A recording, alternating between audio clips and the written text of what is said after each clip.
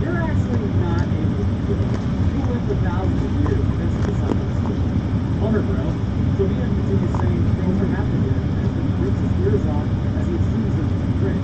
When he rips off his own hair, you're able to have hairline, you can live for 1,000 years, bro. And from here, I think we have enough information to give a piece of this picture. Clearly, the Air Force One is critical for the virus, and it's clearly at the time. How is it likely accomplished? Is it go beyond just the cycling of commands? That's the sort of mitosis. The genome that was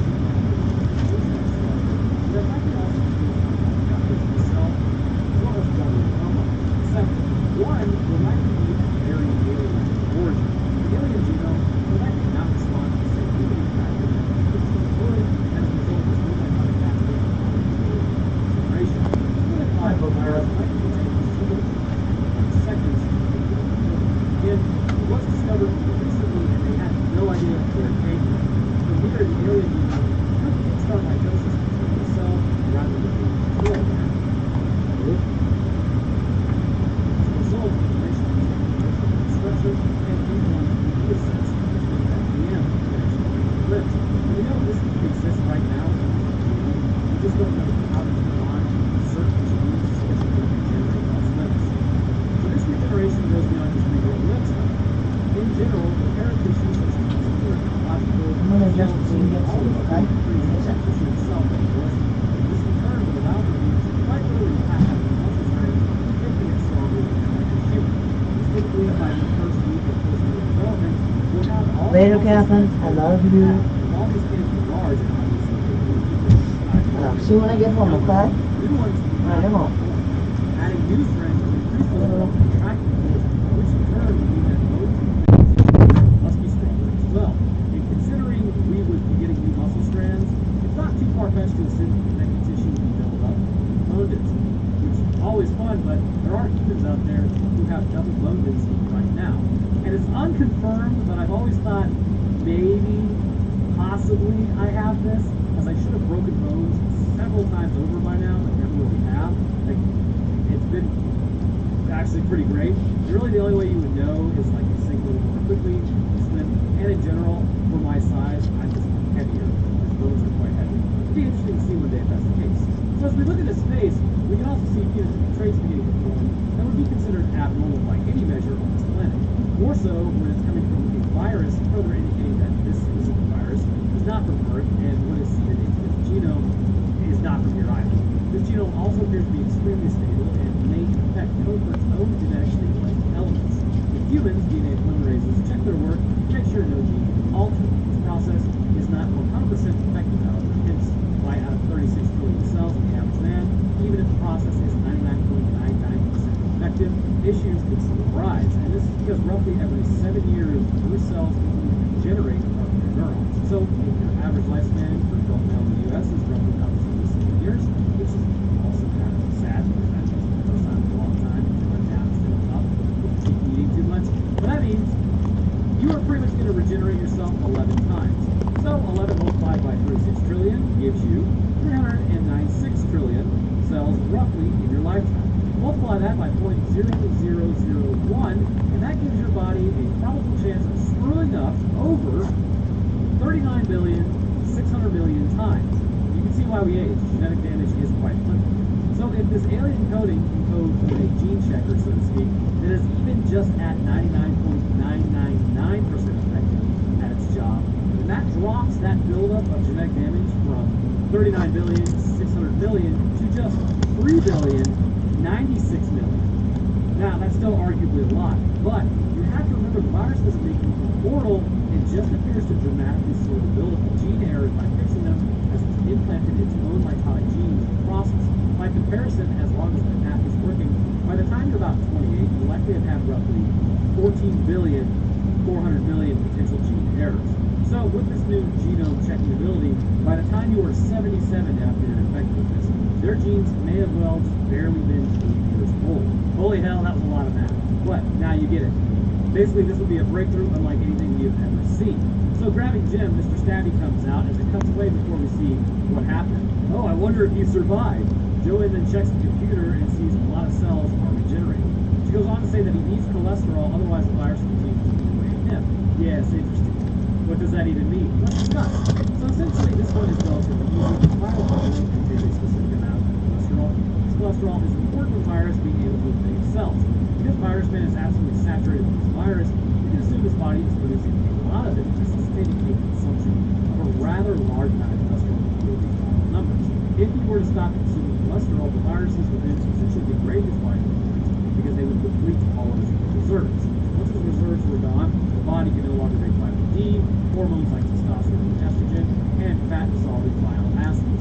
Membranes on cells will begin to erode until eventually it results in equilibrium of the body is established. Essentially, it becomes so disrupted, he crashes out. And the reasoning behind him wanting specifically brains, I hate to say it, but it does make a lot of sense, because this organ contains roughly 20% of your entire body's cholesterol, roughly 23 milligrams per gram of tissue. So let's say the brain is at a midpoint of 1,350 grams. Usually the human brain is between 1,300 and 1,400 grams. That is 31,050 milligrams of cholesterol in your brain. By comparison, a fast food burger at its highest point usually has around 150 milligrams of cholesterol, and at its lowest around 60. So you can eat one brain or 207 to 517 burgers. You can see why he chooses brains. So running down the stairs, evidently it's cold down there, as you can see everyone's rubbing their arms. And actually, fun fact for you, that's the worst thing you can do. Your arms lose heat really fast, up the sides of your chest. That will impart more heat or faster. Your arms will take care of themselves. Mark is then given a hammer and a screwdriver to get hit behind as Joanne goes to the window. Joanne was in love with Jim. She finally admits it, but Jim stuck with his wife, as one should. Loyalty over strength, am I right? Joanne got butthurt when Jim left the project with him, because he's like, listen, I know you're into me, but I'm out. Wendy then says thanks as they start really crappily setting up cameras. So BM continues running his hands over his bald head, which is the perfect time to tell you today's episode is sponsored by Keeps. It's actually not. So now he's completely bald because he didn't address the problem before it got worse, as the rest of the squad starts leaving traps of brains. Mine's just right for the ripping. As they descend further into the facility, BM has smelled the trail of brains, and really, he's just found it as a result because he followed the brains. Nice plan. Grabbing Joanne, he then snaps her neck like a chicken wing, as then he takes out both Scott and Marky Mark in the Funky Bunch. Grabbing Wendy, she touches his head as AO. She's one of them. Except psych, it was a dream. A really stupid dream. Because he's even yet to meet these people. How did he know who they were? This movie is a bunch of cliches, isn't it? So as they run, they then trip BM, somehow this knocks him out of the game. That's all you have to do all the time. As they turn on the camera. As he approaches the door, he holds as he looks around and then finds a brain on the ground. Ripping into that mine, he then goes to the next. And at the end, one of man's greatest traps ever created exists. A box with a pile of brains under it attached to a string. Well, maybe. As he approaches the door, which is basically an opening to the box in the freezer, they open the door and then send Joanne and Mark in to shut it. Wendy kisses him, saying to be careful, as he's like, oh, that's the first time you've made a move on me. Listen, Mark, hit on her later. Time is pressing here, brother. So Joanne and then Mark close the door as they slowly close it, but oh no, BM is out there with them. Joanne gets thrown like a baby in a dryer, while Mark attacks with rebar, which does absolutely nothing. BM then grabs Mark and turns his head around 180 degrees, as Joanne then fires some rounds with BM before knocking him in the freezer. And then the temperature starts dropping further. BM starts healing almost immediately, pushing out the pellets, which is a pretty sweet idea, as he's totally okay. Maybe use that on Mark. It's probably too late. He's weak to the spinal fluid at this point. So now they don't really know what to do. Bob then asks if they're just supposed to wait until he comes out of there and rips all of their minds, as BM has a nice freak out on the door. So back in the break room, the Osprey looks more bored than anything. Scott's having a breakdown as his edgy exterior results in deployed.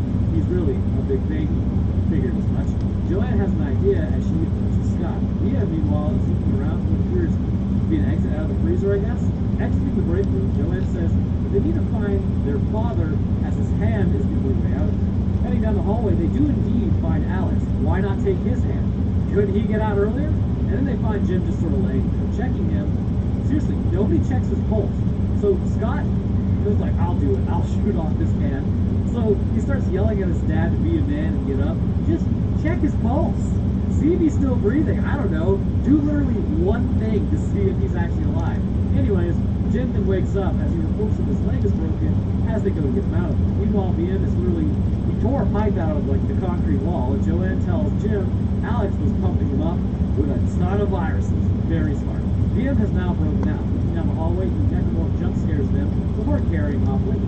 Scott says the microwave freaked him out, so sound must affect VM for some reason. Wendy then went unconscious. Your guess is as good as mine as to why she was freaking out when she got grabbed.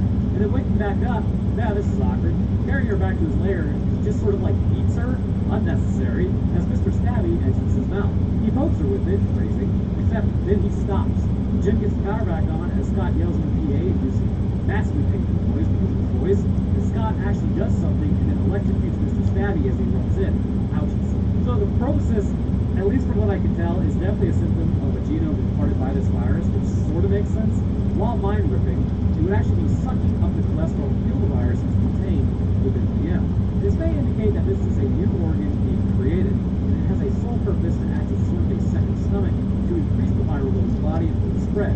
Now, with this, clearly this would indicate the virus itself being new organs, and this would put this outside of the standard viruses that evolved on Earth, meaning that this is in fact an alien virus. Now, the real question comes up concerning, is this a genome that is somehow affected by an alien race that then got transferred here, or is this just 100% virus that pulls enough genetic information to severely alter a host? I believe it's the latter or the former. The virus itself is induced instructions to grow within the body of any host in order to better sustain itself. It in turn will bolster the host with things like super strength or super hearing by doubling up the hairs like in their ears. But I do see one issue the virus has unintentionally caused. The intelligence of VM appears to be severely altered, and I believe I have an explanation for this. Seeing as his other cells are altered, going from a skinny dude to a behemoth, upon the virus being increased in the system at the direction of Alex, I would go out on a limb and say it had an impact on the brain. At first, while he could talk and his outward appearance was somewhat changing, as it kept going, so did his ability to communicate. What we are seeing is the consequences of neurons dividing in his brain. The human brain is sort of at a delicate precipice. While it can grow largely or larger than it is now with minimal effects, we begin to have two issues arise with its growing: communication lag and degeneration.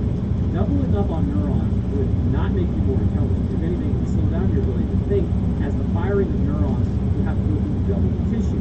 And this may also not allow for the brain to adequately pull itself either, inducing other issues like depression as neurons are altered behavior as they are become too hot. Essentially, what you are seeing is VM become less and less capable and more animalistic as it falls back on instincts because its cerebrum becomes over-encumbered by the growing neuronal tissue. This is also why his head appears to start swelling. The skull appears to be compensating somewhat for the increase of presence of neurological tissue. The first hint that this is actually taking place is when he is able to hear everything around him. The sensitivity to sound and light would imply more information is coming from normal due to available brain tissue. Again, as a result, sound and light might be empowering him. That is until literally what is about to happen. Running from the front door, it reads Jim's hands as they all as a facility. Hey, the creepy van showing this piece of crap is going to start.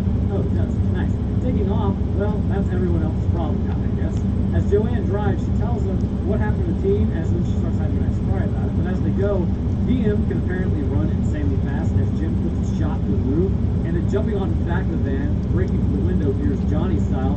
Scott gets grabbed, but they tell him to get out of the way, like he's grabbed, right? He's being held onto. It's really hard to get out of the way when somebody's grabbing you like that. But then he starts cutting off Mr. Stabby, and I think everybody can relate. Well, most people, I think half the population can relate. If you get a comparable thing cut off, you're probably going to let go of what you're holding onto too. So they ignite the van, gee, nice shot there, Wendy, and then run over the plane as Scott says, I'm going to fly. Getting it started, Scott fishtails that bad boy around and takes off, leaving the abomination that they have brought on the earth to inspire the desert. Very good. Except psych, VM is literally on the plane too now. He grabs Joanne as he tries to mind rip her, as she then puts a shot out and he drops to the ground below. Except psych, no, I'm just kidding. So of course we all know that isn't going to take him out. The dude regenerates.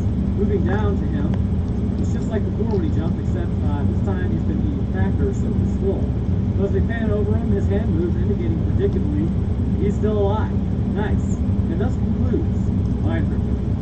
The virus appears to hold a genome completely alien to Earth, while doing excellent things like repairing tissue, once thought lost, regrowing limbs, increasing strength and movability, overhauling life through genetic repair, as well as potentially being a way forward to slightly increase brain size, which could potentially lead to more intelligent people. The reality is, it's kind of similar to how we originally created genetic food. We just threw stuff at the wall to see what Instead, now the process is becoming more refined, and if this process were conducted under the same progression, then in the future, it would be a massive breaking age would be in a medical revolution.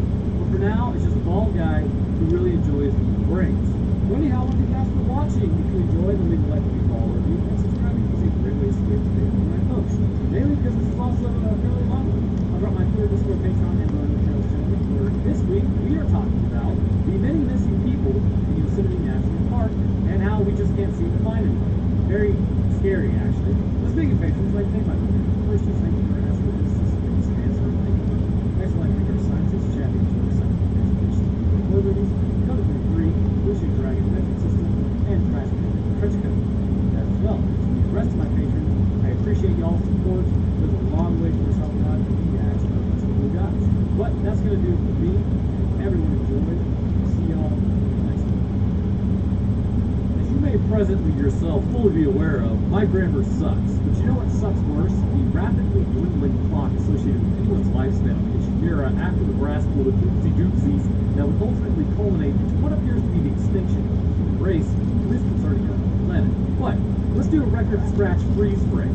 How did this all happen, and where did it all begin? Well, it all goes back to the human race and its insatiable need to expand, conquer, and consume. But it appears as though this process was not initially intrinsic to the behaviors of animals on Earth. From the beginning point of Earth's creation to the animals that formed to around about 65 million years ago, every form of fauna and flora that lived on Earth, and in most ways the planet itself, appeared to be just fine. Now, there is an argument that could be made that as life has existed on this planet, some extinction events were the planet's doing, and some were actually life that sprung up. Possibly hinting that much like the mix of humanity, the seeds of this need to change the environment, or by doing so by accident, can result in extinctions. Pretty sure we're in the middle of a mass extinction right now, and the humans are just kind of like, whatever. So, not really scary for us, but could be a problem for every other animal. Anyways, it doesn't matter. Sometimes, however, combination events cause it, such as with the Ordovician extinction event. Atmospheric CO2 levels plummeted due to mountain building, resulting in the burying of organic carbon, as well as the expansion of plants across the land, resulting in marine life not being able to adapt to cooler temperatures, which then locked up more water in glaciers, draining the shallow warm pools that once existed. However, most life on Earth, despite potentially causing changes like this, typically will live on Earth in a two-part-based sustained system. On these lines, this process can continue for quite some time if left undisturbed. 65 million years ago, though, the black hole would crash into Earth over the Yucatan Peninsula, where the dinosaurs would receive the final nail in the coffin that paved the way for mammals to emerge as the dominant life form on this planet.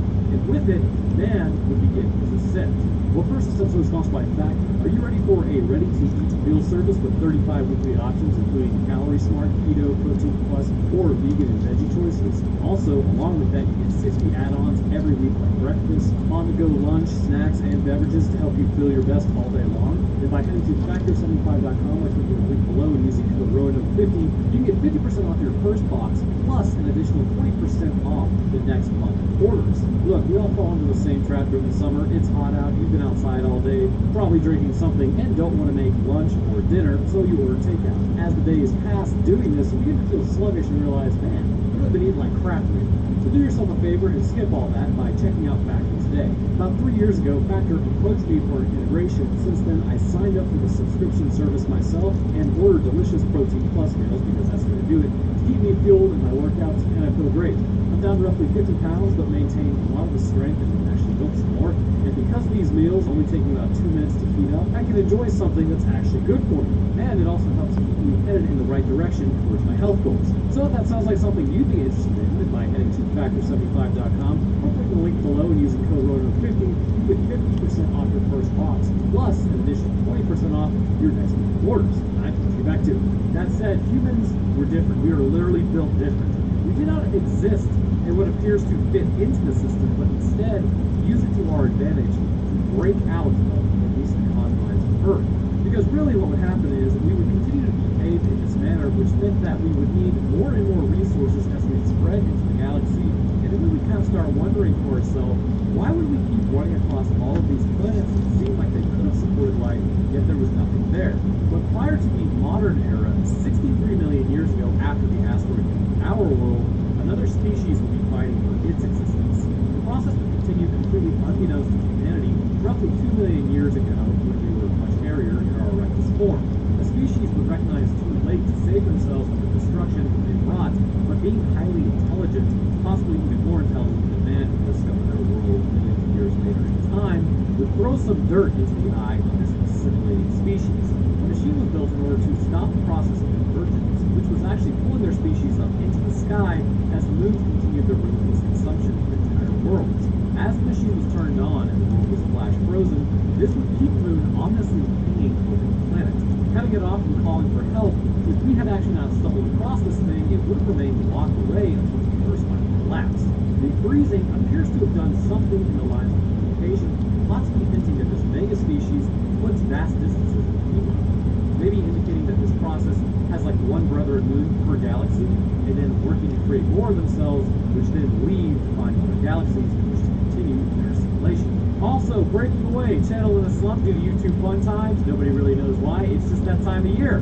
If you would like to like this video, as it takes a lot of work to do these things, I do appreciate you for that, but we're going to move on. But much like the process today concerning the corruption, it mirrors a larger undertaking that is extrapolated out. It can almost be comparable in terms of like how our own universe is set up. Everything kind of mirrors each other. You take a quark, for instance, which are the building blocks of protons and neutrons to form an atom, to form an element, which form material, which clump together to form larger solid materials, which clump together to form planets and stars, which then form solar systems, which then form galaxies, which form local groups, which form superclusters, which go on to form the observable universe, and probably out past that there's even more. So it's a fairly standard way of thinking, but everything small makes it something larger. The smallest portion, I guess, is the best way to put it, impacts how the larger operation behaves, and a necromorph outbreak will be no different.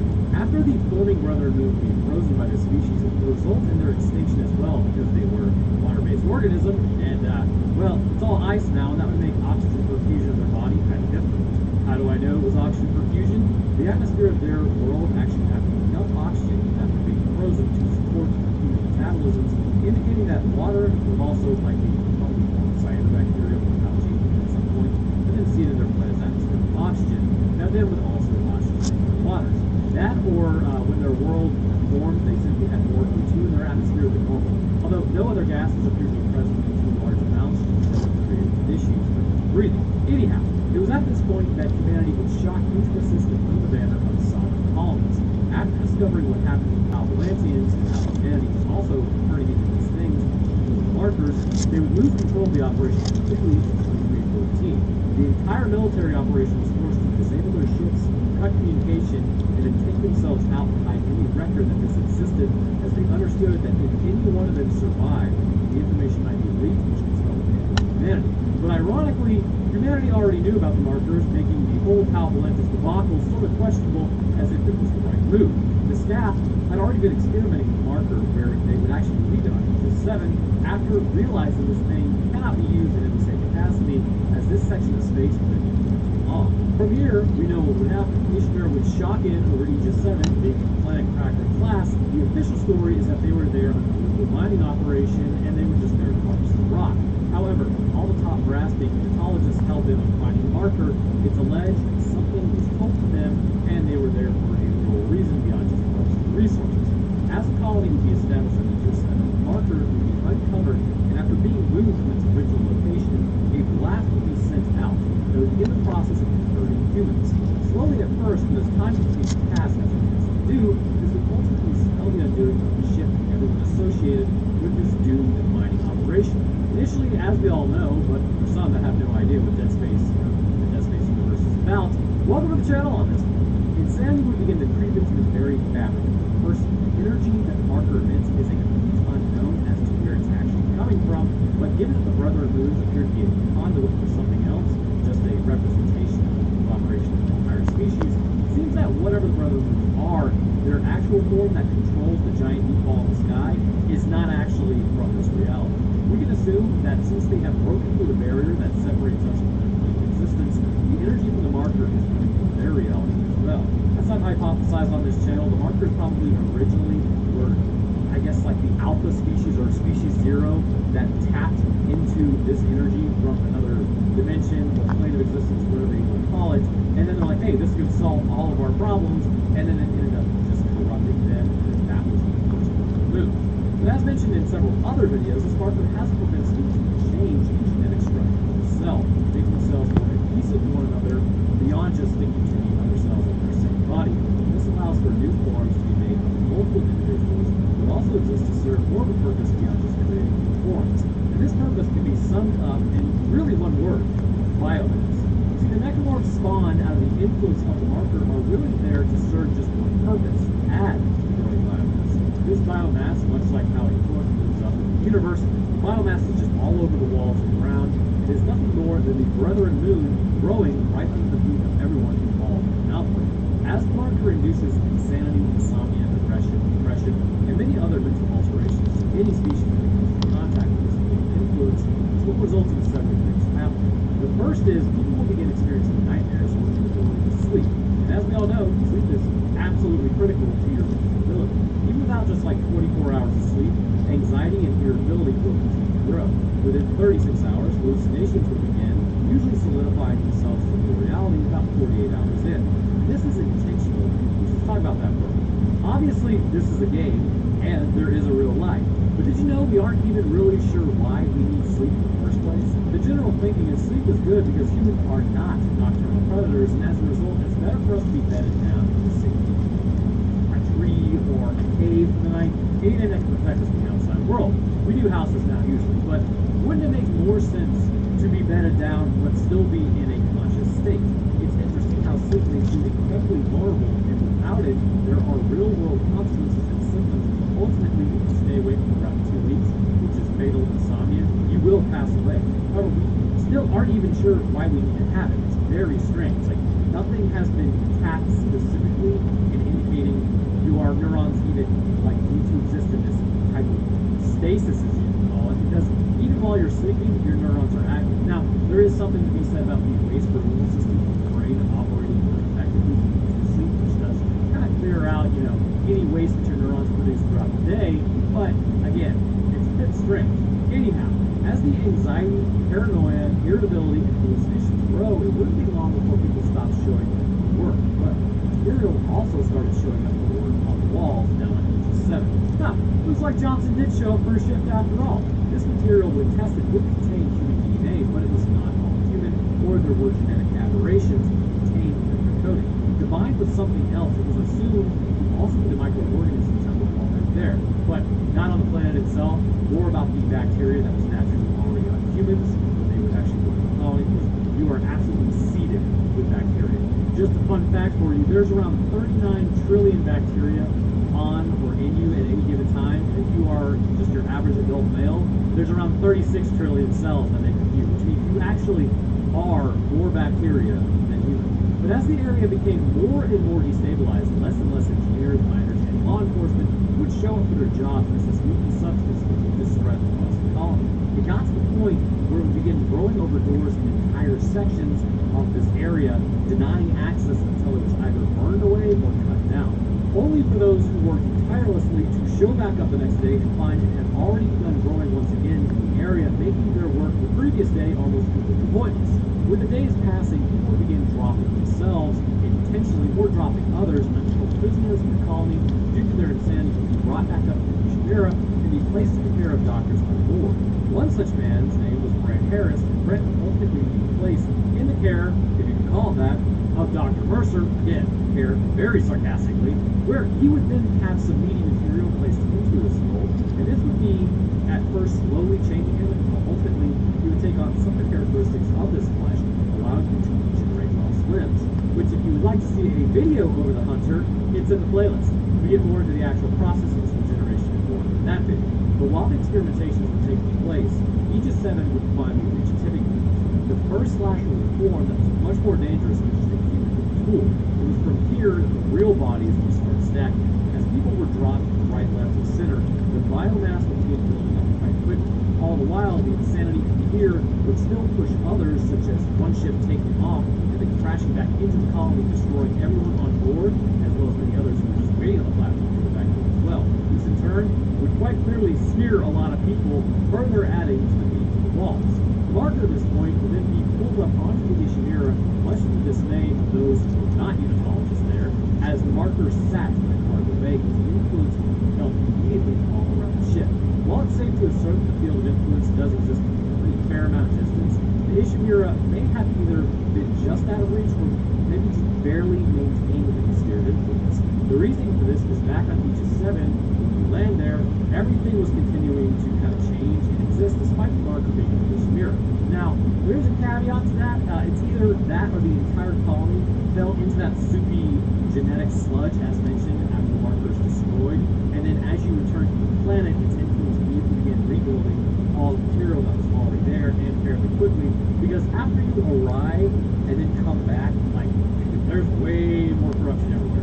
But once on the Ishimura, this would immediately be an outbreak very similar to what was happening in the colony. As the days passed, it became apparent the ship was lost, and just like other colonies, material was building up. And if you made it this far into the explanation of the Leviathan, we're talking a lot about corruption, then raise hell, praise Dell. I love talking about Dead Space lore. It'll all work together here pretty soon. It's just highly interesting. So as engineers, we continue trying to repair the ship. It's clear someone was sabotaging it in order to prevent it from leaving. A distress signal was sent out, calling for a repair as the engineering comms team was dispatched to actually fix it. While en route, crewmates on the ship were all but decimated, leaving them all over the walls. Some would try and fight these monsters that seemed to feed out of material, and some would try and burn it away. But from what was seen, the corruption is pretty much true to its name. As fighting died down and Isaac and the rest of his team approached the Ishimura, it became clear that something was going wrong. After the group is separated during the initial attack, Isaac would then venture out on his own and come across massive swaths of this flesh material. Finding people who were strung up in it, he would then go on to discover that there was even more to this stuff, causing entire areas to be sectioned off and rooms being inundated with meat. But if you would like to see, again, more of a discussion concerning the corruption and its effects, I do have a video of that as well. Again, like the quirks to a universe discussion, these stages of infection are simply an indicator of what it is. As the corruption would shift and move underfoot, hydroponics would become aware of something worse that was happening than you can imagine. Seeing as the corruption's ultimate goal is to be an atmosphere changer, initially this would turn the crew into weezers, which, if you like video of those, do absolutely nothing, because I'm going to make a video of it here pretty soon. It's just going to happen. But as the corruption grew in hydroponics, this meat mass would be different from the standard corruption. There appeared to be a sentience involved. What was the reason for this? The Leviathan, as it's known, did not actually originally appear to form the Chimera. While the Chimera was in space, there is a giant chunk of meat that would drift through around the same time before colliding with the ship. And you may be asking yourself, how? Well, given that space is quite large, it seems highly unlikely that this is just a happen chance that it would just be floating around in space by itself, let alone you could have a chance of even hitting the ship. This meat mass was intentionally thrown by the hive mind, which instructed the Chimera. We know this happens from time to time, given the markers were also thrown from some unknown area of space where they would hit Earth 65 million years later. The other line of thinking is also that when this massive piece of the planet was brought up, the Leviathan may have accidentally been extracted as well, allowing it to move. However, as they mentioned on the comms, the entire ship actually shudders earlier than Isaac is fixing everything else, as it was struck by something, I guess. That's something I'm fairly certain is the Leviathan. The Leviathan is a behemoth of flesh, but may not have always been that. Reported to be roughly about 10 kilotons or 10,000 tons. That comes out roughly to 22,046,000 pounds, or about 9,999,897 kilograms. Honestly, it's so close to 10 million kilograms. Nobody's hurt. The biomass then would behave quite differently from the biomass that was already all over the ship. The reality is, all it is just more of a cohesive unit with the corruption once that was already there. It appears that initially the corruption is first, and is really more likely of a nuisance growing at a cancerous rate. But the longer it is exposed to marker, much like the cancer form of necromorphs, this will cause it to become more cohesive as potentially even necromorph cells specialize. It's based on specialization of cells. Anyways, specifically in the Leviathan, this will result in a form of intelligence congregating in several places. You can kind of think of it that way. Due to the weight that it is suggested that it would have taken around 169,492 people in order to create this thing. It is highly unlikely that many people were actually in the colony and still left enough meat down there to create the hive mind, who is much larger than the Leviathan. Because of the location of the Leviathan hit, it would have actually taken over food storage, and as a result, it would continue to grow much larger. While initially it was just a piece thrown up from the planet by the hive mind, which appears to be the most plausible, as if you've seen the tentacles on that, I think things like that would whip something into the sky. corruption was not going to be that different, or at least the pre-Leviathan corruption. This is likely because those that were assimilated have their bodies all over the corruption, like from what is normally seen. And as the corruption added biomass, you kind of think that almost further diluting the specific cells of the highly useful for sentience, which could be neurons.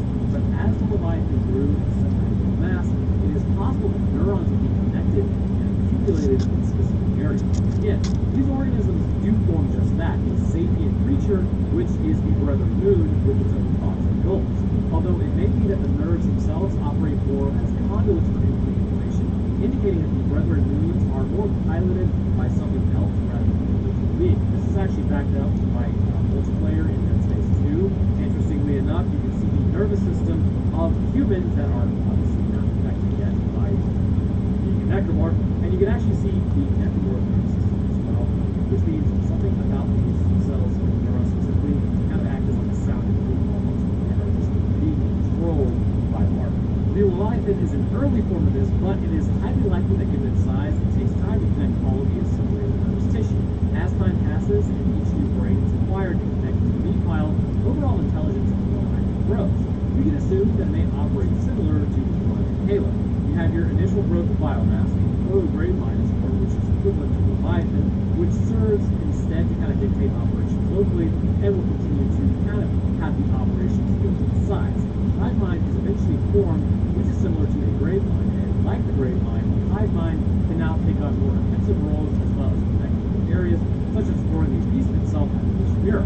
Ultimately, this results in a brother moon in which is the entire planet assimilated, much like if a key mind is formed. It is at this point that all the neuronal tissue assimilated will allow for it to completely understand parts of the universe and work. And this is why in Dead Space 3, in the actual ending, which was a freaking DLC, the brother moons are basically able to shock in over Earth without ships, because they are able to understand how the universe works, whereas humanity, we have to use ships.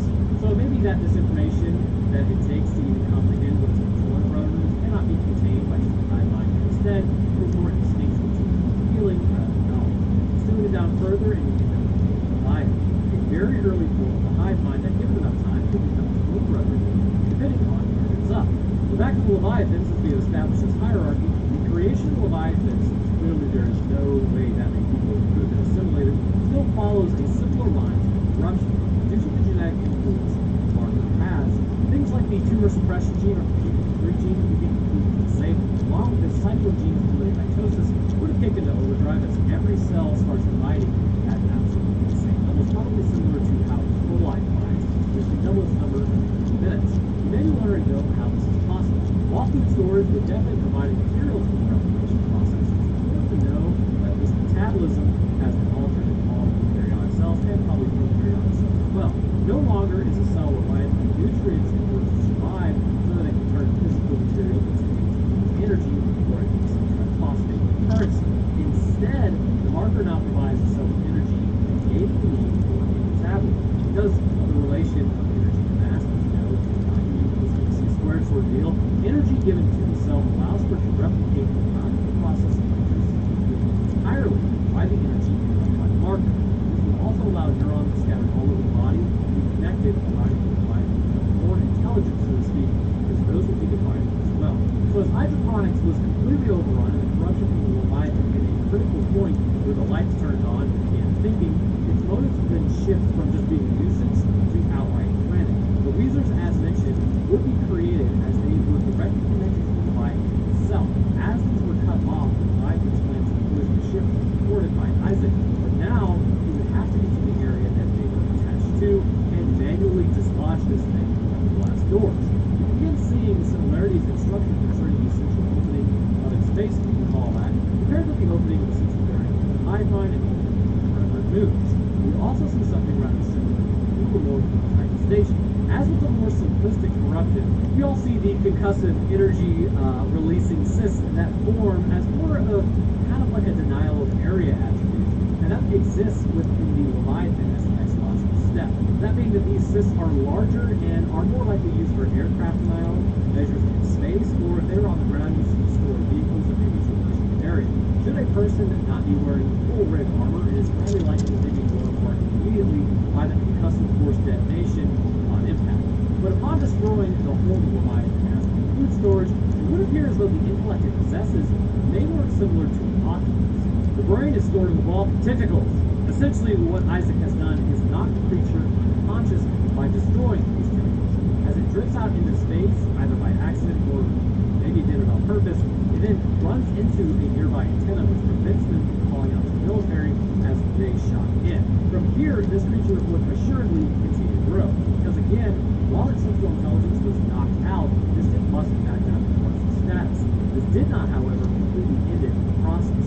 As it grew, Isaac has to go back outside once again to fight this thing, and this time it appears to be even larger than before. But once again, destroying the newly formed tentacle brain, we can see that these appear to be housed at the base of the tentacle, covered by a strong membrane. We can make the assumption that this is a collection of brains from the original people, as well as the brains having undergone extensive mitosis were produced here. Upon knocking it unconscious once more and busting it again back down to like corruption status, which honestly would be highly annoying if you think about it. You gotta think of it like knocking out its own comms again, and that controls it, and this would once again make it just the corruption, as then it detaches and it just drifts into space. And because it's completely dislodged, this likely is going to send it back into the atmosphere where it will be burned up before impacting the planet. The Leviathan is simply a piece of the hive mind used to spread its influence. Because of the actions taken, we can assume that the brother moons actually come across space-faring species prior would just be too far-fetched, considering they one species and the influence to spread as far as possible, as now there is a greater chance of placing it on the moons. As the Leviathan ran into the ship, specifically food storage would be utilized to grow, but just like the discussion of corruption in my other episode, its entire body uses the marker as an energy source. Ultimately, this creates a creature capable of growing into entire ships, potentially piloting them back down afterward with the biomass growth on the ship utilized in the convergence event. But anyhow, I want to thank you guys for watching. If you enjoyed and you would like to leave a review, and subscribing is a great way to stay updated when I post, especially because that's not too long on one. You know, over my Twitter, Discord, Patreon, and Royal Tales channel. This week we were talking about the Carlo Wolfpower Week in Paris that was missing and still has not been seen in almost a decade. There's great stuff. Speaking of patrons, I'd like to thank my review. First, you thank your astrophysicist, that's Dancer. Yeah. Next, I'd like to thank our scientists, Chad D. Jordan, Scientific Explanation of 4 movies, Code 23, Wuxia Dragon, Connection System, Agent, and Crash Planet Trench Coat. Thanks, guys. And the rest of my patrons, I appreciate y'all support as well. All the way for helping out. You guys are a bunch of cool guys. Alright, that's going to do it for me. Everyone enjoy. See y'all next week. The concept of the end of our consciousness, when we finally draw in our last breath, is a daunting one for most people. And while, yes, there are those out there who embrace the idea of the end, the reality is they proclaim this but have no intention of just letting it happen, and with good reason. Man, in reality, while enjoying our elevated intellect, we're actually kind of cursed. Man alone chimes the hour knowing at the end of each second that it's going to go by. Inevitably, we are actually approaching our passing. Honestly, consciousness and sapience can be seen more as a nerf than anything in the pessimistic view, but concerning an optimistic outlook, it is the universe experiencing itself in this great period of time. Since the beginning, since we realized that our finite existence is just in fact that, finite, we have fought death every step of the way. Our lifespans have more than doubled, our health for the most part is better, and our societies typically are safer depending on where they exist, all designed to give the average person a better chance of survival. And now there's going to be someone upset with that statement. Try and go and like survive in the woods for a week with nothing and see how easy that is, then come back to society and exist here for a week. Which do you prefer? Exactly. Stop being a nerd. But regardless, mankind's fight against the creeping void is something that we just don't really see ourselves truly overcoming. There are biological constants that must be secured if we are to survive, and should those fall into dysregulation, there is very little, actually nothing, to be done. This constant must be saving the brain. Without a brain, your body can survive if the recognition is connected by other brains, but the individual is gone, usually permanently. As methods have gotten more refined, it has become more about slowing the toxic release of materials in the brain during the hypoxic event. This is why the phrase, "you are dead until you're warm and dead," exists, as an extremely low body temperature slows this process immensely. In some cases, giving a person up to 15 minutes, maybe even longer, if an anecdotal story and measurements have been taken to be revived from issues. But therein lies the problem: temperature and time. It is generally accepted without oxygen you go unconscious within about 2 to 3 minutes. Brain damage begins at about 6 minutes and continues on to about 10 to 12 mark, where At this point, there is no point in reviving you as you're brain dead. CPR can help extend this time, but as the cerebrum begins to shut down, you become out of reach. In the event of a reanimator, this is the process that Herbert West intends to disrupt. What if you could revive the brain even after its toxic contents have been disseminated, and also there's just a bunch of destroyed neurons that have already built up in the brain? As he sets out to do this, it highlights several issues about restarting a brain that should have stayed gone. So in today's episode, let's take a look at the neurology of brain death, how this mystery fluid he creates can heal in some ways but fails to heal in others, and what actually is the feasibility of this liquid. But as always, I want to thank you guys for watching. If you are enjoying this stuff, leaving a like is greatly appreciated because, well, YouTube's sort of screwing this channel to the wall currently, so it helps get it out of the slump. We're just going to move on. Thanks for watching. So we kick off our story at some sort of hospital. As a Swedish man walks along the hallway with cops, a nurse is just totally losing it and sent home. Coming to a door, they hear yelling inside. Dr. Gruber is freaking out on the other side of the said door. Not the Herr Doctor, or maybe it's even Herr West. I see now only in this late hour. This is in fact German, not Swedish. Actually, correction, it is Swedish, as is made known later. And as someone will also point out, it's me writing this now, so why not correct it? I can instead of drawing attention to it, because what's the fun in that?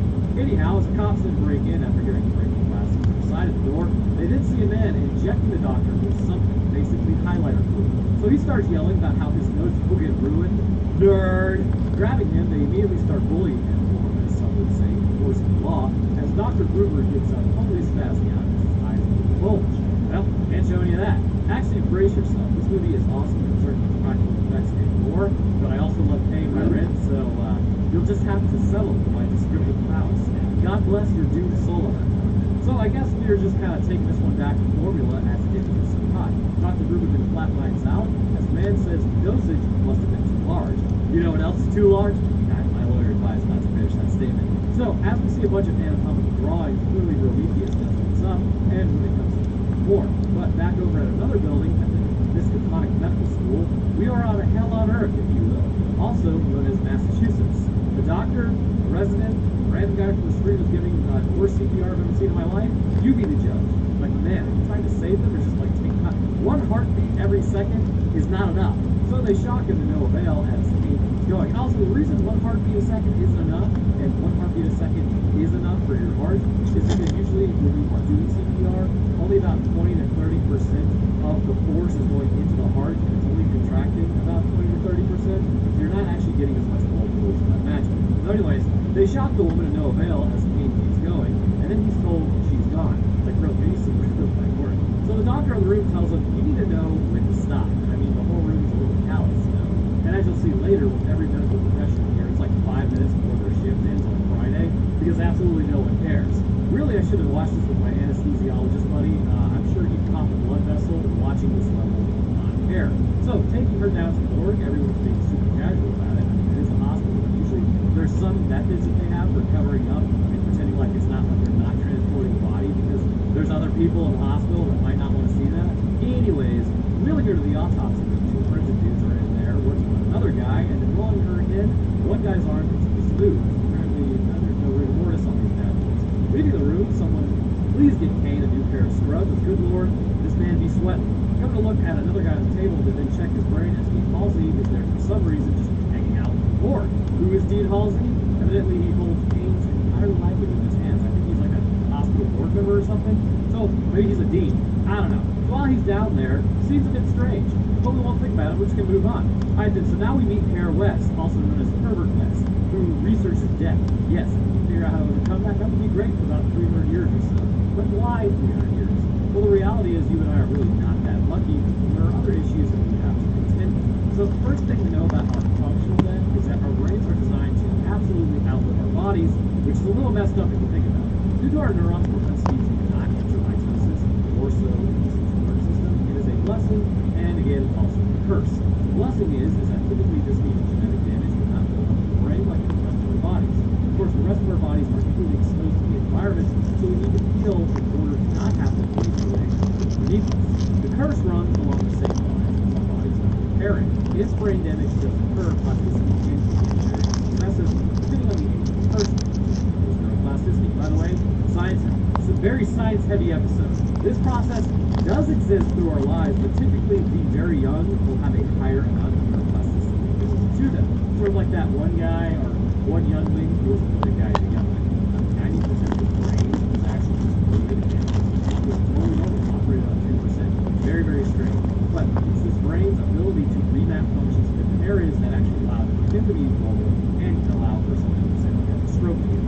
This ability of the nervous system to respond to intrinsic stimuli will then cause it to reorganize and kind of change the structuring of itself, its functions, and its connections. And that's the official definition. The unofficial Roanoke definition is that, let's say you get hit in the head and your brain thinks, you know, I haven't talked in a while, that's a little odd, I should check on that. And it's like, oh, I don't have the ability to speak. So it remaps neurons away from the damaged area to take on that role, allowing for you to sometimes spontaneously begin speech. Now, why 300 years? Because you still need to solve the issue of the body degrading, which this material does appear to do, but even with that said, issues can build up in the brain, as we see like literally right now.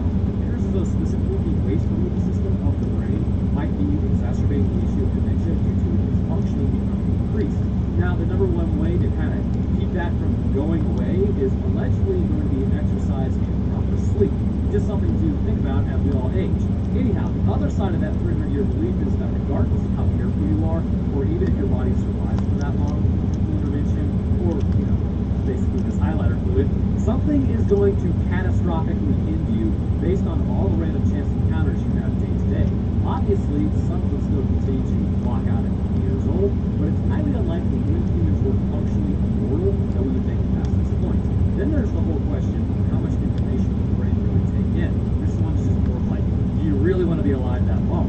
Would you even remember the first 100 years of your life? Or like who you were with? Like let's say you do survive 300 years again, it's hypothesized that any person that survives that long, let's say we all did, most of us would check out before that point.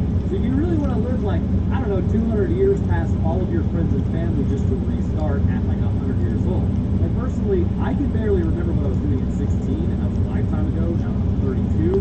Anyway, we're getting way off topic. So back to the movie. It's on site. Wes straight up goes for the throat of Hill and his work on brain death. Absolutely brutalized. He accuses the doctor of stealing Dr. Bruder's work. And remember, this was before the interweb, so finding this information would have been a lot more difficult than it is now. And on top of that, stealing it would have also been easier because many in the world would not know who actually came up with it first. So over at the school things are happening. You know, we all been in college. As then someone throws a Mrs. Kitty on his back. So the old girlfriend gets up now because she says, oh, I'm Dean Halsey's daughter, and when you get your MD, I'll marry you.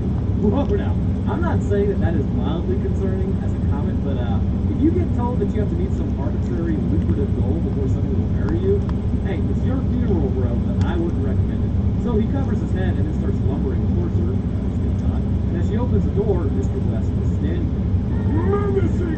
Kane introduces his fiance, which again, all he knows about them being like engaged, shouldn't he sort of like bow out of his adult daughter's life and decision making? Why am I arguing with a 39-year-old movie? So as Wes starts looking around, he asks if the building has a basement. Heading downstairs, this is evidently the perfect place for him. Wes then hands the $3.50 out of his pocket to Kane and says he's back in Switzerland as he left there because he learned all he could. Kane then takes the tree pity, but when it's about that time, he notices this apparent medical student was an 8-story tall crustacean from the Proterozoic era. This had nothing to do with anything, I just wanted to add that. So the next day, the professor is giving a lesson on autopsy. Surely, there must be a better way to remove the scalp beyond this. Again, I'm not well versed in removing scalps, so maybe that's the way to do it. But once the skull is visible, they then take the bone saw and start sawing the bone. And there you have it, the brain. Weston breaks his pencil after hearing the brain death begin 6 to 12 minutes, and this is very troubling information. As Dr. Plagiarism continues, Weston breaks another pencil, being a total weirdo. So it ends with the right proper domestic. As Dr. Steele says, it's going to be a pleasure failing him. Pretty sure you can sue for that. Over at a fancy dinner, they then slap one another's back over a grant which they got, which you would think there'd be like way more doctors involved besides just the two, but who knows? Megan then declines to continue drinking as she has a study date. Right. The topic? Human anatomy. Top. Kane then shows up in a red vest. Absolutely bold fashion choice. As Dr. Pilbridge interjects, suggesting, well, why don't you study here? Hey man, here's a hot take. Why would you mind your own business? Oh, and he's attracted to his friend's daughter, so that's probably why he wants her to study there.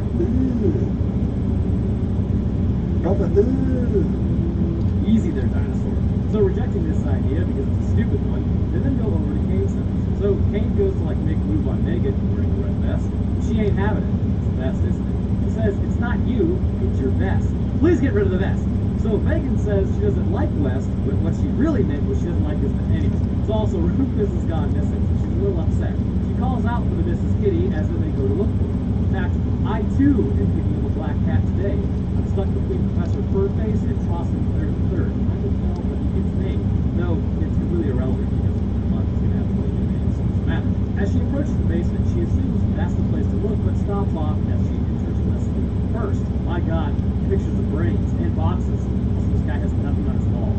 Finding Rufus, he's in the fridge. And let me tell you, man, that guy would be me. We would be seeing in real time how long the brainstem actually survived without oxygen. Although, I guess it would be exposed to the air directly, so maybe it would be getting oxygen, but don't touch my cats, man. Like, that's a very real thing. So Weston makes up a line on the spot about saying what was I supposed to do? Write a note, cat dead, details later? Which, I mean, arguably, it did make me laugh. It does make sense. So Kane then grabs the brain fluid as threatens it. So despite Jeffrey Dahmer taking out feed lines from the house also, Kane decides not to keep the unit out and just kind of goes to bed. And then later that night, Kane then hears a cat screech as he wakes up and grabs his back. Heading outside of his room, he then heads to West's room, but he doesn't answer. Then heading into the basement, for some reason he immediately falls down the stairs like a huge nerve, like a newborn giraffe, as the cat has now begun attacking West. So as the demonic meowing continues, which is literally in the subtitles, they lose track of him. He then jumps at Kane as then he eats it into the wall. Turning to West, he starts laughing sinisterly. Again, great sign. So West now explains to Kane what the reagent does. Reading his notes, West says that he has conquered brain dead. However, the reactions to the reagent become more violent. West then asks Kane to help him in his research to move past the 6 to 12 minute brain death barrier. West then asks if he agrees Rufus is now dead so he can prove it. Taking his highlighter fluid, he then injects it into Rufus' brain. Good lord, put that thing out of its misery. So Megan shows up, completely traumatized after seeing this, which probably isn't ideal. So finally, we can talk about this fluid and how it has overcome death in the first place, because there are kind of a myriad of issues after your brain starts succumbing to the natural entropy of death. Not related to heat, but more connected to chaos. Okay, so the thing to know about the brain is that it's highly sensitive to oxygen deprivation, but it does not go all dark at once, and I think we might be able to explain why the highlighter fluid is only working in some capacity based on this idea as we'll see later. So when the brain becomes oxygen-starved, there are cascading consequences that actually further damage the brain. In a hypoxic event, edema or fluid buildup can begin happening, which can then increase intracranial pressure. As this pressure increases, the cerebral diffusion of oxygen making it to the cerebrum itself and actually delivering said oxygen begins to have issues. This in turn increases the edema, which in turn increases the intracranial pressure, which then becomes a runaway self-sustaining event. So stopping this process is critical to adequately perfuse the brain. But likely, you're not going to have anything on hand just by yourself that is going to be capable of achieving this. So as this issue persists, the neurons located in the first area of death in the brain begin to release cytotoxic material that will cause others, potentially unstable neurons, to splice and release their own cytotoxic materials in the surrounding area. As this problem continues, intracranial pressure continues to build, which can actually lead to a brain herniation in some instances, which is literally meaning that your brain will be pushed out of the foramen magnum, where the brainstem hits the skull.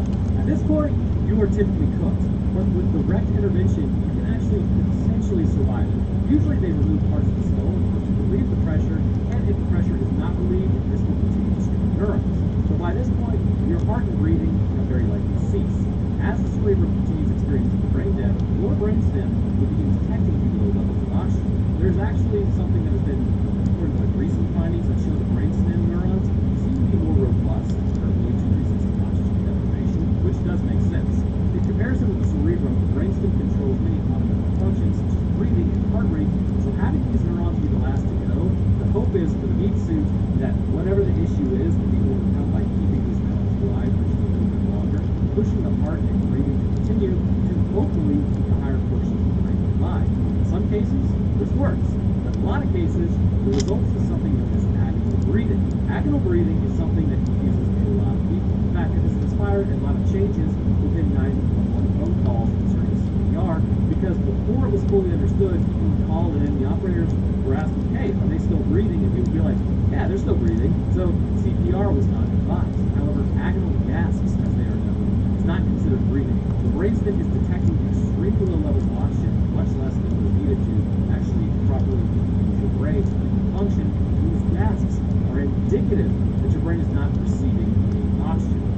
see someone doing this, which is basically gasping, you need to check their pulse. Typically, they will not have one. So then begin administering CPR immediately. So as the minutes pass, the problem concerning neuron loss through pressure and cytotoxic interaction continues to get worse. Eventually, though, a tipping point will be reached. Too many neurons will be lost, and the brain will no longer be able to recover, even if necessity. This can take on many forms, like coma with no chance of waking up, as consciousness has been disrupted by neuron death. And in some cases, the person can wake back up, but they will be permanently altered by the oxygen deprivation and will need assistance for the rest of their life. However, what's extremely odd is sometimes those who hit this point will spontaneously recover years later after the connections are reformed, with you regaining surviving neurons which still function, though this should not be expected. Brain death does not happen everywhere all at once, as some areas are actually still confused, which I believe this is the idea that West is running with, because of what we see. He prefers to have more fresh testing subjects, as the ones who have been out too long appear to come back violent, which based on the injection location, drug perfusion, and time does seem to make a lot of sense, which we'll get to momentarily. Like, it's actually pretty cool, but typically due to ischemic issues, the areas most affected by lack of oxygen are the hemispheric lobes and the basal ganglia, followed by the pons, medulla oblongata, midbrain, and thalamus, which is also highly interesting, as these areas are said to include the instincts of the family, basically concerning, pons, medulla oblongata, midbrain, basically the lower part of the brain, not the hemispheric lobes. So back over at the hospital, Kane tells Megan's dad that West had brought an animal back to life. All he's doing is like, hey, yeah, West may have brought something back to life. So the dean demands a written apology. Brother, what? And I mean, even if this was a joke, it doesn't seem like a reason to threaten his position in the hospital. So he gets, again, a nice threat made at him, and West is then kicked out of the university. Bro, what? All based on someone else's words. And I gotta tell you, that would be a juicy lawsuit right there. So the situation went over about as well as crapping in your hands and clapping, as Kane then heads down to the morgue with the body, but actually it's West. Not taking off the tag on his foot, he then puts on a shoe, which must be a horrible feeling. Entering the unitology storage area on Titan Station, they then find the best candidate for reanimation. Kane wants to give up at this point because they, can't find three people, but West then finds what he assumes to be the perfect specimen, a John Doe dropped due to cardiac arrest. So wait, conquer brain death and not heart death? Or at least that's what he says he's concerned about. I got news for you, brother. They dropped the cardiac event, they probably have heart failures. But starting the reporter, West then gets his highlighter fluid ready, injecting into the brainstem. West starts freaking out, saying it should have happened by now, as a call is sent down to the security desk. King. West then increases the dosage again, but nothing happens. Why not increase it again? Deciding that they need to get out of there before they get caught, they then go to cover him up as neurological activity starts beginning again as the man sits up, breaking out. Dude's in pretty good shape. Wonder why he went out to park there. Too many trenbolone sandwiches, as some people would call it. Remember, if they are smaller than you, they don't eat enough. If they are bigger than you, then they're on trend. I don't make the rules of lifting weights, I just enforce them. So as he turns around, he grabs Wes as they his Kane. Breaking through the door, he then grabs Halsey before biting his fingers off, which if you didn't know, you can actually bite your fingers off like the carrot sticks, which is your brain basically tells you how to do that. And then he throws him as well as they attempt to help, kind of get him away from Halsey. Yes, maybe restoring neurological function was not. Weston shows up bone saw and goes through the spine, emerging through the sternum. Weston says we need to find some pressure. I thought you conquered brain death, bro. What happened? Also, apparently Halsey had been dropped at this point. I just figured he was kind of unconscious. So interestingly, I've actually been tagged a lot in what's called the Unsubscribed podcast, where they were talking about one of the references I made to how brain controls strength. They called me a doctor. I'm just a scientist. I'm not a doctor. However, I will be going for my PhD at some point, but that's going down the road. But let's discuss for a moment why exactly this dude had a complete Hulk out and what information this sheds on the limitations of highlighted fluid. So this injection primarily appears to hit the brainstem first due to the injection site. Once reactivating the neurons, which we will later on, this will begin the process of reanimating the heart as well. Once this is taking place, the circulatory function will be established, meaning that the body will become oxygen reliant as is natural for the normal metabolism, and we'll see this later on when we're talking about reanimators. So as this process continues, areas of the brain with direct contact with fluid would be reactivated. The cerebellum would come back online, so to speak, allowing for movement, but it would not be fine too. The person would wake up completely confused and aggressive as instincts are reactivated, wanting the lower portions of the brain such as fear, aggression, anger, along with vision associated with the occipital lobe, the back of the skull, and the temporal lobe out at his experiment, he turns around and looks. All of these are integral to showing that areas of the brain have come back to reality of life, but it appears to be associated directly with where the injection site actually is.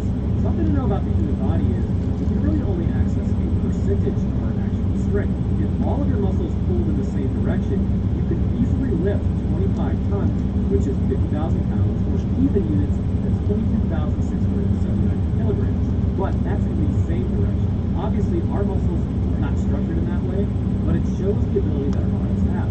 Humans only use about 40 to 50% of our strength on average through things like weightlifting and training.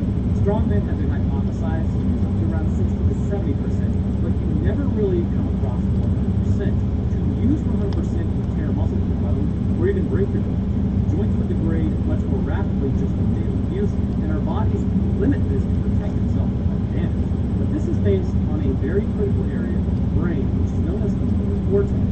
Now, your brain is kind of hilarious because it's just different pieces will be on like the opposite sides of each other, and that's what controls things.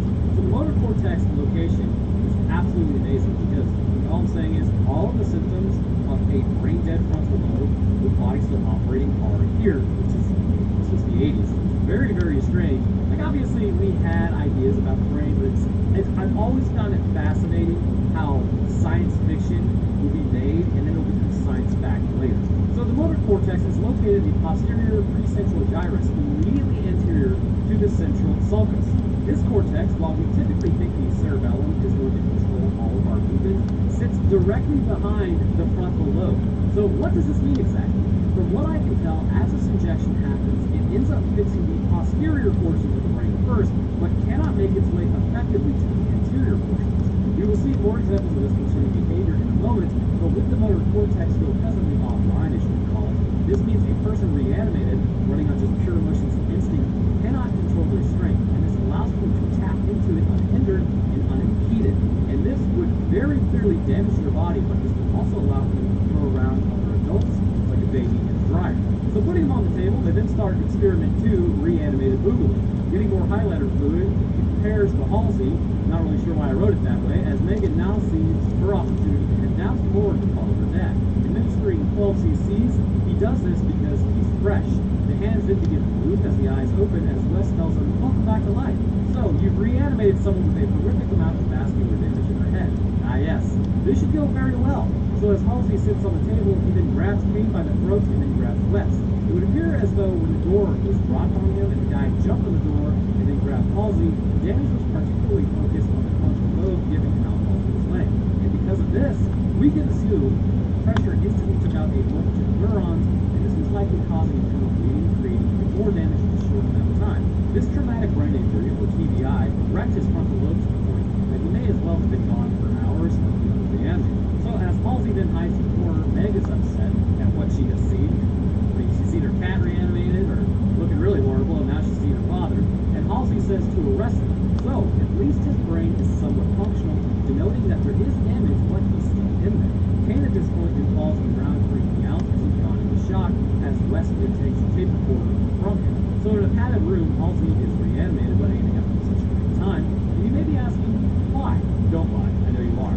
So the thing to understand about the frontal lobe and the voice crack that I just had is in particular that it's highly important to basically making a human a human. Planning, emotional control, generalized thinking to understand something are all typically located in this area. However, it should be known that other parts of the brain are also associated. This emotional dysregulation is actually something that is well known concerning frontal lobe damage. A man by the name of Phineas Gage is typically who I look to explain this. Phineas Gage lived during the early to mid-1800s, and he was considered a pretty good leader, emotionally steadfast, and a problem solver.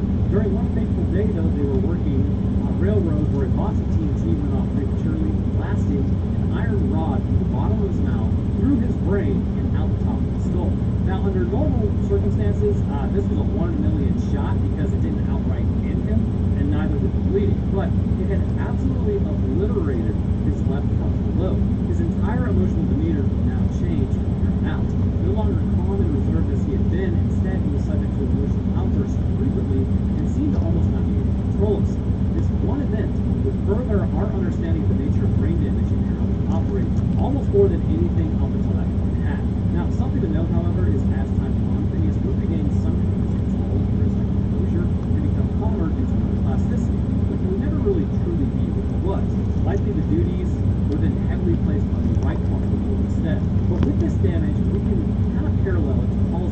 while he was able to speak and make requests, he was overwhelmed by his emotions. Quite frequently, these would make him more aggressive. This is actually not going to take that much.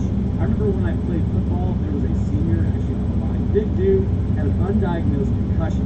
He was like pretty calm, completely out of character for him one day. The coach told him to go for a certain opening in the line, and he just absolutely lost it. He was helmet at the coach, started yelling, didn't know what was up, but as stated later on, he found out that he was concussed with his frontal lobe, affecting his emotional control aspect. It's interesting to see firsthand how it happens, but it reminds me a lot of palsy in terms of violence. So with the motor cortex not properly working and the frontal lobe out of commission, I believe specifically this is what is causing the reanimated to behave in such violent manners. So at this point, Dr. Thievery shows up and hits on Meg because, this guy sucks. He asks Meg to then sign a release so that he can perform exploratory surgery. He's convinced it's a neurological issue concerning anything not. She finally relents and then lets him go through the surgery, and he says, well, I want to look at the right frontal lobe specifically. She requests talking to her old man, but he tells her no, and then he hits her with the, you can come to me with your problems, or if you're lonely. Okay. So the doctor then smacks the wall because he just gets seat-blocked by palsy, as if the whole wall moves. Like, you look at it, it moves. Fantastic construction. So as Meg returns home, Kane waited for her, as then he says it was all Wes. He explains to her how it all went down and how he didn't really do anything about it. Like, no, just spit it out. He just takes forever to say. He then tells her that he's actually dead. He's alive, but he's kind of gone. So as she does the I'm going to hit you with the softest part of my hands thing, and it works, it's weird. From this angle, it looks like Kane was about to laugh. So while that's going on, Wes is down in his lab, and I have to ask how nobody got arrested. Creepy McCreester then emerges from the dark, saying that he knows Halsey is in fact done so. He tells Wes that he wants his discovery, and he says that he will basically tattle on him for the little misunderstanding in Switzerland, so Wes can hand over his research. Back over at Dr.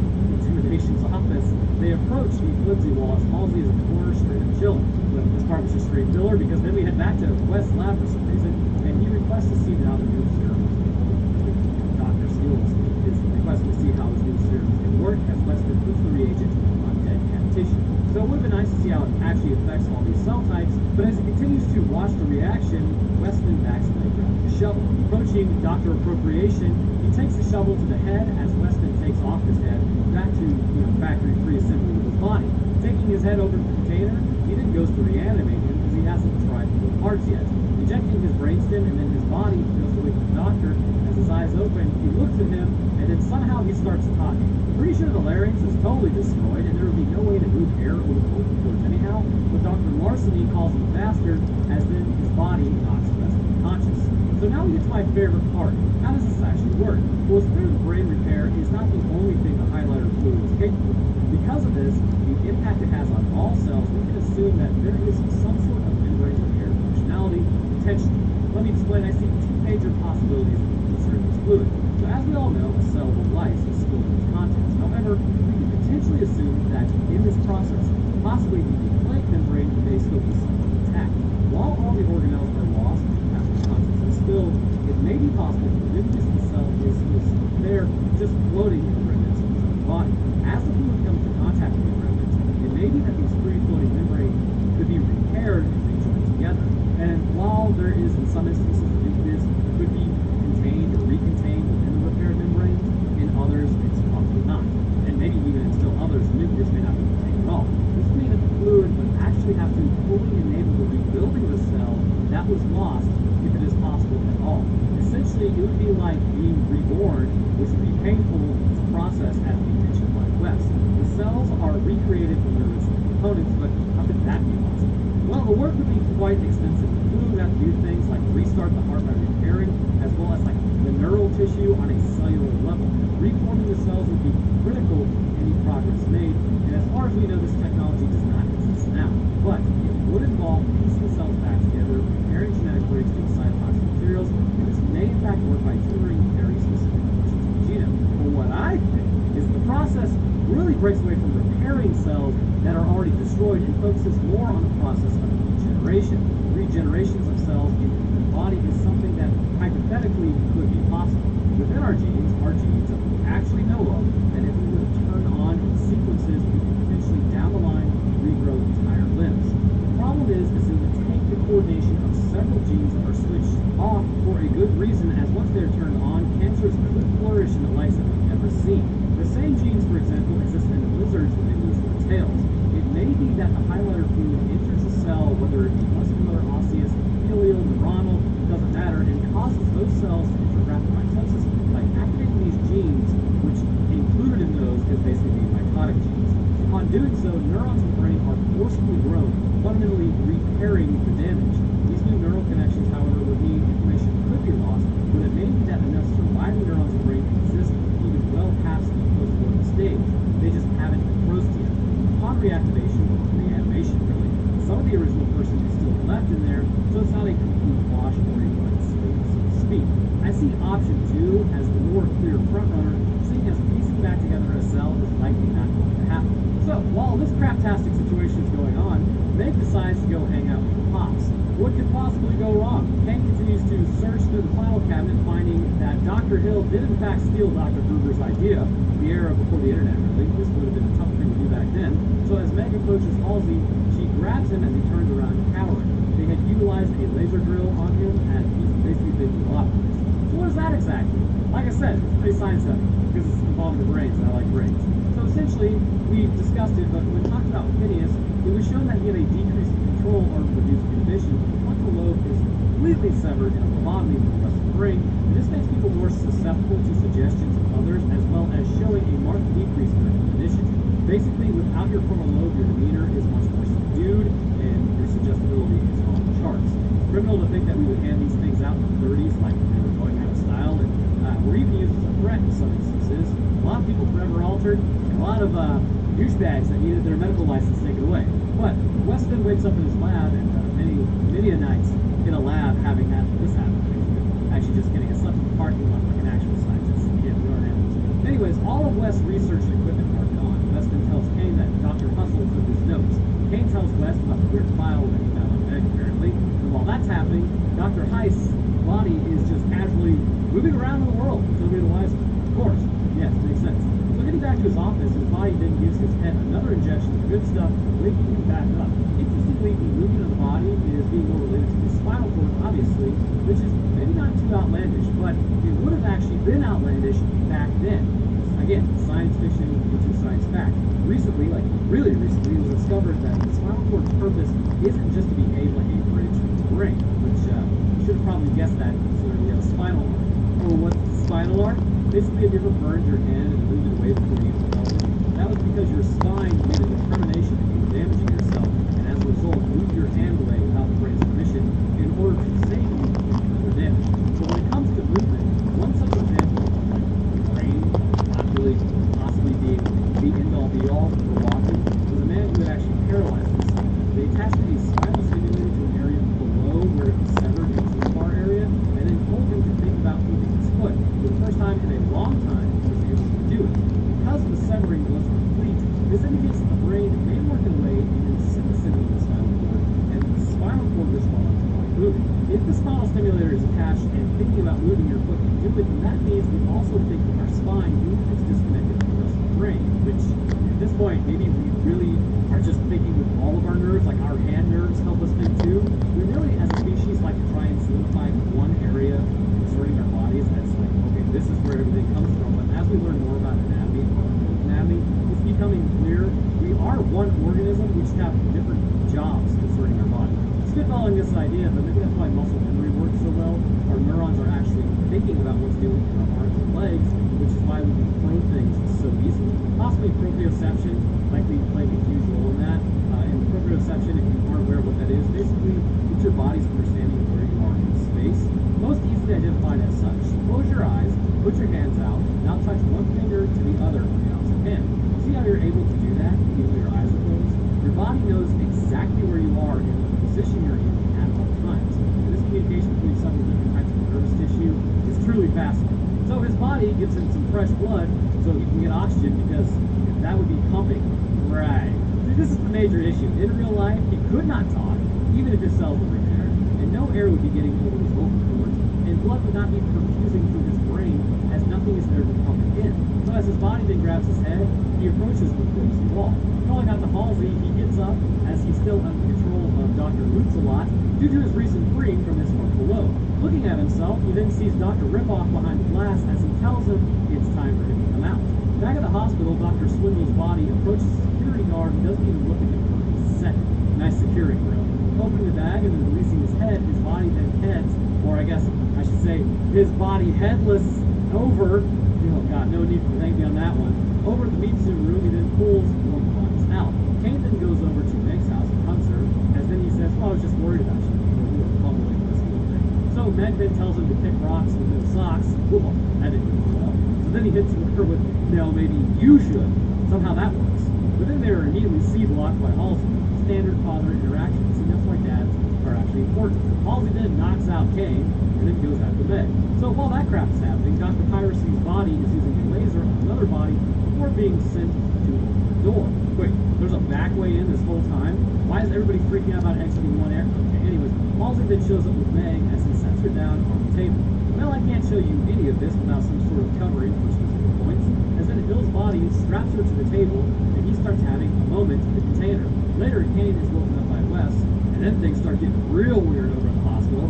Nathan wakes up and screams, seeing Dr. Steelgood in a container next to her as he starts laughing. So he starts hitting on Meg as he does. Who suggested this? So her old man is just sort of watching it happen.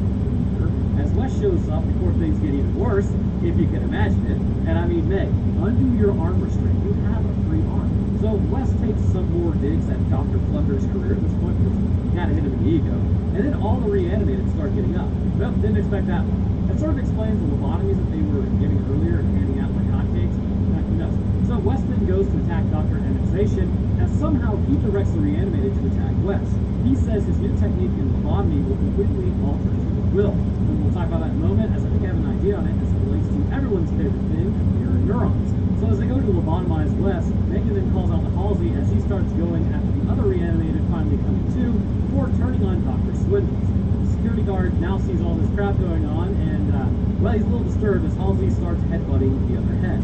So why not just throw the head at the wall, goes on saying. Halsey then goes to destroy the head as the others begin freaking out due to an apparent psychic connection. Wes now says he has a theory on overdosing the recently passed, and again, we will get there. So Halsey now completely destroys Dr. Snatch's data and pretends it's his head, as the overdose appears to cause organs to now develop consciousness of their own. Of course, the gut brain is the thing. So what might this be? Well, let's find out.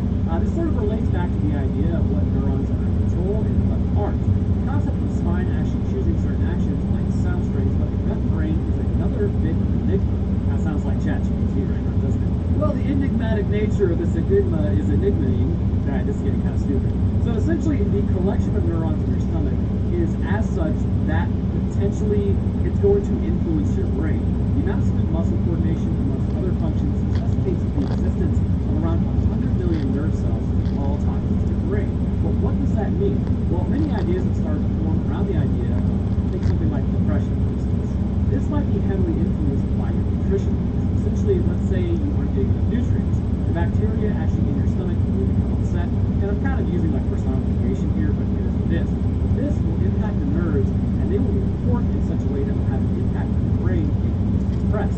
We know that migraines associated with nerves like in the brain are the big ones, right? But you can actually get stomach migraines, and this can lead to intestinal issues as well. Again, our body is interconnected in ways that we are only just now beginning to learn. It's absolutely wild. But with this many nerve cells, it may be that the generation of the nerves that are already there in Dr. Extortion's body have reached the point where consciousness is reached, and the intestines became independent organisms, utilizing the smooth muscle that they are to attack, which helps to explain the psychic connection in a moment.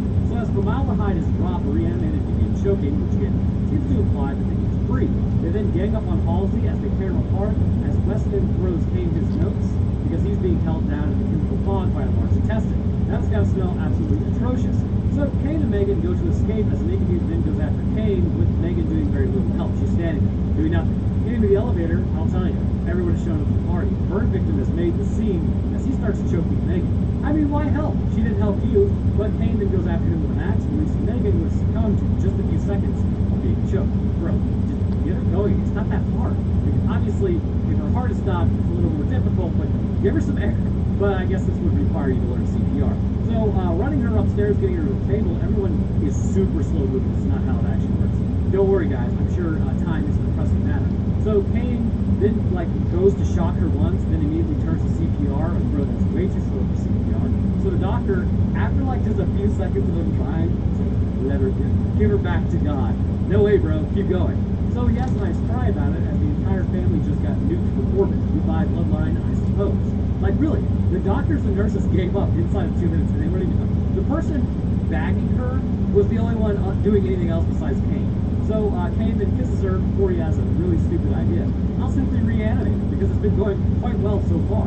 Injecting her brainstem, you can actually see her pulse in her neck when she's moving, she's alive. What thus concludes reanimate her, except at the very end you hear her scream because she was officially brought back to the land of the living.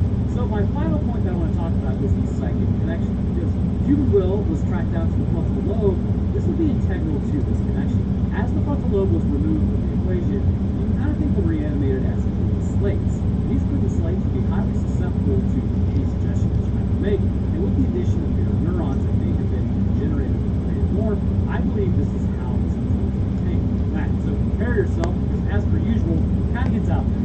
Mirror neurons are quite the interesting piece of nervous tissue, detecting micro-expressions in the faces of others. Their role is to determine potentially if someone is lying to you or what their intention might be. Sort of like a social aspect to it. But they also exist to interpret information in very small ways, such as maybe a pair of eyes from a lion stalking you from a brush. While your brain at large didn't see that line, you will feel uneasy as your mirror neurons detect a pattern, and it's causing you to perk up and look around and hope you spot it. But what's interesting is your mirror neurons' propensity to potentially show maybe, possibly, psychic propensities, or at least very early signs of it in humanity. For instance, a study was conducted where a person was put next to a quantum number generator, and they were told to think of a number. That number would actually show up along with others. And other tests that they did, remember in Ghostbusters when the participants were told to try to figure out what the card was when the tester held it up? Dr. Rankin, I believe. That was actually a real test. And they found those that guessed it right more often than not had significant activation in areas associated with mirror neurons. Hell, there's even declassified CIA documents where people were able to map out Russian installations during the Cold War through astral projection, which arguably is supposed to be a form of psychic ability. But the point is, these mirror neurons seem rather special. By being exposed to the highlighter fluid, it would seem entirely possible to me that these mirror neurons in Dr. Yoing's brain increase in numbers along with the enemy. As a result, the Dr. Fraud is able to direct his will to those who are willless. This would be based on the natural electromagnetism the brain produces as a field that mirror neurons also seem to be able to pick up themselves. And this allows for him to control them all. So the highlighter fluid, while amazing, seems to work on the principle of regeneration and reanimation of the body as metabolism jumps. The best way around this issue of progression would actually be to do simultaneous injections in the frontal lobe, brainstem, midbrain, and likely parietal lobes as well. And this would reanimate the brain evenly rather than just in one portion, leading to a freakout. Along with this, an injection to the heart and CPR administered could cause the drug to circulate more effectively, leading to a more even distribution and a literal cure of death. But anyhow, whatever you guys for watching. If you enjoyed, leave a like, leave all a review, and subscribe to the great ways to stay updated when I post. And it'd also be appreciated because this is a long one. I'll drop my Twitter, Discord, Patreon, and Twitter externally. But this week we were talking about the Harlem Globetrotter Ring of Paris, missing and has not been seen for a decade. Very strange stuff. Speaking of patrons, I want to thank my first, you thank your astrophysicist, Dennis Dancer. Thank you, sir. Next, I'd like to thank our scientists, Chad the Enjoyer of Scientific Explanations of the War movies, Cover 43, Lucian Dragon, Venture System, and Trash Man and Trench Coat. Thank you guys as well. And the rest of my patrons, I appreciate y'all support. Long way forward helping me out, and you're a bunch of cool guys. Alright, so that's going to do it for me. Everyone enjoy, and see y'all next time. Life is the most dangerous thing you will ever do. Now listen to me while I wax poetically. The mere fact that despite all environmental hazards, diseases, constant need for food, water, shelter, and in general the frailty and strength of the glass cannon known as the human meat suit, even allows for us to survive for an extended amount of time on this planet is nothing short of arguably a miracle. Every day there are multiple opportunities to eat dirt, but we pass right on by it with no issues. For instance, every single breath that you take in, you are actually inhaling spores from mold. These spores would absolutely love to colonize your lungs because it's warm, moist, and dark. Really, it is absolutely the perfect breeding ground for this species. But because of controlling macrophages of amongst themselves and how to constantly clear these spores, this allows you to not suffocate. Other examples might be just the amount of interactions concerning our body's biochemistry and how everything must work just so in order for us to properly survive for time. If just a few key interactions were off, there would not be really much that would prevent you from flatlining. And yet, billions of us are up and walking around, a lot of us without any issues. It all goes back to our own genetics. The stability of our genes and the system of checks and balances allow for our bodies to operate as they are now, and for us to continue thriving for roughly about, hopefully so, 70 to 90 years. But have you ever really stopped to think about how just altering a few things can produce an entirely different existence? What if our immune systems were more aggressive? What if our proteins took a form that made them more stable? What if our genes were literally designed to self-destruct after a certain endpoint is reached concerning generations passed on? Sounds pretty wild, but what's more wild is that's today's topic. In the events of Dead Island 2, a disease known originally as pathogen HK would ransack an island, virtually turning all locals into bloodthirsty infected, while also altering a few select individuals into something more. As this disease was learned about, which if you are interested in how that happened, I actually did a video breaking down the pathophysiology of specifically this illness, a new variant would be studied and released for very specific reasons concerning our own genetic stability, which we will discuss later concerning the Lord's Day. As this new variant ransacked Los Angeles, a hell on earth, if you will, a hell A, even in its current form, it would become apparent that it possessed a similar ability to change and alter the biochemistry of a person, creating a monster known as the Slobber, which sounds fun, but in real life, I assure you, it's horrible. So in today's episode, let's discuss the HK1 virus in great detail, what its purpose is, and how it was able to create the Slobber variant infected. So like all good stories, we have to start from the beginning, so that we can really, I guess, understand the physiological changes that would be inspired by this disease, and ultimately, what would be required to pull this off in human form, because looking at Slobber, it is an absolute unit.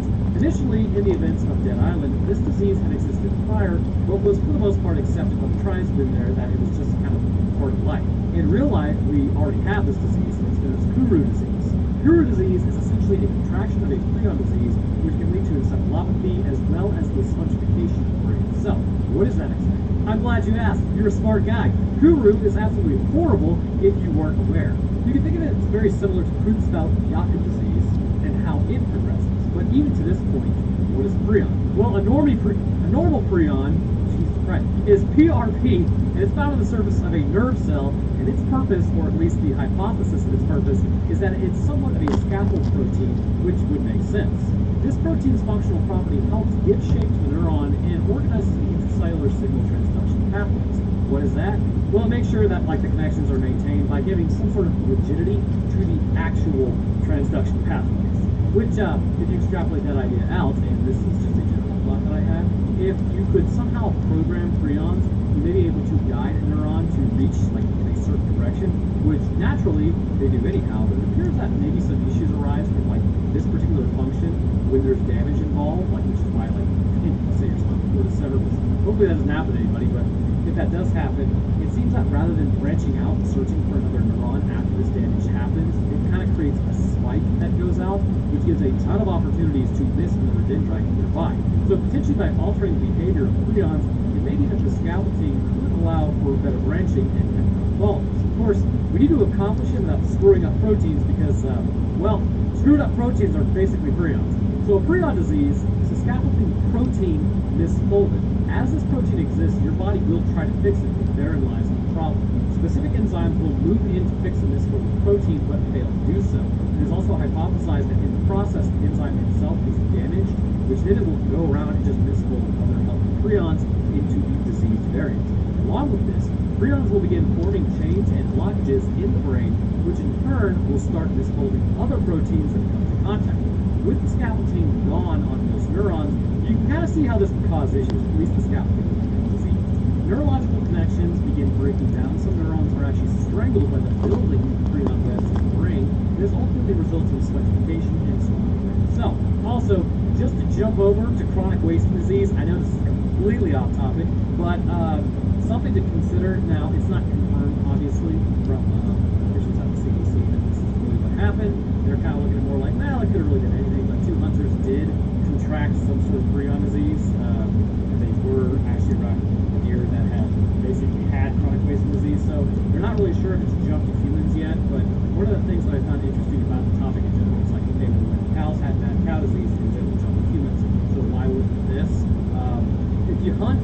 be careful. That's the biggest thing I can tell you.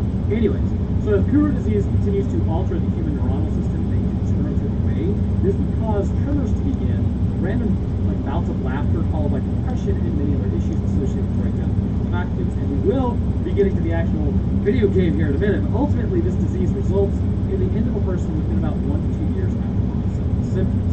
As it continued to spread on the island, though, see, here we go, we're back to Dead Island 1, this would end up creating the infected, as there are some stark differences. Kuru itself results in your end, but clearly those infected with this variant didn't actually completely drop. Instead, their cerebrums were virtually destroyed, and anyone infected would become shit infected.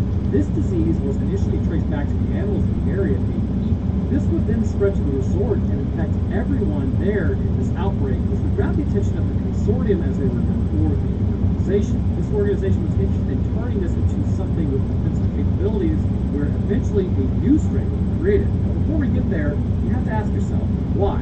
Well, to create anything offensive based on biology, I'm going to go ahead and say it, you're kind of douche. But there's the obvious answer. Dropping a disease on a country with this type of infection rate and the symptoms it inspired could easily destabilize a nation. But there was another reason, unbeknownst to most others, that has some strange implications.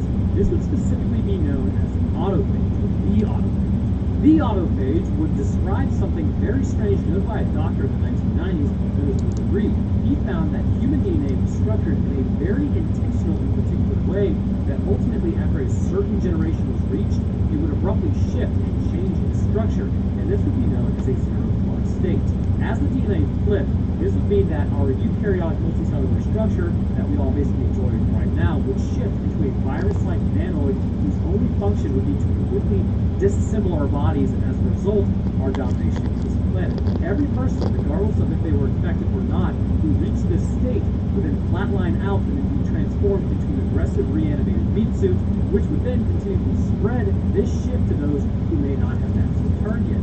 The generalized theory is that this would take place around 2160. Many populations would then have the shift happen and would begin succumbing to this genetic shift. There does not appear, though, to be a population who didn't actually have this already instilled in them, and as a result, it is not a matter of if a population has changed, when. So that would be completely horrific, but it became apparent, however, that this shift could be induced much quicker if there were infected who were contracting this prion Kuru disease. So essentially the idea is that Kuru was literally just accelerating what was already genetically contained within the human genome. As the HK pathogen, which was a combination of this prion disorder and HIV, was released, this would serve as a forced change. But then you have to ask yourself, why exactly could this maybe be seen as a good thing? Well, it depends on what your definition of good is.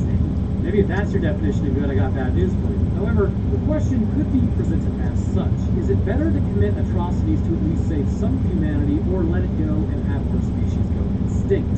Actually, I'm going to ask you.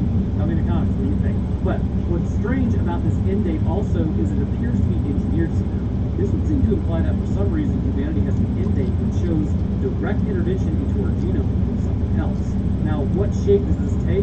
I'm not saying it was aliens, but something a long time ago had a set point for humanity where if we didn't reach X by then, we would disappear. So, let's kind of bring this to a thought experiment, and I know we were getting really out here for a Dead Island 2 video, but what would be its purpose? As we know, Earth is habitable, and as far as we know, there are not many habitable planets out there, at least concerning kind of the vast distances that it would take to get there. It could be that Earth is quite normally found, but it's just really massive amounts of space that separate us from another habitable planet. If this is in fact the case, it could be that when a species comes across another with promise, and a clock is instilled on them. Now, the ethics of this is completely horrific, and any species that would do this needs to go pound sand, as it's like, all right, well, who died made you god of the species? But the point is this: as this clock is set on the gene, this would basically mean that the species that rises to conquer the planet has a very limited amount of time to reach a certain technological threshold, discover that there is a ticking clock on their own genes, and then they need to figure out how to undo it. In doing so, this would ensure that the species is at least somewhat intelligent and hasn't destroyed the planet yet, and won't continue on indefinitely until their sun just explodes. Sort of like kicking out your 30-year-old offspring out of your basement. You basically want there to be an end date for stay.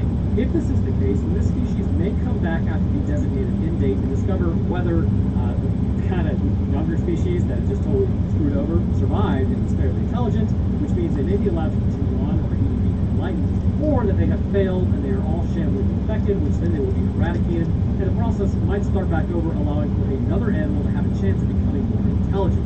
The same parameters are given to it as well. And this may be the same thing for all habitable worlds, regardless of motives. The human genome having an end date, whereas no other animal appears to, definitely shows that gene editing took place and the clock was ticking for sapiens. So then, why create the HK1 pathogen? Clearly, this would be disturbing to anyone who came across this knowledge. With each successive generation, humanity would be coming closer to its own extinction had it never been discovered. But with this knowledge, it would become about accelerating the clock to determine if anyone was actually going to the effects. Of course, now you have to ask how did this happen? The strange thing about DNA is it changes a lot. Random mutations, viruses implanting DNA, meiosis changing things around. Of course, there are constants, but the reality is sometimes genes are broken, or their stability can actually kind of spring up instantly. This has rendered some of the human race immune to the effects of the HK1 virus because all the virus does is cause the clock to immediately run out of time, changing you rather than it like happening to your great-great-grand offspring. So give or take a few generations from now. But by inducing the autophage process 140 years early in specific population control groups, this would yield valuable information. First is there anyone who is naturally immune? In the events of Dead Island 2, this was confirmed to be the case, likely through the genes having somehow been broken or compensated for their original gene edit.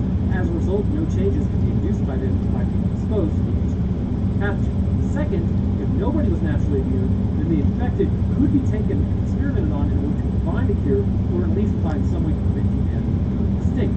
But because option 1 was made available, it became apparent those people needed to be studied in order to prevent the eradication of the Homo sapiens race.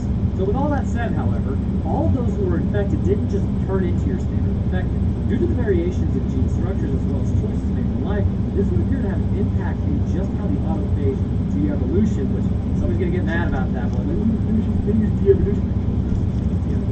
Which is fun to say. But anyways, how the body would regress, I guess is the best way to say it. So for instance, as mentioned in my Crusher video, those who are physically stronger seem to have attributes amplified due to their own propensity to build muscle. This process is backed by the concept of epigenetics, which essentially means basically fetal cell programming in the skeletal muscle, for instance, is in part attributed to the alterations in gene expression due to the actions of a parent in a non-genetic way.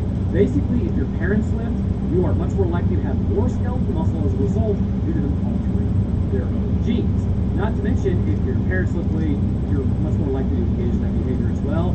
I mean, my old man took me to the gym when I was 14, and he's like, good luck with the rest of your life. And I haven't stopped lifting since. But this potentially works in other ways as well, such as with today's main focus, which I know we have definitely gone off the reservation talking about this, but the slobber is today what we're actually talking about. So the slobber is a type of infected that isn't doing so hot. While you could be the soldier status guy like the Crusher, this particular variant of infected chose basically the opposite path of life for human. Being much larger in size concerning how much stored fat they have in their bodies, it's clear that this is the result of internal issues that have built up over time as well. How exactly did this happen?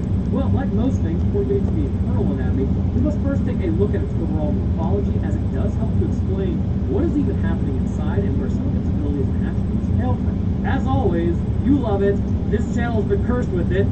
Starting with the feet, we see that most slobberers are wearing footwear, thank God. However, as we look at the shoes, we can see the skin inside is completely bloated. We can also assume this bloat is likely lymphatic fluid building in the extremities more so than what was like in the abdomen, which kind of get there in a second. This fluid is typically filtered out by the kidneys, but clearly this is not being done anymore in capacity. As a result, the fluid is no longer being excreted, and this has swollen the slobber and created several open wounds all over the body. Moving up the leg, we can see this blood continues, but for the most part, given the pant size and looseness, this person was definitely of a higher body fat percentage than human. It may also be possible that the lymphatic system was already struggling to contend with the extra body fat, which in morbidly obese people we know really is like lymphedema or fluid retention. I watch a lot of my 600-pound life. It's a problem. So as we move up past the pelvic region, we begin to see where most concerning problems would actually exist. Their stomach is distended and massive. Sacs exist all over, just barely containing organs within, as well as tumors through almost a translucent skin because it's stretched so thin. In some areas, the wounds go all the way past the abdominal wall and hang like an apron area. As we continue up the thoracic region, we'll see wounds and open skin, but it's kind of hard to know if this is a result of the infection or if they were bitten. Moving to the shoulders, tumors and moles continue to grow over the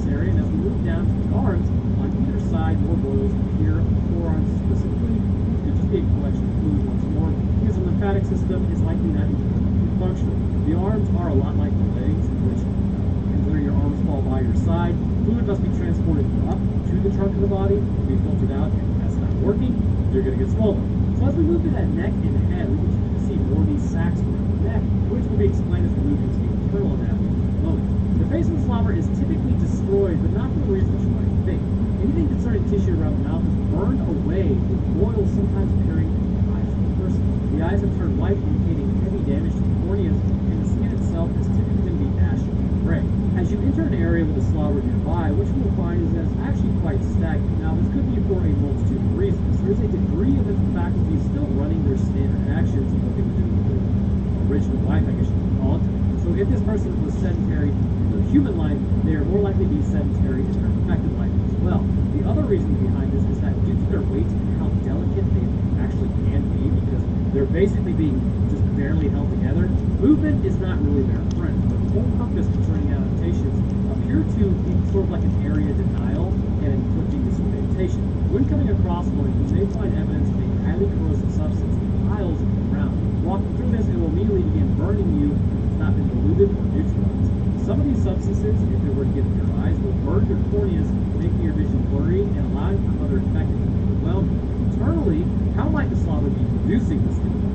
Due to the weight of the person that they had on their body, it is highly likely that their intake of food was not really healthy. Possessing a high fat content in anything they ate, this has several impacts on the body. If you do it, it does the same thing. Due to how calorie dense high fat food content is, and likely the amount you really ate, this will cause the cells to actually start storing a lot of body fat.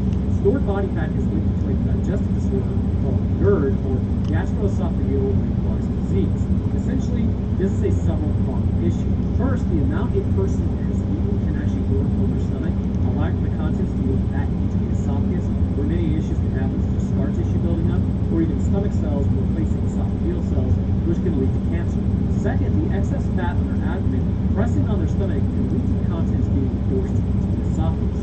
And third, the damage to the esophagus over time can cause the sphincter muscle to actually weaken, allowing for the contents to come back out. Now, this doesn't just happen to obese people, but extra body fat does not help the situation. But GERD itself would not explain why exactly this is happening on such a scale, and for that, we need to move deeper into the body to help explain the process of acid creation. Within your stomach exist cells, vital cells, which are responsible for gastric acid secretion. This operates by utilizing a proton pump that will cause acid to actually break down the food that you have. However, this secretion does not work completely alone. For instance, bile, which is typically alkaline, is designed to help break down fat, specifically that has been consumed. However, the longer it goes just sitting in your gallbladder, the more acidic it will become. Another thing to also consider is the pancreatic enzymes, which these enzymes are designed to help break down your food, like lipase, for instance, definitely help break down food, and turn it into useful micronutrients. They break down specifically fats, proteins, and carbohydrates. These three substances can come together in a very detrimental way in your stomach with prolonged food consumption issues, and in turn, this can really screw up your esophagus because it's absolutely corrosive and it's essentially toxic to your esophagus. Along with this, it's important to understand that even though your stomach is secreted mucus or protect itself from specifically acid, a lot of times bile and pancreatic enzymes can still irritate the stomach lining because it is destroying the stomach lining. In their human life, it is highly likely this person would have been suffering from several issues concerning all three of these fluids appearing in IMLs. Along with this, it's likely that GERD may have actually just completely weakened, or it could just be useless at this point, especially if they've already succumbed to the muscles. They probably loosen. It's typical for that kind of to happen, but the esophageal sphincter muscle would definitely allow for acid to move up into the lower esophagus, which in turn converted those cells into stomach cells as well, also producing acid, which now sets us up for how this person is turned into what they are. As the infection set in and their endpoint on their genes was realized, it would appear that what is already there, again, is going to be amplified. Their gallbladder would begin increasing in size along with their stomach and pancreas. But with that being the case, the acid production, bile, and enzymes were all being released into the stomach. It's clear that the stomach cells continue to take over the esophageal cells' locations in the process, likely due to the propensity for these cells to rapidly genetically change and their exposure to a highly acidic environment that they are being met with. As a result, these internal adaptations would allow for them to store and spew massive quantities of combination fluids, which appears to be stored in their abdomen and also up into the neck. Pretty much anything that the digestive system touches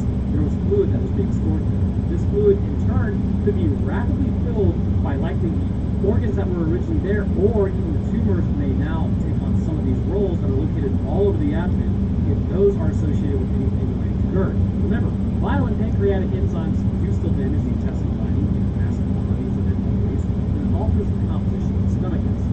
Because of this, the wounds that we see in the areas of the stomach are likely because it's leaked out of there and it was just leaked through. We see this damage most prominently concerning the face. When the fluid comes out, while the internal systems are protected by mucus production, which naturally occurs in the stomach, the skin and muscle of the face are not.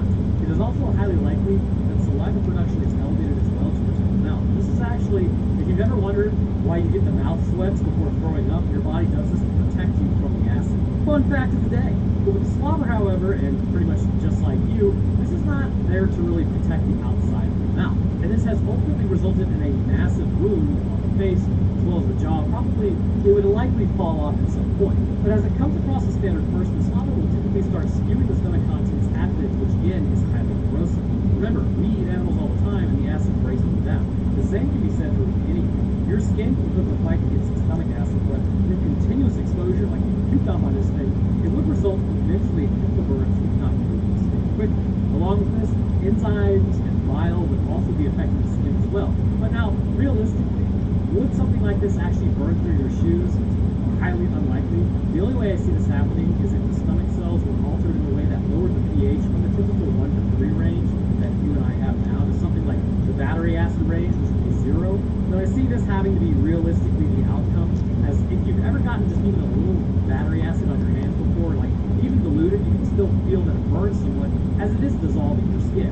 Should this be applied also to bile and lipase to break down fats and proteins, then realistically, this could cause much more damage to your body. But in order to do this, the cells would have to concentrate the acid from the mucus, may not really be able to save them from the acidic erosion itself. And because of this, as mentioned in another video when we talked about the crusher, the very fabric of the cell must be changed.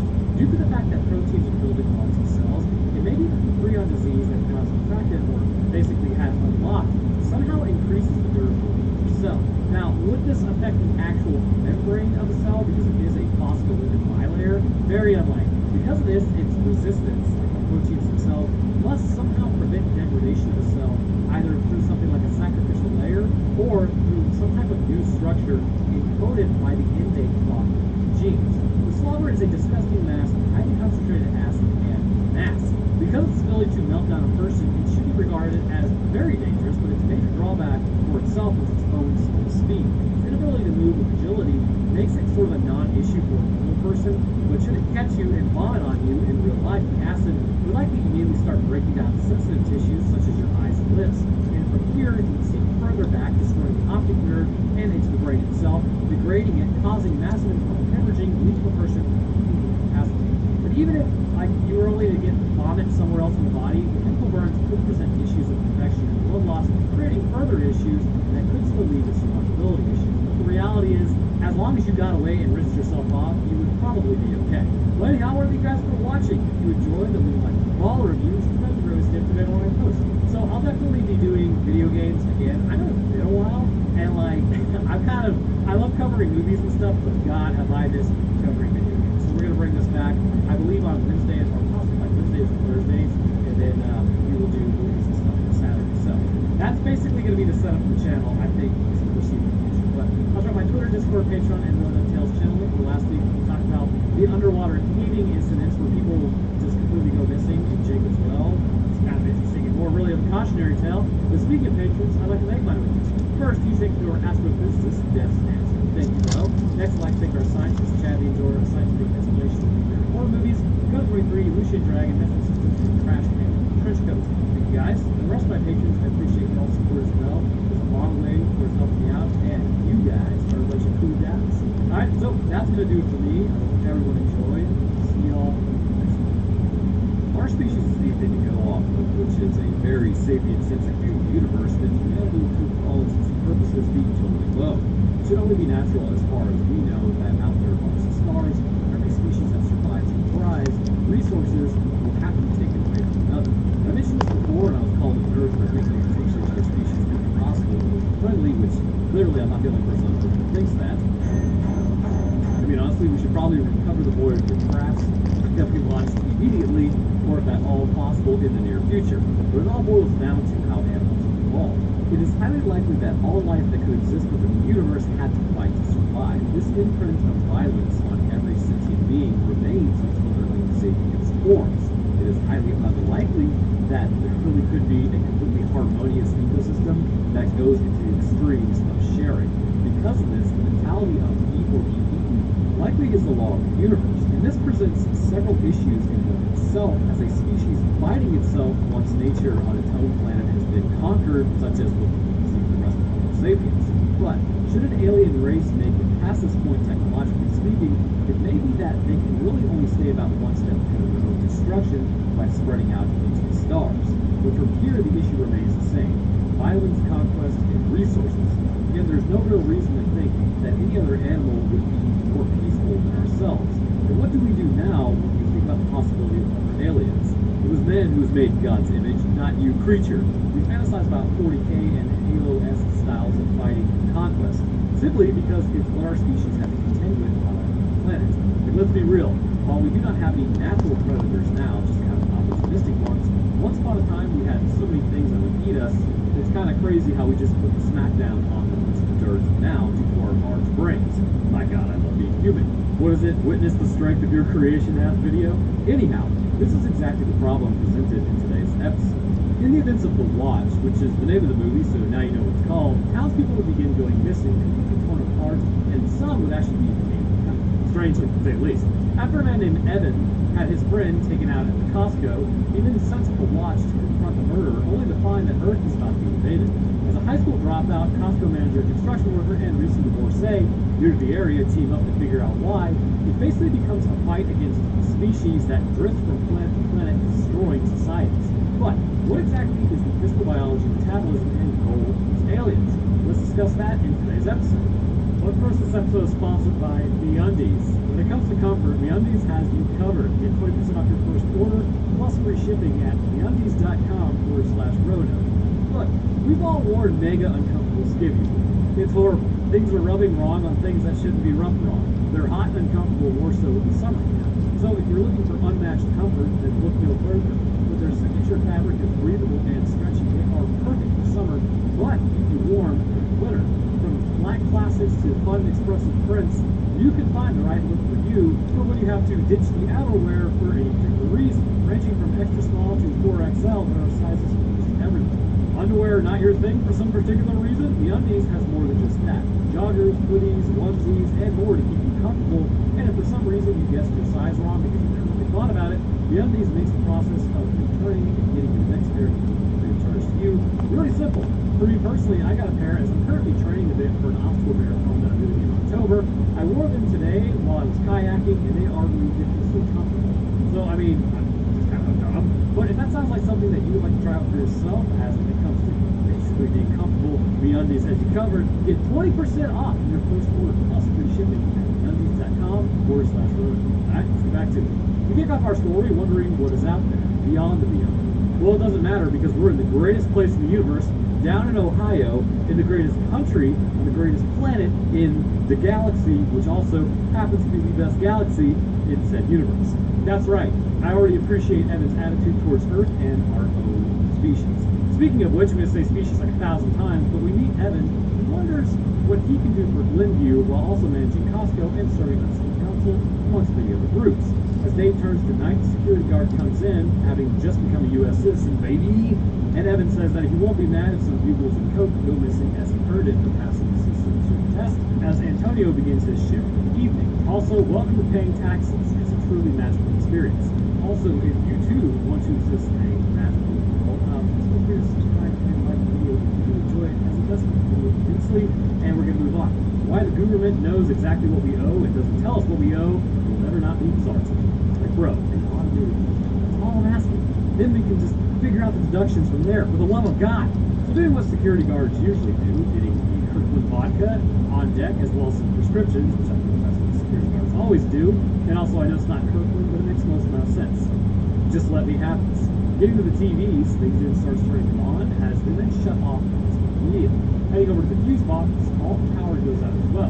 Turning around, he sees a box drop in distance, showing that something is there. Going to investigate, another box falls behind him as everything around him starts moving. Stepping in some green goo, well, that's not good. He then pulls out his handheld, getting ready to go ham on these things, saying that he was given this, but he doesn't really know how to use it. Seeing something, he wildly dismisses Kate without any aim as he runs to the door, but gets totally out of the process. Ouchies. Over at Evan's house, he's talking to Abby about New York, which is his wife, where she's headed for some sort of meeting. She says they are horizontally dancing on the kitchen floor when she gets back. Nice. And putting her in a taxi, he then heads to work, seeing that the cops are outside. MacGruber tells him the store is closed until further notice. They tell Evan that Antonio got, and they think he was taken out by a wild animal, even as wounds are really bad, as well as all of his skin is missing. They immediately accuse Evan of taking him out, as he does, as they head inside to have a look at him. Evidently, he looks massively worse for wear. Evan then heads back home, watching the news. The cops say the citizens need to do something as well. They're just cops after all. What a statement. I mean, to a degree, that sentence is actually reality. Cops are there to zip up body bags typically. You are your first and usually last line of defense concerning any interaction where aggression is being used on you. So, stay strapped or get clapped. Humans are violent and will continue to be so in the foreseeable future. It's naive to think that that's going to change. See the intro for more information. So at a football game, Evan takes the microphone during the halftime event, asking if anybody else cried themselves to sleep last night. Every night, bro. Evan's tears, though, have now turned to fists. Not so much. Evan is forming a neighborhood watch to solve the murder of Antonio. Most people really aren't interested, but a few appear to be. Back over at Evans, 2 people have showed up, and a third member shows up later, named Jamarcus. The other 2 are Franklin and Bob. Evan then hands them a booklet on the meeting, how we're going to be discussing, and it's off to a great start. No beers, though. Missing the #1 rule of neighborhood watch. Also, Evan has like a really nice house for a Costco manager. Like, what sort of salary do they make? Alright, so I actually looked this up, and it's beginning to make a lot of sense. The average salary in like Ohio, as far as a Costco manager is concerned, is around $75K a year. The top earners in Ohio are considered to be around $78K a year, with whatever his wife is doing also, that's combined income. So I can see why they can afford this house. If only it weren't in Ohio. Truly a lesson in location, location, location. Anyhow, Bob with a B gets up introducing himself, saying that he wants a chance to hang out with guys. Also, how was the Bob and stuff? Regardless, Franklin then dropped out of high school because he wasn't feeling the vibe, and he wanted to join the police force but didn't pass the written, physical, or mental background check. Amazing. Franklin is apparently the wild card, and Jamarcus is very happily divorced and wants to help the community. So they decide to leave the meeting and then head to Bob's instead, which is way more fun as he has a literal man cave, the American Dream. Evan then sets up his meeting once again as the group is more interested in knowing about one another, concerning their pasts, rather than just this meeting.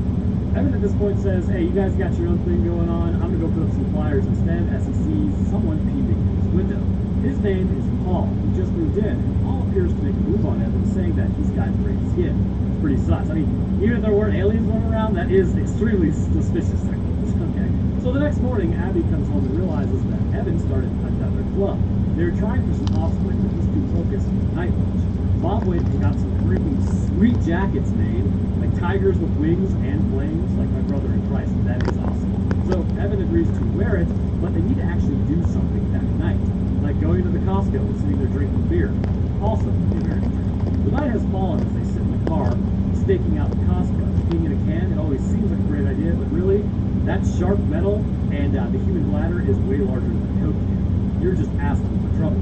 Drinking a beer next, this is the neighborhood watch I can get behind. So as they continue to sit there, MacGruber and his partner show up as Evan tells them that they're the neighborhood watch, which holds a lot of weight.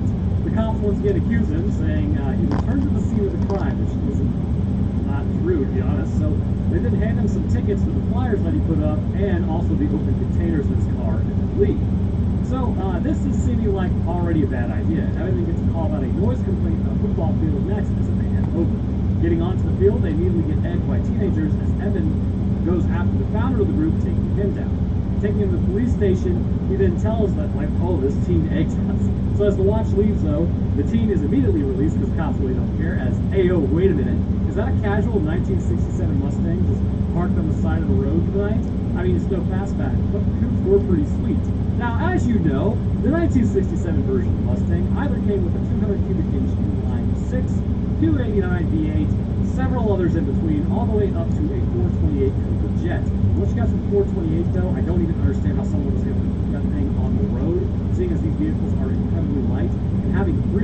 125 horsepower for that time was absolutely insane. I would still maintain, though, that while the Eleanor, or basically the Mustang from John Vick, does look amazing, which is supposed to be a 1967, but some people maintain it was actually a version of the 1968. The 1969 Mustang Fastback, or Sports Hood, whatever you want to call it, just looks way better. It's bulkier, it's more aggressive, it's the Chad of the Mustangs.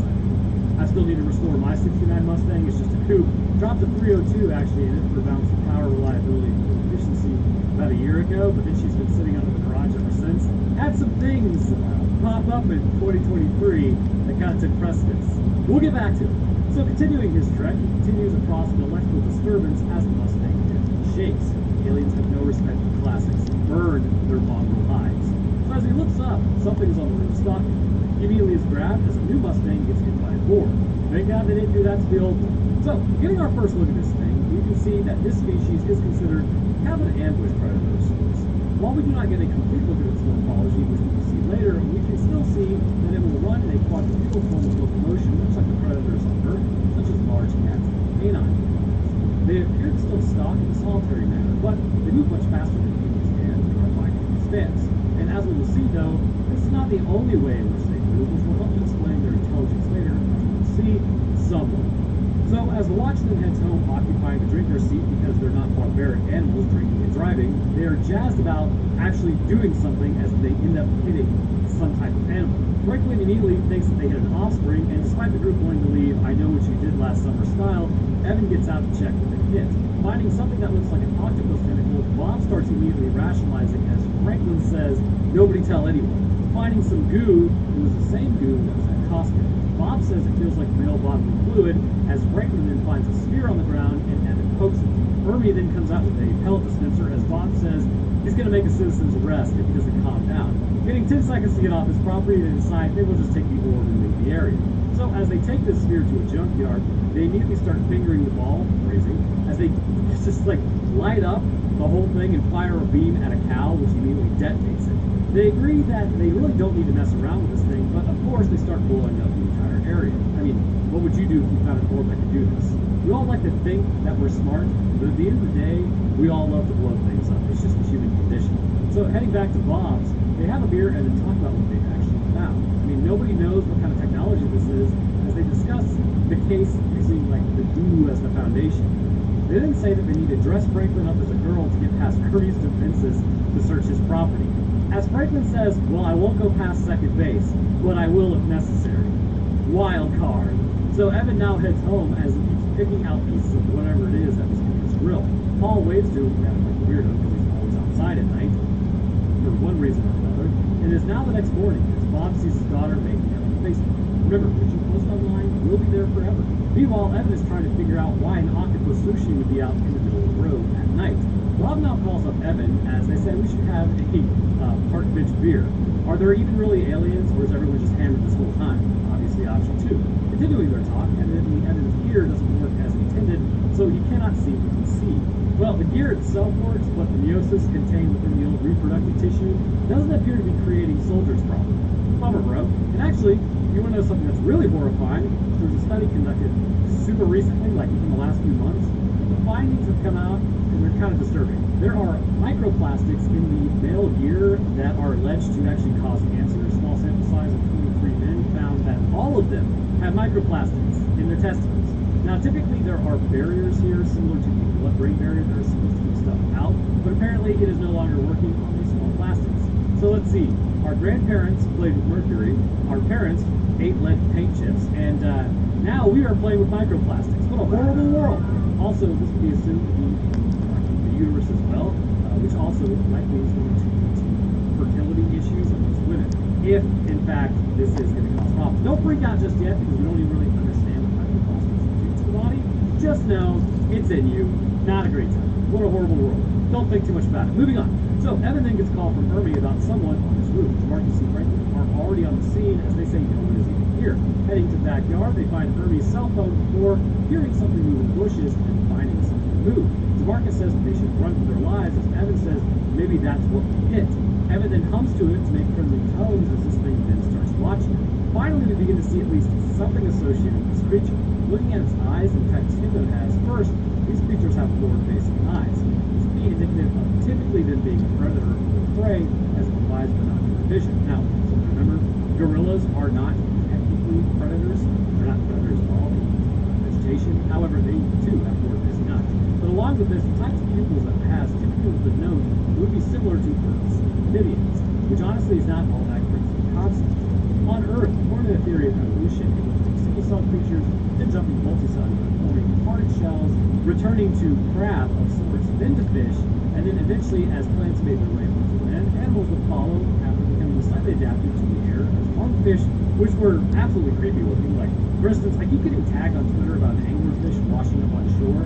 If I ever saw one of those things try to evolve out of the deep ocean and come on land, it's on sight. In the immortalized words of Chills, I'm stomping that thing into a small brown stain as a warning to the other anglerfish that the surface is not for them. It's non-negotiable to say. Okay, anyways, so as these lungfish came up, which were not anglerfish, which is why they were allowed to come up, they could do only so much for like a very limited amount of time as far as being on land before having to return to water.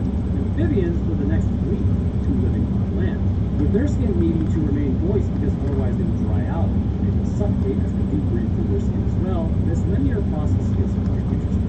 Regardless, as the process continued, it would ultimately result in mammals on this planet. But that is not to say, technically speaking, that humanity is like an endpoint for like all the worlds. In fact, for a little while there, we did think things would always, it was weird, we always thought things would evolve into humans because we were like the ultimate. I don't know.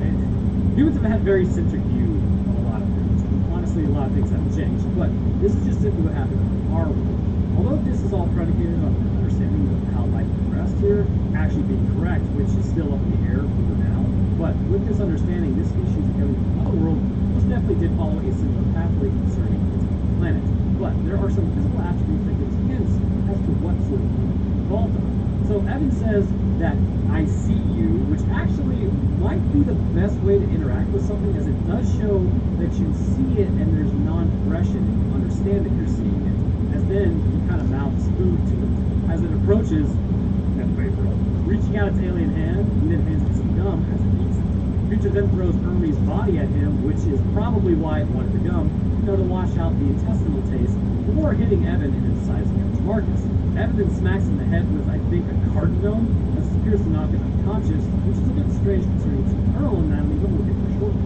So as they grab the body and then bring it back to Bob's, he assumes that he accidentally broke its neck by accident and smacked it with a garden. They then high-five over it and get a picture with it.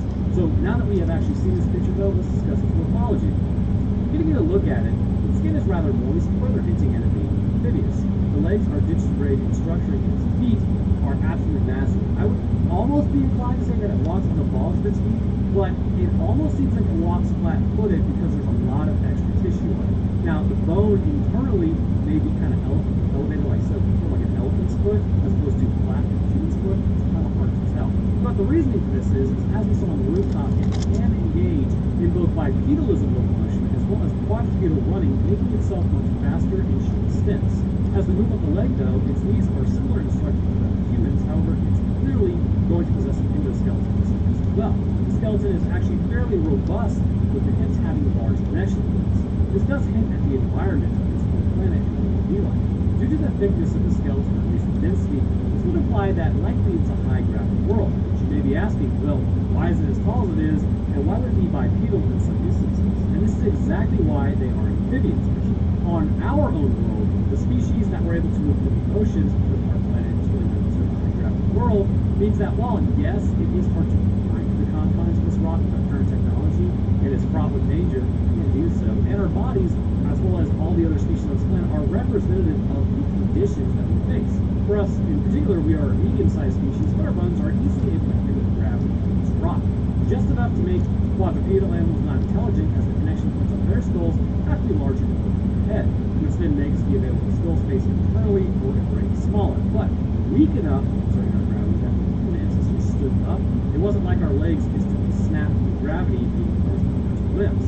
So with this alien species, however, due to the bone, but their inherent human size along with bipedalism, this indicates that they were still reliant somewhat on their oceans to help them deal with the effects of gravity. Likely, they would still stick to relatively shallow waters, which, due to their buoyancy, would allow them to stand up over time at the bottom of these pools, which would then move the head into their spines. Although, what we will find out, this is not necessarily the most important thing, but this is clearly where at least their sensory abilities are, is in their skull. So as they did this when moving onto land, it's likely that they would have to regress to this quadrupedal stance in order to contend with their own body weight in this world.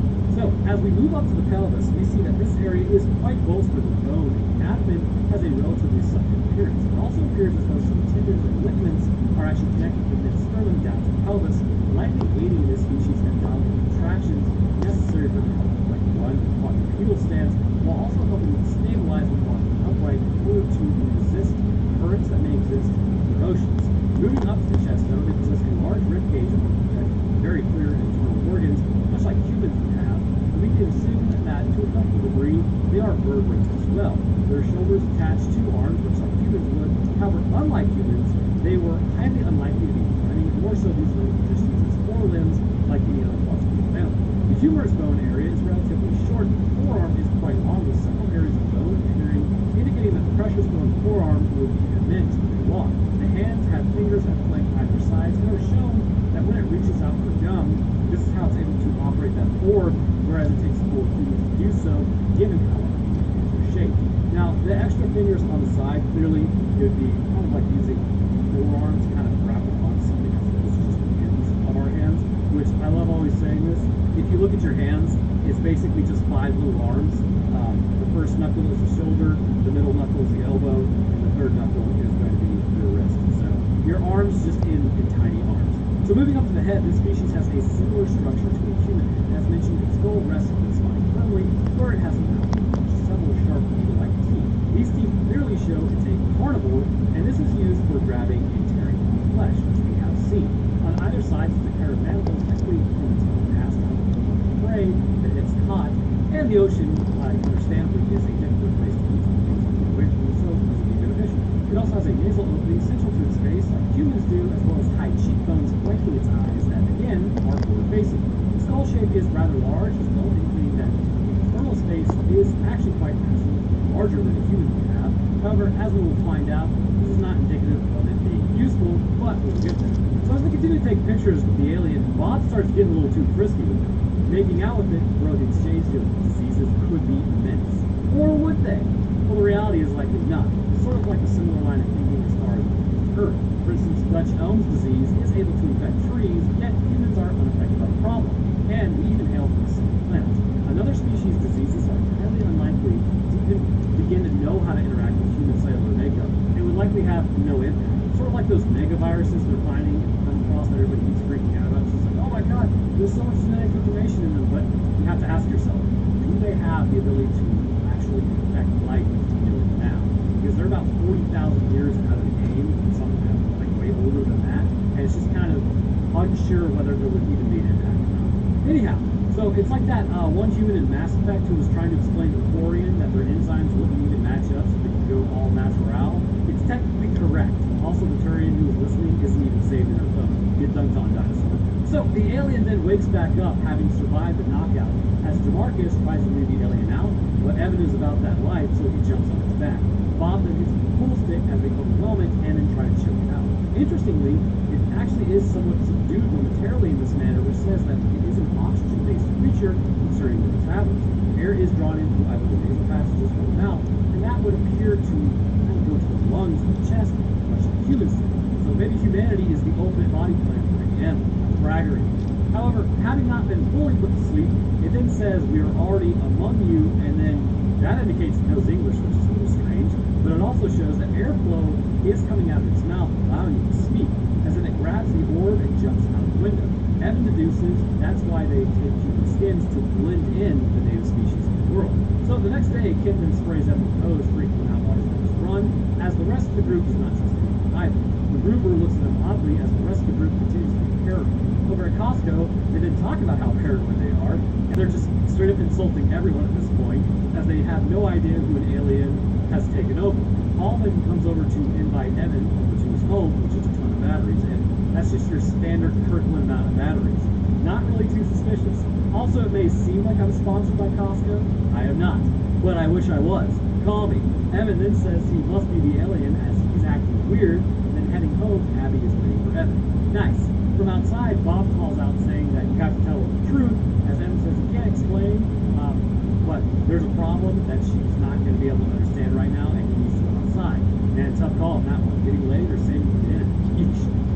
guests then start showing up for the party, Bob can smell alien all over this thing. Bob has to leave though and stop his daughter from going to another party, as it looks like we're all having to make difficult choices. Evan then tries to get them to stay as Bob and Franklin leave. Moving around the window, they can hear someone yelling as Paul shows up behind them. Scaring them, Paul invites them in.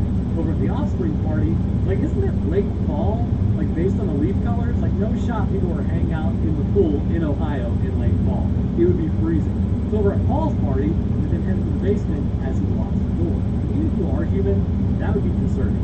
Opening the curtain, well, I can't show you any of that. It's basically just an orgy. The Lonely Islander actually over there in a circle, kind of Dutch runnering it. Look it up. Don't look that up. Bob and Franklin then enter the party, immediately destroying the bride as he's looking for his daughter. Bob gets then headbutted by the boyfriend after finding them before getting yeeted through the door. This dude is definitely an alien. Franklin then tells them not to mention this to anyone, just write it in your dream journal, get over it, and forget about what you saw, as then both of them leave. So Evan arrives at Bob's house now to talk to him. Evan says it wasn't cool to abandon your post, and has freaked out and kicks Bob out of the watch. Bob says, fine, I'll just start my own watch, and I'll have blackjack and hookers. Franklin agrees to join Bob's watch now, I don't know why that was difficult to say, as Evan now goes for a nice stress run before heading home. Bursting through the front door, Evan then tells Abby that he's sterile, informing her it's him, not her. So his wife says, well, we're a team, which is great because you're about to have to engage in a war with the aliens. Evan goes to tell her this before getting a knock on the door. Marcus then shows back up saying it's more important and they need to get everyone together. So over at Bob's, Marcus then cuts his hand as he begins moving the green. Bob then touches the goose saying it feels like male bodily fluids. Marcus lets him know that he's actually an alien. The ship landed about 6 months ago, and this would explain why the alien sized him up as opposed to taking him out at Hermes, and then why he's trying to let it out in Bob's funhouse. However, he doesn't like all of this alien kind. Plenty of humans I don't like either. But he goes on to say that Flirt Rock had taken out Antonio and that the alien invasion is imminent. And also that Flirt Rock is actually just sort of the douche of the group. He says that if they leave now, they can go survive by hiding in some cave systems in the desert and live out their lives with some dignity. Evan just tells them to go. Bob says that they're the neighborhood watch and they have to prevent this alien invasion. Not on their watch. Ha! Busting out the 10mm, those things do feel like a mule sometimes. Heading to Franklin's house and then raid his arsenal as then they go out to prevent the alien invasion from taking off. Franklin tells his mom to stay inside as they leave the Costco. Evan then calls the cops and let them know what is happening at the mega store. They don't believe him even remotely, so Franklin then takes the phone and says Evan is the Costco killer and that they need to get down there right now before hanging up. Arriving at Costco, they really do have everything to the roof for aliens. The aliens are actually already inside as they realize they're getting really drained. Great. Clearing the store, the alien is just sort of like vibing as when they take aim on it. The cops now arrive to ruin the plan. They try to tell them that there are aliens actually in this place. As Chucho stands there, he kind of like shakes for a second as the alien breaks through his back, pulling his heart out. They then open up on it, taking it out in the process as Franklin smacks MacGruber to knock him back out of it. And then they tell him there's an alien invasion about to happen. You need to be cool. So as MacGruber looks at this creature, it then grabs him, throwing him as they continue putting lead into it, going for a very rare quintuple tap. As they check out MacGruber, they hear a noise and then put another round to the alien. It appears overall that this species is highly resilient. Much like the shark heads from Battle of LA, what it really comes down to is either finding the brain or its parts. Putting lead downrange in areas that they assume it to be is a bit of a mistake if you do not know if you're hitting something's body or not. Like how can you put them down for good? And with their blood appearing as viscous as it is, it's entirely possible that unlike humanity with our blood to be non-viscous blood, their blood doesn't come out of their bodies as easily, allowing them to survive grievous wounds without a bleed out. Also, you may be wondering why their blood is actually green. So going back to their metabolism being oxygen-based for them, while ours is red due to the iron that is contained in our hemoglobin, there are instances where it can turn green. But it would also appear that there are species that have another reason for their blood being green beyond just the type of element in their blood. So with humans, it's essentially an issue of too much sulfur in the blood. In fact, you need cyanosis of fingertips because sulfur is not really good at transferring oxygen to anywhere. But it can turn your blood green. Also around 20 meters deep for the Lord's unit, it's about 63 feet or something like that. Our blood will appear to look green. But in some animals, green blood is considered toxic by humans, of course, as it involves a toxin known as biliverdin.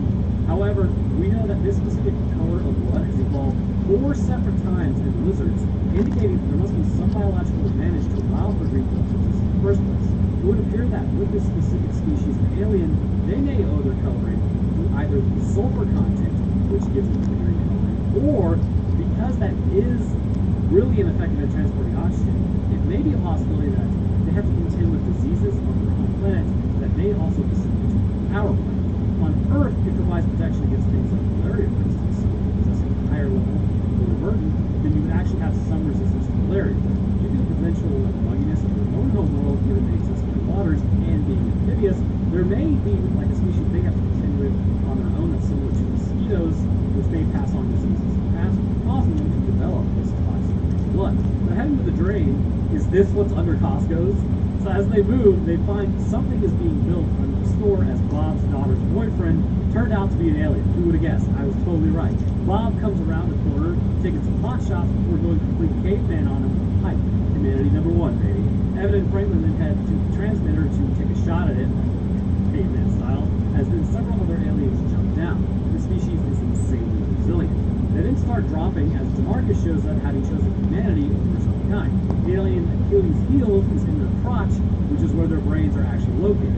Bob is able to use this information to rip off his daughter's alien boyfriend's ear, ending him in the process. Apparently, going with the large rain jackets, as Bob put it, was a bit of wishful thinking for this particular alien.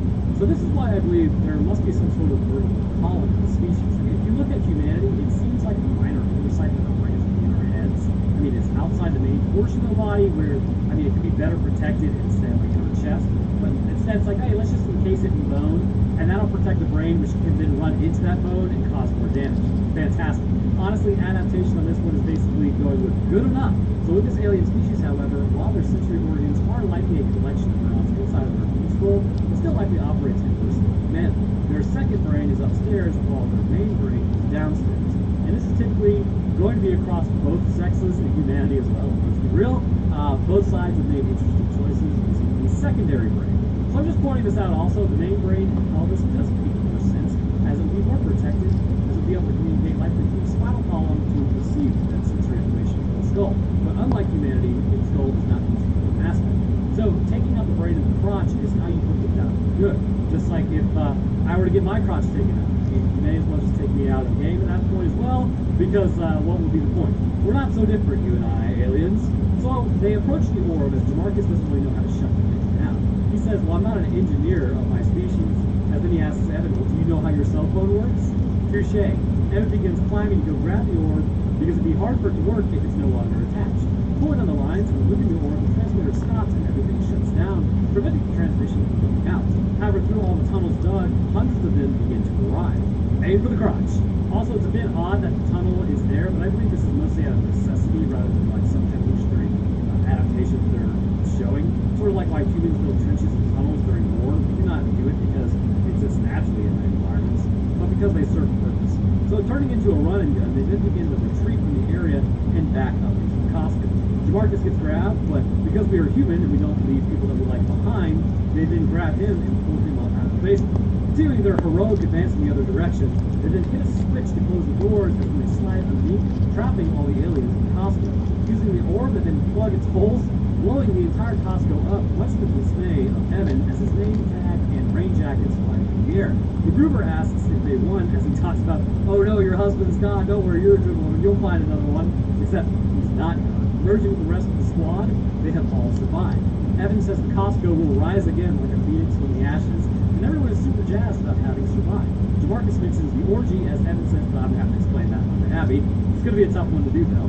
So they hug it out as they all agree to go raid what's left of the Costco.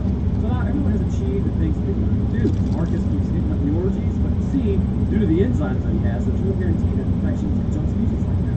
The boyfriends are all scared of Bob for ripping off his last daughter's boyfriend's ear, as Evan has some offspring and Franklin is on the course. All's well that ends well.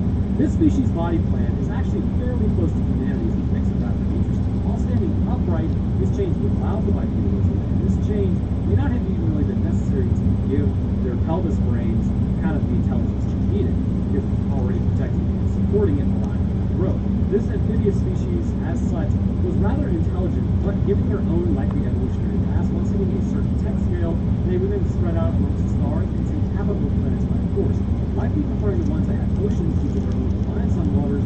They would then wipe out the native species in that area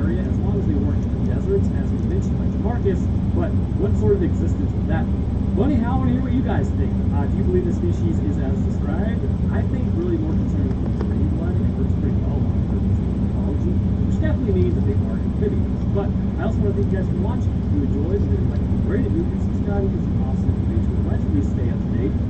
Not my post, or maybe you'll be notified. I don't know. YouTube to YouTube. I'll drop my Twitter, Discord, Patreon, and the Twitch channel link, where last week we talked about the unsolved Colonial Parkway murders, but speaking of patrons, I'd like to thank them. First, you thank for our astrophysicist, thanks, bro. Next up, I'd like to thank our scientist, Chad the Enjoyer of Scientific Exploration, horror movies, Part 23, Wuxing Dragon, Metric System, and Trash Trench Coat. You guys as well. And the rest of my patrons, I appreciate y'all's support. It goes a long way towards keeping everything running. It's greatly appreciated. Alright, so that's going to do it for me. I hope everyone enjoyed. See y'all next week. Small towns, woods, and people going missing. Has there ever been a better winning combination in the history of this planet? And be honest, the answer is no. This is that good stuff, as they say. In the events of Werewolves Within, a small town of leftovers due to people that are living in the area during winter. This is like 30 days of night. This is like mountains, I think. You're really not in that dangerous of an area for snow. Granted, there is only one road that actually leads out of this town. Anyhow, this random amalgamation of people would end up facing it off against a creature capable of tearing through solid metal but still maintaining the intelligence to know exactly where to attack to cripple human infrastructure, which denotes something rather interesting about the functionality of its brain. As the town struggled to figure out who is the creature, they would ultimately start dropping like flies. The question is, what is this individual actually afflicted with? How is this any different from your run-of-the-mill lycanthropy, and how might their brains still be operating? Let's discuss that and more in today's episode over the Werewolves Within. And there is no shot you already know what the creature is. Like, I mean, how could you with a title like that? We kick off with the opening title screen of Listening is Where Love Begins. Listening to ourselves and to our neighbors. Why it's written over horror music and stingers is beyond me. This is pretty much hilarious. Also, Mr. Rogers, like, legitimately said this, so it's gonna be one of those movies. A song about screwing with teachers starts playing, and not the good kind of screwing with teachers, as like a 32-year-old talking to a teacher at a salsa event. You get it. Basically, this song is just talking about putting thumbtacks in chairs. Heading over to my dream house, a man is in the woods, and he's texting someone. Popping off a wedding ring, hey, it happens. Twigs and branches begin rustling near him, scaring the absolute crap out of him, as something is incredibly quick. See, it's around that point that you start heading inside of the building, not looking for it. Calling out hello, nothing answers. Predictable. That is the typical response with, something to do when it's hunting you. He moves further into the woods, which is always a great plan, like a road dog and force multiplier. He then gets grabbed and dragged before getting sliced and diced, and then completely just dragged off to his doom. Jumping over to another man, 29.5 days later, all traffic passes him on the side of the road. Pretty sure I would have seen my car on that line because I cannot stand people who drive slow on two-lane roads. Screaming the car like a madman, very cathartic. He calls Charlotte, telling her that he's almost to his new post. Seems like a bit of a pushover type of deal, but pulling up to my dream house once more, this is evidently where he will be staying in his time in Beaverview. Also, YouTube is YouTubing lately, so if y'all enjoy this content, please feel free to like this channel immensely, and I love you. Moving on, walking inside, we hear a news story about a storm rolling in as Lily from AT&T points him towards the front desk. At least I'm pretty sure that's who that is. Kind of looks like her. Nah, you know what? Who am I kidding? I know that's her. A man is trying to make a sale to the owner, talking about the impact studies and whatnot, and I'm assuming they're looking for gas in the area.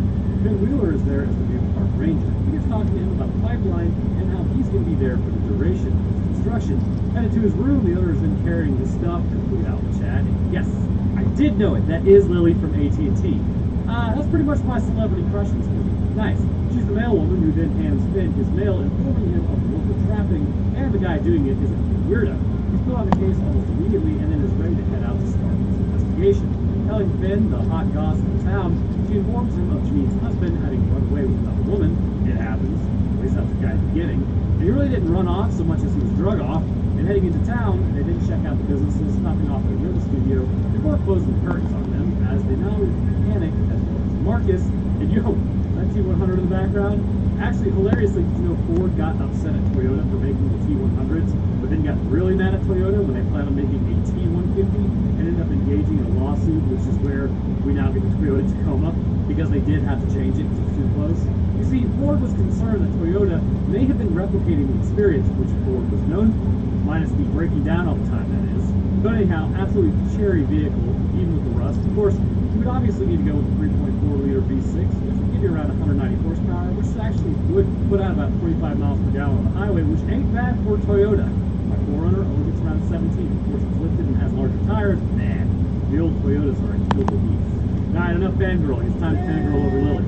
Meeting the next woman, Trish, she owns a farm down the road, pulling out a Ranger Angel that she made for Finn. Evidently, the whole town is getting paid for the pipeline being there, and everyone's pretty jazzed about it.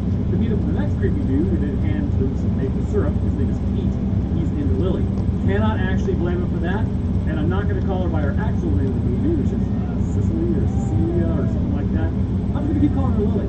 Continuing their walk, they then move across a very suggestive phallic fire totem. Remember, burning like that, go see a doctor. Also, fun fact, we were beginning to have issues curing gonorrhea due to it becoming antibiotic resistant. Wear a jacket when you're hooking up with someone new. Don't want to be patient zero that has that constraint. So as they keep walking, the snow starts falling, which is absolutely idyllic, as they head up the rail trail, which is an interesting name for it. But Lily breaks off at this point, not wanting to go further. Missing the sign, he kind of keeps walking while talking on the phone, continuing to miss every sign possible that he will have his organs introduced into the atmosphere. He approaches the creepy cabin, calling out the Flint. Knocking on the door, like a cop, all the windows are covered in fabric. It's a little odd. Looking inside, he sees a wolf head as a man appears on the porch. What does this dude hit, like 10,000 DC? Ben gets told to leave, even though he's a ranger, as he tells them, you know, as long as you're not on federal land, it's all good. Ben comes running down the driveway after that wonderful encounter, as Lily asks if he's hungry. He says that she tried to warn him, though. Right. Heading into what I can only assume is a barcade, Lily then runs into that food. Lily comes back out as they start playing like that song's like I saw the sun. Anyways, can't sing, but actually, believe it or not, that's the song I played the first time I developed my celebrity crush. It's a real problem. So they have a beer. I think it's kombucha. It is actually. So Ben mentions his girlfriend Charlotte and how she sent him out there because it's too available. Yes, of course. That's the harbinger being seen.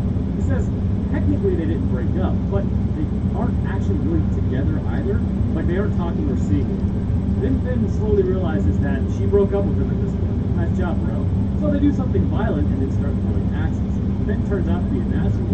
Despite Finn actually being a bit of a pushover, things are going well with Lily. What a chat. That isn't until Finn gets a call from his ex-girlfriend and stops mid-kiss. My brother in Christ, why?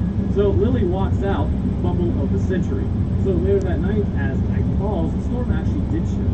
It's pretty bad, cutting power to kind of like the whole town. What could possibly go wrong? So as Trish walks around her house, she gets her quadruped to go outside to the bathroom as she starts smoking inside. It's the bay move of the highest order, although this would technically save her life. As the dog pees, footsteps approach before Trish hears the dog being shot. She grabs the leash as it snaps as something is shooting through it. Grabbing a flashlight and not a force multiplier for some reason, she then shines at the door as something is outside. She opens the blinds before screaming. The next morning, Ben gets up, hearing yelling, and then runs downstairs to find Trish. She said a monster ate her dog. The company man back there said it's probably just a coyote, but they asked the doctor what she thinks. Dr. Ellis is there to, I guess, stop the pipeline. It's a bit odd, as she's supposed to be on the environmental side of science, but as we'll find out, she can also run genetic searches for compatibility. Do all scientists know everything? Yes. Lily then shows up to tell them the power is out everywhere. Dr. Ellis then grabs a hair from the leash as the panic crackhead couple show up, saying the storm is totally screwed. Now, they didn't say screwed, but you get it. Only I didn't say fudge. Ben then now heads outside and sees an avalanche has blocked the only road out of town, and walking down the streets, there are really only like 8 people out there. He finds evidence of something infrastructure has been actually sabotaged. And I know what these are called, but for the life of me, I cannot remember its name. Essentially, just a ton of juice runs through these things, and we used to like sit on them and hang out with friends for hours as younglings. It's absolutely wild. Now, these evidently ever marked would be a really bad time. Also, I think some of these are generated as well. But we see the first evidence that this picture is incredibly powerful. Now, if you haven't noticed already, this video is going to be based on like the old format of videos that I used to make, mainly because of how the movie itself is structured. But to pierce through metal like that with just claws, or because it's assumed just claws, this would require a ridiculous amount of strength. Back at the manch, as Lily calls it, Ben then walks around the building, finding several claw marks all over, saying heavens to Betsy several times. So as he's heavening to Betsying, he hears her growling from underneath the building and finds an bracelet. Pulling it, an arm comes out. Ben then heads inside, telling everyone the roads are totally screwed. Generators are also shot, like all the generators in town, which just inspires an argument amongst the neighbors as Ben then turns to Janine and is like, oh, by the way, you have a body underneath your porch. It's your ex-husband, as then she lets out a yell. Guess he didn't make the police after all. Company man says it must have been a wolf that took him out. The leg muscles were severed to immobilize him. Dr. Ellis then takes another hair sample and puts it later. She leaves to compare these further samples. So, they all head back inside as they talk about how they could really use a snowplow right now, only the starter and fuel injector that Gwen had ordered earlier had actually been delivered. The mechanic couple wonders if Janine is going to kill somebody next. Ben then says that they should go up to the trapper's cottage and see that if there's any possibility that he would actually trap this cabin for them, but nobody will go with them except Lily. So, when you almost make out with a woman, by the way, just for your information, stop and answer your ex-girlfriend. Typically, they're not too happy about it. Remember that. Just some unsolicited advice from Poirot and him. And predictably, neither is Lily about the whole situation. Ben apologizes because he totally blew it, as Lily tells him to man up, grow a beard, get some chest hair, listen to freeform jazz, and learn about tax extensions. You know, the things that make us all men. Back at the bench, Trish is totally zoned out for shame. Dr. Ellis is up in her office as Janine comes to bring her a drink. Dr. Ellis says she's going to go find out what took out her husband, as then she goes for a hug and it just gets totally ignored, which is a classic scientist move. They're really bad at social interactions, mainly because that's me. Back over to the trapper's cabin, Ben is afraid to knock on the door, but eventually the trapper just comes to the door because they're being so loud and he's covered in blood. He asks what happened to his generator as they inform him of the situation. Basically, they need him to track down this thing and take it out. So he thinks about it for like half a second and then declines. Classic. Ben then appeals to him being like a part of this town and you're in the community and it's taking people out. And he's like, well, the townspeople also voted for you to get rid of this beast. Ben asked him to be a good neighbor just like Mr. Rogers. As Flint doesn't know who Mr. Rogers is either, this movie is ridiculous. Trish at this point then starts having a mental breakdown, and as they talk about what took out the generators, the mechanic guy yells out, it was a werewolf, which that's the smart guy. What the town assumes is she's Flint. So back over at Flint's cabin, they find a dog collar on the mantle as Flint says he's not their man, as Ben and Lily at the start are like, oh yeah, no, totally dude, it's totally good, because they realize he took out the dog. Flint asks if they want to leave because they start panicking near the door as he finally unlocks it for them so they can get out of there. Very smooth. Entering the ranch, Lily says Flint killed the dog. Janine then questions if he took out her husband too. So things are looking pretty bad for Flint currently. So as Janine then comes to terms with the slaying of her husband, Dr. Ellis comes in to talk to her. She compared both the samples that were from Dave's body and Chachi's outfit, and she says the hair is canine, but there are no matches in the database, and she isn't sure what it is. Meanwhile, Gwen looks at a picture and is like, what happens here? As Dr. Ellis says, Dave was probably eaten alive by what it was, which is exactly what Janine needs to hear right now. Flint at this point says everyone should stay there for the night, as they all agree, else death food. Ben asks if anybody packing, as the whole town basically is. The patriotism in me is just violently rising. So the mechanic man says if Flint comes down, he's going to take him out. Pete makes a pass at Lily, as per usual, and then they're all pretty much agreed to leave the handheld in the room, so doubling up is probably necessary. Heading to Dr. Ellis's room and then knock on her door, but she doesn't answer. She's working on something in a very suspicious manner. Locking down the mansion, it's a full mood as everyone then heads to bed. Ben is passed out on the couch while something moves in the stairway. In Trish and Pete's room, the door opens as Pete is grabbed and dragged out of the room and down the hallway. Gwen fires a few shots as Pete's hand is then bitten off. Ben then yells out it was an animal attack as they realize Pete was also shot near the heart too. Possibly hard, maybe. I don't know. Probably just a lock in. But Dr. Ellis then takes a picture of him and definitely a top lung shot actually. Probably not the heart. The hair from earlier was found on his well, and now she takes that drink from the company man. Dr. Ellis then heads back to her room and takes a drink, finding the blood of her own hand. Marcus looks at the pills on the table, he's passing out of it, and they realize that they can't move the bench. Trish asks how the animal got in and how did it get out. Dr. Ellis then checks the laptop and the DNA results have come back inconclusive. So, not really ideal. Grabbing her own handheld, she moves out the window and sees the body is now gone.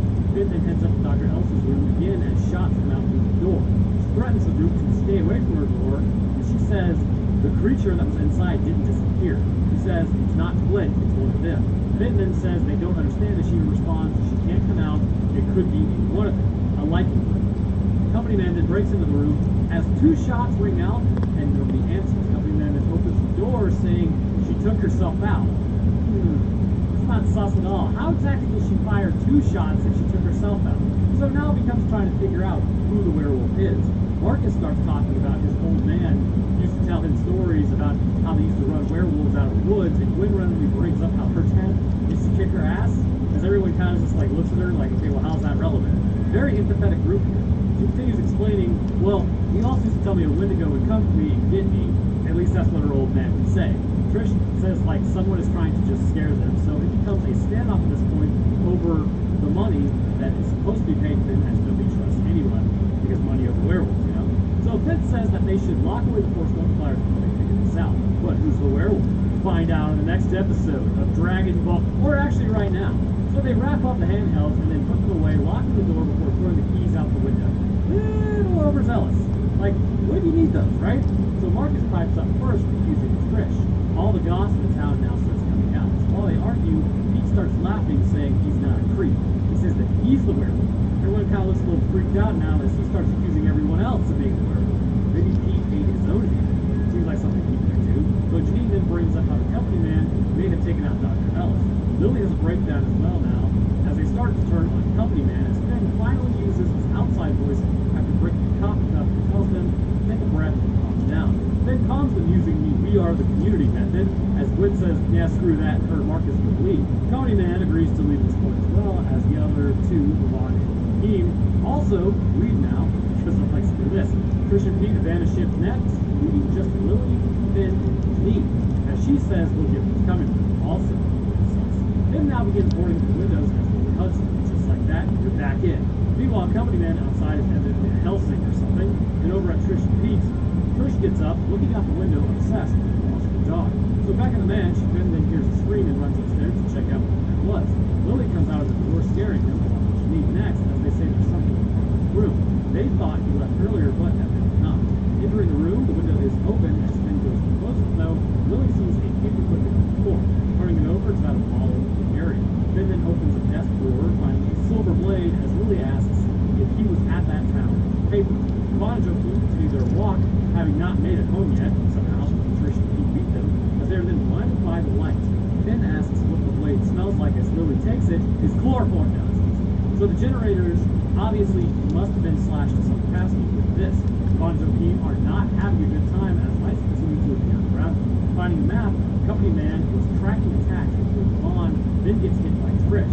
He then stabs the Vaughn in the neck at this point, and I'm not really sure why. Company man then has re-entered the building looking for the werewolf. Finn and Lily go to get around him, alerting him to their presence immediately. Heading outside, he calls out to them, telling them that he's just hunting the werewolf. The kid then turns on a flashlight from underneath the deck, saying that he got separated from Vaughn. He tells them it was by Trish's house. So heading over, they then call out for Vaughn, as he opens the door and finds Marcus wearing Freddy Krueger hymns, stealing Trish's pills. Marcus then flees the residence as he's immediately run over by Gwen, who's then domed by Trish. Good lord, this town is literally eating itself at this point. So they leave Trish outside as she goes the other way in, stopping them before they can leave. She then pushes them towards the living room. He then asks if she did something to her husband, as Trish looks over at Peter and realizes it's about done. The demon then hits Trish across the face, ending her pretty much immediately, as then her face falls into the actual furnace. And this town is like down to 50% population now.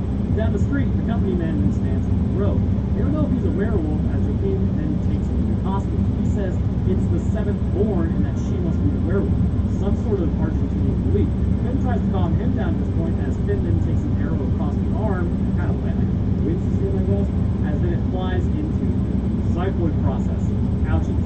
Also, liver for sure got hit by that bolt. The company man then approaches reloading as Lily tries to start the truck. The company man then gets to the truck, grabbing Lily, pulls her out, and then starts calling out about all the maulings and manglings, all at the same time that Finn arrived in this town. He thinks all of this was a ranger. He says he found a knife in the ranger's room. The ranger's confused as he says, no, we found that in your room. Finn then says that there is no monster, but Siam insists that Finn is actually a monster. Lily then hits Siam in the leg as Finn starts knocking him in the face before getting stabbed in the side. He maces Siam in the face almost up. He's able to take out the gas behind him, causing a massive explosion, taking out CM, but somehow not Finn and Lily in the process. Having survived, the power then turns back on as Finn looks at his boot. Ouchies. Lily grabs him as Finn says, "Oh, I'm probably dying." Like, the key here is to pack the loop. Lily says, "No, I like you can't die," as he lays there. At least it's just eternal bleeding, right? I mean, that's what blood's supposed to be.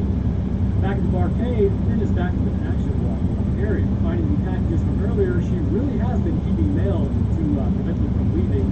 Like, it was a joke he made at the beginning, but it appears that that's actually what's been happening.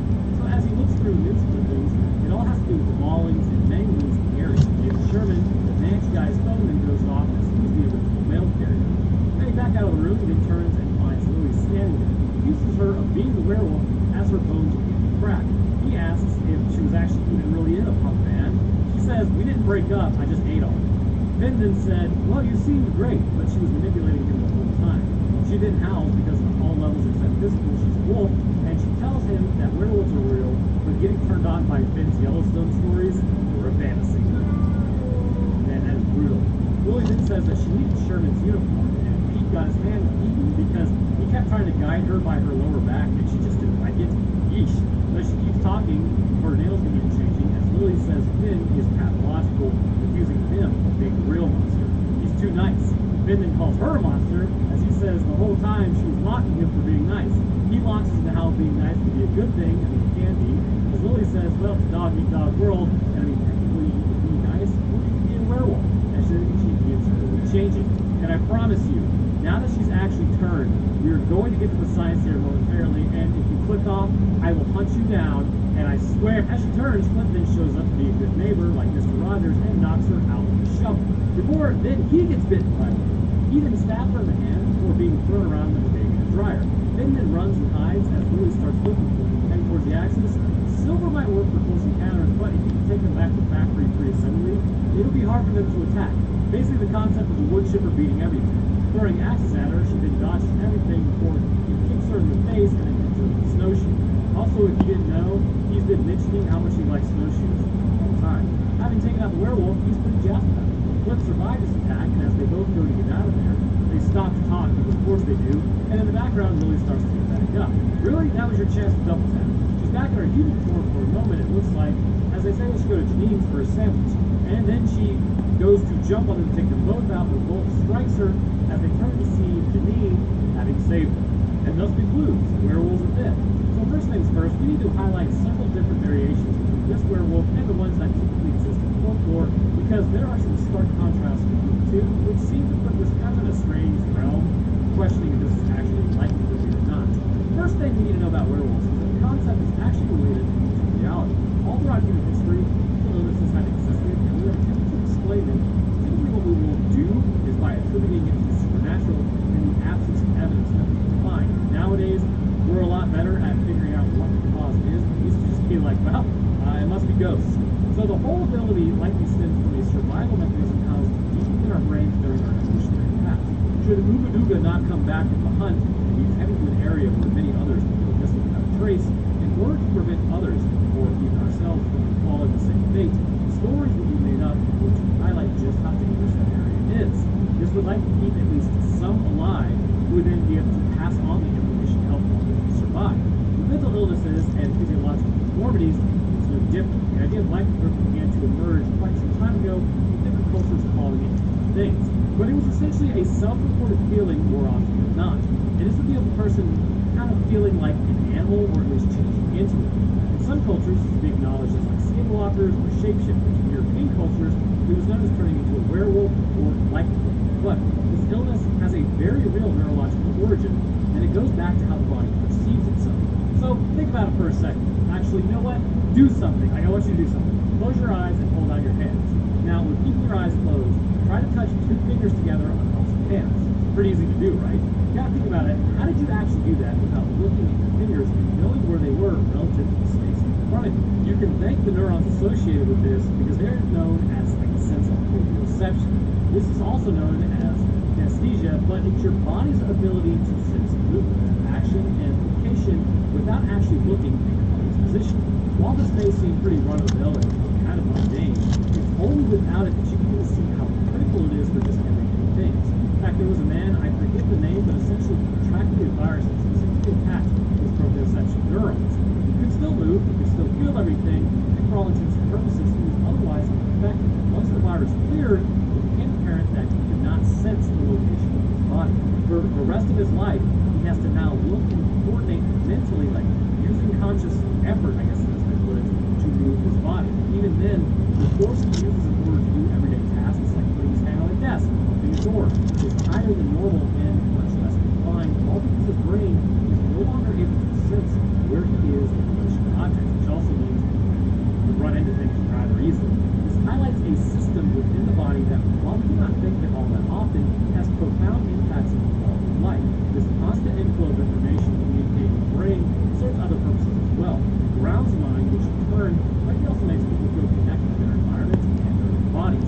It's also kind of one of the thought experiments is if you were to take just a human brain and keep it alive but it had no sensory connections to sight, hearing, feeling, or nothing, would that brain just completely descend into absolute chaos? I think it would have enough information on what's around it. It would basically just, I think, absolutely disturb brain. But this is why when the body's having difficulty connecting this system in particular, a person can start to feel like suddenly they are no longer human.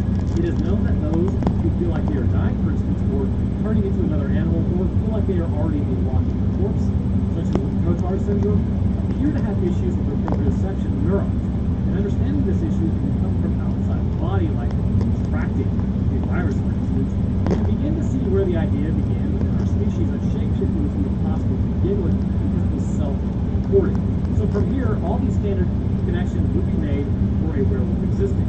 First, that it must be taken out with pure silver. I did a discussion on this concerning toxicity of silver to werewolves. I think I talked about this episode. I'll touch on it here in case you haven't seen it, because it's been a hot minute ago. Silver, while handling it, is not very toxic. If you get stabbed by it, typically you will have other issues because you're human, like blood loss, for instance. However, werewolves, as we all know, heal incredibly fast.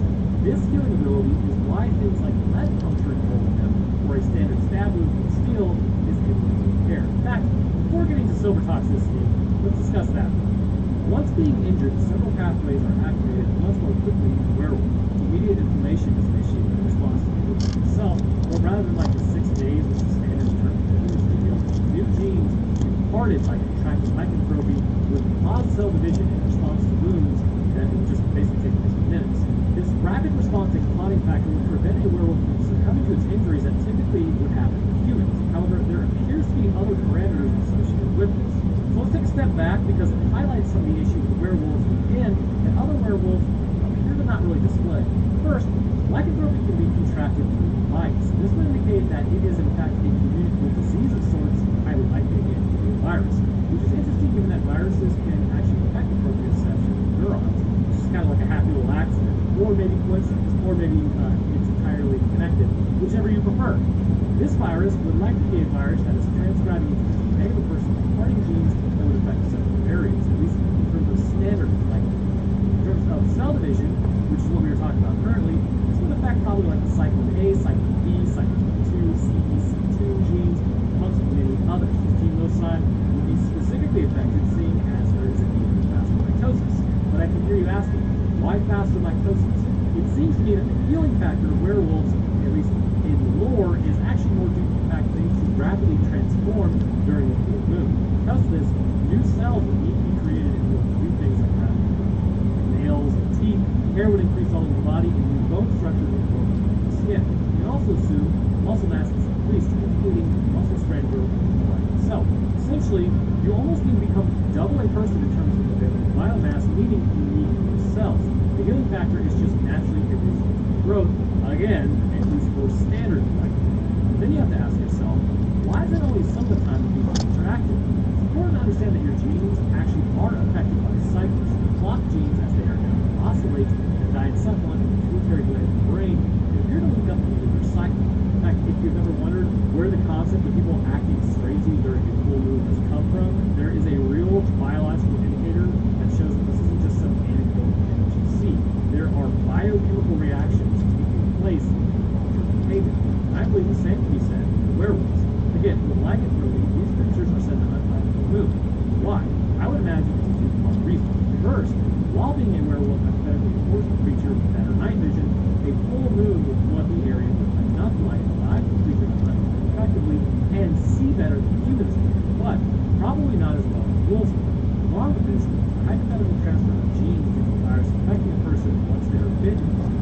be affected by clot genes and also recycled. This is why you can take out a werewolf in its human form with standard damage. The genes are fundamentally dormant for the most part, as clot genes are not activated. However, during the full moon, it takes specifically silver, which then grounds us back to that original point. Why does silver work? Silver, specifically when introduced into the body in quantities like a knife, blocks cells' ability to enter mitosis, interrupting the process by binding to the DNA of the cell. This prevents the healing factor from being able to take place, allowing for a wound to exist like a human. Once the wound is open, the circulatory system will also not as effective with clots, as it's been shown that nanosilver injected into mice reduced the ability of platelets to clump by as much as 40%. This would allow for a bleed out to happen. Along with this, the silver in the immediate area would contaminate cells close to the wound, blocking the pathway to mitosis. This would allow effectively for this small area of the body to even once more and allow for a werewolf to bleed out as a person would a human. But with all that said, this is just your standard life. And this is how it is supposed to work, which we see several issues with the movie itself that seems to designate this as a given illness. First, from what we can tell, while it's never really revealed exactly how Lily became a werewolf, what is known is she did not appear to have a good life, so it's not just genes that were within her. Initially, she was in a punk rock band where she would then eat her bandmates after contracting lycanthropy, or at least this version. And this would mean, once again, it's communicable, and that she had to come into contact with someone or something that happened prior. Of course, here's where the issues arise. While she was able to contract this illness, she doesn't seem to be able to pass it along to others. After biting Pete's hand off, he still succumbed to his wounds and was in no way, shape, or form changing. After Flint gets bitten, there's no indication that he will turn either. And this would indicate that biting is not the vector for the transmission of this virus, ruling saliva out as far as the spread. And I would still maintain that it is still a virus. Seeing as this is the case, it would seem to imply that the virus is spread either through direct contact with blood entering an open wound on the body of a non-infected person, or potentially one of their mucosal membranes, or the virus is spread via other bodily fluids. And I think we all know what that means, but honestly, that seems the most plausible given that Lily was in a punk rock band, and we all know the propensity of A, humans to hook up with one another. 2, have you ever heard of what rock stars actually do in their free time? And D, I mean, who doesn't enjoy, fun stuff? So bodily fluids are getting passed around like cranberry sauce at Thanksgiving. Not to mention the lore surrounding lycanthropy in general is that there is an increased display of horrible traits associated with reproduction, whether it be changes to muscle mass in human form or increased confidence. It's a real thing. It's honestly bizarre someone took the time to categorize that knowledge, and now I'm here telling you as well. That takes up space in your brain now.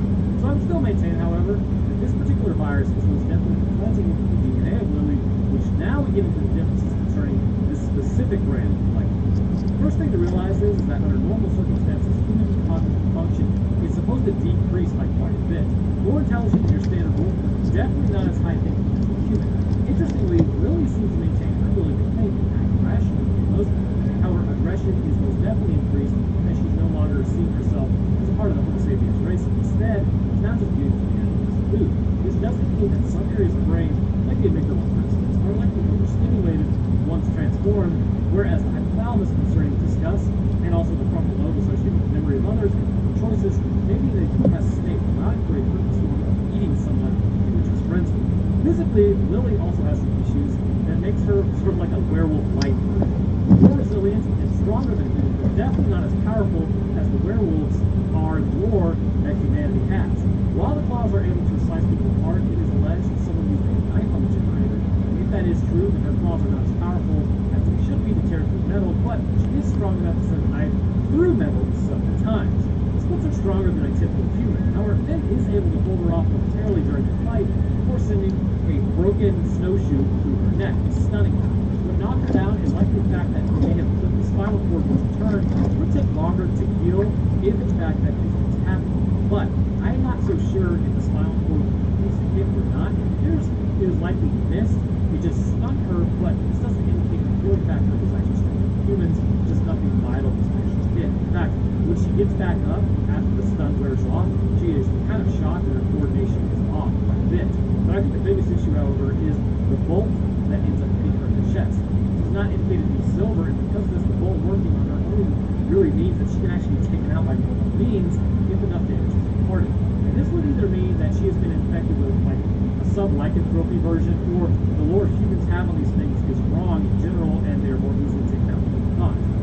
That said, the healing factor may not be effective with specifically the genes associated with mitosis. However, there are many areas of the body that appear to take on new structures, which does indicate there is cellular growth. Skeletal system, for instance, would have to change due to the increased presence of muscle. This muscle will pull for a portion of bones, meaning denser bones would be needed to resist the forces. Otherwise, Lily would probably break everything just by moving. Cheekbones and brow ridge also appear to change, altering the facial shape. The teeth are no different. Hair continues to appear all over.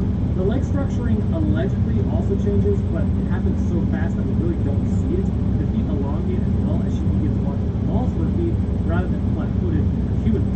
The skin also changes to a degree, with cartilage appears rising to a point rather than standard rounded human. All these changes would indicate that specific areas do in fact divide rapidly in terms of responding to a wound specifically. This particular pathway does not appear effective to me. But then there's also the glaring issue being that with her being a full-on werewolf, this process is described as apparently forceful. You do not have a choice once infected. Every full moon you will evolve to an anvil and then throw things around you. However, with Lily, it appears to be more choice-based. The entire time she is with the group, it is night before she is out. This means it really is based on if she wants to become a werewolf and not just Hulk out on people in birth. So really, Lily is actually just a turbo douche with an illness that seems to be completely at her own will if she's tearing people apart or not. So what do I think Lily actually is? It's clear she's infected a retrovirus disorder that has transcribed specific dormant genes in her DNA. These genes appear to only be activated by the full moon due to clock genes that run concurrently with the lunar cycle, holding influence from the diencephalon and pituitary gland. There is no indication that she can heal herself more than anyone else, and the shot to the neck was pure bad luck on Finn's part, but the bolt to the chest did take her out. After the virus was transferred to her body by a bodily fluid exchange in whatever way that happened, the impact on her body would then lead to a decrease in strength and potentially division of cells, giving changes to the bone structuring and the face and hair of the body. But for all intents and purposes, this appears to be a different form of lycanthropy that she can not only control, but can still maintain her ability to think, be moved, and transmute state. All in all, though, this version of a werewolf would be incredibly easy to take out as evidently just a shot to the brain, a shell to the face hard enough, or even a wood chipper appear to all be viable options to fight this creature. But I want to hear what you guys think. Do you think she's a full-on werewolf? My stance is no. This is clearly a different version of the established lore, which in turn makes sense that she has to be more careful not interacting with humans, given that they can definitely take her out if she can injure them. But I want to thank you guys for watching. If you enjoyed, then leave a like and a great review, and subscribing is also awesome, as allegedly you'll be notified as well when I post. I'll drop my Twitter, Discord, Patreon, and Rogan's Notes channel. And last week we talked about the unsolved Parkway murders. Speaking of patrons, I want to thank my first, huge thank you to our astrophysicist, S. Dancer. Thank you, sir. Next, I'd like to thank our scientists, Chadwick George, scientific information, four movies, Coach 23, Shit Dragon, Metric System, and Crash Band. Trench Coat.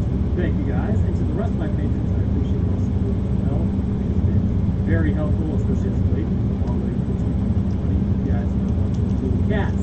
Alright, so that's going to do it for me. I hope everyone enjoyed. See y'all next time. Parasitic animals are the absolute worst. No matter if they exist internally to directly take nutrients from our bodies or externally to steal our blood, nobody likes parasites. In fact, we even have a whole classification that we apply to people who tend to behave in similar manners. The reality is, while other species may not understand the affronts caused by these animals that latch onto humans to survive, humanity is absolutely disgusted by these creatures. They're hardwired into us in a similar manner to how you should respond, given that you have a healthy mind, to something like, I don't know, the anglerfish. Absolutely horrific. Moving on. In the events of ticks, we see one such animal. After being exposed to a compound directly, create a variant of this parasite that typically could latch onto you and go unnoticed in this wild. However, when this one would latch onto you, it would be noticed because it begins burrowing immediately into your brainstem, might cause you to panic. But the question remains, how did the ticks get as hard as they did? What is the feasibility of this growth rate? And what is up with the hallucinations caused by the actual bite? Let's discuss that in today's episode covering ticks, as in the movie from 1993, because it's been alleged that I keep forgetting to put the title in the actual video. Well, first, this episode is sponsored by Factor. Heading to Factor75.com or visit the link below using code RONA50, you can get 50% off your first Factor box and 20% off your next box. Warmer, sunnier days are officially here, more so if you're in south. I have no idea why the Northwest is so cold right now. If you enjoy them, you should be filling up with healthy, meal-prepped meals. With 35 different meals and more than 60 add-ons to choose from every week, you'll always have new flavors to explore. Taking only 2 minutes to heat up and enjoy, Factor is cheaper than takeout and much better for you as well. So, like, as I always say, nothing has really changed. About 3 years ago, Factor approached me for an integration. I was actually so impressed with the meals that I've ordered them on subscription status ever since. I was originally around like 220 pounds or so, which I'm now down to 175, all by eating these delicious meals for like dinner or lunch if I'm being lazy about lunch, and then exercising. Really, it's changed my trajectory in my 30s due to the benefits of establishing a better eating habit now. Plus, the ease of like eating these meals as opposed to just going out and getting junk food is way better. I typically go with the Protein Plus option, which appears to range anywhere from like 40 grams to 50 grams of protein per meal, making my 200 gram protein a day goal easier. Way easier. So if that sounds like something you'd be interested in, by heading to factor75.com or clicking the link below and using code ROANOTE50, you can get 50% off your first Factor box and 20% off your next box. Alright, let's go back to it. We kick off our story with this being a highly requested one, and I want you guys to know you're a bunch of nerds. Thanks for watching. As a light bulb swings in the howling wind, that's like one good smack away from anything near it and breaking. We zoom in on a pipe on the ground, I guess it is, with a noise taking place underneath the dirt. Why is there noise taking place underneath the dirt, you may be asking? Well, ticks will typically lay their eggs in soils. Moving within the building, some gauges measure the gigawatts. Nobody really knows what's going on. As a pulley starts pulleying. Much like a Honda Civic, the entire machine is run by hamsters. Simple engine number 4 continues to whir as green fluid is being pumped through. Heading into the operation below, or I assume below anyways, that they have going on here, it would appear as though the fluid is being pumped through and it's actually applied to the plants themselves to make them grow faster, which will totally help filter out the CO2, which will totally help the are the YouTube mods gone now? So they're just straight up growing some green down there, and that's what it looks like anyways to me. As the steroidal pot juice drops down onto the egg, this evidently is going to change it. Alright then, this actually really isn't too far-fetched, but we'll kind of give you a little tickle. So we now jump over to a bridge. Scott Evil gets dumped off by his old man as he drops him off saying, "I'm doing this because I want you to get better." Drop him off at a pass. Wow, we now have a flashback where he was lost in the woods looking for his old man. Ah yes, pretty good idea to get him over his fears. Just head to the inner city and leave him at a bridge. God knows who's nearby. Fantastic thinking, old man. So while Scott Evil has a mental breakdown, Mendon throws a basketball telling him that if he misses, he's just going to straight up get stabbed. Consider the following. Why? You see, this is why you just don't drop off your kid at just random overpasses. So he makes it the first time and then goes to shoot again, making it the second time, so no stab of the day. Seth then throws the ball back at him as the man arrives. So the director of the Wilderness Project has finally shown up. And no, there was no better location they could have met up at. This is a totally safe area, don't worry about it. There's no malls, parking lots, or designated meeting areas anywhere else. Parents should feel absolutely secure leaving their offspring in areas such as this. What kind of hack nature person? What is going on? So he meets the rest of the squad as Mr. Stabby is there to deliver this trip as well. Also, it's so bizarre that they try to make Carlton like hardcore this movie. It's honestly mind-blowing. Anyhow, sensational, thank you for coming.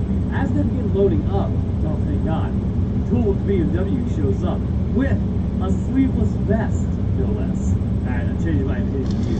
Cool guy now. What a weird movie going out in the middle of the weekend. It's like everybody has a bit stereotype that doesn't properly do this. Meanwhile, over at Shady Acres, a man who has never cleaned his coffee maker ends up drinking something, and then checking his machines after hearing something, the hamster must have given him a bite. Kicking it and then fixes itself as the mystery fuel continues to flow. Steroid pot oil, as it's known, into the wood that's being eaten.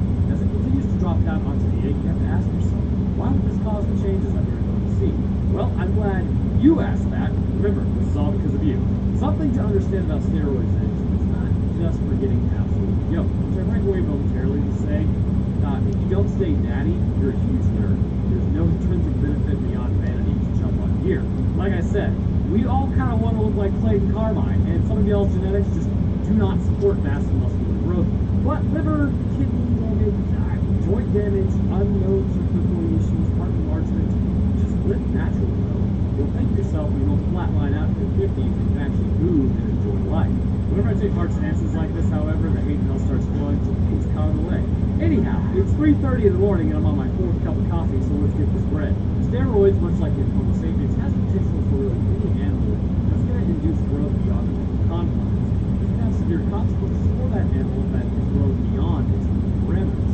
In some cases, naturally, this is seen in others. It's obviously induced or intentional choice. In the events of natural, though, take someone like Henry Wadman. Due to hypertrophy of his pituitary gland brought on by a tumor, I believe, he would then go on to reach a height of 8 feet 1 inches or 2.17 meters tall and weigh around 439 pounds, or about 199 kilograms for everyone who uses human units on this planet.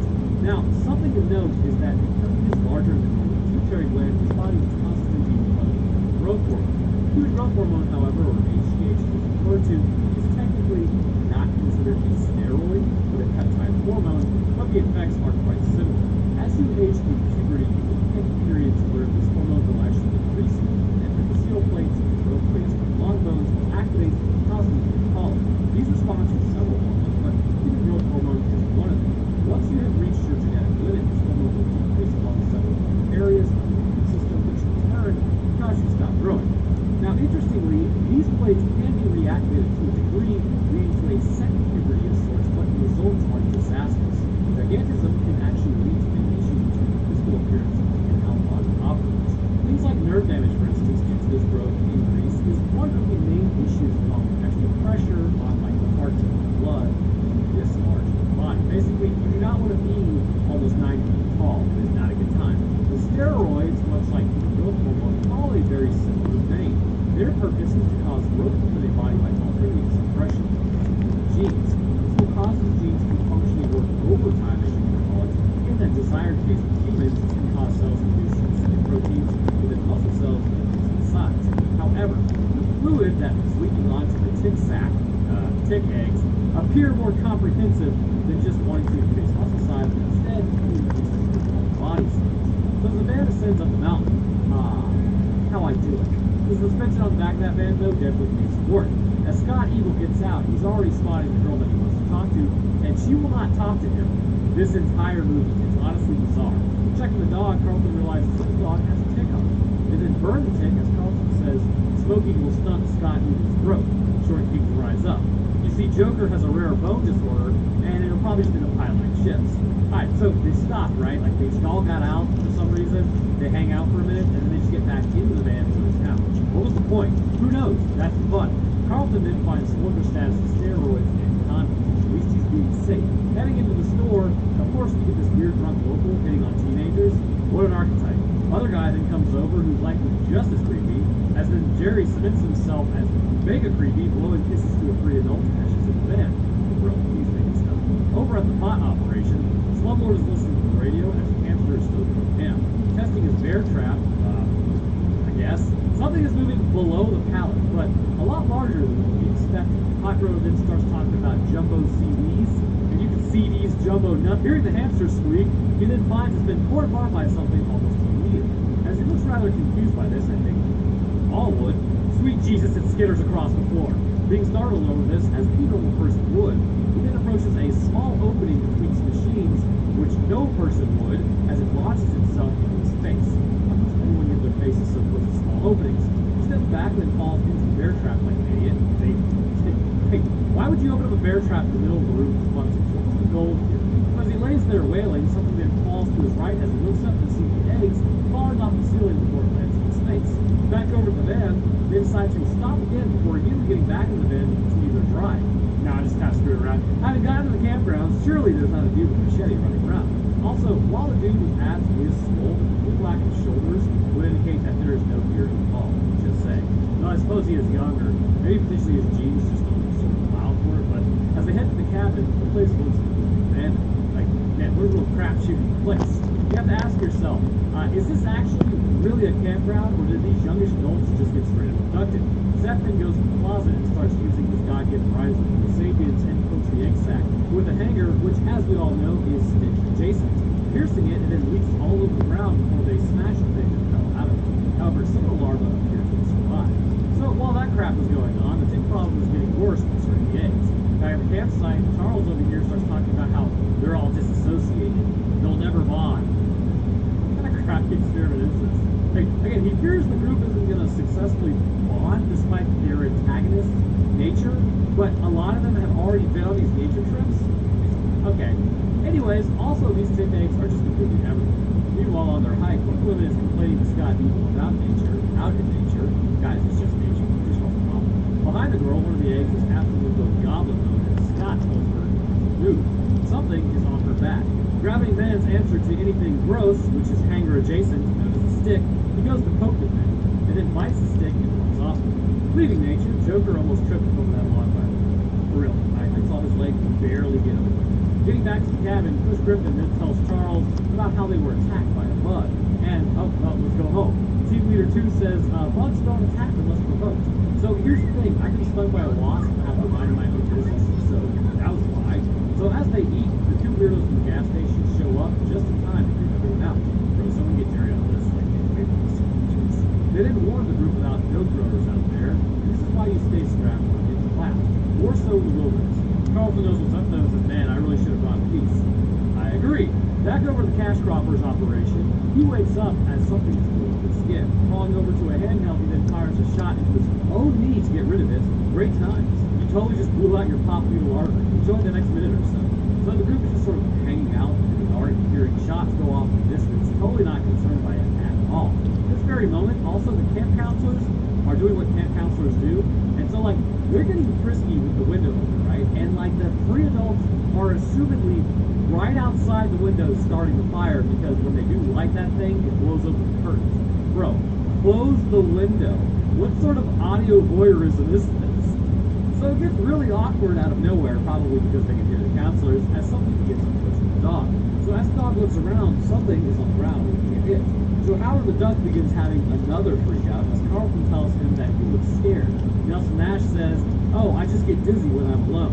Carlton then talks up his dog about how it's the toughest dog ever, he'll fight anything, and, you know, then he gets bitten by something. Carlton then tells Scott Evil to go get some help. Are all these names confusing yet? Seth has evidently been in everything, everywhere, at all times, so it's got to do justice. So okay, in Charles's cabin, right, why is Holly's hand over Charles's face? What is the deal with that? Meanwhile, over at the dog, it's convulsing. We really know what's happening is someone is pushing the back of the dog, and it's resisting every instinct to play. So as Carlton approaches it, he grabs Brutus and then starts walking back with him. Running into Scott and Charles, he tells them Brutus was convulsing and wouldn't move and didn't recognize him. So Carlton has a freak out about this and says, I don't belong here. Hey man, we all belong in nature. Maybe not giant kicking mess in nature, but he in it. So because of this though, he says, I'm just gonna leave, right? He says this in front of everybody. Seth says he's being crazy, not the best thing to say, so he gets thrown against the wall and then held up with a knife.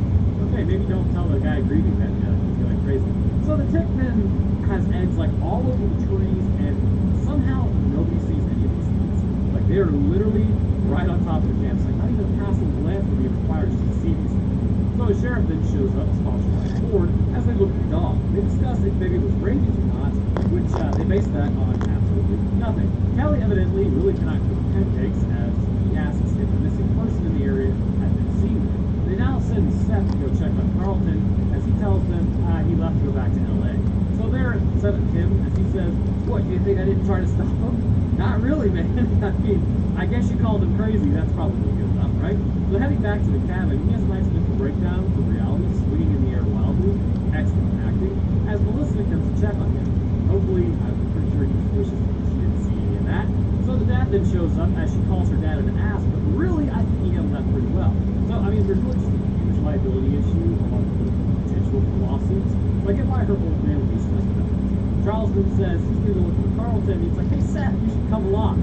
Basically, that's code for, hey, you're a bit of a weird kid, stay away from my daughter. It's classic dad. Driving through the idyllic countryside, Charles accuses Seth of being scared to be up here, and he tells him about being lost in the woods for a couple of days. So while that crap is going on, Carlton is evidently freezing in the middle of the day in the sunlight, while Scott and Charles drive with windows down. Bit of an odd reaction to the environment, isn't it? Tuesday, isn't it? So, dude, just like do some jumping jacks or something. Taking the dog to the vet, she then finds a foreign mass underneath the stomach. Drawing a sample, nothing comes out, and she finds no plasma as it been drained blood. Finding some though, and then gets sucked back in.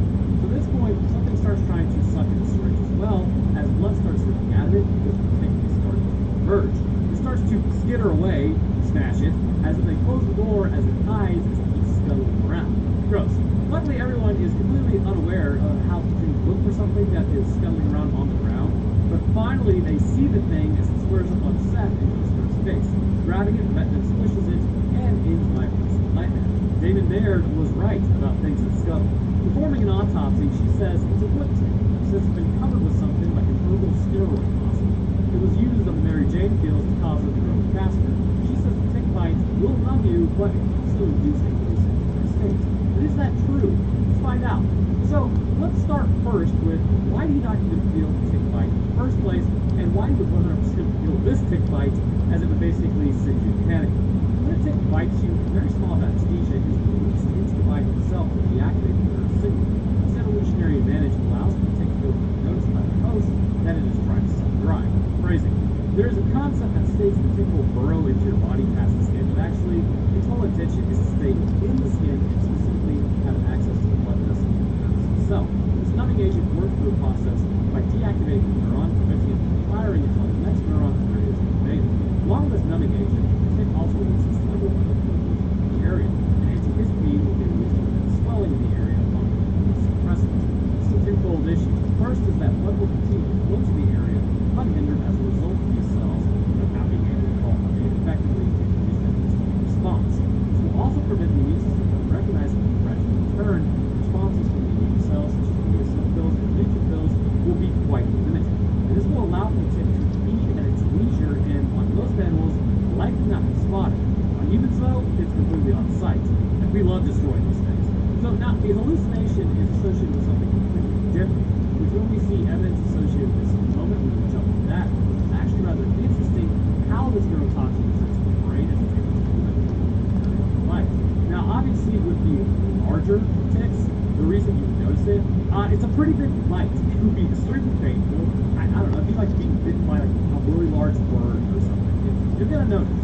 So back over at Carlton, he starts feeling something in his leg as he starts beating him down. Grabbing his pocket knife, he then cuts open his pant leg and then starts trying to remove the giant tick. Ripping it off, a piece of it was left over as it starts moving through the skin. Also, Kelly the actress, just to jump over her for a second, had the easiest job ever. All she had to do was sit there and not talk. Amazing. But something to note before moving on is a myth this movie has seen to be gone. Tickheads cannot regrow the body or move independently once they have been separated. Instead, the issue that they present is one of the infections, bacteria all over them, is now embedded in their skin. I know I totally just ruined the entire premise here, but there are people out there who think that if you don't remove the head, somehow it's going to reform the body and now it's going to deeper in the skin. It's just not true. So Holly now comes out asking if everyone knows the condition. Dee says she has to stay in the shade due to the ozone thing. Man, talk about data. This is when we still have actually like a hole in the ozone thing. It's pretty wild. Soldier status also declines going as well. So Melissa and Kelly then head out to go fishing as Kelly finally says something. We were like an hour into this movie. No way. Kelly tells Melissa to give Holly a chance as she's not actually a turbo douche like Melissa assumes. Also, soldier status and Dee snuck off to do things. So with the fishing expedition officially underway, Kelly gets an immediate bite. Ooh, I hope they caught a sheriff. Immersion break, really. Actually, that never happened. You never get an immediate bite. Got the whole sheriff thing. Kelly then tells Melissa to go into the pond and fish. No. Fantastic way to get a brain-eating amoeba or a giant tick attached to your body, or some other third option you'll never see coming. Also, Kelly will not stop talking now. Once you get this gal started, that's it. Pandora's box has really been opened. So approaching the line, they find a random guy in the pond, except it's not just any random guy. It is the sheriff. So if you guessed option 3, congratulations. You might want to go see a therapist. I don't know. Why would you guess that? So as they run backwards to hide for some reason, and then find the sheriff's car has been covered up really crappily by a bunch of greens. See, when you heard all those shots going off the other night, the correct move was to gather everyone up and leave, not continue smashing Holly in the counselor's cabin. Just saying, brother. So at this point, we now head over to other subplots. Somehow, Dee outran Soldier Status, who was doing that creepy ball run forward thing, like, you know, when you're like gonna get laid and you're like not trying to chase, but you're chasing. I don't know. It's weird, right? It's weird. So she then heads inside a creepy barn where the cash cropper resides. Yes, the cash cropper. Cannot say what it really is on YouTube. Finding the eggs pulsating, these things are reproducing to like ridiculous amounts. And all I'm saying is now would be a very good time to leave. Turning around, she then finds Cash Cropper is still alive. He comes at her saying, "Help me," like, "Help me," and just starts giving her the handheld as she trips and falls over and says, "I'm infested." What are you doing? So one of the ticks then bursts out of his head and latches on D. Definitely won't need therapy for life. God, I love these like corny, campy movies. Anyway, back out in the wilderness, they then cut to Carlton, who has passed out, clearly hallucinating. It's inside of your brain, bro. He's in the streets of LA, two townies having randomly appeared as they start punching him in his hallucination and in real life. Remember, if you get punched in the head in the hallucination, you get punched in the face. So stopping this man out for the simple fact that he's alive, he then pulls out his pocket knife and stabs Jerry in the leg as he laughs. Not exactly the response that you would expect. Jerry then pulls the knife and goes after him as Carlton then gets the alarm. Jumping onto Carlton becomes a scene from Saving Private Ryan momentarily, but Carlton is able to knock Jerry down. And I'm telling you though, Jerry does not have a glass jaw. It's like punching someone in your dream.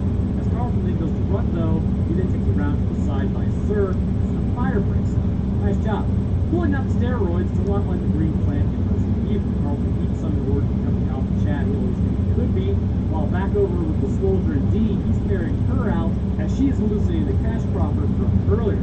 Don't lie, you're wondering why. Let's discuss why the human nervous system and its inability to not remain in communication with itself is apparently horrifying to our nervous system. So when neurons get low, they start really freaking out if you didn't know. To understand this issue, you need to understand what hallucination is. You would be forgiven in thinking that visual hallucinations can brain in a state of hyperactivation. However, the reality is when information is in short supply, that being communication, the brain will actually start hallucinating. It's a depressed state that causes hallucinations. Areas such as the parietal and ventral temporal lobes contain regions that are known to be a part of the visual system, with the occipital lobe located in the back of the head, superior to the cerebellum being the main point of focus for vision. During a hallucinatory event, neurons will actually be somewhat subdued, and because of this, they're no longer processing visual stimuli as much. It's an interesting ability that causes a person to see something that may not be there. Now, there can be simple visual hallucinations, as I've known, such as auras or colors, or just blind spots in your vision, which I get during migraines, or more complex visual hallucinations, such as seeing faces of people who aren't there. In terms of what G saw, she would be struggling with a complex visual hallucination. But why is this the case? Specifically with this species of tick, they are known as a Rocky Mountain wood tick. This particular tick is one that is a little more concerning than others. Now, a lot of ticks are known to carry something like Lyme disease, but with this specific species, they also possess a literal neurotoxin. Now, given how small ticks are, their bites are less detrimental, but it can affect the motor pathways of certain nerves. After the tick attaches for about 3 to 7 days, while the exact process of how it interacts with neurons is not fully understood, that doesn't stop humanity from taking a slag at it or scientific wild ass guess. It would appear that the motor neurons become inundated with a sodium flux across the axonal membranes, and as a result, weakness and impairment in firing these neurons is going to cause them to be what causes themselves much weaker, which could then spread to paralysis. The neurotoxins produced by the NCDs and polycyclists work on the terminals to also chemical release of the serotonin. In layman's term, this basically causes your neurons to no longer be able to fire and no longer communicate. Now again, this is what a normal tick like. And even then, it can still have a large impact, even just on the skin. The real issue arises in just how these ticks are several orders of magnitude larger than the predecessors. Upon biting D, quite a bit of the neurotoxin will be released much deeper into her body, entering the bloodstream. Once transmitted to the brain, this will begin decreasing the brain's effective ability to communicate further. This in turn will cause that activity to decrease, thus increasing visual hallucinations. It is highly likely decision-making abilities, hearing, and overall movement would be impaired as well, necessitating soldier status to carry around the area. This neurotoxin is also not really a permanent staple. It is known that once removed from the tick, as it will still continue to pump this toxin attached, after about 24 to 72 hours or so, the neurotoxin will be removed from the body by the waste system that we all possess, and you should return back to normal. However, after a bite like this, the amount of the neurotoxin the person will be exposed to, prolonged episodes of hallucination will likely persist for much longer before the body finally can handle it. And this could also just straight result in the person, given how strong this neurotoxin is anyways, and its ability to paralyze. In the van, they spot Soldier and D as they load up. She's obviously not hallucinating anymore, or at least appears to have moments of clarity. Soldier suggests it's a neurotoxin of some sorts, and that they must have at least start to fight. Also, there is just straight up forced fire raging now. Wow, that tick promised to take care of itself. Back in the cabin, everyone appears to be dealing with their own struggles.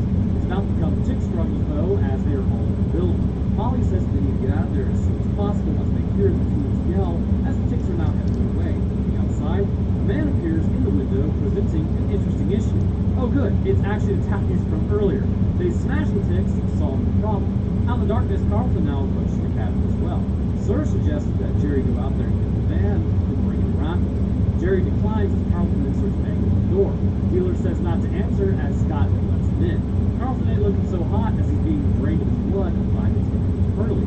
Using a lighter, they then begin burning the tick so that it releases momentarily, but instead it just kind of explodes. Yes, that's how ticks work. Carlton begins crying about being sorry and not really sure why. His roared up brain don't work so good right now. Finally relaxing though, he appears to just have a flat right out. They see the bullet wound in the side and then accuse the two men of shooting him. He pulls out a force multiplier as he requests to leave the van. Charles then goes to run to the door or something and then takes one to the hamstring. That's gotta be extremely painful, as the situation is now completely foobarred. Bro, all those roids over there, like look at Smolder stats, all of those roids, and you can't even overpower Jerry. What is the point? So as the diorama of the forest keeps burning down, they throw the keys over to Sir as Holly gets all the drive them, and then he just throws the keys back. Okay? Jerry again says that he will look at the van as Sir pulls the force multiplier on him next. So Jerry has no choice and then heads outside with the torch. Chasing away the ticks with the torch, it's actually kind of working, it's surprising. Getting into the van, he gets bitten on the back of the neck before passing out with 2 second bites. Direct neurotoxin to the brain stem. Not exactly a great time. But come on, man, your typical adult brain should have been able to deal with this quite easily, probably not. He hallucinates the sheriff as Sir then takes some shots at him to stop him from running into the cabin, but that goes over about as well as a wet fart on the first date as the van then crashes into the building. Somehow, Sir survived that. The ticks are now entering the building as they start jumping all over everyone. Y'all, it's the van. What are you doing? Shooting the chandelier multiple times for some reason, everyone starts pulling the wood off the van to escape as they turn the force multiplier on him. More. Seth goes to attack Sir as they overpower him and sword the status and shivs him in the chest. Thank God. Someone had to do it. So while that's happening, oh God, Carlton's getting back up. Moving across the ground, yes, it makes perfect sense, don't question it. Carlton then starts splitting open as a massive limb emerges from his limbs. This dude is quite literally becoming a necromorph. In the back room, they aren't really sure how to get out as Kelly decides to use a fishing pole to escape by grabbing a tire swing as Carlton's head begins to split. Again, necromorph. Scott volunteers to go down out of the room first as Carlton finally totally breaks apart, revealing a giant tick. This one might be a little tough to smash. It then approaches Sir as he tries to crawl away, but no dice on that one. So why in the name of all that is holy is this thing larger than normal? So it's something to remember about our steroid conversation from earlier, like 3,000 years ago. While forming in the egg, ticks would reach a certain size, think that they were a larva, but in no way this means that this is their maximum size. As this particular tick had its head removed, it appears to continue to burrow the skin, which we know isn't really how it works, but let's pretend like that's how it does for a moment. Specifically with ticks, it is known that a steroid hormone can trigger them to grow much larger than normal. These hormones will stimulate the growth and molting as well as the system of these insects. Because Carlton was roided up, that means the tick within his own body not only had access to the oxygen-rich blood that he has, but also the steroid began causing the larvae to grow and molt rapidly within his body. This metamorphosis would culminate into its final form, like some sort of Dragon Ball Z character, making it much larger as an adult than when other larvae were really happy to be or not exposed to be smaller. Kind of it's similar to humans and gigantism. While the initial growth period is over, specifically this one, a second round is triggered by the roids already in Carlton's bloodstream, feeding directly into the tick early. That said, though, how peaceful is this growth size? While there are grasshoppers in the world that can measure around 5.9 inches at the largest, the reality is insects cannot get much larger than this. As always, it goes back to their own systems. The reality is, because of insects within circulatory systems, tissues cannot properly be perfused with oxygen at levels that they are today. The insect can simply suffocate with a body mass of that size, as the human circulatory system is not sufficient to produce a closed one, which larger animals enjoy us. So luckily, we do not have to worry about giant insects for the most part, but there are still plenty of horrific animals out there with close circulatory systems, anglerfish. Also, you have probably already written the comment by now, so just go ahead and read it up because of engagement. But ticks are considered arachnids. They have 8 legs, not 6, like insects do. But the premise still stands. Open circulatory system and all that. Okay, so using the tire swing, Scott England swings out and falls to his death. Thus concludes ticks. Okay, so maybe he doesn't fall to his death, but the ticks start swarming him. They yell out that he needs to run, but instead, he then lights a broom on fire and gets them to go away. They continue to explode when exposed to fire. Yes, of course. So he explodes the ones in the vans as well. Also, Jerry, I'm pretty sure, is completely drained his blood. Pulling the van around, the giant tick has now arrived to say, hey. Swolger then gets grabbed by the tick before he can escape. Again, all those roids into the string. Why do you even take him in the first place? Stay natty, baby. So it begins attacking him as he's able to hold it back, sort of, as then they send in another burning broom. Seth then chases off with the fire while Swolger just sits there screaming like an idiot. Bro, get up. Seth then helps him out, and okay, it's a bit of a continuity error. See, Seth, being the hero, has to do everything. Everybody else is useless. Somehow, despite Swolger heading into the van first, Seth teleports to the Shadow Realm and then back into our universe to appear in the driver's seat as when he's told to drive.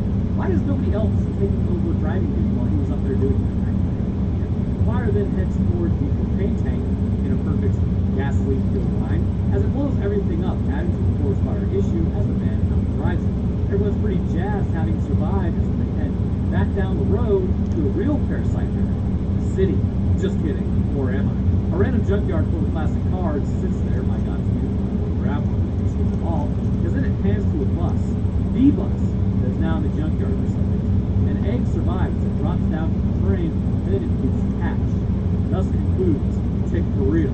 So the reality of this arachnid is that we could never really achieve the size they did again. It would simply be suffocate. However, there is some truth to the matter concerning the increase in body size. By being exposed to the steroid growth hormone originally used on plants, this could cause the larval size to increase dramatically, which may indicate later larger growth to form. However, the size of the one that exited out of Carlton's body due to the second exposure to steroids, further increasing its adult size. Now, likely the ones that would naturally reach stealth status, if not for the fire, maybe could potentially be about a size and a half of the larva due to like oxygen restraints, but not likely it's going to get much larger than that. So, all in all, arachnids just continue to get worse. But anyhow, what are you guys for watching? I'll drop my Twitter, Discord, Patreon, and Roman Trails channel for last week. We talked about the disappearance of Sarah Joe. Both that missing were a marine biologist. I know, kind of weird, like he was going to be a marine biologist. Anyways, the whole point is he searched for the boat with a bunch of other people, and they could never find it. So later on, they found the ship like 2,300 miles away from this ranch. There was also a grave dug. Doesn't matter. Anyhow, speaking of patrons, I'd like to thank my first I'd like to thank your astrophysicist, Death Stanson. Thank you, sir. Next, I'd like to thank our scientist, Chad George, scientific expedition, horror movies, Dokumentary 3, Ocean Dragon, Magic System, and Crash Landing on the Trench Coat. And to the rest of my patrons, I thank you guys as well. You're helping me a long way towards keeping this channel running, and it's greatly appreciated. Alright, so that's going to do it for me. I hope everyone enjoyed, and I'll see y'all in the next one. After the nukes had fallen and the war between the United States and China had been concluded, it's also alleged that Australia was hit by hundreds of nukes, meaning that it's even more horrible down there. Also, it's not alleged, it happened. Bear with me, I just drove from Seattle to Alabama in 2 days, but man, things are starting to get a little weird. I probably need a nap. And along with that, also completely unrelated, there's this gym in Seattle known as Catfield Fitness. Owner's an absolute baller. If you're out that way, I would definitely recommend going and working out there. This isn't sponsored. I just like how he conducts his business, and he's a super nice dude. Anyhow, no matter where it was hit, however, this resulted in the same outcome. All of Earth became one giant Australia. With mankind and animal alike twisted by the nuclear radiation, experimentations would be conducted on many animals to determine if it was possible to make humans immune to the nuclear fallout, allowing for the Homo sapiens race to once again emerge as the rulers of this radioactive rock. With no ethical oversight, this would result in absolute monsters being created. One such monster stalks the radioactive waters of the West Coast, swallowing humans whole, utilizing a finger-like appendages in its mouth. But how did this creature come to be, and what sort of genetic influence has been applied to it as such? Let's discuss that in today's episode of the Goldberg from Fallout TV show, which actually is pretty good, which was pleasantly surprising. We start our stories, as always, with the beginning. Alpha Chad right here has a force multiplier that definitely won't jam all the time in 256 years, as he gets off his horse and onto the ground. Reciting a Mexican eulogy, as they put it, I have no idea what was just said. Stopping himself from actually taking out this dude, it's just a movie. Don't worry, the moral hangups definitely won't be an issue in the future. He asks about Bob, but he's been fired for being a communist. Absolutely based move. Of course, this is Hollywood, so there's no chance of that happening IRL. The red menace, as they say. Heading to the outside, also Reddit's about to really hate this channel because of that. Heading outside, he walks over to the refreshment area to get on a woman. Eating a piece of what looks to be wadded up paper, it's horrific. At least that's what I think it is, and I imagine the experience would be as such. Okay, so it's actually his wife. Looking at his costume, he and his family then set off to totally not get nuked in any way in the future and enjoy their lives to the fullest capacity. fast. So back over at the headless guy, way in the future, the ghoul has come across a fairly gruesome scene. Taking his inhaler, is this jet? I honestly have no idea. You can figure that one out. Actually, let me go down to the comments section. I may have missed something. He sets out to find the rest of his headless friend as Dogmeat heads out with him. While that's going on, Lucy is set across the desert wasteland carrying the dude's head. Well, it looks like a real crapshoot out here. As she looks ahead, she's like, "What's so special about you?" And looking behind his ear, she gets shocked. So it's a sin. Putting a tracker in the nose of the head, she then sets her Pip-Boy to it so that she doesn't end up losing it. She's still confused as to who this guy is, like he's even important to anybody, but meanwhile, another man has found himself in vegetation and he's working on a power armor suit. Hearing the radio go off, he decides to answer. He's being told that he missed his check-in, and he responds telling them that they were attacked, which is why he missed the check-in. The man says they will send him a replacement squire in the meantime as he decides to break the radio instead. Closing up the armor, he then goes at him. Heading into town, oh look, hair's cut and teeth pulled in the background. Nice. He approaches one woman and she says that she can fix this, I'm assuming, power unit. That's what I have to assume it is. Plus, anyway, she says she can fix it for like 5 caps. He has 4, so she won't do it for him. So I think over to the dentist to get his teeth pulled to get it fixed. Wow, look at that. That's all it took. That's pretty ruthless. All she had to do was like make one solder.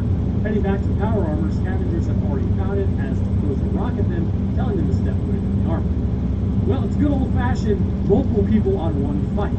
Actually doing well for himself, dude is pretty skilled in bar fights. It's all about creating distance and praying you don't get knocked out with one punch. This begs the question, if your consciousness is never interrupted in your life, when you're asleep, and you get knocked unconscious, do you wake up as the same person?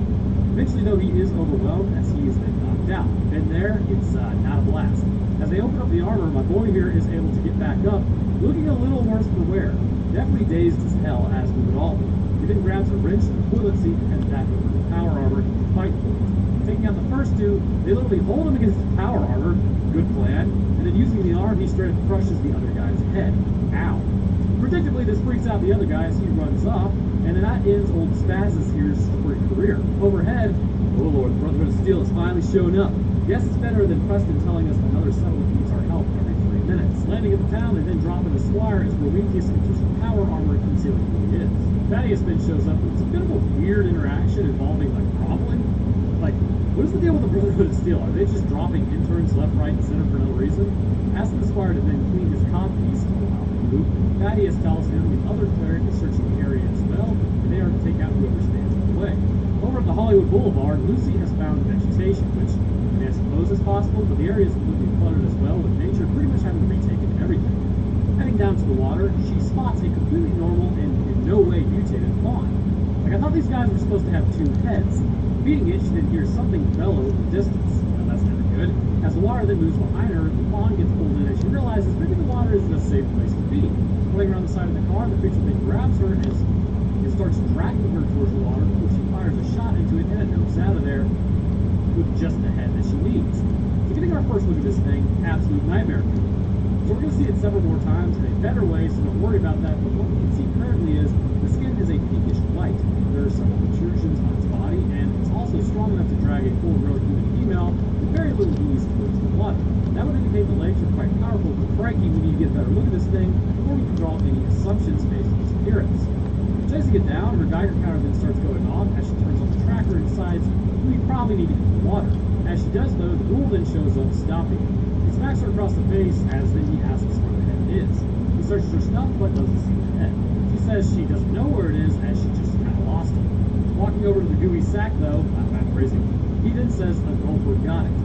Panning over California before the nukes drop, that's literally just California as it is at this point in time. In the real world, desert wasteland, we are now back in the vault. Looks like one guy got relieved of his gatekeeping immunity, while another man has been brought in to meet with Vault 33's council. So he gets chewed out for opening the vault to let Lucy out. The council, though, says that they have a job for him because of what he's done. At the security section of the vault, his job appears to be to deliver food to the inmates. Looking into the cell, these people are going absolutely stir crazy throwing around their food. Probably because they are raiders and the life of radiation and trying to survive has left them pretty brutalistic. Either way, that is food they are throwing around, which is a super smart idea. So back on the surface, the squire then climbs up to a tree looking for apples as then he falls out of the tree. That's really lame. Luckily, he didn't snap his spine. Maximus says the ghoul stopped him from finding the girl. girl. Thaddeus then brings up, like, the Ghoul alive though, he can now track where the Ghoul is, which is pretty smart, but actually he had no choice. So they set out into the desert. Following the trail, they then find the headless body from earlier. They decide to leave the body there as well, as they agree they need to find the head because that's the most valuable part. Electing to follow the footprints out of the desert, back over to the flooded city, Lucy is going to be using this bait to bring out the Gulper. Bringing her back up, she's just drowned. On the pit point, the Geiger counter starts going off, rising as the pit drops her again. He starts talking about how studies say torture doesn't do anything, and then continues to do it, and then pulls a few leeches off of her like a paper. So dropping her for a third time, he looks out whistling as my nightmare continues. Looking down into the water, she sees something down there as the pit takes the anchor. He then pulls up the rigging as this god-awful abomination comes out of the water. Biting onto Lucy, the Ghoul then stabs it but gets tail slapped as it starts trying to drag her in. It then bites from games. Rather than behaving in a bipedal sort of manner, this one is very much so quadrupedal. The Gulper of the West Coast has broad feet with short digits typically. The leg structuring is similar to that of a standard salamander, which supposedly the East Coast ones are related to hellbender salamanders. However, the West Coast salamander is more likely related to axolotl. It appears to be, based on given its like location and growth patterns, that the axolotl is going to be the most kind of logical conclusion. Axolotls are typically located within just a few lakes of Mexico and are considered illegal in California, given its apparent detriment to the other animals in the area, which suggests potentially after the nibs fell, there was a mutation event that led them to become larger and able to migrate to new areas, potentially due to the altering climate and new lakes and rivers forming. One of the things to be noted about radiation, which if you saw my Chernobyl Diaries episode, is that ionizing radiation has a direct effect or an indirect effect on the genome, usually both. Direct effect would essentially be the breaking of the DNA backbone, which inspires gene mutations through repair issues. However, with indirect, this is where the real problems arise with the salamander. Indirect involves damage being done typically through the presence of water. Amphibians were essentially a mid-step between fish and reptiles. These animals are absolutely reliant on water, and in most cases, their skin, while allowing them to exit the water, can dry out quickly, leaving them literally high and dry in the game of survival. As the nibs fell, obviously water would be irradiated, and with it, the salamanders would be exposed to this radioactive resistance. Something to note about salamanders, though, is their resistance to radiation actually sucks. It's kind of worse than every other animal. Given their reliance on water to even survive in the first place, it would expose them to higher levels of radiation consistently than those that could actually enter the water, such as animals, and they wouldn't even know to stay away from the water in the first place. This constant exposure, however, would induce changes in the bodies of these salamanders, which we will go over here shortly in the creation of these Gulpers and why they are different from the East Coast ones. Moving on the body, we see that they possess the same structuring as any other salamander might, except obviously they are much larger.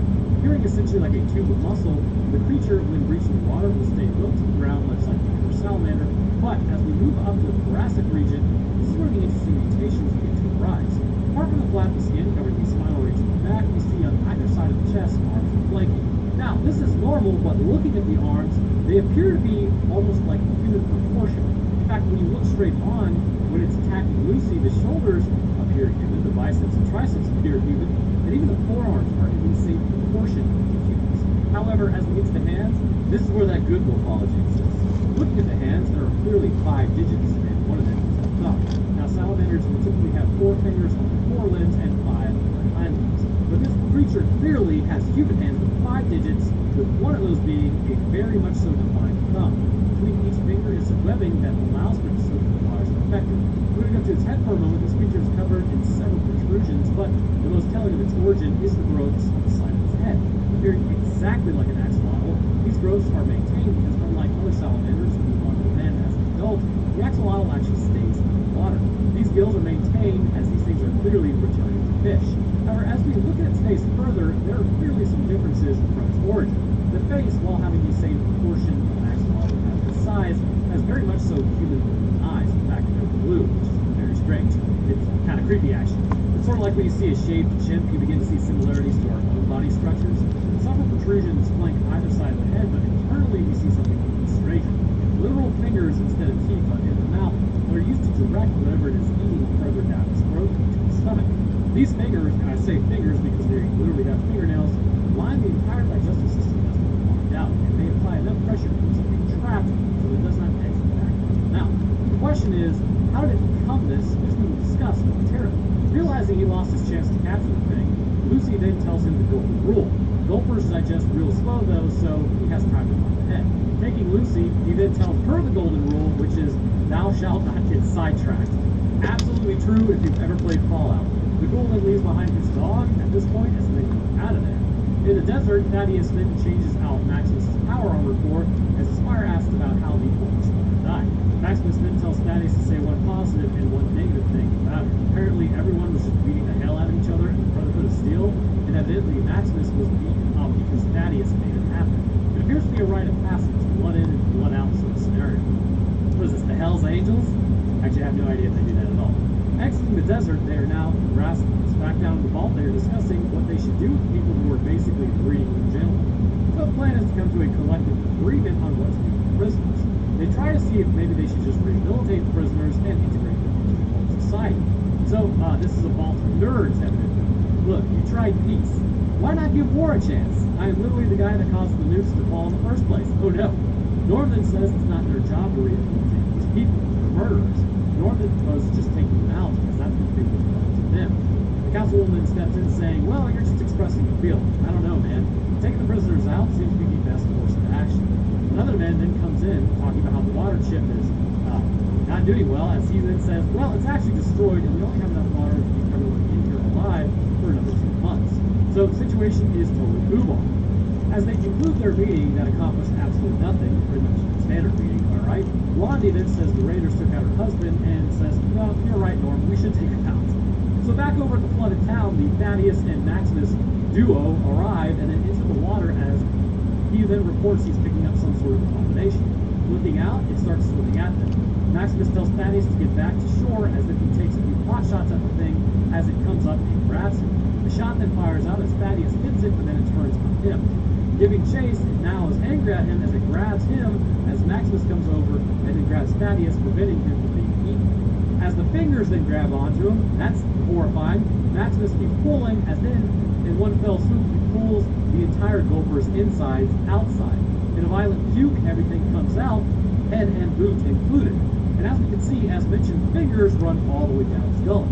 Walking over the head, CX-404 is then sniffing. As they look at the head, they realize this is actually what we were trying to find. They celebrate as the Ghoul and Lucy are going in the other direction. I'm not sure what the Ghoul's plan here is, to be honest. I mean, I know it digests slow, but you are moving really far away from the target. So as the Ghoul then drinks some water, Lucy is on the struggle bus concerning dehydration. He gives her none because he's being a turbo douche, and the march of death continues on. With the radiation levels rising, which is not good for anyone, Lucy then sees a puddle, but he's pretty much irradiated, so she asks if what happened to him was because of the radiation. As they continue their walk, it goes back to the Ghoul's human life. Wearing a Vault-Tec suit, he then heads in to meet the other suits, and he's going to be doing an advertisement for Vault-Tec. As he shows off his suit for the advertisement, he asks if it really does block radiation, which they're like, yeah, it definitely does. So, not like it. Coop then does a thumbs up, as then he becomes the face of Vault-Tec. The Gulper on the West Coast is actually an unholy union between an axolotl and the human genome, as discussed. It appears that at some point in time, it was discovered the axolotl had adapted in a way that would allow for it to survive the radiation it was constantly exposed to. This adaptation process would require the cell to do several things in order to survive. And this may have been accomplished by the axolotl having less dividing cells after efficient growth, but also more likely its naturally occurring abilities. Axolotls have been known to be highly resistant to cancer. This would imply the repair mechanisms may be pretty much like doing pretty well for themselves like humans do, but it really comes down to essentially their genome has the ability to flip on certain genes concerning their ability to rebuild limbs. Essentially, the p53 gene, which is responsible for controlling cell division and cell death, is highly sensitive in axolotls. Also, this can be switched on and off with greater control in, say, human genome. This allows for the axolotl to regrow its limbs in certain areas that have been lost, but then alter the gene function once more to prevent cancerous tumors from growing. Because radiation is based on random events and certain gene damage, the axolotl may have a leg up, so to speak, when exposed to radiation. Any cell that becomes cancerous and actually still has a functional p53 gene, which is totally possible, would allow the axolotl to destroy that cell, allowing for it to continue surviving.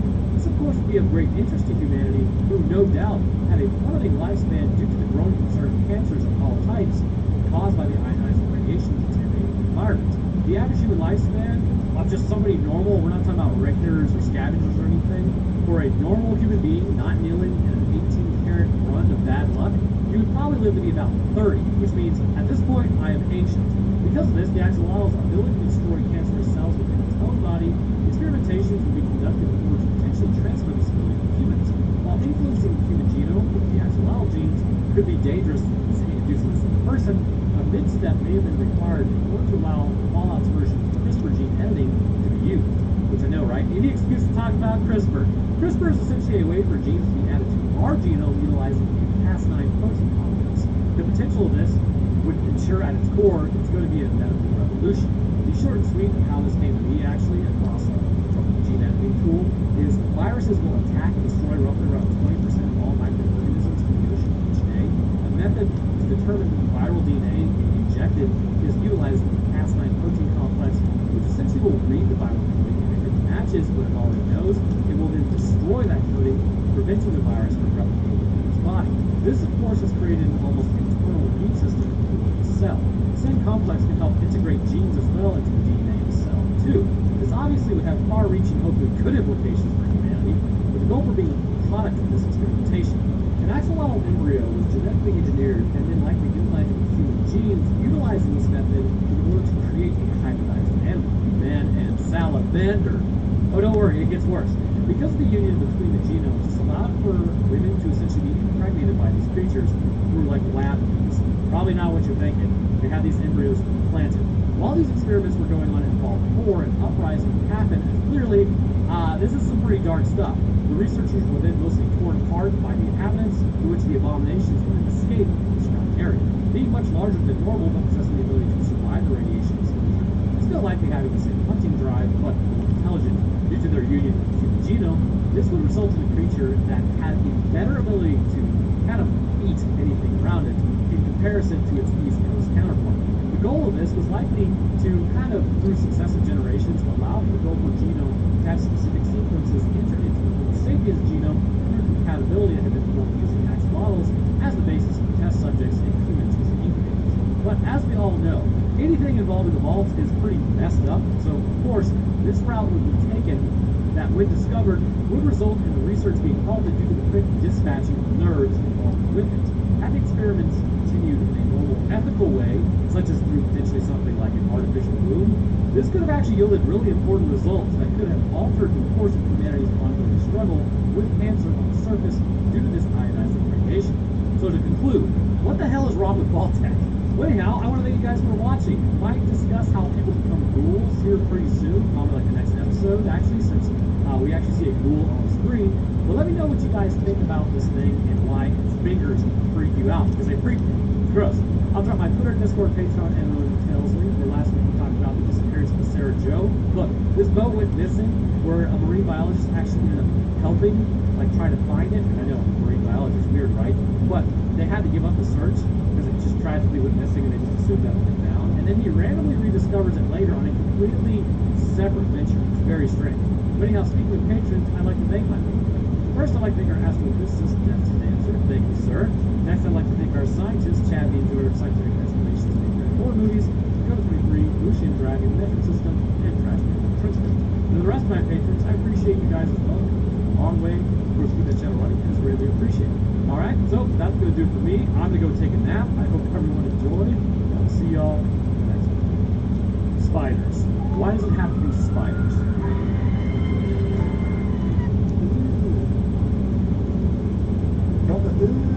Well, mainly because at some point in our planet's history, these horrific creatures evolved and just sort of never went away. The problem with these animals is they are quite varied in potency, size, and ability to absolutely horrify. You're going to hear that a lot, actually, in this episode. In the events of Infested, or Vermine, over in France, I know, right, covering a French movie, like I suffered brain damage from watching Zombiers for my episode the other day. Anyways, in the events that take place in this movie, an invasive species of spider will be brought back to California 2.0, or California meets France 2.0, I'm not really sure. Either way, it would end up in France.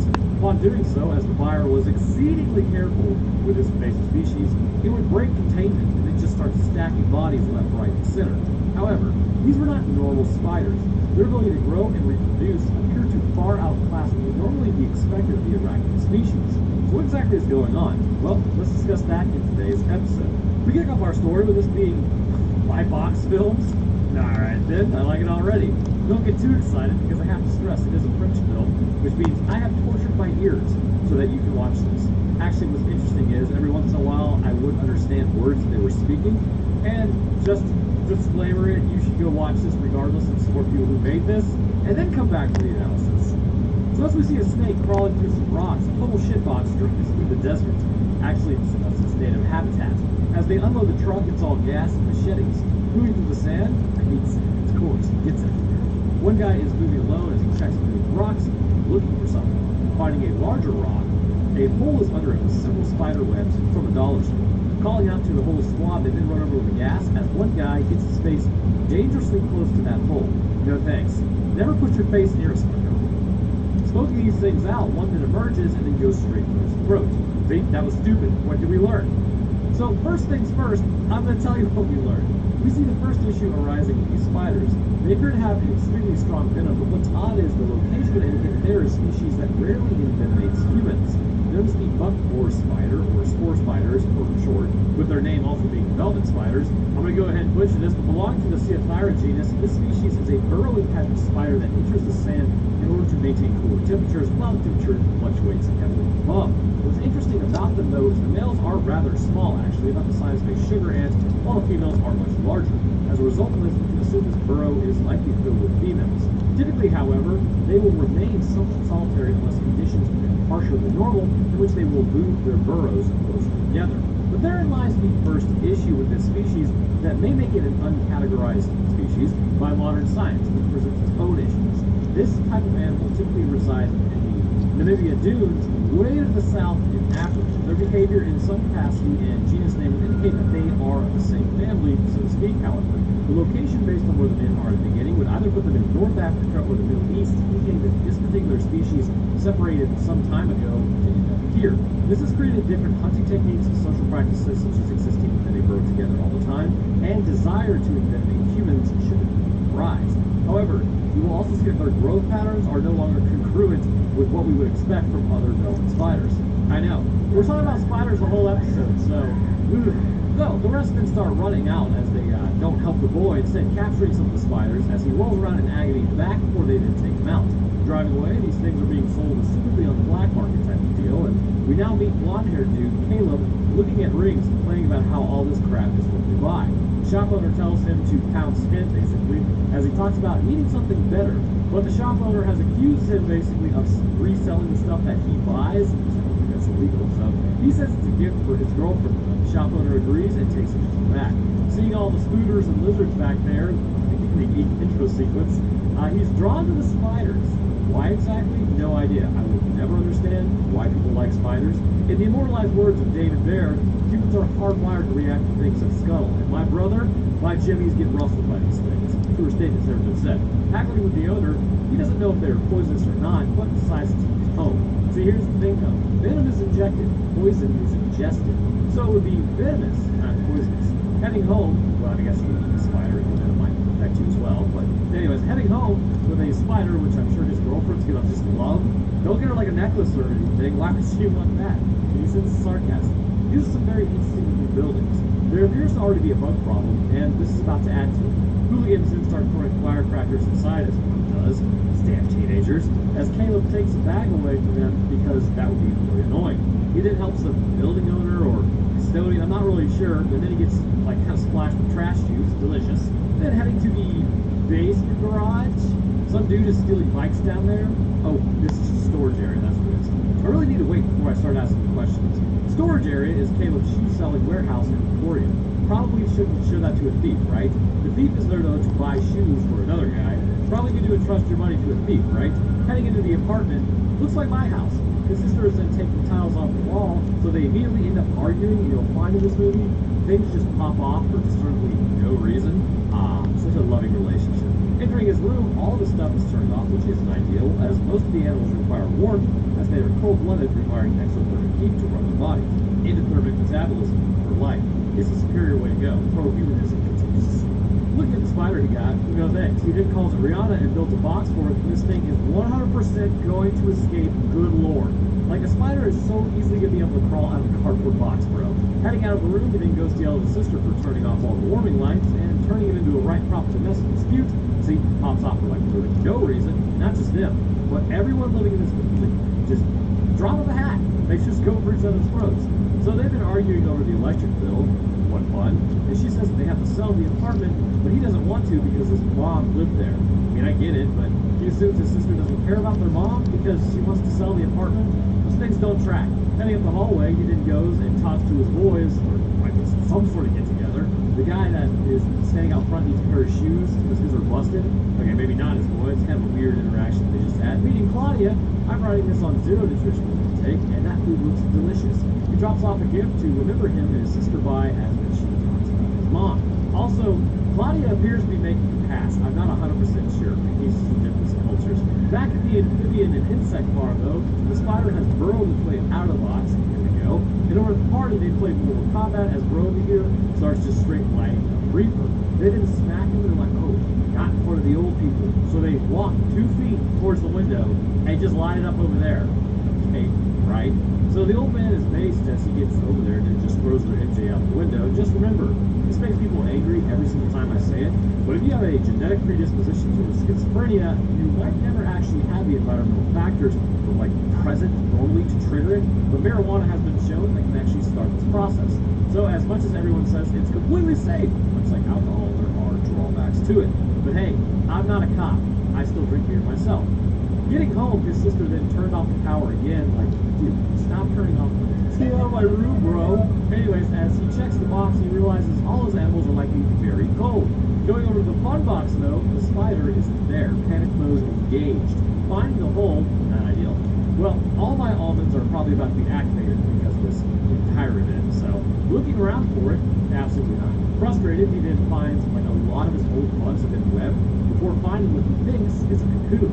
He bases that opinion on absolutely nothing, it seems. So he throws that in the shoebox because that plan worked so well the first time. The second time, it should work equally as well. Waking up the next morning, the man here sleeps on the couch because his animals need his room. Interesting. So he yells at the crew who are working on the house. It's like 11 a.m. And seemingly one of the guys, Jordy, is his old friend. So they kind of call Caleb a jerk and continue working. Heading downstairs, a bunch of wheelies in the parking garage is evidently the move, as nobody has anything to do ever, as Caleb has squat to bed. Bonding with the dogs transcends culture. He gets Tia in the sneakers, and I'm 100% sure there's a spider in there. And there's a rando approaches eating an apple for some reason, and then there's like this standoff. He talks about Caleb's sister also, and just sort of walks off like, hey, bro, there's no need to be weird about it. Tia then enters the hallway of death as the lights predictably do not work as the dog runs ahead. Exiting the hallway, he trips up the stairs because his shoes suck. Ditching those, he then puts on his new shoes. Gotta be a spider in there, right? Getting bit immediately, I knew there was a spider in there, but then he goes to look even further, and oh my god, hundreds of them crawl. So he smashes it and then looks down again with sweet out. Ah, God! So his dog then eats the other one as then they jump back over to the apartment. Listen, that was like 5 takes trying to do that. Watching that is horrible. I'm sorry, it has to be this way. They're checking out Caleb's stash of animals, discussing the ethics and morality of it all as Caleb enters the room. Oh, it's his old friend. Tia then starts blowing up Caleb's phone, but he ignores the calls. His friend is just like as big a nerd as he is when it comes to animals. Like, no wonder Caleb doesn't want to move. He also probably doesn't want to transport all these abominations. I mean, frogs are fine, but scorpions and centipedes too. Stop it. Get some help. Caleb continues to get calls from Tien as he tells them to get out of his room. Ignoring the call for the 3rd time, might be an emergency, bro. Like, I was operating under the assumption that if I ignore the call once and they don't call back, it's not a big deal. But if they call back again immediately, it is an emergency. I only ever had to block one person who I went on a date with.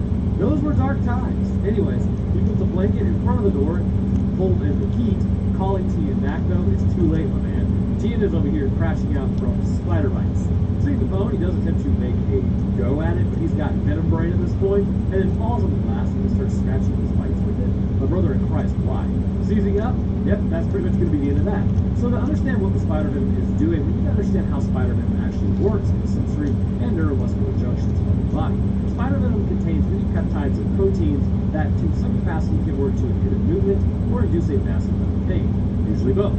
Typically, when attempting to immobilize prey, spider venom is going to be much more effective on smaller animals, which are basically the creatures that are designed to be paralyzed by this venom. The issue with humans is we are massive in comparison to spiders. So this toxin may take a while to move through the body, or it may not link up correctly with our nervous system. I always like to tell people a story when I was going through my EMT schooling. There was a fellow classmate who got bit on her thigh by a brown recluse, which resulted in an infection for the tissue, and it just ended up necrosing. If I recall correctly, it had been like a few years since that, but there were some concerns that she was actually going to lose her leg over it. So even though our size in comparison to spiders is orders of magnitude greater, spider venom is incredibly potent. In the case of this spider venom, this spider is hailed from the Ceothire genus, which, much like other venoms from spiders, we can see that due to the whelks forming of the arm of TN, there's obviously a necrosin factor as well as an interaction with the nerve system, which we will talk about a little bit later on when we see more examples of it. The necrosin factor is what we'll be focusing on here. Something to understand about the dermonecrotic event taking place currently is hilariously we do not necessarily fully understand exactly why it takes place. However, there is an emerging theory on the venom. Essentially, when the spider venom enters the bite fluid, we can see that it's like for some reason neutrophils are activated, but spider venom does not activate the neutrophils themselves. As a result, the panic mode must be coming from elsewhere. As the venom continues to work its way through the layers of skin, this is a multi-pronged issue. The first issue is the lytic events of the epithelial cells, specifically the lower dermal layer where the living skin cells actually are. The venom would appear to bind to these cells, somewhere inspiring the cells to release their lytic material in their own cytoplasm, in turn causing the cell to lyse itself. This will begin showing up as welts on the skin, and if you are to survive, much like the EMT woman I know, this opens up an area of your skin where opportunistic infections can breach and infect. With bacteria entering your skin, the infection is pretty bad, but another issue emerges from the same area. The sensory neuronal tissue that is located within the tissue that is currently infected, or at least dealing with the actual venom, is going to indicate pain as these neurons will be struggling with the same issue of lysing themselves due to envenomation. This would report further up the chain that there is damage to the area that would be disproportionate to the actual damage your body incurred. This is because as the venom spreads, it would cause more and more interactions with your sensory neurons. Essentially, you are receiving nerve damage after this bite, and it will feel like your skin is on fire in that area. We will get more deeply into the discussion concerning the central nervous system a little later on, but primarily right now, the peripheral nervous system will be largely affected in a very localized area. As the venom stays in the skin, this is where the problems continue to arise. We know the venom's lytic ability based upon the presentation of the skin. Blood vessel walls will also be affected, specifically within the brown recluse bites. Blood vessel wall is attacked and opened up, where the venom will begin entering the circulatory system. As this venom circulates around the body, it still has the same lytic capabilities, and as a result, it will kind of be headed towards like the heart, lungs, digestive organs, liver, kidneys, and muscle, but more alarmingly, it's going straight to your brain. Once entering the central nervous system, this is where the problems really become noticeable. And to this end, the comparison, I think, is safe to say that this is a subspecies of velvet spider. It appears to have the potency of a brown recluse bite, as the symptoms are just way more rapid than what would be considered normal, but do follow a very similar pathway concerning pathophysiological presentation. However, once the spiders begin growing, that's where the real transfer of venom would cause issues because it would be so much. So as Jordy and Mathis, probably Mathis, but I'm going to call him Matt. They run into Claudia as the old man comes down saying Tian's dog keeps barking. The guy from earlier says he's just going to break down the door. I mean, someone has to do something, right? Maybe call the French 911, I don't know. Breaking in, they didn't find Tien has been totally bodied. The cops have arrived as they head upstairs along with EMS. They start talking about what happened as they're told to go home as a precaution. Unit tells them that nobody can actually leave the building because they don't know if it's the disease or something else. So, of course, a fight breaks out in front of the cops. Smart. In fact, I almost did that once. It was really stupid. Actually, I would have been totally decimated in that fight. It's more of a blessing that the cops are there to remind me how stupid I was being. So they pull Tien out, covered up, except for one missing shoe, which alarms Caleb somewhat. That night, they are checking to see if any of them have fevers, but you're going to psych yourself out and give yourself the psychosomatic symptoms, which I have to talk about. It's not going to be a long section. But do you know how absolutely insane psychosomatic symptoms are? Running the same name as the placebo effect, except rather than desirable benefits, they're horrible detriments. Upon hearing specifically what symptoms you may have if there's an illness that you've contracted, you can actually start exhibiting those symptoms of the disease whatever it might be, tricking yourself into thinking you have it. So let's dissect that for you. Your body does not know what symptoms are. It just does it, which, basically the immune response is going to inspire symptoms and utilize the foreign pathogen.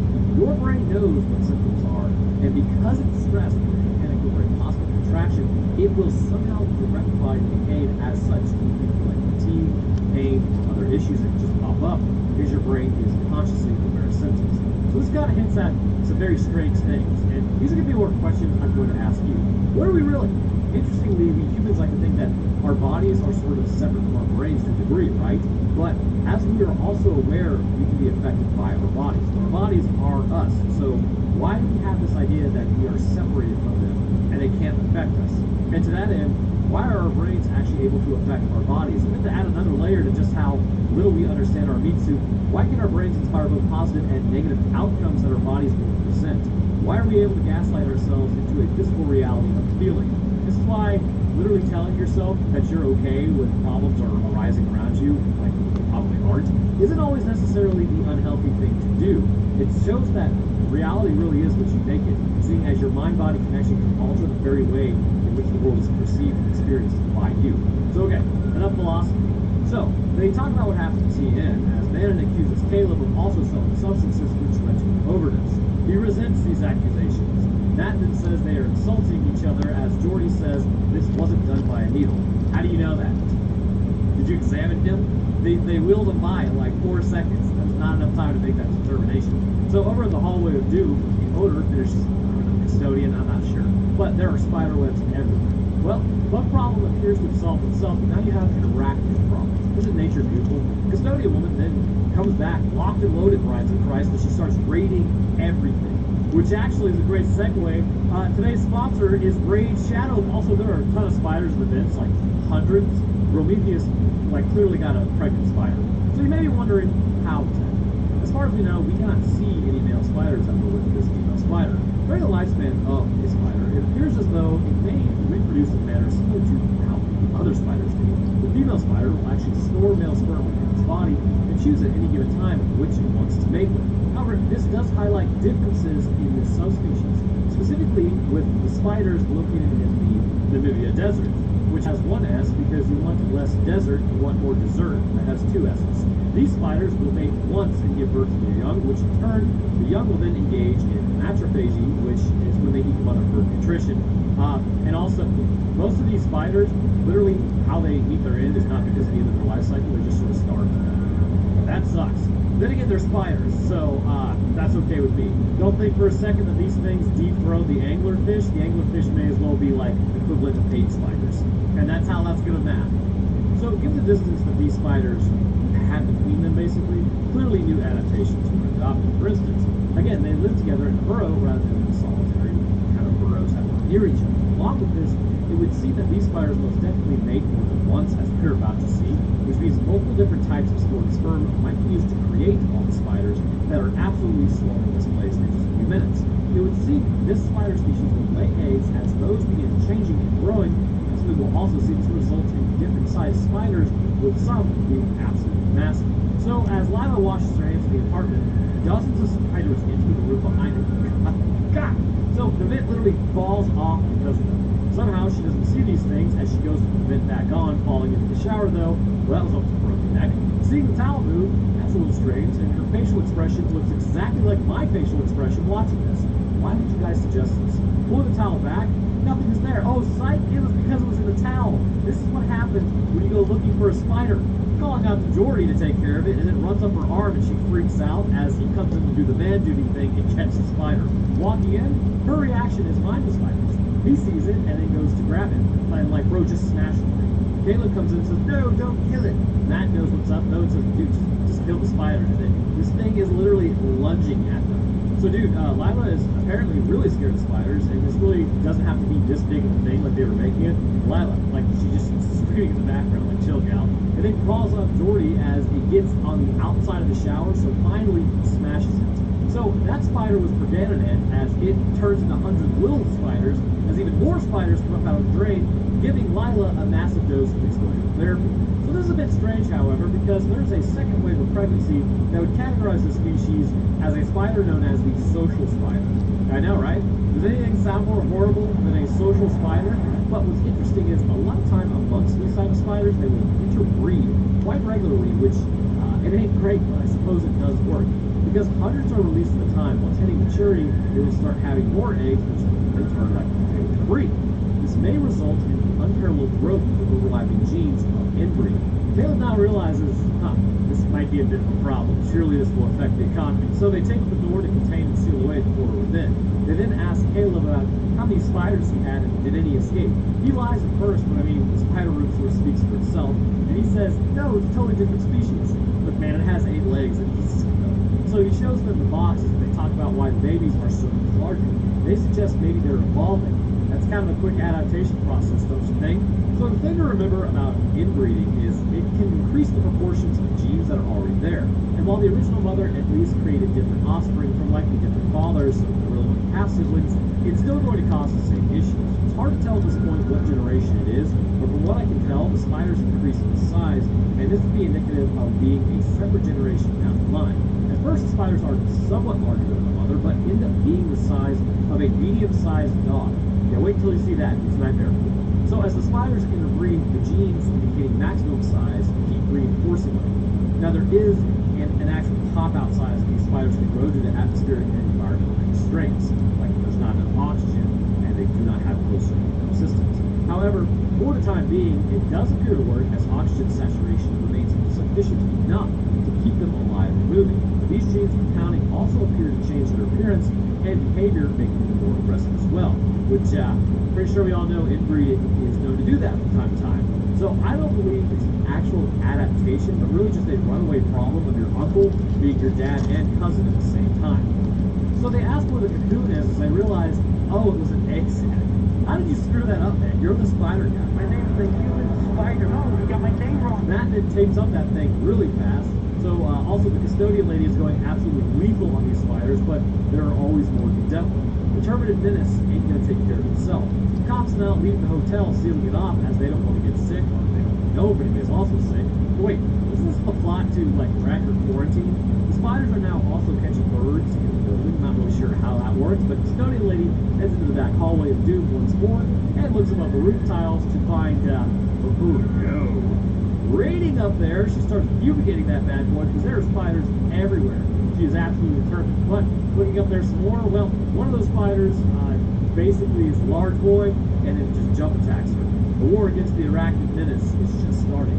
So as they keep hanging out in the apartment, Lila then makes a call but can't get anyone. Jordy suggests that they leave as he says they're all going together. The group really doesn't want to involve the cops. I mean, I guess. So they just need to get everyone out of there. Caleb and Manon argue about their mom again for some reason as Caleb says, I won't leave without everyone. Like, quick in and out mission, 15 minutes tops, right? So young Buck is lifting in the mirror, as one does, quoting Robert De Niro. He sees an absolute behemoth spider behind him, and as he turns around, it's gone. Burned down the whole building.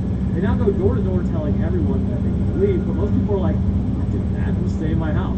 Soldier Sass knows, then starts looking for the spider, and just leave the room, bro. Seeing it though, this thing is like quite literally squaring up on him. So he kicks at it, breaking through the wall as there are spider webs all in there. Calling out to Musa back in the hallway, he ain't answering, so that's probably not a good sign. And they end up leading him to his fate, which is horrible, as the walls contain spiders. Spiders are literally living in your walls right now. Running downstairs for spider webs, Soldier Sass then gets just absolutely attacked by spiders as his old man is passed out drunk.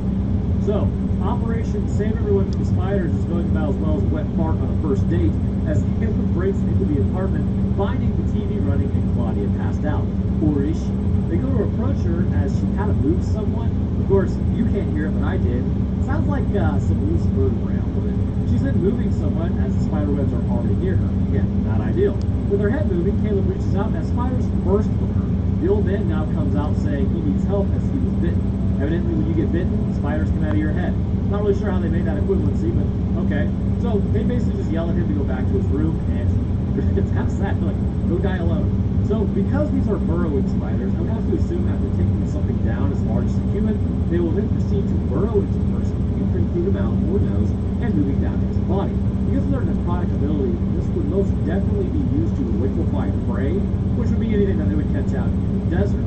But as a result, this is likely happening within a person as well, as they are consumed from the inside out, which is what happened to the dog earlier. Although it ate the spider, I'm not really sure how it burst out of it, because it's not like a necromorph spider. Anyway, so apparently nobody is talking about the quarantine apartment complex on the news as they find out. They talk about it and they hear something moving in the apartment. Also, should mention, once again, this specific species appears like it can be up to 10 times larger than its mother, which is not great. So Jordy walks back and then slips on something and then finds the dog was taken out by the spider crawling out of its chest. Again, I kind of spoiled that already, but the comparison needed to be made.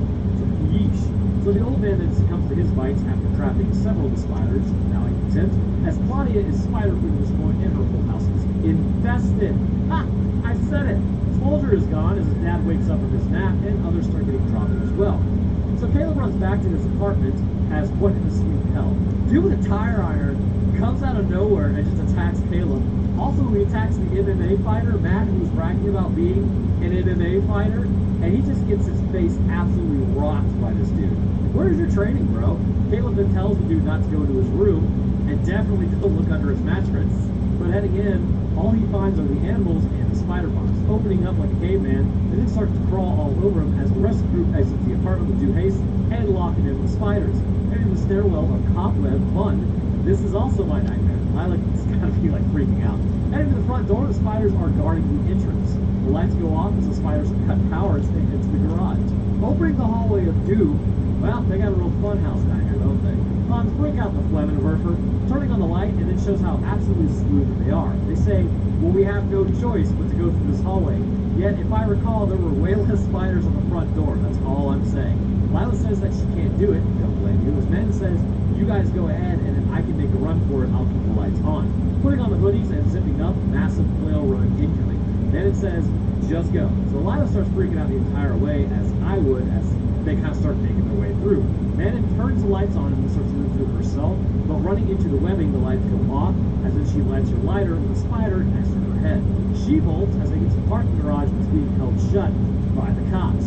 The police are being a real nuisance right now, as they're able to kind of get the door open, but then they just throw tear gas cans through there. Well, in theory, that should keep the spiders in there, right?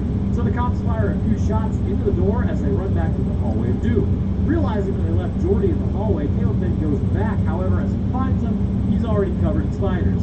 No shot at survival. Caleb then heads back out, informing Lila it is too late. You see, he retreated because it's in his blood. Force of habit, they say.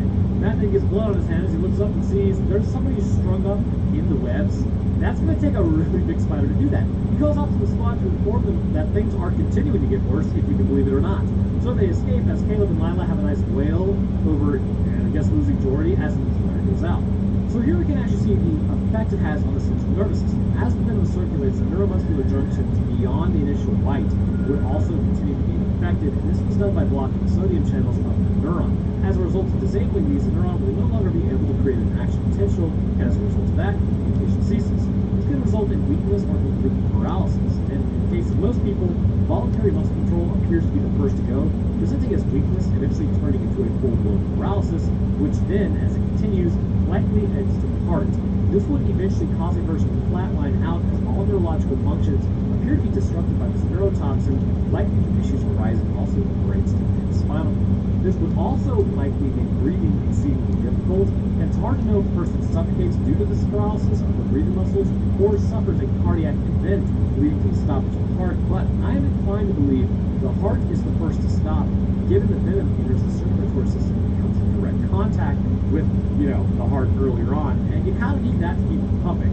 So getting a flashlight, Matt's been like checking around and says, don't get in if you don't get moving, I guess.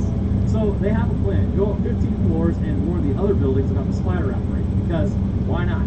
Great plan. Operation cannot possibly fail. A third time is a go. Exiting out of the room, they throw a firework to see how many spiders there are. They're a lot, and they're bigger. At the end of the hallway, the spiders have grown much larger.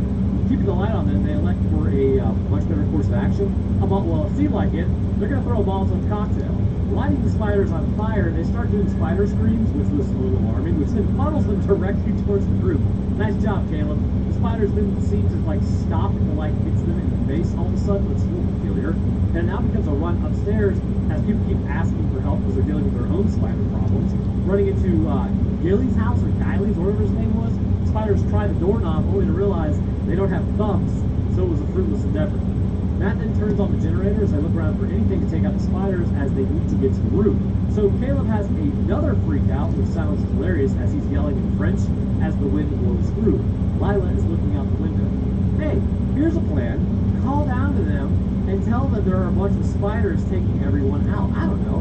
Might be worth the yell, right? So Caleb comes over to check on her as she asks why he stopped talking to Jordy.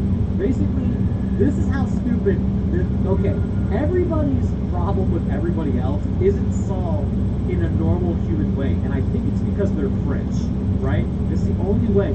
So they had a reptile farm, or wanted a reptile farm together, right? Caleb got an iguana. The iguana bit Jordy's leg. That turned into an infection. Caleb got in trouble because Jordy ratted him out about the iguana, right?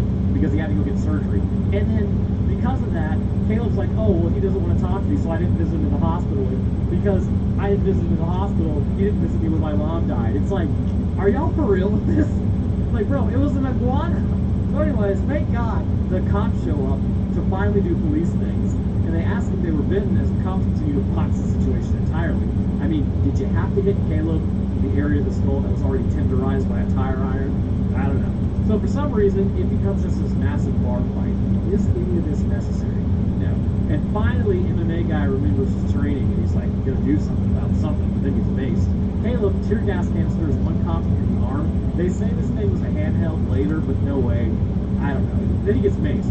Like, why is this fight even happening right now? So now, what's left of the squad gets arrested.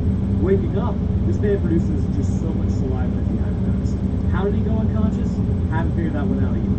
Sitting up, Lila is already up as the cops come walking around the room. The spiders are being tagged as Caleb asks where they are. He's told we're in the parking garage.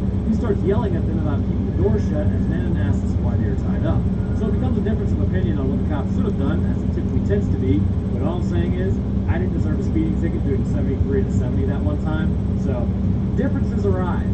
So everyone is totally not jazzed about the outcome of this situation. Yes, you probably should have, I don't know, not started a bar fight with the cops. Could have been an intelligent situation. That then shows that he's been bitten. Bro, why not tell him? Anti-venom doesn't exist. All these decisions are based on doing the most stupid thing possible. Like, this is not how a human brain works. Matt then says he's gonna, is there a gas leak in the parking garage or in this building? And it's just like, the second you walk in, your brain is like, oh, I'm just gonna fight. I don't know. Matt then says he's gonna go open the door and release all the spiders so everyone can get out, because that's a brilliant plan. Sounds like you got a real stupid idea there, bro. Good luck. Caleb basically tells him to chill out as Matt makes a break for it. Right into the door, he then tackles the most unobservant cop ever, as if they hear something. I mean, the can of Raid might be nice. So looking at the door, the spiders start flooding out. Again, you're dealing with spiders, not like alien hordes. Why are y'all not equipped with like straight up Raid, fumigation, anything? So everyone starts retreating, because it's in their blood, as Lila gets Caleb on time. One guy gets totally attacked by spiders, is bitten like 12 times in the face, that sucks, as they decide to lock themselves in the car. These are not human responses to spiders, it seems. Caleb then runs with Manon, who's also hiding, as she grabs a fire extinguisher and breaks into the van. It's a good idea. The spiders will never be able to enter through that broken window. And everyone knows bullets won't penetrate the side of the van. So Caleb gets in and has a leg wound. I have no idea if he's bitten. I think he was just like tagged by a bullet. As Manon says, I care about the apartment and I care about my mom. Like, I don't understand why selling an apartment means you don't care about your dead mother. It's so weird. So hugging it out as the spiders find the broken window, that's not ideal. Then lights start going off along with shots as somebody is flashing their high beams. So they need to make a break for it, and then running out, the spiders are just as confused as everyone else. Getting into the car, then it shut the door as Lila then drives out of it, or at least intends to. Hitting every car, pole, and bike possible, and a couple of cops as well, they unfortunately hit a dead end as a giant spider is in the way. Literally, run over that thing. Caleb realizes that he has to open the door, ram it. That is some, like, straight Papa Roanoke advice. Getting out, the spider is entranced by the lights as he tells Lila to turn them off. As she does, and then kind of skitters away, gross, Open the garage door, the blinding light of the world. Are you guys? Is this like the surface of the sun? Well, time to burn down the whole building. Outside of the building is a tribute to everyone as, okay, there's a picture of Caleb there, right? I'm not tripping. It shows it right next to Matt. But here's what's weird. It never said how he died. It never showed that he died. He escaped. He literally just walked out of the place. So the building is then demolished after extensively fumigating it, probably, hopefully, as Lila and Bannon are left. And then, again, what happened to Caleb? I guess, like, was his leg bit and then he succumbed, or was it just an injury? No, he's actually alive. Why did they put his picture up? So he's out burying a box in the woods with a note to his friend Jordy as then he sits on a tree. As he looks around, oh good, another spider. Grabbing it, you know these things are still venomous even if it's a native species. But then he lets it go and sends it on its way, and thus concludes, infested. The spiders are a result of inbreeding. A desert spider that already had the potential to grow larger was limited by its environment. Upon these genes being reinforced by the inbreeding, this would result in a larger spider that could in turn begin hunting humans to a certain capacity, but are totally reliant on everyone making the worst decision possible. The spiders themselves would be very limited, like how large they could actually grow, as their bodies are not capable of getting any larger than like one looks like this without a dedicated close circulatory system, because oxygen saturation would become a massive problem. This may have also resulted in the behavioral quirk of sort of like staring into the lights as inbreeding, may have left these spiders less mentally adept in comparison with the earlier generations. All in all, great movie, but what is going on with the French? But I want to hear what you guys think. How ridiculous is it that these spiders grew as much as they did? Like, this is totally not happening. Anyhow, I'll drop my Twitter, Discord, Patreon, and Rowan Hotels channel link, where this week we're talking about the Farmington mine disaster. And speaking of patrons, I'd like to thank my room here. First, huge thank you to our astrophysicist, Des Dancer, as well as our scientists, Jack and Jordan at Scientific Explanations to Beat Horror Movies, Note 23, Wuxing Dragon, Metric System, and Trash Panic Trench Coat. And to the rest of my patrons, I appreciate y'all's support as well. It is super helpful towards keeping everything running, and you're absolute bombs. Alright, well, that's going to do it for me. I hope everyone enjoyed. See y'all in the next one. Progress of Homo sapiens concerning technological advancements has essentially been exponential as of late. When you think about it, we went from stabbing each other with spears instead of tools of the earth 100,000 years ago to farming techniques emerging, the domestication of plants and animals 12,000 years ago. That leap, it seems like not a big one, but it took us quite a while to achieve it. It was pretty wild. Around 5,400 years ago, while writing would emerge in first societies into the Persian Gulf, which would really be when society started picking up. Scientific advancements continued as eventually this culminated into the Industrial Revolution a mere 280 years ago. From there, billions of humans would be born, more than have existed in all of human history. From the Industrial Revolution 200 years later, we would then enter space. And at this point, we're talking about trying to establish a presence on Mars and making moves on that goal. So at the rate humanity is going, while none of us will be around to see what actually happens, as we could just nuke ourselves to oblivion with a bunch of dumb apes, the reality is, at this pace that we are going, 200 years from now, we put us in different solar systems, and not just like our world within the solar system itself. But this pace, while nothing short of incredible for our species, mainly because humanity, number one, and we are underachieving on this rock, many issues arose due to our understanding technology and safety parameters they would require. The nuclear age would arise from the close of World War II, where obviously the U.S. would enter a Cold War with the USSR, where not only could the world be glassed, but nuclear energy would emerge as a promising field for the future. Unfortunately for all of us, the hippies in the 70s had very little understanding of what nuclear energy could do, because they were all really, really high at the time, so they cried like a bunch of big babies over it, and even to this day, the impact they have has stifled nuclear energy from proliferating. But even with that said, it does not mean there were not issues that did need to be solved.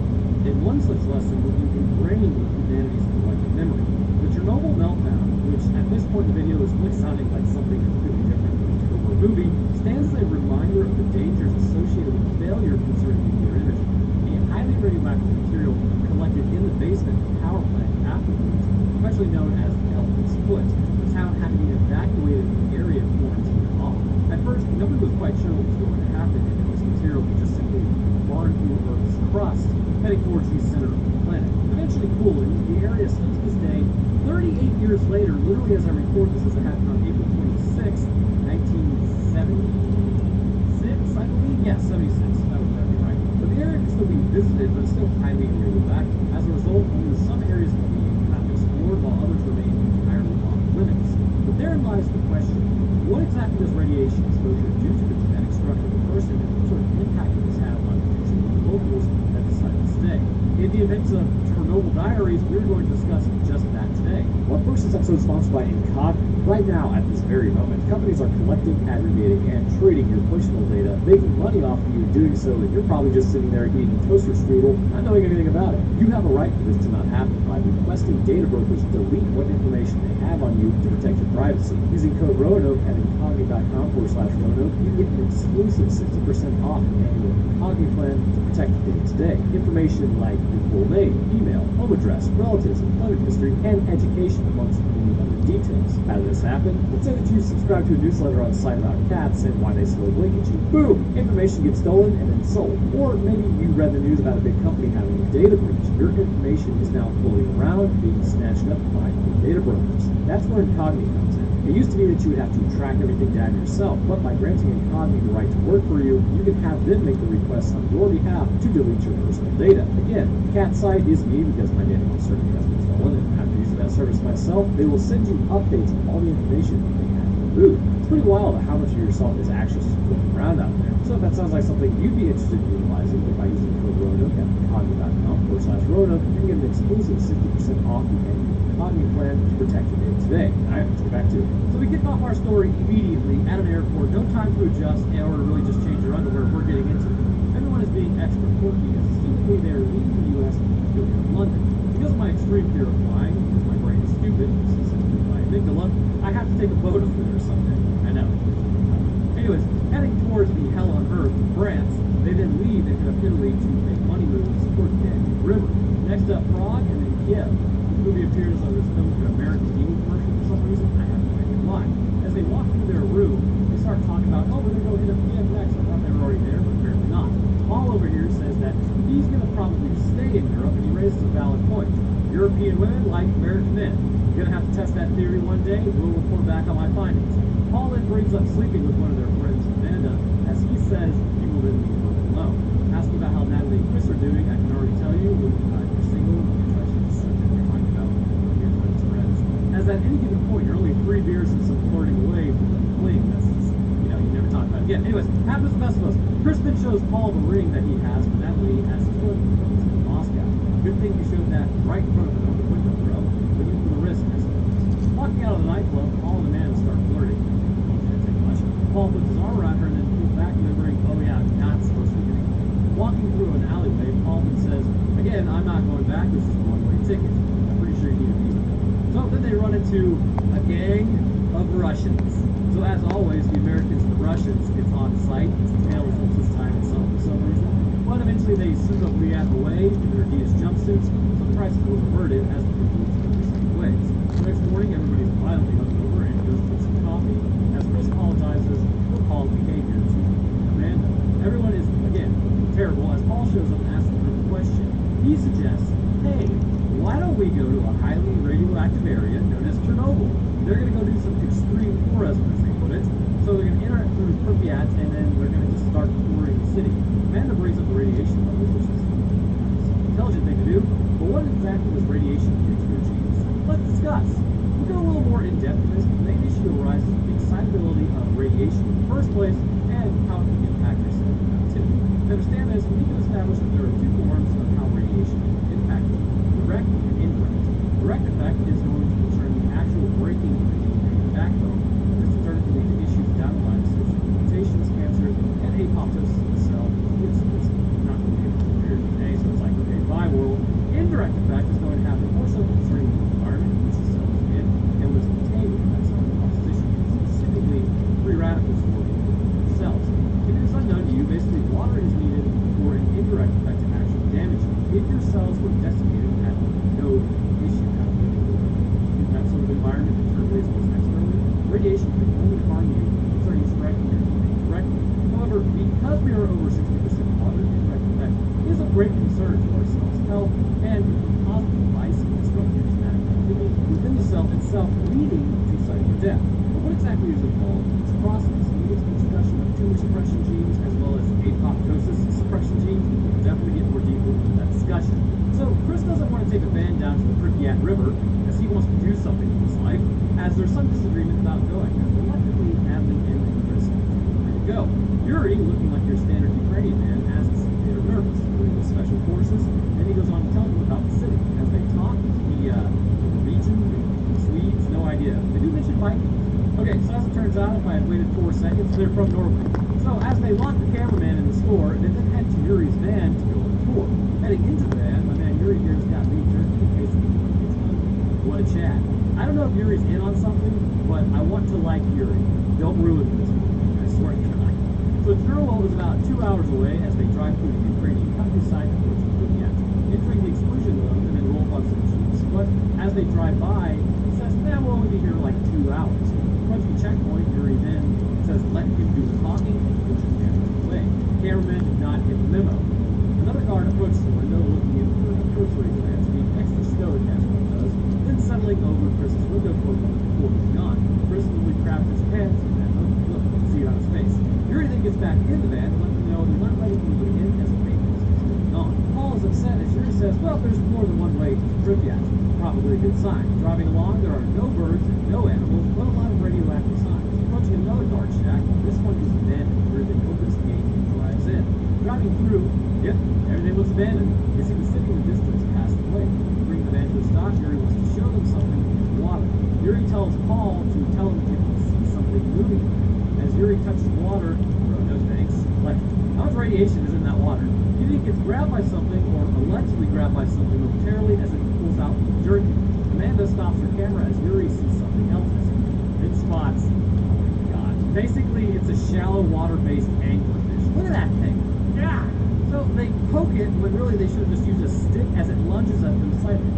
Use a stick. Everybody who watches this, if you want to poke something and you don't know what it is, just use a stick. It's our God-given right. So in the immortalized words of Chills, though, I would stop that thing until it was a small brown stain. It's bad enough that these things are in the oceans. We do not need to bring them up into our lakes. Alright, where was I? Yes, okay, getting back to the van, Blondie then sees fish in the water, swimming, menacing them. Driving through the town, Yuri remarked how only recently have the radiation levels gone down enough. These levels are actually dropping slower than expected, which continues to show that these species are still not purveyors of knowledge on things yet. The cesium levels are not decreasing as predicted, but what is interesting, however, is that nature has come back faster than expected and appears to be doing okay, even with the radiation levels being really high in some areas. And that was something our species did not really think was going to happen. Driving through town, 50,000 people used to live here. Now it's a ghost town. Sorry, I have to call you Ravens in there somewhere. Yuri then brings the van to a stop as they get out at the fair that was being set up for their spring celebration. What's left of it, that is. Looking around, that's got to be kind of eerie how quiet it is. Yuri, using his Geiger counter, then checks to see if the bones are safe. Approaching the Ferris wheel, everything is abandoned immediately once the plants are critical. They then get a picture and continue the exploration of their city. Also, you know that was creepy? I never looked up nuclear accidents, like, at all, ever. And because I had to look into this one, randomly on TikTok, which is not surprising, because TikTok definitely being smart on my microphone, a thing about Chernobyl came up. Anyways, I'm gonna have to delete that app. So, exploring some of the buildings, I'm pretty sure they actually went to Chernobyl to build this. Actually, not pretty sure. They went to Chernobyl to build this. See, the power of my deductive skills is quite an enigma. No need to thank me. I'm sure you're impressed. Going back onto the surface, they take more pictures and then they stop as they hear something. Absolute silence. Yuri says one last thing as he walks across the road towards the building. They then find a dog and a porch absolutely desiccated as Yuri before them. Natalie then asks about other animals as Yuri says it's unlikely to see them during the day. What does that mean during the night? I guess we'll find out. Walking upstairs are handprints on the walls and in the apartments. Yuri tells them not to touch anything as it is contaminated. Anyone who stole anything, like during the early days, then like sold it and got sick from the radiation. Looking out a balcony, Yuri shows the reactor in the distance. It's about as close as you want to get. And then Yuri walks to the other side of the apartment. His apartment. Don't know yet. As the group is in the background. Finding a smoldering pile which means fire was there, that means murder hobos are in the vicinity. Keeping the fire to the side, he says it's going to be dark soon as they hear who was in the building. Yuri tells everyone to be quiet as they slowly make their way through the labyrinth. Looking through the rooms, something is moving just down the hallway. Yuri rounds the floor as a freaking bear, or your average Russian citizen, then comes running down the hallway. There's a bear in here. So they move downstairs at a rapid pace to get away from the bear as they head outside. Oh, that bear, I know it was CGI, but it looked pretty much more scared of them. Headed towards the bed, Yuri says it's very unusual that a bear would be in this area, let alone renting an apartment. So Yuri then goes to start the bed as predictably,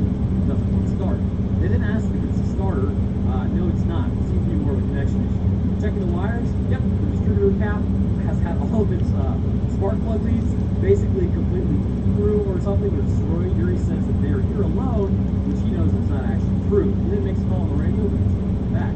All I'm saying is, twist the copper together and then tape it up with electrical tape. It won't be amazing, but it could still hold. And I mean, come on, special forces, start doing something special. So as night falls, they then keep hanging out as Yuri keeps trying to get contact, but nobody's answering. At least you get enough bodies and actually war. Paul starts talking about how angry he is about the tour, and it's not really Yuri's fault. Who ate the wires, Paul? So Chris and Paul get in an argument about who should relax, and so they talk about how someone has to know that they were out. And Yuri's like, no, I work alone. So, yeah, nobody's coming. Okay, so start walking. The checkpoint is 20 kilometers, or about 12 to 13 miles away. Or if you really want to get technical, in freedom units, that's about 27,456 long eagles. So it's really not that bad. But Yuri says they cannot hike that at night because he doesn't believe in fuel measurement because, well, let's be really reason answer. Anyways, what are there? Grill out there or something? So as they hear something, they then ask if there are people out there. So turning off the lights might help so you can see outside, as Natalie says that's not a thing. He then pulls out an old force multiplier as everyone tenses up and wants it like losers. It's just a force multiplier. They're gonna be fine. Yuri's like, you should thank me that I have this, as it heads outside as Chris follows to provide aid in the matter, I guess. I don't know what he's gonna do to kind of stick. So again, turning out the lights might help the night vision instead of just looking out and be like, oh, I didn't see anything. So as the force multiplier is fired off a few times, Paul then runs out to check on what he thinks Chris just got. Which, what is your plan, Paul? So continuing to watch, they see no one. You know, you can always just go out there as well. They then see a figure in the darkness approaching them as Paul has Chris with something on their heels. Chris's leg is bleeding as they grab the first aid. He talks about how there were a lot of them, and as they ask where Yuri is, he says they got him. And basically, it's not a good time. Then looks out and sees nothing as the dogs start jumping on the car, right? So, just a galaxy brain take. Amanda starts kicking the glass like a nerd, and the Norwegian dude straight up uses, I think it is that you use it to take off the lug nuts. Basically, he uses that to start smacking the glass, and y'all calm down. The glass is what's keeping them out. So then the battery starts dying as the lights finally go out, and now you'll blend in. Okay, so in the harsh light of day, the pipe movements may have been a little worse than originally thought. High pressure and fluid element. As they do, something then smacks the man. They look out and see nothing. The next morning, a nice layer of radioactive fog surrounds the area. Absolutely healthy. Chris is not going to be running anywhere over that 27,456 all height. Norwegian then says, I can't fix the man. Have you tried twisting the copper wire? Wouldn't matter. Battery's dead anyhow. Paul then calls out on the radio, calling for Yuri, and I think he's probably gone in. He says that, well, I'm going to go look for him, as Norwegian man says, I'm going to go with him as well. The man volunteers to go. As they begin their walk, though, they don't really know where Yuri is. Paul then says he thinks they got attacked by dogs. As Paul tries to walk the talkie again, but gets no answer. Calling out for like the 8th time, he then hears the other radio. Finding the radio leading down to an underground bunker, the Norwegian guy says, well, we have to see if he's alive. I mean, do you? I don't know, man. This might be a really good time to start walking out of there. Anyways, how radioactive do you think the downstairs area basement is, where all the radioactive dust has settled? So let's discuss why that is in fact an issue. Radiation, as lightly touched on, has two different ways to affect it, direct and indirect. Now, indirect allows for the transfer of electrons, which in turn can excite atoms. Positive breaks to form, which is not ideal. Basically, it just breaks a orbit, and this can cause the atom itself to be positive, and it's perfectly balanced at the same electron. Protons. But again, I'm not a physicist, so we're going to move on past that. But let's more focus on the direct. Now, you might be sitting there wondering to yourself, how is like any exposure level actually safe? It's pretty interesting, actually. Again, I'm a microbiologist, not a radiobiologist, but regardless, I can touch on the general ideas. What's the dismay of Reddit, it seems. Pro tip. Never Google yourself, then put that in. So, alright, here we go. Let's first talk about these single-stranded breaks versus the double-stranded breaks in survival. As you can probably tell by the name, one of these is worse than the other, but they are both still going to present a challenge for your meat suit in terms of mixing the air. Starting with a single-stranded break, the process involves the actual backbone of the DNA strand, which is broken. This is inspired by the radiation, degrading it actually, leaving the nucleotide free floating, but connected to the adjacent poly-ADP ribose polymerase, or PARP for short, or PARP for short, protects the breaks and then signals to other proteins, specifically to the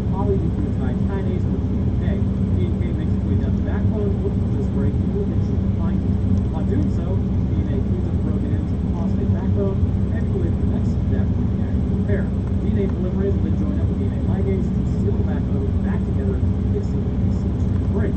As this process is done, mutations should be minimal and this will not lead to a double-strand break, as everyone has a party afterwards for a job well done. But oh no, what's this? While that was happening, and before it could be detected by random chance, the other side was broken as well. Well now, things are a little more dicey. Double-stranded breaks are no joke for a multitude of reasons. You have to remember, functionally, the repair mechanisms have no idea where it is possibly supposed to join, especially if it's not even close, as they cannot see the two strands next to each other. But a repair will be detected nonetheless. Sometimes they're very close, in which case it's not a problem. After all, it is their job. Your repair mechanisms essentially have to make a choice at this point. Do you repair by direct rejoining or repair by resectioning? Direct rejoining is taking the two ends and then fusing them back together, but resectioning is a little more risky as it might involve quite literally replacing some of the nucleotides entirely. Now, I will spare you all the names because it is quite extensive, but the preferable method would be taking the two ends and fusing them together, leaving the genes relatively unaltered, allowing for the integration of cell continue unhindered. Resectioning, while still viable, could result in mutations later on. Now, this is all well and good, but it should be known that nucleotides can also be affected by radiation, creating radicals that continue to cause damage as well. In this case, point mutations can occur as a result, which can then further break genes. Specifically, let's focus in on the p53 gene, which is critical for tumor suppression, and the BCL-2 gene, which is a protein that ends up blocking apoptosis, as it will show why the altered genes later have become exactly what they have. The p53 gene's entire purpose is to force apoptosis to happen, should there be DNA damage to the cell cycle. If detected, the nucleus will shrink and lyse itself along with the rest of the cell, and it will speed up by macrophages in the area. This gene's stability is critical to preventing your body from being riddled with cancers.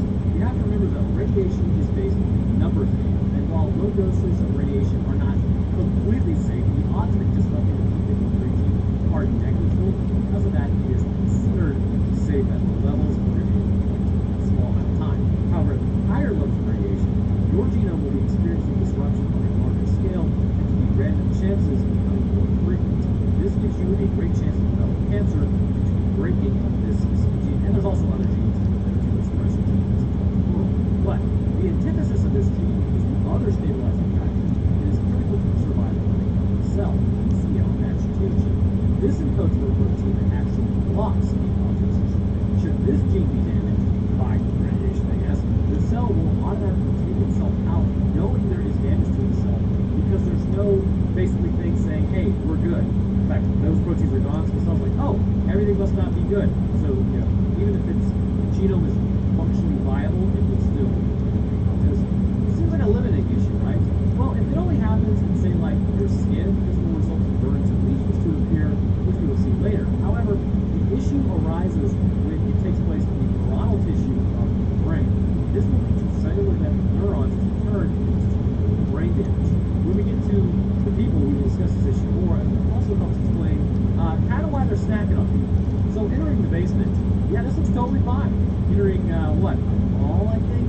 They approach a fountain of sorts as something moves water, and we have no idea what it was. We continue following the blood trail that this is obviously somebody being dragged or dragging himself.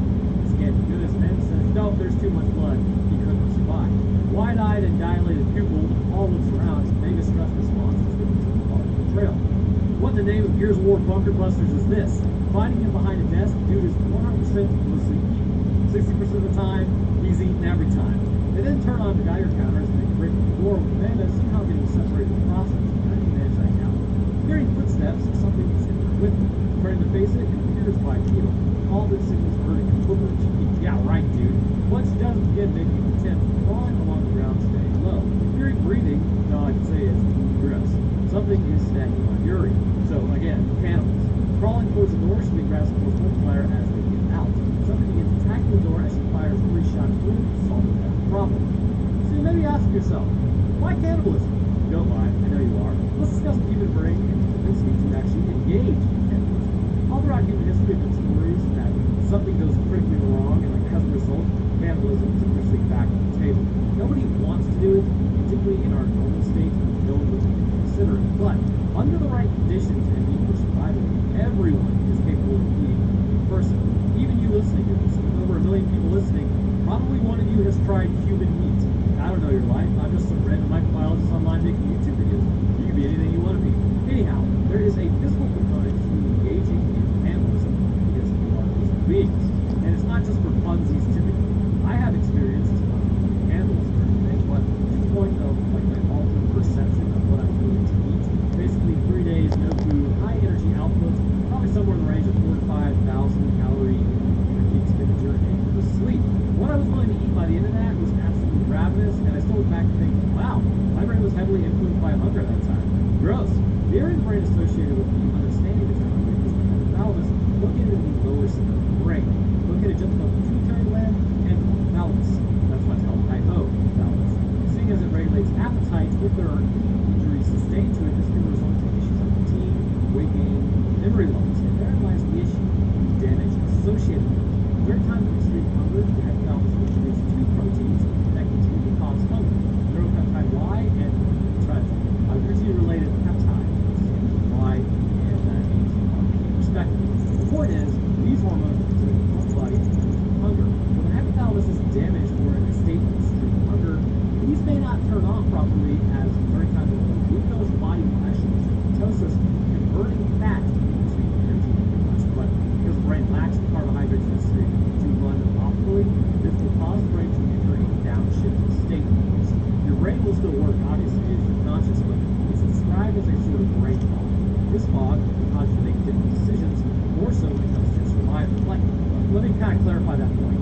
The brain fog isn't making you make these decisions. However, it does affect your ability to think things through. But when you are hungry enough, it's not the brain fog that's making you leave. Eventually, the hypothalamus will open up the cannibalism pathway to you. As you starve, your body's arm meat starts looking rather tasty as the disgust factor is switched off and you're able to keep living. It should be known that there are many other pathways that can be affected when you typically consider eating someone. The important part is damage to the brain can induce this action. So trying to find the front door, they find a locked door and finding the glass broken as they move outside. Well, now you've made the local band of cannibals angry. Good luck tonight, guys. Getting back to the van, Paul says we need to go now because they found the sudden fury and it ain't looking good. Chris says, I have to stay here. My leg is totally messed up. I have no choice. I can only walk about 1,000 bald eagles at this point. Amanda then begins looking through the pictures as she sees portions of one of them. There was something in the window running by. Paul, Amanda, Michael, Lady, and Michael say they're going to run to the checkpoint and sit back help. I mean, you guys could probably just break out into the light jog. That's all I'm saying. I walk, what is it? Like probably 5 miles, an hour and a half every day. Like, so it's a light walk, but you know, it's still a walk. It's not that hard. So as they begin their walk, and then some dogs from earlier in the distance find carcass. Yeah, I'm sure they haven't heard from him. Giving that pack a wide berth, the guy kind of starts going off as it's getting worse. Looking out and then spotting a bunch of vehicles with batteries, all dead, I'm sure, and a sign that says something, but I must be Russian. Checking the cars for spark wires, they then look at the side of the buses and look up. The holes in the side are all exit holes. Someone inside was shooting out. Paul breaks into the bus to investigate as casings are all over the ground. Clearly, this was a person or group's last stand. Approaching the back of the bus, Paul suggests something is back there beyond the blanket. Opening it up, something then falls on him. A bunch of highly radioactive dust, I suppose. They find a flashlight as well as blood and a piece of the guard's uniform. Michael then finds some spark plug wires, and Paul calls back saying that they found the windows of the van. They see a dog running towards them as they all start running away, leaving the camera behind. Running across a super straight bridge, the quadrupeds are like all on their tail, most of them anyways. Like one of them is just sitting there watching them, wagging its tail. It's hilarious. So Zoe ends up falling in as Michael grabs her, and that's definitely going to be cancer in a few years. But as Michael goes to get up, he gets attacked by something and then pulled around. They drag him out as he has a bunch of bite balloons on him, anglerfish. Leaving the dog behind though, they keep walking back to the van. It doesn't seem like they're really that far away, but it's now nightfall. The group collectively agrees that people must be out here as they hear something behind them. Shining the flashlight down the road though, they see nothing. Clearly though, they're being stalked. Turning back to where they started, they find the van completely pushed over. Yep, you're gonna need more than spark plugs now, or spark plug wires. Chris and Natalie are totally gone.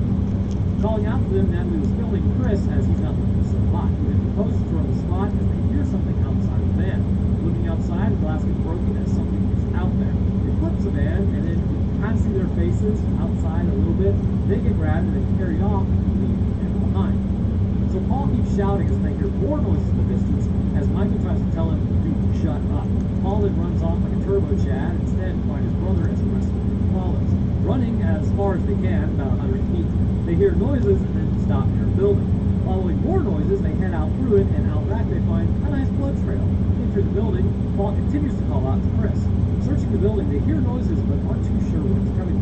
Opening the door, they get blasted in the face with more radioactive dust. Searching what appears to be a cafeteria of sorts, they try to tell Paul that he can't stay there as Baldy behind the counter just straight throws a chair at them. Hell yeah, brother. Running into Natalie, she keeps screaming, as then, like, gal, calm down, you're going to alert the horde. Michael then grabs presumably a map as they exit the building.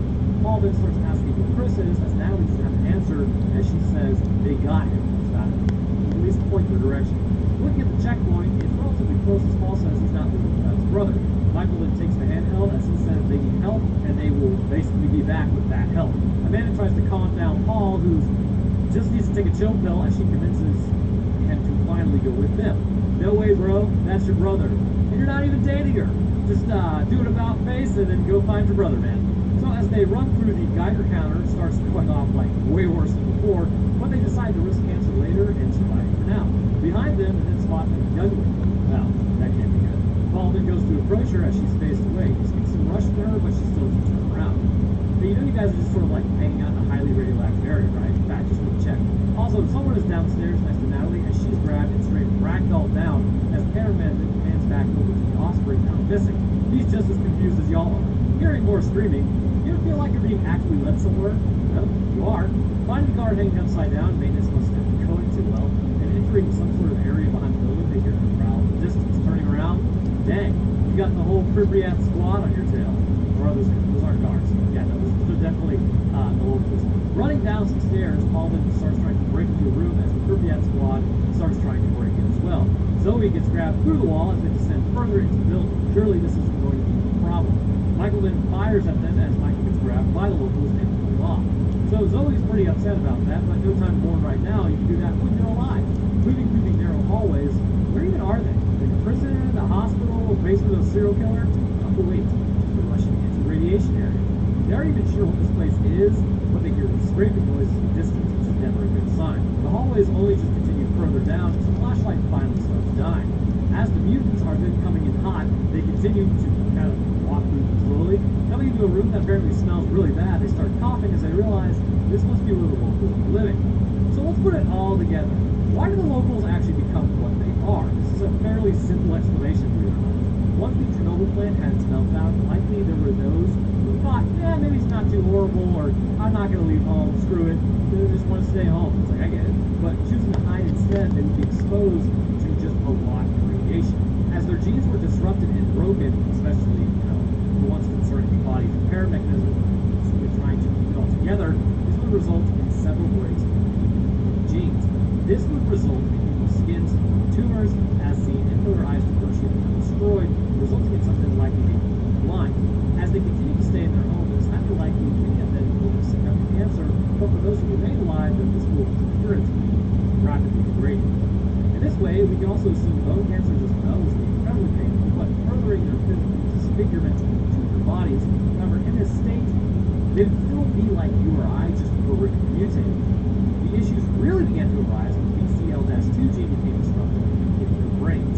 We can assume brain cancers were also likely as well, which can cause people to basically lose control of their emotions, but other cells forming those critical networks associated with emotional control, planning, communication, memory, even hormonal drives concerning hypothalamus would become altered. Because of this, memory of their lives is gone. Understanding the world around them and their species is gone. What makes them human is gone. Higher thought was likely not taking place due to the actual brain damage from disappointments. Instead, they would be driven pretty much by instincts. And also, to kind of explain their strength, as I usually mention, the human body loses about 50 to 60% of our normal strength. Bodybuilders can lose somewhere up to a range by 75 to 80%. However, like power with a bunch of bodybuilders, we never really access the 100% of our strength because our brain limits that. If you alter the brain, that limitation gets altered as well, meaning that you're just probably using like all of your strength all the time. But obviously, they are having offspring as seen, so the gametes are likely genetically altered as well, leading to developmental issues during gestation, likely resulting in a lot of offspring not making it. Those that do will probably have an incredibly brief lifespan due to the genes being corrupted by radiation in haploid cells, and now that they're human, the continuous exposure to radiation is not going to do them any favors. They or animalistic. The local population has essentially been bussed down to lower primate levels in terms of abilities to think.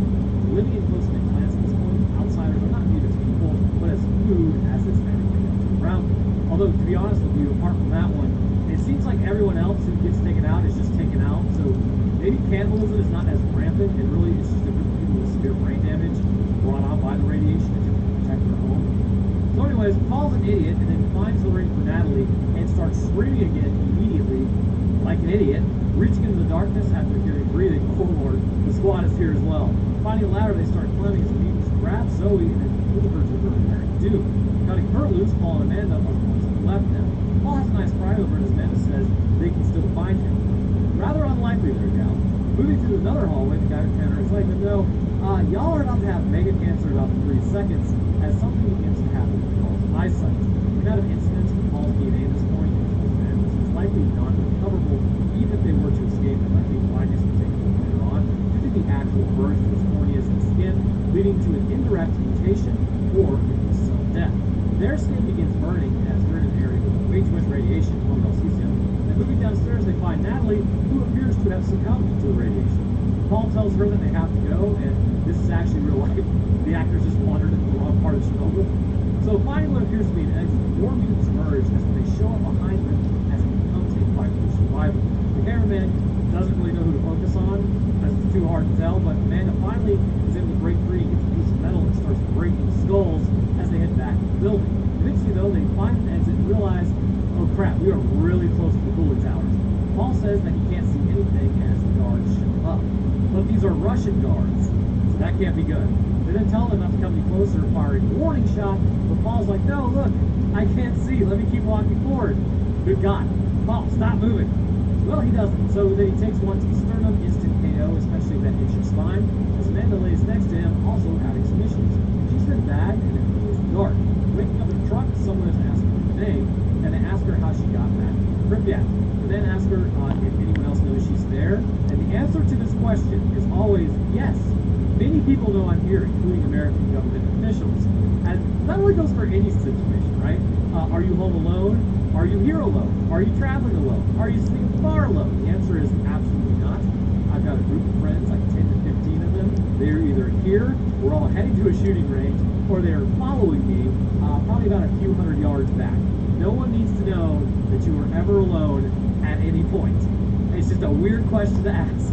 So they tell her that they're at the hospital as they talk about how the patients escaped and they can't let her go either. Escorting her to a door that then lock her in. And as she looks around, well, then this looks pretty crappy. And then calls out to anyone there as the whole squad bear hugs her, happy about her return. Mainly, I doubt these people are in there anymore, like mentally. The amount of damage to their cerebrum that must have taken place after being there for 38 years as of today, more specifically the frontal lobe, says to me that these people have essentially become feral. That's why whenever there's a detectable level of radiation, while low levels are considered negligible for a short time frame, or like a couple of hours, if you choose to stay, those low levels will eventually cause mutation by breaking something just by happen chance. And as a result, you will probably end up eating your friend's arm. But anyhow, I want to hear what you guys think. Do you think that they're actively cannibalistic, or do you think that it's really just one woman going absolutely wild? Explain why she's alone, as nobody wants to hang out with a cannibal. Anyhow, I'll drop my Twitter, Discord, Patreon, and Roller Test channel. For this week, we're talking about the Farmington mine disaster. But speaking of patrons, I like to thank my first, we thank your astrophysicist, dancer, as well as a scientist, Jackie Jordan, a scientific explanation of horror movies, 2023, Ocean Dragon, Dimension System, and Trash Pan Trench Coat. And the rest of my patrons, I thank you guys as well. Alright, so that's going to do it for me. I hope everyone enjoyed. I'll see y'all next week. Every once in a while, a cinematic masterpiece comes along in life that will shift my perspective due to its narratives and poignant questions that it proposes. Themes that are needed in our species to help further our thinking and imagination towards more lofty ideals, such as reaching the stars or examining our own biases and patterns, can be altered and changed for the better, potentially uniting humanity under a common goal. Films like this should be considered important due to their cultural relevance and impact on society, becoming something of a zeitgeist that philosophers and critics will look back on to help explain what exactly our people's thoughts and opinions were at the time. Films like this deserve preservation as a result, ingraining themselves in history forever preserved. And then there's Zombievers. You didn't think I was going to say all that, like, a bunch of flowery crap and actually be serious, did you? Absolutely not. That's not what we're here for. As the canister of medical waste scenically drifts through the countryside, eventually it would make contact with the local population of beavers. It is unknown what was in the receptacle, but what is known is this movie was made by a bunch of crackheads. It will shift their behavior, strength, and durability of these creatures, making them much more of a threat. But therein lies the question. How exactly is this disease spread, and why do beaver genetics seem to imprint upon those who become infected? Let's discuss that in today's episode over Zombeaver. Also, fun fact, if you want to save yourself 90 minutes, just listen to the song during the credits. It pretty much sums up everything that's happening. Being about as insane as this movie, I think you're really going to like this. What if I told you that not only could you be given a free legendary champion as well as 2 strong heroes using my link only, but you could also win a free gaming console, literally free and a gaming console. And if that's not your thing, what about Amazon gift cards with a full value of $10,000 and a lot of other in-game prizes? How do you win this? Simple. Raid Shadow Legends, who's my sponsor today, are celebrating the arrival of spring in Teleria with a special spring hunt minigame. Simply download Raid using the link in my description or by scanning the QR code to springhunt.plarium.com and enter your Raid ID to join the competition. Taking place between April 15th and May 30th, players will need to find hidden items around Mistwood. By doing so, you can win real-life prizes like the gaming console or the Amazon gift cards, or in-game loot like legendary champions and skill tomes. Along with this community week is being celebrated, and since we all know people like free stuff, they're giving everyone a legendary champion, Chronicler Adeline, and a promo code to all users. She places valuable debuffs while bypassing the block debuffs buff. Just log in for 7 days between April 11th and July. I can hear you now. With pay to win, it's a time grinder. There's no depth. In rapid response style, There are actually a lot of in-game players who never pay to win, but if you do want to speed up the process, you can do that. the auto battle feature can help you actually spend your time more efficiently, and Raid has a ton of content before being added all the time. It's not just some lame mobile generic game, I suppose. But personally, I like playing it because I just build my champions out, and I've always enjoyed that type of gameplay. Sorry, I do. But let me ask you something. What do you think your best looking champion is, and why is it Elham? So if you're ready to jump into the fun by clicking the links in my description or scanning the QR code, you can get insane bonuses available only via my link. Bonuses like a huge starter pack with Epic Champion Tayrel from the High Elves, and after reaching level 25, you'll get another, including Epic Director Draft. So if you go directly like an app store, you won't get these packages that the Raid team has given me. So after downloading the game via my link, use promo code SpringHunt24 to get silver, and this is for both new and existing players. Come find me under the name Roanoke and join my clan Croatoan, and we'll be legends together. So link in the description, and I'll see you on the battle. We kick off our story with the same question as always. Why, God? Music begins playing as something about a hole in some guy's heart. The medical research facility waste truck is driving along with 2 guys talking about having kids and dating other guys. Longhair hears a lot of himself in Bill Burr's story and makes a pass, but completely fails the vibe check. He goes on to say that he also can't take a dump at his friend's house anymore. You know, standard interaction amongst males, really. Now yeah, this is how this episode's gonna go. Strap in. So, driver gets on his phone and completely explodes a deer in the process, and as he does, some of the medical waste drops into the water below. Checking the front, well, I don't think Bambi's gonna make it. Running over it and just sort of moving on, we get the intro. Beavers and medical waste. What more could you possibly want? An explanation as to why it happens? Well, I'm gonna give it a hell of a shot, and I think I have an idea of why it's happening, based on what we'll see later. But you're gonna have to bear with me on this one. Anyways, just to kind of sum it up, horizontal gene transfers, baby. So the medical waste continues floating down the river, going over rocks, rapids, and finally reaches a proper stream. As it gently floats up to a bunch of beavers on a dam, it's then pierced by presumably a stick. Of course, how does a stick pierce metal? That's a solid question. No one really knows. The material contained within begins spraying all over the dam. We now jump over to a gas station as Blondie here has just been cheated on as she's crying in a bathroom. Getting a text, Sam then texts her sorry with a sad face. Yeah, that should work. The dude on the outside of the bathroom has to blow it up as the trucker then kind of makes a pass as Blondie comes out and then runs inside the bathroom. Getting to the Prius and then start the drive to the cabin for the weekend. No phones and no boys. Zoe wants to call the guys to get them to come over as everyone has like an insanely Nate Southern accent. Like, I live down here and you just do not run across these accents. Heading into Ashwood, we see victim number 1 is already fishing. As he pulls in what he thinks is a fish, why is he wearing a number 1 dad hat? I just noticed that. She does not look old. And then again, I mean, you know, as I get older, even college students look like way too young to be alive to me, so it is what it is. But then he hears growling and then gets totally got. Pulling up to the stabbing cabin, Zoe asks about the raft because she thought it was trash. Also, that lake, with that stacking of water, brain-eating amoebas are there for sure. What are brain-eating amoebas? I'm glad you asked. Apart from prions and basically rabies, this horrifies me to my core.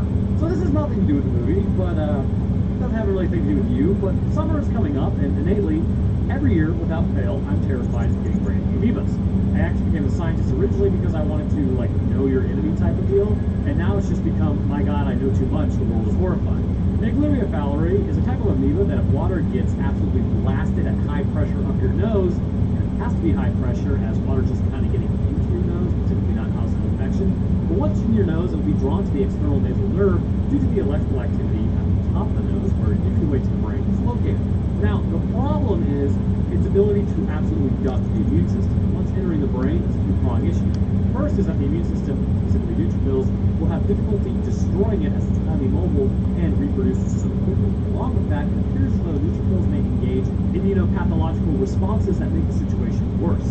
The second issue is the absolute delicate tissue that is contained within your skull, neuronal tissue specifically. Your immune system has to fight in this area without destroying your brain, which it's not very good at. So once in the brain, the amoebas will actually start to eat neurons as the body keeps panicking, as meningitis gets a staple quite quickly, putting pressure on the brain. Eventually, though, the fight is lost and the person succumbs. Naegleria fowleri exists in every body of water in the southern and like southeastern and probably also southwestern United States, as well as in the soils. But as things warm up, it's moving northward, with some infections recently having taken place in Iowa. Now, you might notice something strange about that. So prevalent, why aren't infections higher? Every year, a few people do get infected and then succumb, but it's actually exceedingly rare the amount of people that go into lakes. Antibodies have been found in people, which suggests the body had already fought off Naegleria previously, as an infection has really been confirmed. And I know everyone here has probably seen the Kurzgesagt video over it, where it says the immune system cannot do anything about the infection, but that's clearly not true. The immune system did do something to clear the infection, as it remembers the invader and then created antibodies. I still rep Kurzgesagt though, amazing channel, but I think it gave everyone a false impression as to what's actually happening. It should be known though that these antibodies could be obtained from drinking water contaminated with a parasite, which is with all of our water, and your body can become aware of it as it's in your intestines. So does a nose infection play a role in being the only point of entry that it can actually evade the immune system? Conspiracy time. Well, not really a conspiracy, but I'll take a swag at it. Or, as I learned this weekend, a scientific wild-ass guess that once exposed to Naegleria, the immune system has a much better chance of preventing it from growing out of control, even when it does enter the nose, because of the circulating antibodies. These would attach to the amoeba and begin mobilizing it immediately, rather than the body having to respond and adapt to the immune system too late. The innate immune system does play a critical responsible in killing the parasite early on before it grows out of control. For those that haven't been exposed, particularly those in warmer latitudes or from like different countries, appear maybe more at risk as they do not possess the antibodies necessary. But take that with a grain of salt, because many people from the north have likely been exposed, which means they would have a stronger innate immune response and finish more effectively. We likely all have this, given how prevalent the amoeba is. So should you worry about it? Probably not. Do I worry about it because disease is terrifying and interests me? Yes. Just hold your nose when you jump to a lake or a warm body of water, and don't stir up the soils and mud bottom, and you'll probably be fine. So Zoe asks if they're stopping for gas at the cabin. Smart one, this gal. Everyone here definitely got invited to the Mensa convention. As they talk about swimming in the lake, the neighbor comes over to meet them. Mary introduces her sorority sisters as Zoe keeps going on and on about talking with guys and like going wild. As the older woman says, "Oh, don't worry about it. My daughter's a real piece of trash too. Not even that attractive." Okay then. So as they walk off, they are being watched from the water. Heading inside, the dog CGIPs as Jen heads into the bathroom. Jen tries to text Sam, but the phone is dead. Mary says Jen isn't supposed to be talking to Sam, as they hear Zoe scream as she comes out saying there's no cell service. So heading out to the lake because there's literally nothing else to do, Zoe immediately dishes her top. Well, can't show you that. She's the first to go in as they go out to the raft. The number one dad hat ominously floats by. I need to get that hat actually. And looking over, they see a beaver dam. Wanting to see a beaver, Mary says not to get their hopes up because they are nocturnal. Jen then heads into the water to swim over to it and check it out while the rest of the group follows, as the medical waste container is still there. How this lake hasn't been contaminated is beyond me. Covered in green fluid, they just assume it to be beaver pee. Yes, that tracks. They're not seeing any beavers. They do see a bear just randomly across the lake, and shot then rings out as the bear just sort of leaves. Random dude, who I cannot be sure is the trucker from the bathroom earlier, then calls them pretty little heifers.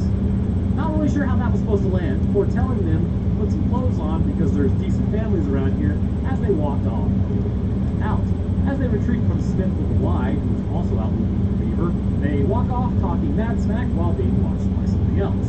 So as night falls, we continue to drink and eat pump. Jen has got a massive bruise on her knee, IRL. Not relevant to anything, I just noticed it. So they call Jen's dad hot as the cameraman then runs through the grass. As they sit, they begin hearing a thumping noise on the outside of the house. Finger again, Zoe goes to check it out. Recipe for disaster, but here we go. Heading outside, the door closes behind them and then it locks. The man then runs for the darkness before completely crapping his pants. Hashtag relate. Well, okay, I'm not going to say hashtag relate. So as the guys are there, they then start making fun of Mary because she wanted to be alone in the cabin with the girls. And then hearing another thud, oh great, Santa's here, the guy who just cheated on Jen. I'm sure this is going to go over about as well as a wet fart in church. Buck then talks about waking members of his body up because it's been over 36 hours. This dude is an absolute wild card. Jen says that they can stay there as everyone heads inside to basically wake up.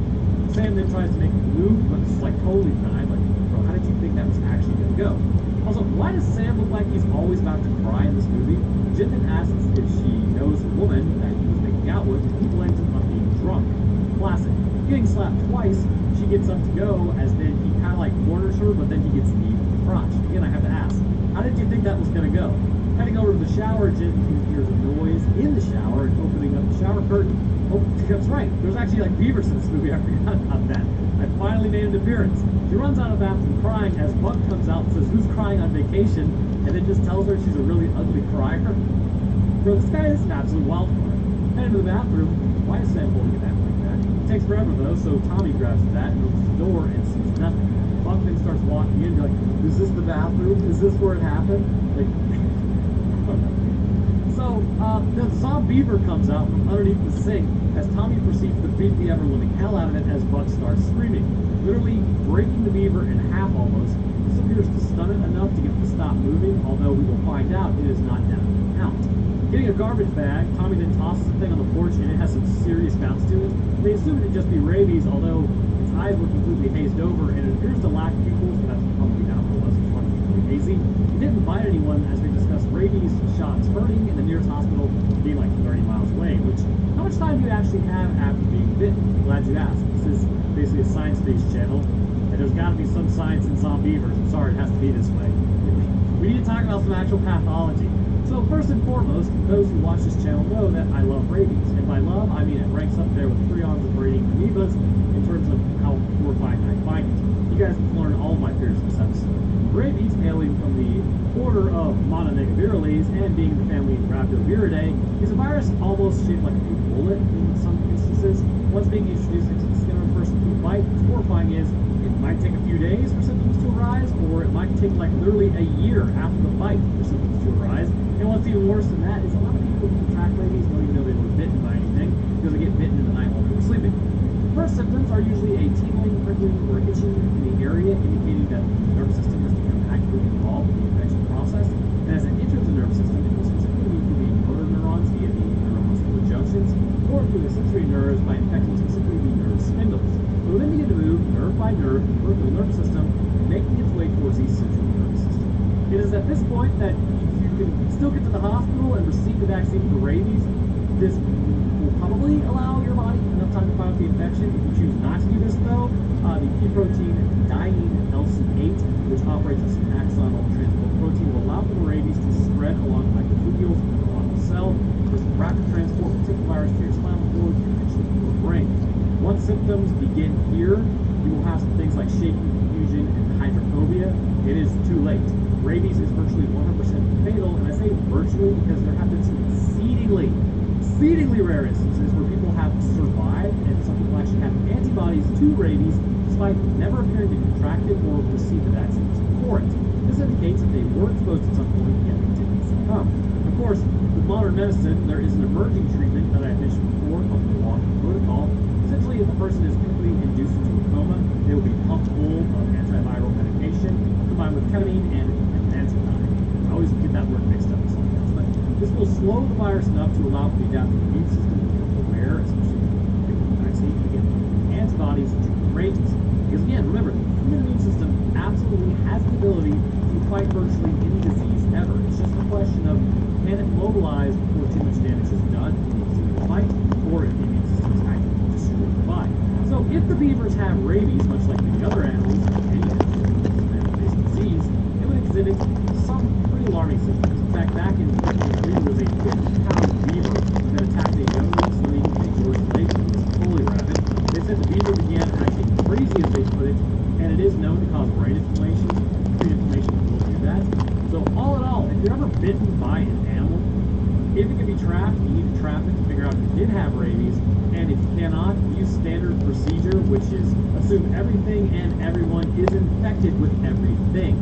Terrible way to live your life, but a great way to try not to contract something. Go to the hospital and get your rabies vaccine immediately. The good news is that you can pet all the rabid animals you like for 6 months to 2 years, because that's about how long the vaccine lasts. Also, future Roanoke here, that is a joke. Do not pet rabid animals. So Buck talks about how he likes women, and he's like, oh, I'm also 6'3", and we should have a safety orgy, as it could be our last night alive. But what in the living hell? So Spiffle the Y is in the woods, and he's setting up zombie traps, and then he hears growling in the area. There's a nice flyover of the river. So the next morning, everyone kind of like exits out of the cabin, and legit, they look hungover. Literally, my friend group, whenever we go to my buddy's lake house, as if they find the bag from last night has been broken into, and bloody footprints are left behind.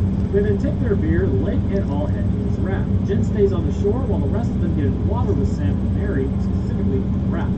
Mary asks about the mysterious photo, as Sam says at least Jen doesn't know it's her. So Tommy is watching this sort of unfold as they keep pressuring Jen to get into the water. Mary and Sam are real pieces of shit. As Jen gets in, something slips past her foot, which is my literal nightmare. As it swims towards the group, Buck gets pulled under as blood starts coming up as his foot is bitten off. The camera then zooms in, literal jaw style, on Jen as Tommy starts getting attacked as well. As they make a break for the raft, the beavers keep attacking Buck. Buck then lays down, getting onto the raft, bleeding as they keep turning. Zoe then tries to take her top off again as they use the dog's flotation device to tie her on the leg. So actually, I have some EMT training, and you never know, this might be useful.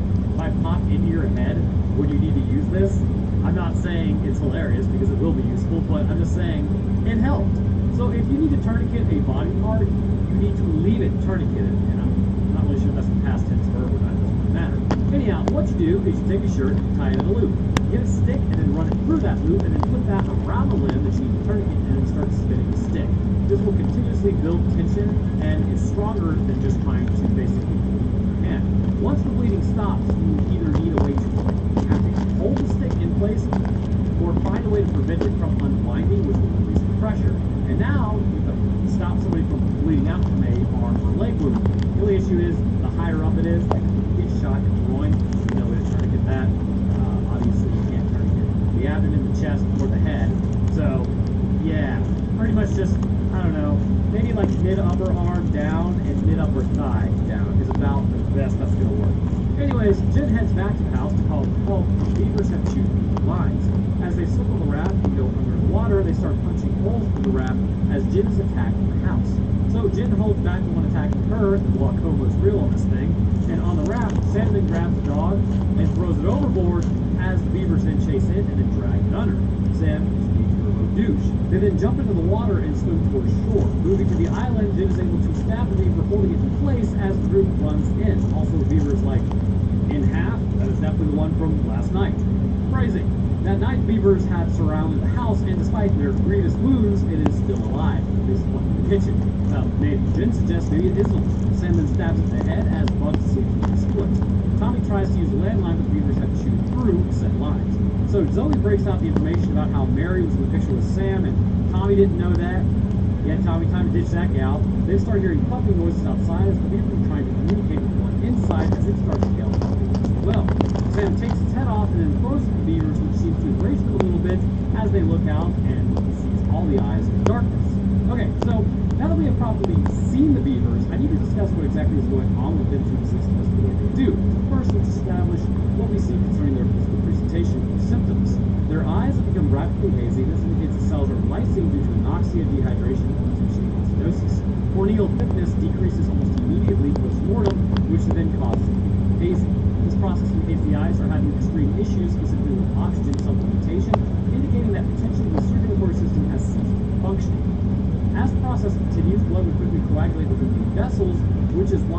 does not appear to be coming out of the beaver as it receives its injuries. Now, what I do find interesting is that the tissue is still red and not a congealed blue or purple mess, indicating that the cells are still actually alive. Once again, much like the Diary of the Dead episode, considering this is a beaver, this would indicate that the metabolism, or at least some of the more crucial cells, have been altered to become anaerobic in order to allow for the creature to function and survive, but at a decreased capacity. This decreased capacity would cause the body to need more food than normal, or what is considered normal, as anaerobic metabolisms are massively inefficient in comparison to the aerobic one. For reference, 38 ATP molecules are produced by aerobic respiration, which uses air, and a measly 2 molecules are produced by anaerobic respiration. Because of this, more nutrition than average would be needed. Continuing on, what I also find strange is even with the beaver bisected at its midsection, it is still able to tap its tail regardless of its previous wounds. These wounds themselves are now survivable due to the inherent altering of metabolism, but this would seem to indicate that the cells themselves are operating independently and are just kind of more of a colony sort of thing. Of course, the tail tapping would have to come from the actual brain giving the orders, and I mean, the movie is not beaver. There's no shot that this tail is actually working via the brain's orders, as the spinal cord has been severed, not allowing for this communication, but it's happening regardless. However, as we will see, this behavior is intrinsically rooted in the infected, which the infected are about to show up, as we will see, which means that genetically these creatures have changed. The question remains, though, to what capacity have they changed, and how has it been imprinted on others? Well, we'll talk about that momentarily. So next door, the neighbors are just sort of hanging out, as then they take Buck's foot, as Zoe says she's going to go with Tommy. Somehow, Tommy knows beavers are not that fast on land, and plans to take the priest into town, along with Buck and Zoe, to get some help. Getting to the car, they get inside, having survived, as what this hybrid apparently needs to finesse it. I'm not really sure if that's true. And inside they watch as the beaver then attacks the window. And Sam has some trouble moving. He goes to push the TV and can't do it, so he starts screaming, "Help me," and then he just leaves the women to do it, declaring the girls are now safe with him. Oh yeah, bro, we totally got this. Over at the neighbor's house, they talk about having heard screaming and tires screeching. He even screeched the tires on Prius, I have no idea. As the owner pets the golden retriever, the husband says, "You don't want me to go check it out, otherwise I'll just have to join the college girls' party." At what age can you no longer say that? Reaching back down, though, he now pets the soft beaver. As the priest heroically drives, I've seen that in my life, they approach an intentionally downed tree. Obviously, just use the priest's raw power and strength to drag the tree away. Come on now. So, looking back, they did spot a truck. Specifically, an F-Series. More specifically, a 1972 F-Series. Again, the 70s for trucks, whether they were Ford or Chevy, just a chef's kiss time to be alive. These bad boys came usually with an unkillable 302, a 360, or a 390. I mean, you could also get them with a 240 or a 300, but let's be real here. It's a truck, and you probably want to use it as a truck. To give you around 140 to 255 horsepower respectively, with around 230 pound-feet of torque, or 376 pound-feet of torque, and that was range. So you see that hill on the side, they can easily just drive over that, or just drive straight over the actual downed tree. The truck could handle it pretty easily. Of course, Smith with the Y didn't do the full thing and jacked the truck up slightly and put some Falcon Wild Peaks 18-3Ws on that bad boy, so it's diminished slightly in the looks department and possible capabilities, but either way, it can still be saved. So looking at the back, they find an axe and some force multipliers, and handing Zoe the axe, Tommy then tells her to get in the car and turn it around. He's going to go on foot to get some help. Buck then apologizes for never heading south with Zoe, and blood loss, baby, as Tommy then screams. Looking back, a tree has fallen on him, crushing him. Expertly planned by the Zombievers. One then goes after Zoe as she misses with the axe swing, but Smith with the Y clay pigeons that thing. Heading back to his truck, they get in and then head towards the cabin. So back at the cabin, they start boarding at the house, really focusing on that one nail in the door as they continue putting everything they can in the windows, which doesn't really work, as Mary starts stabbing a Zombiever in the most ridiculous way possible. Smith with a Y then starts telling Zoe about beaver fever hitting the area a while back, caused by the Giardia parasite. This is actually a real thing. Beavers usually carry Giardia, very strange. But it also regularly affects humans too because of it when they're carrying it. And it's mostly diarrhea, as Smith asks them if they have diarrhea. Smith with a Y then starts saying he caught one in a trap, only it wasn't dead and it should have been dead. Also, if you're curious about this parasite, essentially it is caused by the Giardia parasite, of course, and it'll attach itself to the lining of the small intestine and actively block absorption of fats. Hydrate, and this in turn will cause lot of people absolutely crap their brains out necessitating the need for electrolytes and water. Your body can't kill a parasite in a couple of weeks on its own, and most people really don't show any symptoms, but if you do show symptoms, good lord, hang on for dear life. So, at the cabin, they continue trying to repel the attack as the zombie beavers appear to give up. Looking out the window, the truck then pulls up as they start pulling boards off the door to try to let them in. Getting on the porch, Smith the Fly takes pot shots at them instead as they decide to head to the neighbor's house as Smith the Fly covers their retreat. Get into the house and then shut the doors as Mary asks if they think Tommy's okay. Yeah, he's fine. Probably. Maybe. No, he's not fine. Searching the neighbor's house, nobody appears to be home. Smith the Fly tells them it's wishful thinking to think that somebody will be there. Finding evidence of struggle, they then find the husband has succumbed to beaver wounds trying to get to the phone. Phone lines have also been chewed through.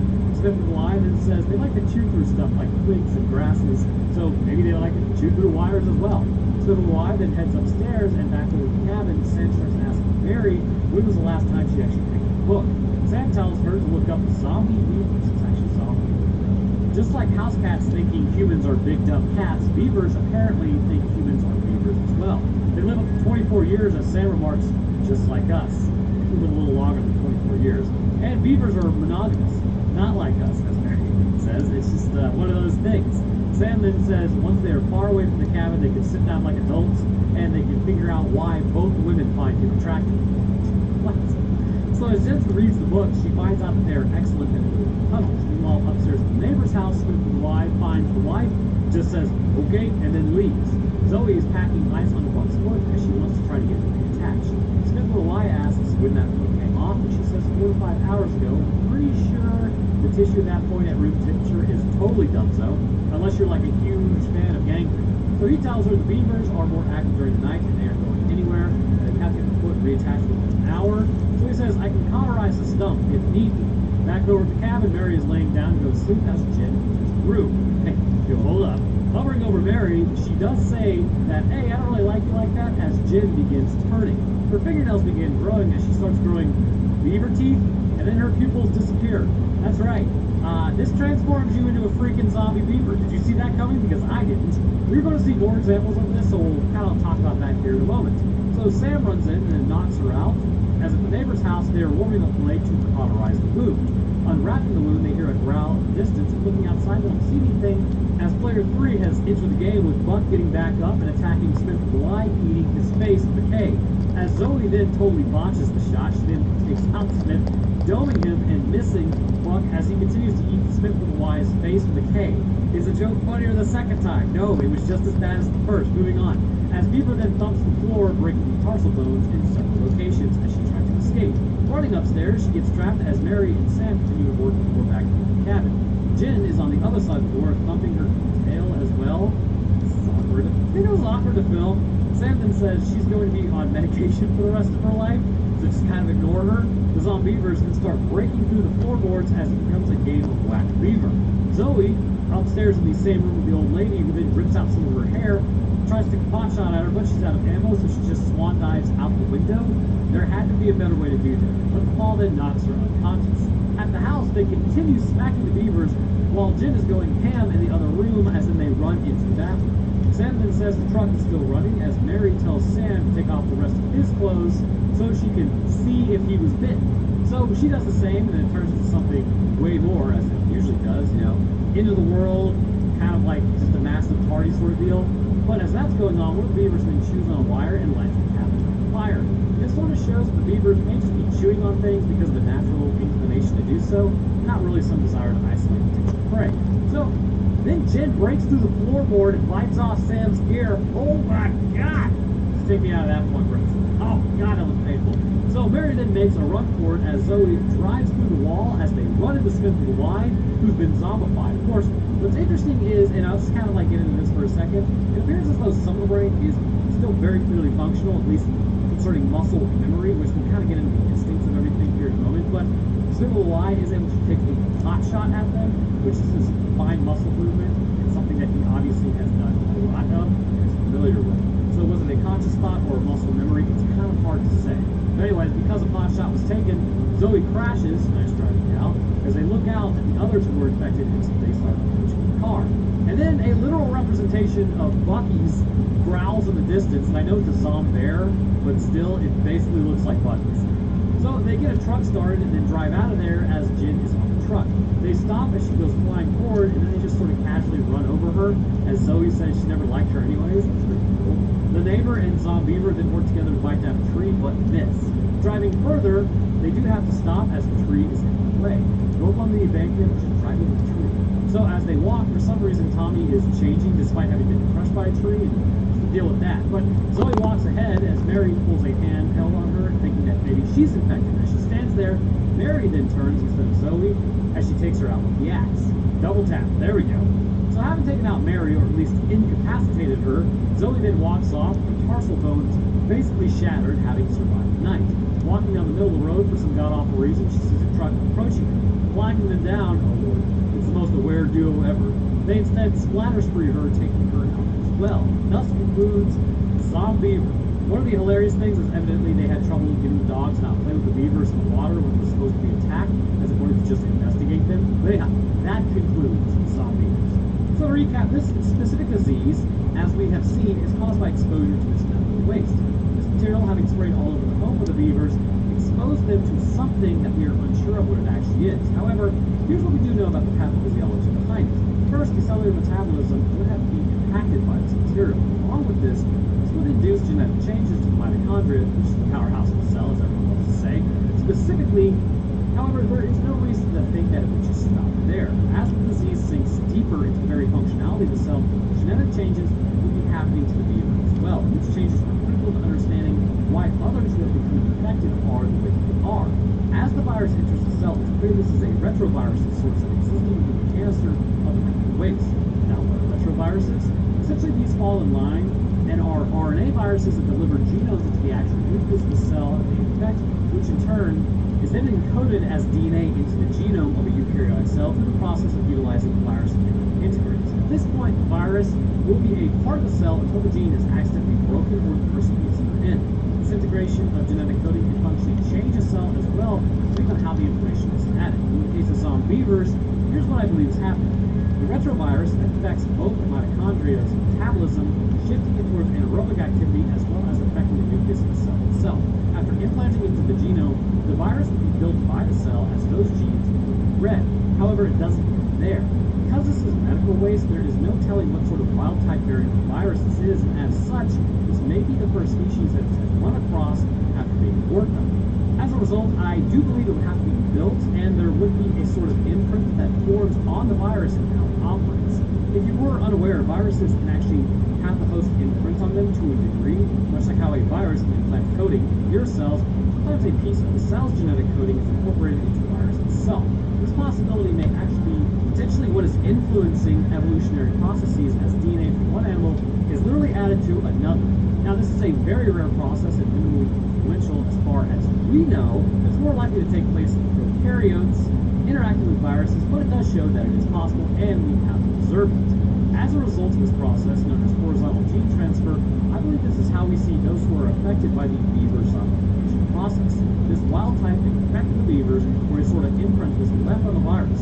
Multiple genes would then be transferred to a new host from the beaver, inspiring the changes that we see in certain morphologies, specifically the nails, teeth, growth, formation, and tails.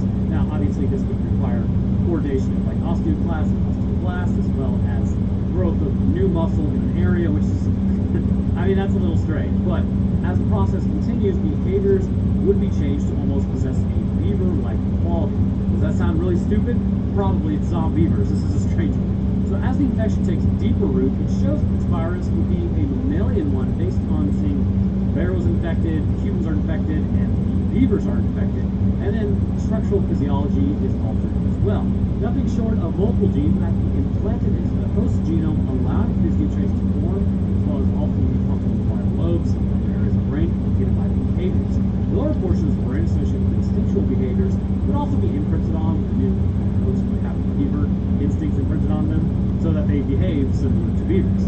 Now, to wrap this up, because I bet you forgot, what is the deal with Tommy? What happened to him?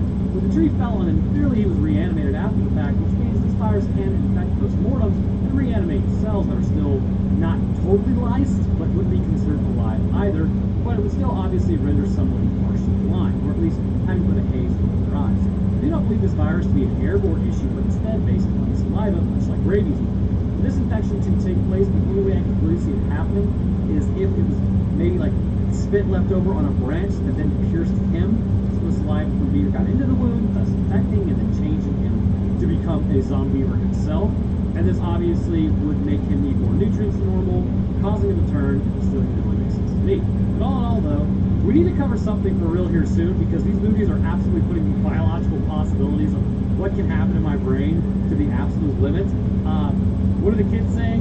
I'm totally coping. But I want to hear what you guys think. How do you think this disease in zombievers works? Basically in line with what I think. I think it just comes down to mainly a horizontal gene transfer. Let me know down in the comments. That's on my Twitter, Discord, Patreon, and Roanoke Tales channel, where last week we talked about the disappearance of Sandra Hughes, who has been seen in the woods several times since, but doesn't really seem to respond to anybody calling out to her. But speaking of patrons, I'd like to thank my first huge thank you to our astrophysicist, Death's Dancer. Thank you, sir, as well as our scientists. Chat enjoyed our scientific explanations of B grade 4 movies. This one was like a Z grade. Dakota 23, Lucian Dragon, Metric System, and Trash Can Trench Coat. And for the rest of my patrons, I appreciate your guys' support as well. You know, it's a long way to keep your money. It's greatly appreciated. Alright, so that's going to do it for me. Hope everyone enjoyed. See y'all next week. Viruses are a fairly insidious disease. Being genetic packets of information, our bodies are able to typically handle an infection by one. Cascade of consequences concerning certain families of viruses, well, it's pretty horrific. Whether it is a complete breakdown of your immune system concerning something like an untreated HIV infection that becomes AIDS, or something as simple as a cold concerning rhinovirus that is just over in a few days, pathophysiology of an infection is quite varied and ranges from the unconcerning to the downright deadly. But what I've always found the most interesting about viruses, which when I returned back to the lab from whence I came one day, specifically focused on viruses this time around, is their ability to hide within our bodies, entering cells and essentially stopping a critical component known as an interferon response. This is essentially how your cell will yell for help and let the immune system know that it is protecting us. So not all viruses are capable of this, but some do it a little too well and interrupt this response. In fact, if you would like some existential dread, the current virus that we all know that just emerged and we finally left our caves because of had a particular strain in South America that it was found it blocked interferon production by 99%. Essentially, the man was fully saturated with the virus and his body had no idea he was even infected until something was presented because the viral load was so high, but the immune system was then overwhelmed and as a result, the event was in. But that's the thing with viruses. It's actually a very delicate balance. Overwhelm the host too quickly and the virus will spread, make too much noise, and the immune system will destroy you. Because of this, it takes a virus a bit of time to adapt to the host and become less destructive, thus allowing it to survive and spread. As with all life, and depending on who you ask, viruses may not even be alive. Viruses have a distinct desire, it seems, to not really destroy you, but just to spread. By natural interaction, however, destruction follows in its wake. That is exactly why we see in George Romero's Diary of the Dead film, got the helmet on, a mystery virus outbreaks, and as it hits the planet, everyone everywhere, all over the world, appears to have already been infected without the knowledge of anyone, which indicates some rather interesting quirks, shall we say, about this particular strain of virus. But how exactly did the virus spread? What sort of interactions with the immune system is there, if any? And why after being bitten do they get back up, but also after succumbing to natural causes do they get back up? Well, let's discuss the virology of this disease and see why things are happening the way they are. We kick off our story with this being Lionsgate, which means I am totally Bo. Thanks for watching. As the moon rises and sirens wail in the distance, we are at 628 Tremont. Is it important to tell you the address? No. 3 people have gotten totally got. Dude took out his wife and his offspring, and then took out himself afterwards. Channel 10 then runs over to the ambulance saying, you're blocking our shot, man. Yes, that's how it works. The paramedic probably wouldn't tell him to pound sand. Spoiler, absolutely the paramedics would tell him to pound sand. The media is in no way important in an unfolding situation like that. So the narrator, Deborah, or Ed George McGee, says that they downloaded the video off the net. Nobody says net, my lord. Anyway, Reed Reno is reporting on the family who had just gotten taken out. As the cameraman reports, the woman begins moving in the background. The cameraman then zooms in on the paramedic as he starts getting bit. The woman then gets up as her son moves and they begin attacking the group. The cops open up on them, but body shots are useless on this thing. Reed Reno then gets bitten and then goes into shock as more sirens wail. second time, they say they have downloaded footage off the... Nobody says they download footage off the net. Nobody calls the internet the net. I swear to not. Look, man, I'm a boomer myself. This is some boomer language. Anyways, we get these standard footage of chaos, riots, and people upset. Real American horror story, intro, arrests, and everyone believing it is in fact hoax. So we then have this artsy-fartsy group, which are a bunch of film students, who are the ones who put together this amount of footage. It's from the perspective of, I guess, Jason, because, and I quote, they wanted the truth exposed. I mean, imagine the infected running around through the streets. That might be enough truth for everyone to see. I don't know. Like, I get it. The government lies, but you aren't really going to cover something like this up. It's just sort of hilarious. The whole premise is, to be honest with you, it's a little dumb. Now, I know some people consider all of George Romero's films to be like the height of amazing. This one, total turd and punchbowl. But you're not here to listen to me wax poetically about films. We are here for the disease. It's October 24th at 11 p.m. A woman in white comes running through the woods as a little old mummy chases her. Then they call cut. So now we hear this woman with the deepest southern accent, this side of the Mississippi. Well, technically it's the other side of the Mississippi, because she's from Texas. Clearly, it's not going well in terms of what they're trying to accomplish here. So the professor is just kind of casually drinking in the background as he's forced to be out there with the students for some reason. He says we put them each 5 college credits to make action finish this movie. Jason is making a horror film, and according to the narrator, it's the night everything changed. They keep hearing sirens in the background, and one guy can tell them something's on the news. Seemingly, those who were gone are now coming back to life. First, a 50-year-old man in a drive-by gets out of the countertop table and an attack occurs in the dollars. 5 more were taken out in the process, and even more were taken out after that, as Mr. Skeptical over here, also known as Tony, says that, well, obviously the 6 separate reports, they're all mistakes. Yes, that tracks. They then hear a distant howl as dogs begin yelping. At this point, they decide to abandon the shoot as the mummy douches out, but invites everyone with him. Nobody except for one woman goes with him, as Jason says he's going to go to the dorms as Deb is there and he doesn't want her to be alone. Who is Deb? We'll find out.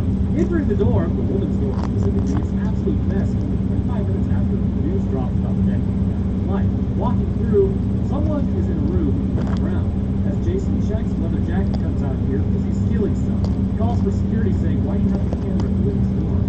Aren't you the weirdo? As like, this is like Haunted Trail sort of nonsense. That's all I'm saying. So then he just kind of runs off into the dark. Okay, then go to the mini birds, I suppose. Heading to Deb's room, he knocks on the door as she comes out the trophy and just takes him out. Which I really wish she hadn't. Also, why is she the only one left in her dorm? Luckily, Jason is here, so all your problems are over. Either that, or they're about to get way worse because Jason here is about as useful as a screen door on a submarine. Looking at the computer, it's footage from the little beginning of this movie. Deb then calls her parents, but they don't answer either, so it's probably a good sign. Deb then starts narrating about random nonsense nobody knows. I'm sparing you an edge with these narrations. The group somehow decides to regroup, even though none of their phones clearly work. I think they don't. Like, nobody can get a phone call out, so how do they know to regroup? They just happen to have a Winnebago between them, I guess. So they're each going to go to their individual homes to check on their families. Jason starts interviewing everyone in case this is a real thing. And literally, nobody wants to answer him, which is kind of hilarious. See, the problem here is everyone's from the Northeast. This is just your standard interaction up there, even without songs. So Mary starts telling the camera about what's happening, and the Department of Homeland Security raised threat level reports, but they expect everything to turn back to normal. And they base this on absolutely nothing. Unbased, some would say. They continue saying the CDC is indicating this viral strain that leads to psychosis. Yes, bodies getting off the autopsy table makes sense. Psychosis. A viral strain, of course. Now, where did I put that epidemiology degree? Now, it's important to remember that certain viruses can have far-reaching implications depending on what they are contracted. Some viruses have actually been shown that contracted DNA to the youngling or pre-adult, currently being cloned hormones, that is, to become an adult, this can actually cause schizophrenia later in life. I also have to call them those names if you're new here, otherwise YouTube will do monetization in orbit and disable my comments. It has happened several times on this channel. It was like, oh, well, bring your own say it. Yes, I wish I could say it too. I have no idea why I get targeted, but it just is what it is. You gotta roll with the punches. So the reasoning here is due to like the schizophrenia presenting. It's obviously a symptom of this, which is a symptom of schizophrenia. Everyone's favorite mental disorder, psychosis. However, with this virus, this is affecting adults in the same way. So maybe you need to like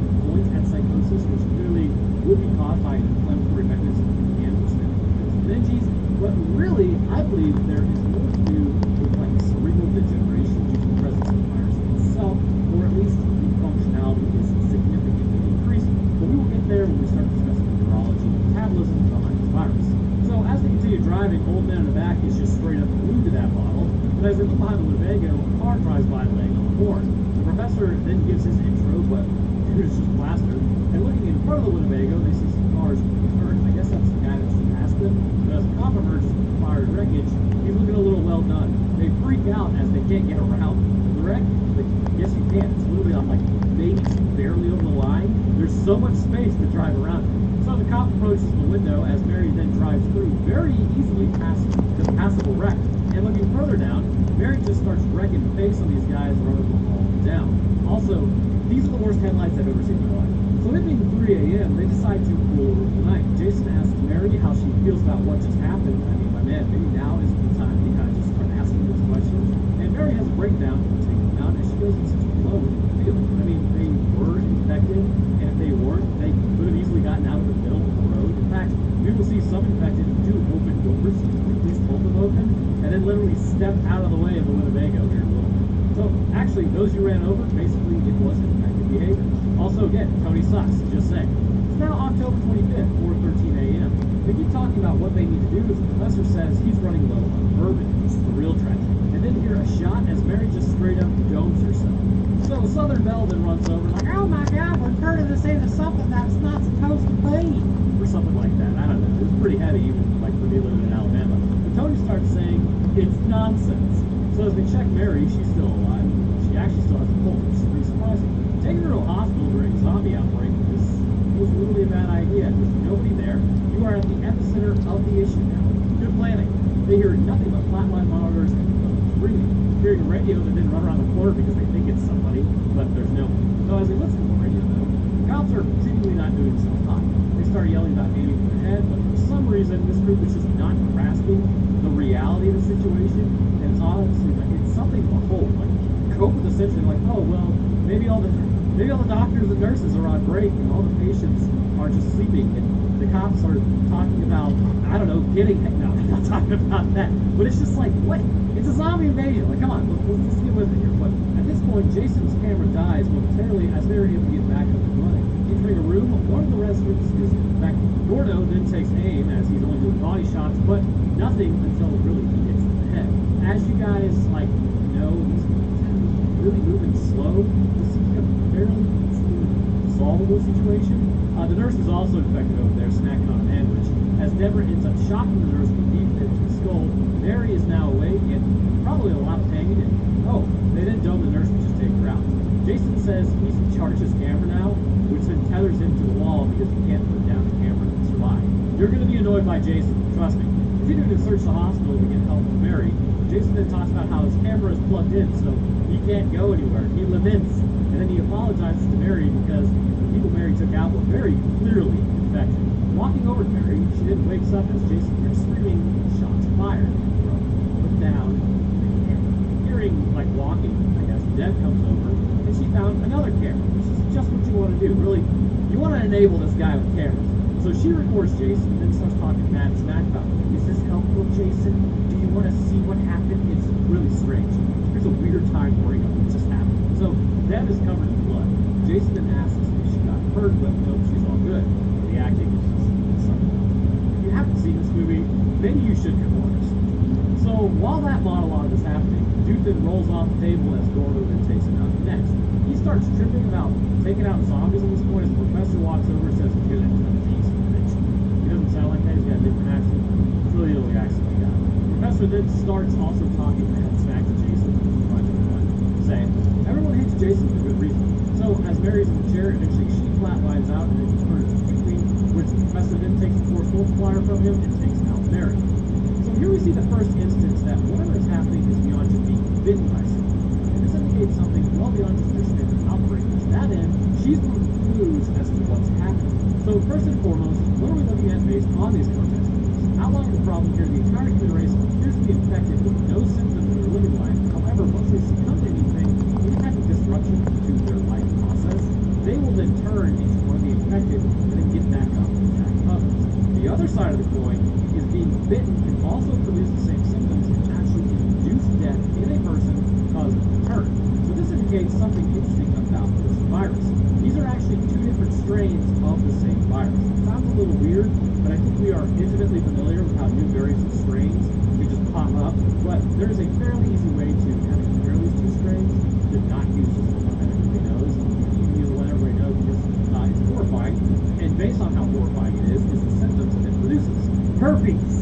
Herpes simplex 1 and herpes simplex 2 both obviously hail from the herpes viridae family. Others include chickenpox and Epstein-Barr virus. It looks like 100 others. However, specifically with HSV1 and HSV2, the difference is, despite infecting the same neuronal tissue, is astounding. It has been hypothesized that HSV1 has been with humanity for a very long time, and because of this, the virus has evolved in the immune system for quite some time, and is less aggressive concerning outbreaks and issues. HSV1 is, of course, the cold sore virus, and it's fairly common to see that, like, it's hypothesized about 50 to 80% of Americans have HSV1. Now, here's the thing about this, and I didn't realize a lot of people didn't understand this. Everybody always thought, like, oh, you only get HSV1 on your mouth. Oh no, you can get HSV1 upstairs and downstairs. It does not matter. You can get HSV2 upstairs and downstairs. It does not matter. It just depends on what tissue came in contact with what. But now we gotta talk about the ball buster known as HSV2. HSV2 did not evolve with humans. This one made a species jump from apes to humans, and it's about as bad as you think that it got here to begin with. The difference is the ape immune system is actually a lot stronger, and as a result, outbreaks are kept in check more strongly by their immune systems, and it had less impact. They also have different tissues concerning their immune system. It's a whole thing. But once getting to humans, this is why it's considered pretty bad, because outbreaks are more painful and spread more aggressively. This version infects only about 12% of the population. Both these viruses are becoming more common, which is horrific. So if you are out there, like, I mean, I've been shoved out into the dating world again, and you gotta be careful. But the point is, these two viruses, which seem rather similar, can have a wider range from being more or less aggressive and triggering worse outbreaks, or even worse things like attacking the brain, inducing things like meningitis, rendering the deaf blind, or even just being your standard outbreak of sores. But there are nuances to each virus. HSV1 can infect you, and actually, there's a chance you never really know you were infected. Signs of outbreaks, with strong immune response, maybe you just have a complete lack of swollen lymph nodes or fever. Instead, you undergo a process known as viral shedding, which is how it spreads. And of course, viral shedding is there's no sores, it's just it's shedding in between your epithelial cells. It's kind of wild, but this will be important later. I know we're really talking about this, but it's important to see how viruses can move through your system and may not trigger a strong immune response. And hopefully my editor is not just putting up tons of pictures of herpes.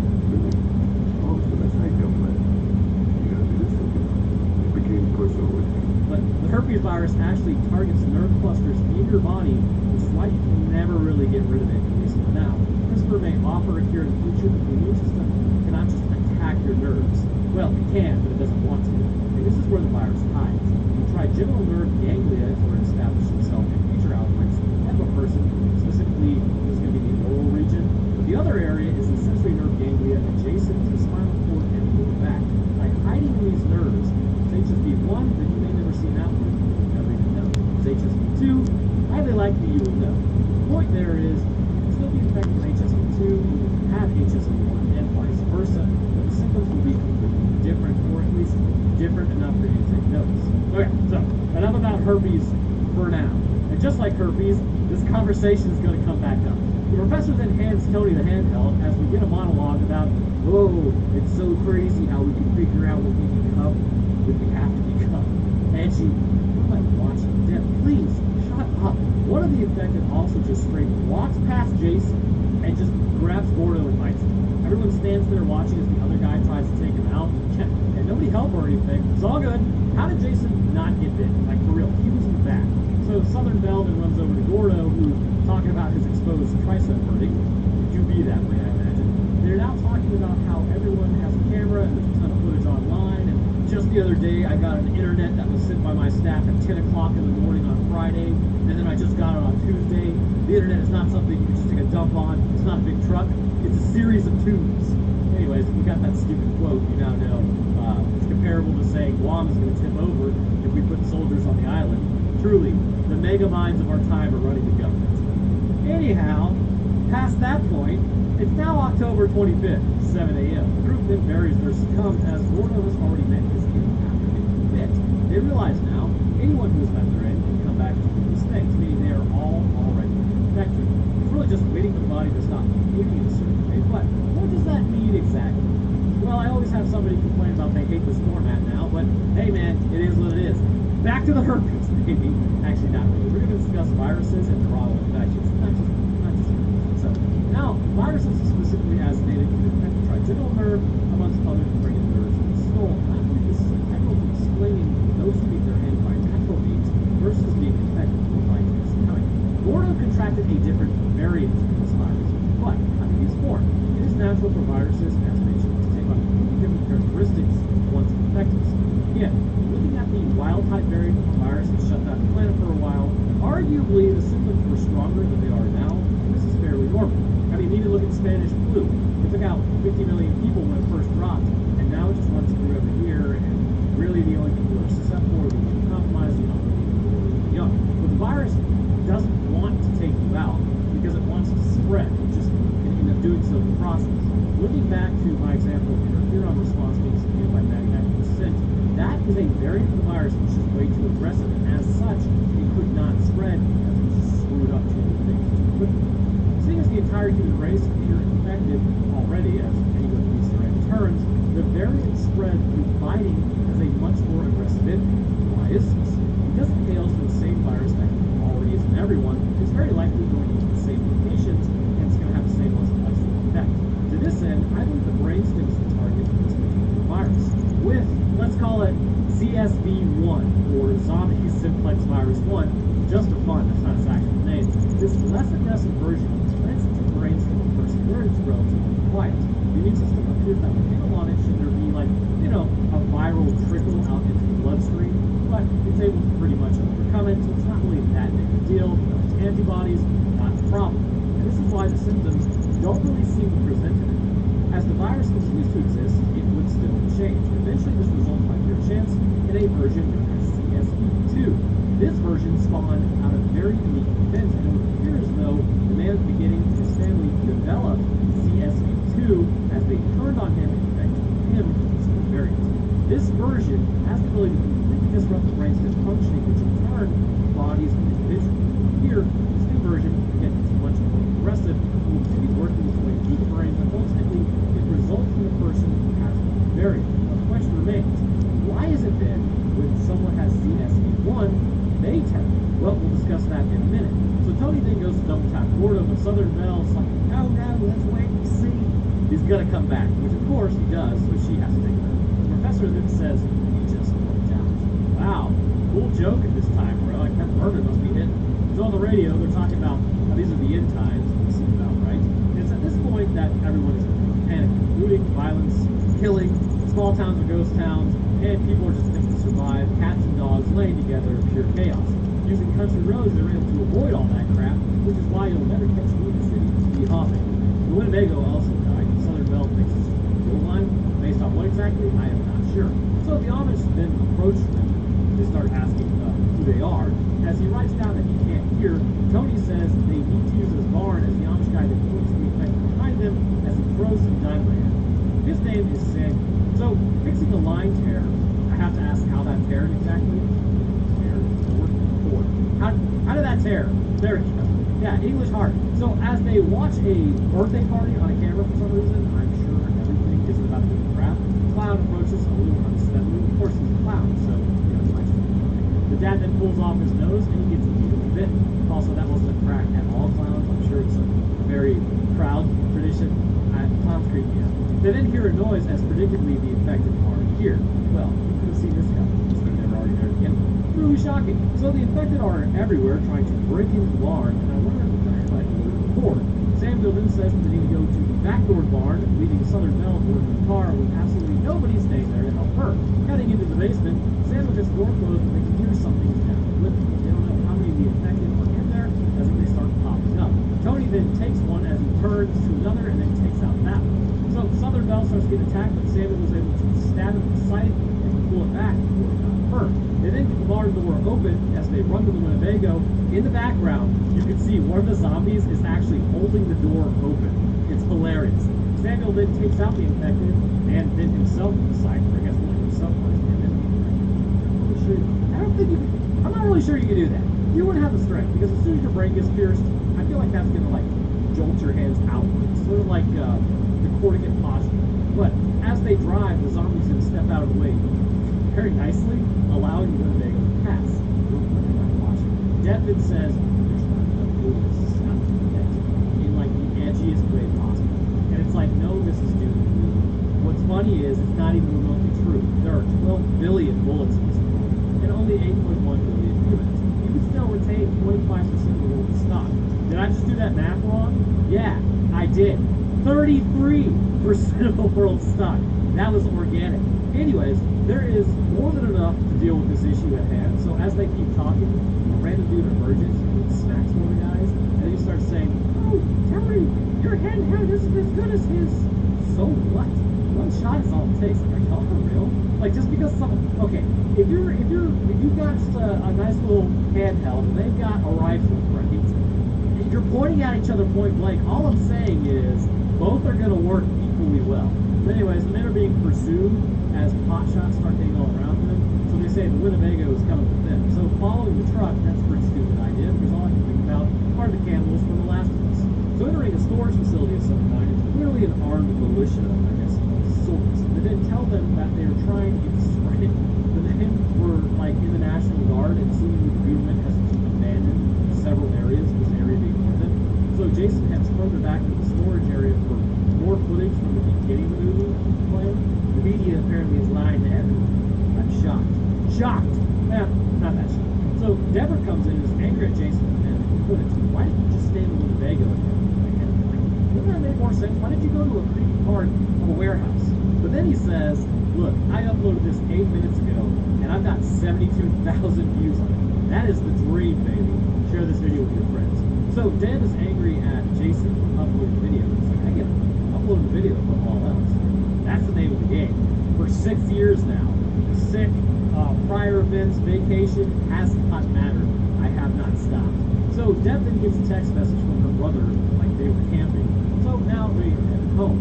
So Deb is like super jazzed, they're still alive. They got some days ago that her text, and they finally said they might not be alive. But then Jason gets a call on his computer. The mummy and the girl from earlier are at the mummy's house drinking champagne. So back in the wonderful facility, one of the men had a bad heart and then ended up succumbing. So like that's probably not good, but then they ended up losing. I don't know how they lost. So as Jason walks out, he enters a red light. Tony heads back to grab Jason. Jason's kind of wandering around some bad juju areas, and then finding an exit sign and starts hearing something as if he jump scares himself. Turning around, Tony has found him as they start to exit the area. The professor at this point goes into the Winnebago to clear it to be infected. Finding nothing, the other girl gets in as they keep searching for the guy. But get in and shut it. So now Tony and Jason are both lost. Somehow, can you both just walk back there? They then find the other door that allegedly leads out as they scare the men who are looking for the guy with that heart. Finding the guy, they then open up on him, taking him out, allegedly. Except it wasn't him, it was just a random guy that they liked. Wrong place, wrong time. So Tony gets grabbed as they can't really take a shot at him because he's near the gas. Tony then breaks a jar of hydrochloric acid on him as it's to his brain and finally takes out the zombie. Okay, so here we have a perfect example of the symptoms of CSV1 and why I believe this is in the brainstem system. After a person drops, obviously everything shuts down. Blood stops, leaches into the control, check, and the cells rapidly begin losing oxygen, and eventually they should succumb as the metabolism stops. Here lies the linchpin to the entire infection. Because CSV1 has infected the body, while it may prefer neuronal tissue, which is highlighted by the CSV2's propensity to stop the heart damage brain, it is likely still infecting other tissues, much like the herpes virus does, but using the nervous system as a more permanent infection point. The reality is, the herpes virus wants to infect all of your tissue, but it's destroyed. It just cannot be destroyed in the nerves, and this is why herpes sticks around. Otherwise, your body would have no problem stomping it into the dirt. Essentially, your immune system has to pull its punches when dealing with nervous tissue. Once the immunological function has been disrupted because of events, the cells that have been infected by CSV1 would appear to be influenced concerning the metabolism of the active substance itself. As we all know, our bodies require oxygen to heat. However, our cells can undergo a process of anaerobic respiration to create less ATP, like considerably less ATP, but it still creates ATP less. In doing so, it may be possible that cells, while massively deficient, are able to survive while the normal human cells have succumbed. To this end, we can see potentially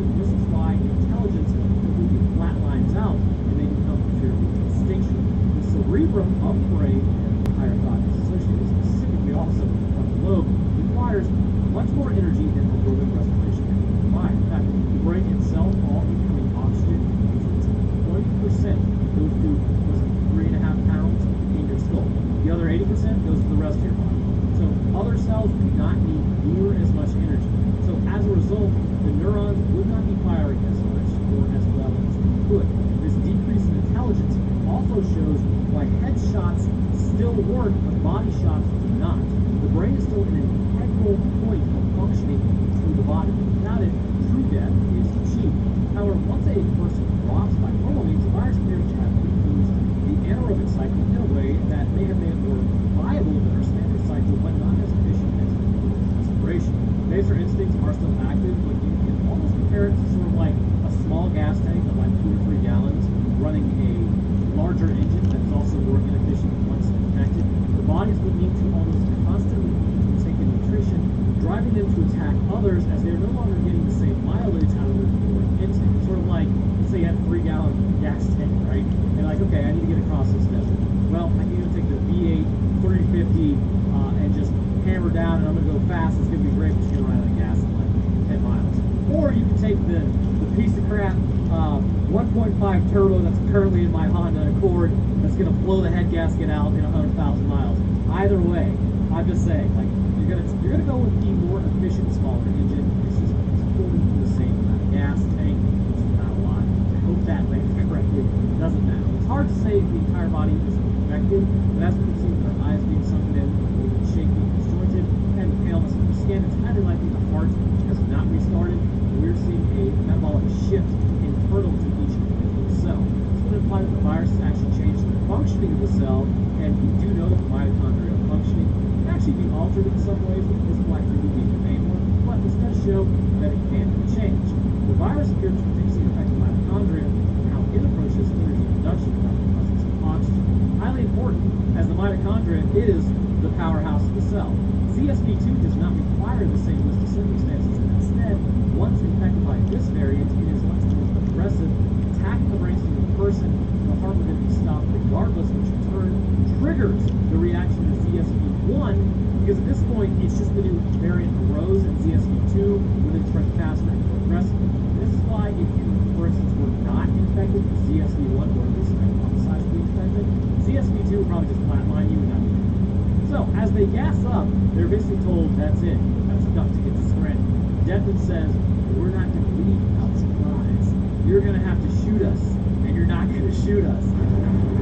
Like, good thing this was day 1 of the outbreak, because day 30 and a bullet most definitely be coming your way, considering that's a survival situation. So anyways, they load up the Winnebago's National Guard man, which is Devin says, you're a long way team. What does that mean? Who knows? So as they watch YouTube, hopefully Roanoke Gaming, it appears Tokyo is having these same issues the rest of the planet is, so it is a global disease. For the virus to spread as effectively as it has, this rules out water, physical touch, saliva, blood. This would need to be an airborne disease, which would actually put it in line with, I believe, measles. It is said that if 10 people are standing around someone who has measles, 9 of them will contract it. It has been spread through the air as a person coughs or sneezes, so yes, it will be spread. So it is dependent upon bodily fluids at this point, and then it goes airborne. This is CSV1, and it would be an airborne disease similar that initially inspires no symptoms, but over time a variant of CSV2, which headcanon emerges and is more aggressive. But in being more aggressive, it has also been changed to a large degree as its vector becomes saliva fight. Again, we get more edgy exposition. Seriously, something to hold. Let me see if I can replicate. Let me do it. More footage. The Main Street vanished with all the power. Deborah is like a pizza cutter. She's all edge and no point. Again, just being simple. On this channel, no way. So, arriving in the most peaceful place in the world, Scranton, they didn't roll into Deb's house. Her family, however, is not there. She's just going to sit there and wait, and then tells the rest of the group, hey, you guys have family, you should probably go home. Tony then gets out of the Winnebago and asks Deb if you could just sort of like hang out. Jason, I think you're kind of losing your girlfriend there, buddy. You might want to address this. So then the rest of the squad says, screw it, we're getting off the Winnebago and heading inside. Tripping the alarm and then head towards the garage to get that annoying noise turned off. Entering the garage, they find evidence the family is in fact home. Everyone is being really stupid about being infected. They already know all this crap happening. They're like, oh, well, maybe your parents were evacuated. Probably not. They're infected.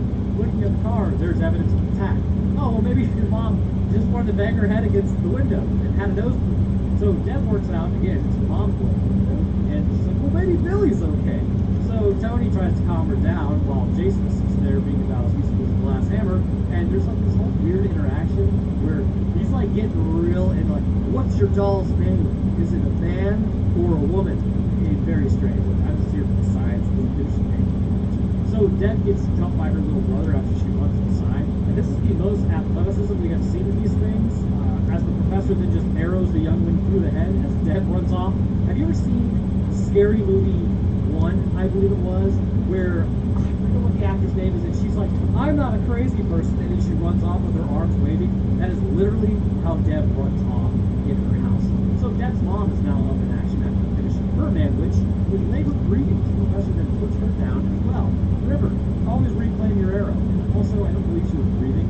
I think just by her movement, it's putting a little bit of air past the vocal cords, but nothing substantial. So Deb keeps narrating, talking about Yuki Joe, Martin, and stuff. Blessedly, though, the narration does come through. It's like Terminator 2 narration, but saying absolutely nothing the whole time. At least Terminator 2 was like, humans kind of suck because we built these nukes. This one's just like, oh, I had to kill a zombie. I'm worse than the zombie. It's like, shut up. So anyways, they get back into Winnebago, headed for who knows where, as it's quite right, because Deb is a little depressed. The professor then talks about his home being poisoned, but it really wasn't a home, apparently, and everyone has just a certain amount of edge.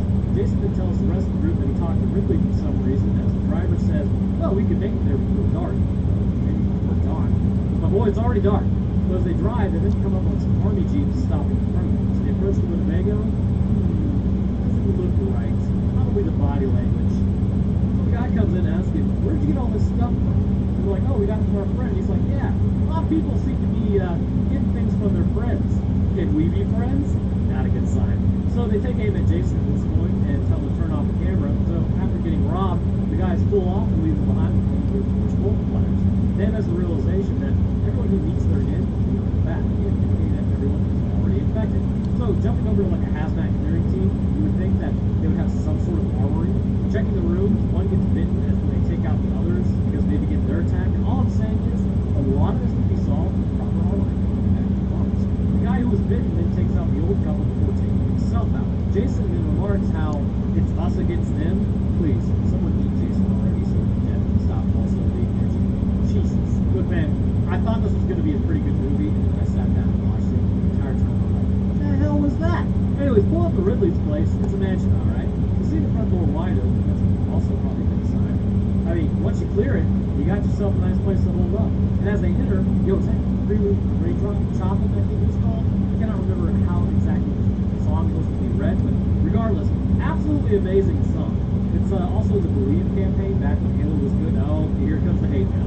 So as they search the area, Ridley then breaks out of the panic room, scaring the absolute crap out of everyone. Checking the panic room, he was looking at the generators, and he's happy to have the squad there. He's got food and drinks, pretty much everything that you could need. He gives them the tour as they're really the only ones out there. He tells them to bring in their stuff as Jason hands Tony the camera, who is like, well, I don't want it.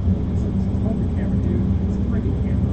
It's not some like first Ark of the Covenant or something. So looking for food, Ridley might be running a little low on supplies himself, but they got that tray of cookies back there. Tony says Ridley is acting a little strange, as Ridley says, well, I'm a little tired and a little bit drunk. Then asks Ridley where Francine is, as he says, well, she's out back with her family. Then he says his old man is gone. Then the rest of the family. Then the cook. So Tony asks if someone ate Francine, as Ridley says, no, they're just all gone and I had to bury them. Heading out back and then follow the blood trail, and Ridley knows what's up. Like, he's going to survive. Might be a little crazy at this point, but that's kind of the guy you want on your survival team. So, heading in the back, he turns on the lights to the pool, and it's just sort of like hanging out in the water. Again, indicating they definitely have an anaerobic metabolism at this point, otherwise they could drown. So, Ridley has been bitten, so I guess maybe he won't be on the survival team. But Ridley's now back up in action as he knocks over a statue, alerting the professor that things are not kosher. Jason doesn't help Southern Belle unload the bags as Ridley comes to her. So, instead of helping her, right, Jason continues to film the attack like a turbo douche. Also, the fact that Ridley just straight up ignores Jason is otherworldly. Apparently, the way to survive is just have a camera. So as he goes after Southern Belle, she runs off and asks for help as her dress gets ripped, and it's like, what what they were trying to film originally as Ridley keeps chasing. Finally, Jason distracts Ridley because he's like, oh, she's about to actually meet her in, as if she hits him with a stick. Jason really is completely useless. At this point, she leaves Jason behind because what a waste, like for real. Why didn't you even attempt to help? But back in the house, Deb says you should just stay in the panic room, have a nice pint, wait for all this to blow over. Because at this point, the other guy then gets bitten in the back. Deb almost takes out Jason, which she shouldn't have done, as Professor tells them that Ridley and the other guy met their end and they need to go to the panic room to survive. Jason says that they can't just lock themselves in a room. You literally can't go in there and lay down. You gotta sleep. But seriously, Jason, if you want to stay outside, go get eaten or something. This dude is starting to ride the paintings. Not malicious, just so absorbed in filming that they're like a non-useful idiot, I guess that's the word. I'm sure there's some literary reason as why this is happening, but it doesn't matter what they're playing. So Deb says, I don't want to go in there without you, Jason. Why? So anyways, Jason finally agrees as the professor then loads up, as Jason says he can't while backing out of the room. Okay, man, see ya. He then runs into Ridley as thank God. He finally gets attacked. Please God, let it be perfect. Yes. So Jason gets attacked and bitten and then goes for his camera. Continuing to be attacked as the professor takes out Ridley. Deb then runs up to Jason and just dumps him. It's for the best. Oh, he didn't get bitten? He was just taken out? It's for the best. So Jason then hands Deb the camera as now it's her management responsibility. So again, finally, first part was a joke. Deb does take Jason out as well. And then, horrifically, there is a post-interview with this team. I'm sorry, afterwards. He captures with proof how stupid his actions were. So if he set out to do that, bravo. But it's not over yet. I have such horrors to show you. The rest of the group then starts looking for Deb as she's smoking in a dark room. How do they lose her exactly? Who knows? She says, I'm going to finish the movie. The professor says, the movie is over. It's now October 26th at 6 a.m. They get ready for a fun-filled day ahead. There's more edgy dialogue. I'm not going to repeat it because I value my sanity. But the professor despises mornings. Deb films the professor as they look at monitors and see the infected art everywhere. Crawling out of pools, going out of bathrooms, all that good stuff. So they close the door and then see themselves in. So the last thing Jason downloaded was two drunks taking pot shots at the infected, right? They're infected. And who knows what these people lost. So Deb is like, are we worth saving? You tell me. Yeah, the human race is worth saving even if two dudes are being total clown. Deb, I'm going to need you to let your frontal lobe develop fully and just log off for a while. And thus concludes Diary of the Dead. What a ride. Literally, this outbreak involves two different variants of the same virus. Really cool idea. Really stupid people, but all this is going to have similar outcomes. So here, most, if not all, the human race is infected with the first variant, but as it adapts to the body, being aggressive rather than resistant, which can happen by random chance. The issue will arise when everyone from this point is going to have to be double tapped after they drop, otherwise they'll get up and start walking around again and fighting you. But I want to hear what you guys think. Do you think this virus was two different variants, or do you think it would be more supernatural? Like that one time I forgot that hen was in the cooler and got rid of dead. Let me know down in the comments. I'll drop my Twitter, Discord, Patreon, and details link for this week. We talked about the Nokia, disaster. But speaking of patrons, I like to make my point. First, you think they were astrophysicists, and that's the answer. As well as scientists, Chad Enjoyer, assigned inspiration to horror movies. Very apropos of what we just covered. Dakota 23, Lucian Dragon, Metric System, and Trash Man and Trench Coat. For the rest of my patrons, I appreciate your help as well. Your support goes a long way, so thank you. But that's going to do it for me. I hope everyone enjoyed. I'll see y'all next week. There are few places on Earth that are truly a complete and utter threat to man. While yes, dangers exist at every latitude of this planet, as you move to the far south and to the far north, weather patterns become more chaotic and strong, oceans become more turbulent and frigid, and animals become larger and more aggressive. To that point, to deal with the environment, animal life must adapt in a way that they almost become reflections of the area around them. Except for penguins from the South Pole. Nobody really knows what they're doing down there, or why they're hanging out with so many bloodthirsty predators, but regardless, because of this, there are many stories of man running across some of these predators and realizing we are in no way a match for them in hand-to-hand combat. Because let's be real here, carrying a 50-cal Desert Eagle most definitely makes you a match for pretty much anything on this planet, humanity number one. With all these stories of men being picked up and carried off in the night by predators from the far north specifically, it's important to have at least a marginal amount of respect for the species that do inhabit these areas, because you really do not want an incident that even if you were to survive, you would have to deal with the consequences of dealing with other humans, which the government sure does love their fines. Anyhow, one of the issues that we as a species will pose on these animals, however, is just our day-to-day lives. Look, I'm not a climatologist, but things are getting warmer around. Is it us? Is it just a natural life cycle of the planet or the sun? More data is required. But regardless of who or what is causing it, it is getting warmer. And this will intrinsically cause changes in behavioral patterns of animals, the big one being hunting grounds. Homo sapiens, if we are in fact causing this, will need to address it, because if we aren't, it really is just more of a scientific venture to address it. Regardless of what may be key to this planet, the point is, animals will need to adapt and adapt quickly if they want to live, and depending on how you look at it, humanity may have a hand in forcing these adaptations through things like gene manipulation. But the question remains, should we do that? Our scientists were so worried about whether they could, they didn't stop to think if they should, and that tends to be the case.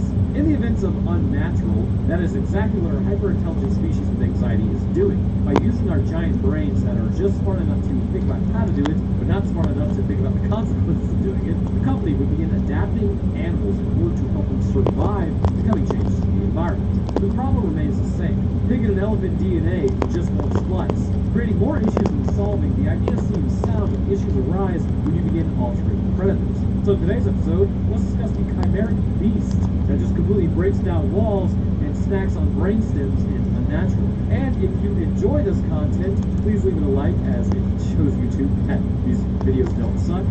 And if you think they suck, go ahead and leave a comment, because then that just drives up engagement. And if you really enjoyed the channel, feel free to subscribe. Well, first, this episode is sponsored by Factor. It's spring, which means allergies are looming, and also the dread, including probably what you had. Everybody's pretty much expected to be shirtless at pools and beaches and lakes in just a few short months. So it's probably crossed your mind, I should probably start eating better. If not for that reason, then for your health in general. And with that, today's sponsor is Perfect. With their fresh, never frozen meals that are chef-crafted and dietitian approved, you can put these meals in the microwave for like 2 minutes and have a delicious meal ready to go. With 35 weekly options available with things like Calorie Smart, Keto, Protein Plus, which is my personal favorite, and vegan and veggie options with around 60 add-ons, it really is a fantastic meal delivery service. A few years back, Factor actually approached me about an integration and then sent me some food, and I was so impressed, I signed up for the service myself afterwards, and I've been supplementing my intake of calories with their Protein Plus option. I went from like 215 pounds down to 175 now, and maintained strength due to the increased protein offered in each meal. And because it was just like so easy to do, turning to Factor rather than takeout, it just worked because it was so flexible. I just go to the fridge, open it, grab a meal, and boom, I just had something that had 50 grams of protein in it. Factor is also celebrating Earth Day all month long with their Earth Month Eats, a badge on the menu that shows the lowest carbon footprint options. So if you're ready to start eating healthier, by heading to Factor75.com or clicking the link below and using code ROANOS50, you can get 50% off your first box and then another 20% off your next box while your subscription is active. We kick off our story with ice shelves falling as global laming is brought up. The guy who's totally not evil in any way is forging an eco-frontier to form a safer tomorrow. What the hell does that even mean? Well, a bunch of corporate nonsense like words synergy, or maybe your manager pretends he's the military and says they need boots on the ground. Bro, you're dealing with Funko Pop distribution, not business. So, as we get the title card Unnatural, because Supernatural was already taken and Abnatural just doesn't sound right. Flying through the mountains, everyone is practicing their hilarious poses for when they inevitably crash as they look down on the scariest of all the tundra animals, the moose. Well, polar bears are probably worse, but you get the point. As a man looks up at the plane, he is placing bear traps in the snow and then steps over it. The whole strategy. As plane lands, Mr. Handsome Beard Man gets out of the plane, and as they arrive at Black Rabbit Lodge, they meet Martin as the young woman asks for Wi-Fi. They start complaining about the cold, and the only thing I know about cold in Alaska is, the old man told me this when he was stationed up there. They flew from, I think it was Miami in February. They stopped to refuel, but they kept the plane closed, and they stayed inside of it. And then landing in Alaska, apparently they opened the doors, the old man stepped off the plane and fell back into the sergeant because the air was so frigid, and it was such a shock, it instantly froze his inner nostrils.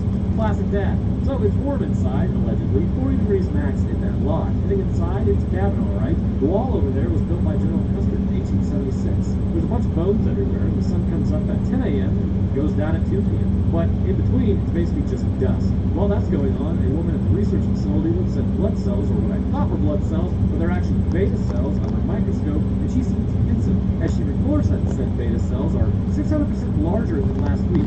Ah yes, giant cells, very good. Also the largest single cell in the world, the is actually an ostrich egg. Now you know. As she looks at the monitor, a freaking bear enters the lab. What? Alright, I mean, it is Alaska, so I'm sure much stranger things have happened. So she calls out to Dr. Keller to tell them to stay out of NP2, which is exactly where they're going, of course. So they enter the room as alarms start going off and a bear starts roaring. The scientists are then ripped apart.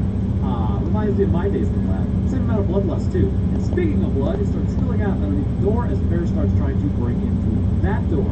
Now, that is a determined animal. Meanwhile, back over at Lover's Lodge, Burnett over here starts being on photography nerd who's not even paying attention. Classic. Blondie starts popping pillies, as one does in Freaky in Alaska. So this dude is like yelling like a madman as like he's off. No, he's not offspring. I haven't figured out the relationship yet. So they sit down for dinner that night as they talk with the photographer talking about draping the women in fur. Okay, they're models. Otherwise, this movie needs to be investigated. Basically, this dude is a turbo douche, and that's his whole thing. Mr. Booking is definitely getting got in this movie at some point. The owner says that they had to actually put the bear behind him down and they taxidermied it. Did he do it himself? Nope, Chuck Testa. That's right, it's an old meme, sir, but it still checks out. He begins talking about man-eater as a bear out there, and that's the name that they gave it. It arose from the white man's encroachment on the area and stands over 20 feet tall. So the one man who hasn't spoken, Nate, starts disassociating and talking about revenge as one does. Man-eater is nature's way of fighting back. Fun fact, for some reason in the US, this movie is called Unnatural, but everywhere else, this movie is called Man-eater. Why they thought we couldn't handle the word man-eater is beyond me. Also, I'm not sure if you've actually ever seen a polar bear standing up. The largest one ever taken out was around 12 feet tall or around 4 meters. From the perspective of you looking at this thing, yeah, you might think it's 20 feet tall as well. Polar bears are absolutely horrifying animals. Sitting there, the lights begin to flicker as polar bears are affecting the electricity, as Martin then heads outside to gas the generator. Meanwhile, back at Nerd Outpost, Hannah is breathing heavily, trying to escape the hungry bear that knows how to crash the doors. She can hear it in the distance, rustling, menacing. Hearing biting and crunching, one guy gets totally got as he's just completely dragged off screen, so she makes a break for it, opening a supply cabinet and running for a vehicle. Getting it started, it actually starts. I'm very surprised. Usually it's like, oh no, I can't get it started, and then the bear like unlocks the door. So she escapes the bear, leaving it behind.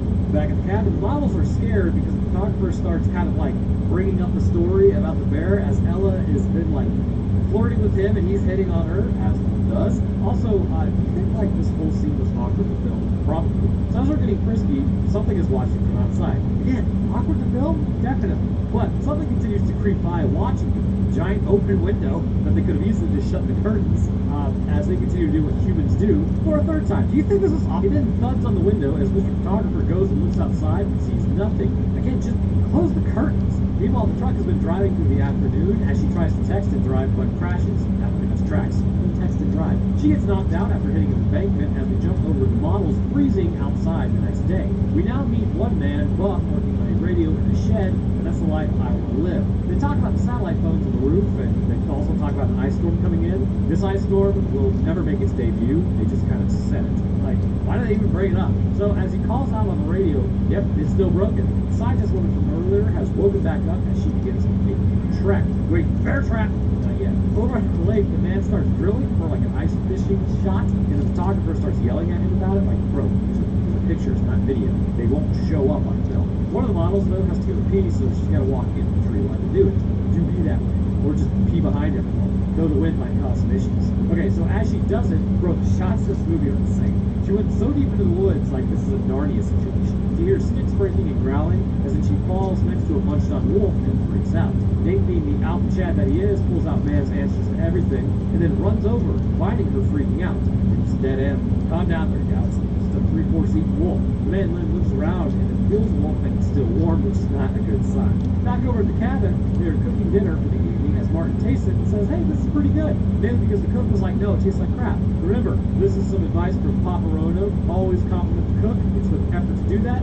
Appreciate the effort, even if it tastes terrible. So as Nate looks out, the photographer begins yelling at him that they need to get these pictures done. Why is he yelling at me? So then they take pictures as Mr. Photographer starts freaking out about the light not being right. Dude, there is so much light reflecting off the snow, it does not matter. But the brunette model then asks the blonde model what happened. She says she saw a dead animal and freaked out as she takes off her dead animal hat. The irony. Blondie then tells Booking it was a stupid idea to be here, they should be out on the beach. How long does a photo shoot actually take? And then after quite some time. Nate then breaks through the ice finally as they are doing the ice fishing shot. You would not believe saying that 3 times fast is actually a little difficult, but it's also golden hour now. The photographer then tells Nate he's not beautiful and to get out of the way. Beauty is in the soul, brother. So he starts taking pictures with the sun in the background. Like, those are going to look terrible. At least I think they will. Nate then hears a bear growling as the ice begins to crack. That's not a good sign. Nate then tells them not to move as, yo, Burnett just gets straight pulled under the ice. What? So the photographer then makes a heroic escape as Nate approaches the ice hole. Bro, stay away from that ice hole. No thanks. Nate then fires some shots and yells as the camera cuts away from him. The photographer continues to leave the scene of crime and head back to the cabin, completely not caring about anyone else. Standard. So they stop like 4 miles away from the cabin and instead just kind of run up to it instead of snowmobiling up to it. Martin then asks what happened as he heads outside. Martin tells Whoopi to stay inside with the girls and act like a man as he heads back to the ice hole, leaving the other ice holes behind. Finding nobody nearby, he looks down and sees there's a lot of blood on the snow and ice. As he does, he hears rustling in the distance. He looks around, seeing bubbles coming up from the water, and it's just Burnett's head and collarbones coming up, but that's about it. Bummer. So, first and foremost, what's the deal here? As shown by the paw that came up out of the water, we see white fur and obvious bear claws. This, however, is not going to be your standard bear, but we'll get to that much later when we get to like the genetic splicing. For the most part, however, foundationally, this is a bear and will behave as such. Specifically, polar bear. So, why are polar bears absolutely horrifying? I'm glad you asked. And to understand that, let's start with the story, shall we? There was an expedition in the 1800s, I believe up to find the North Pole. Maybe a little hazy with details, but the story itself is the same. A group of men went up there trying to find it and were simply not prepared as they thought they were.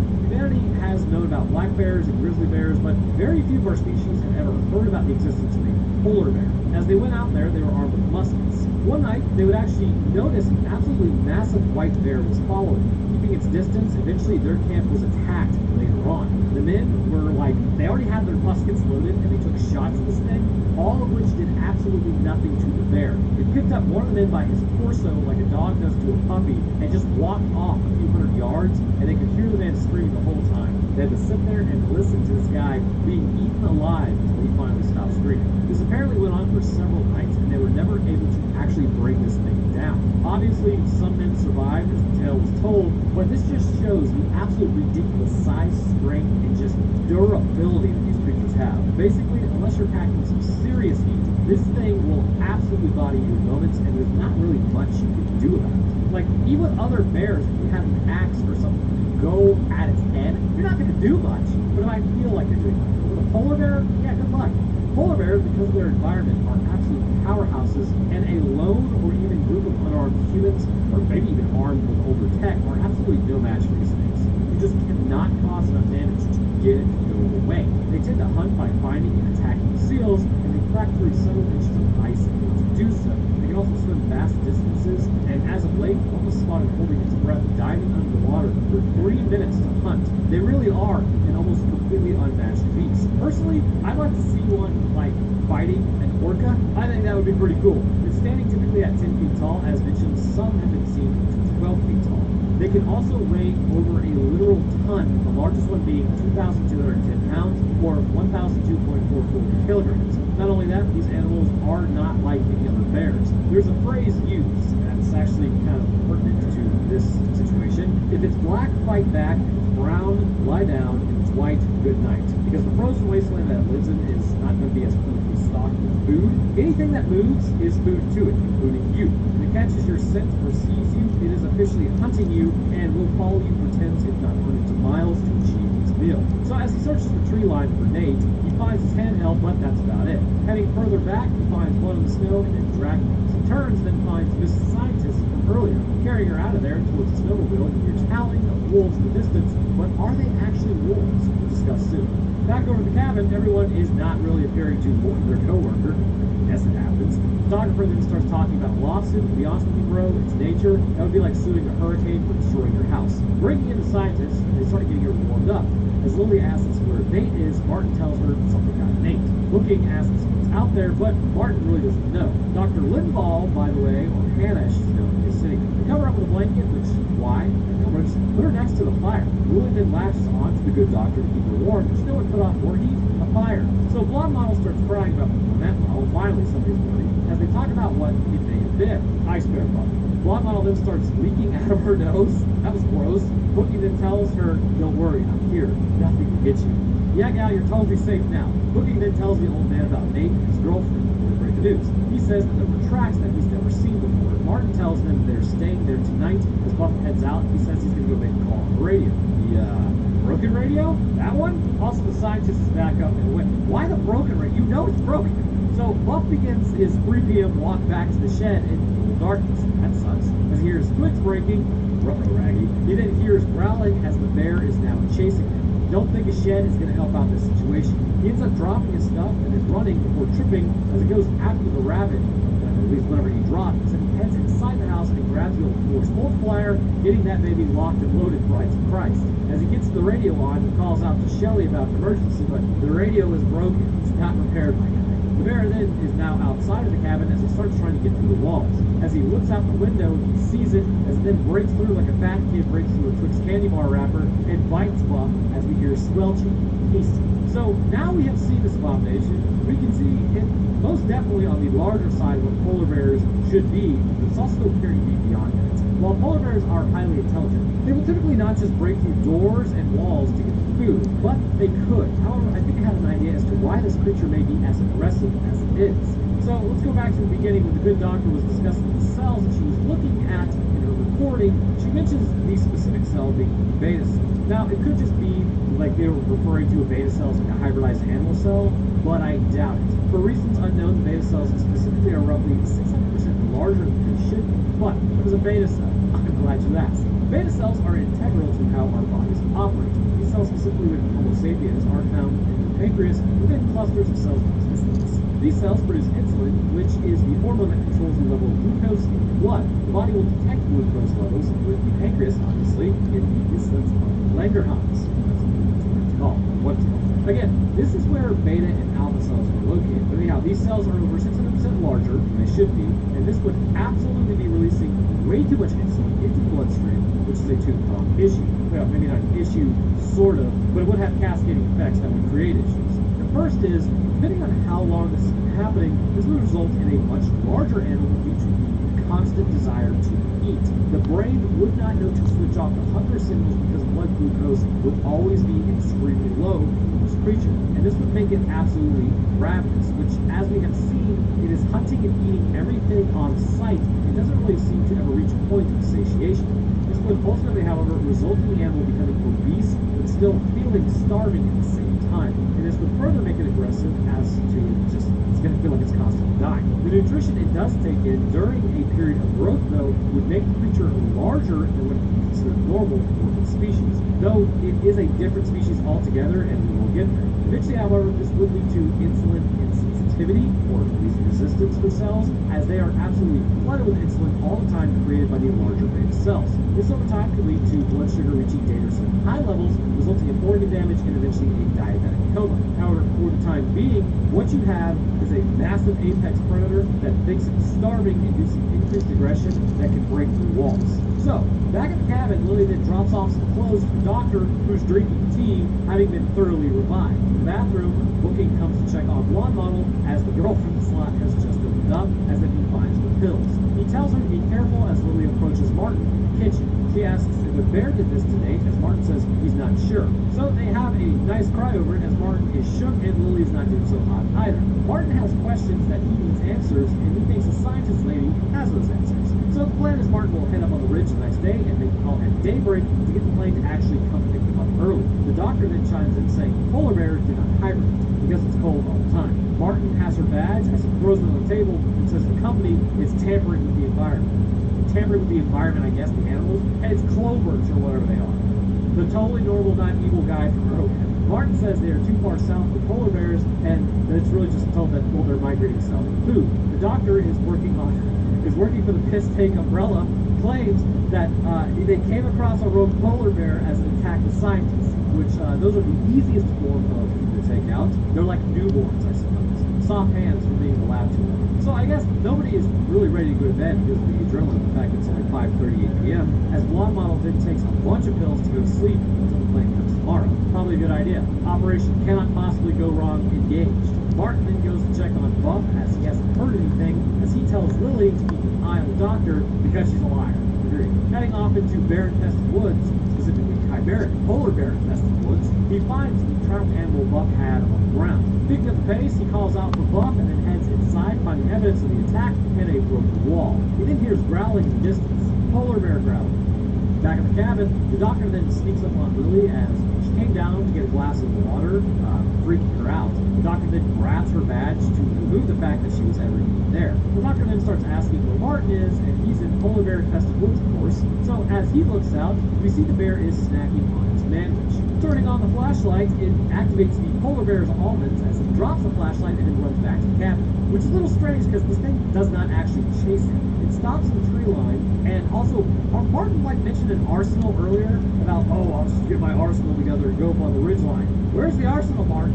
Might need that sooner rather than later. Heading inside, Lily then hands him a drink because it's a lot like Dead Space 3, where you have a suit meant to deal with the frigid temperatures of space, yet somehow landing on Tau Valentis, your body temperature drops. And if you say it's because your helmet is broken, you're a nerd.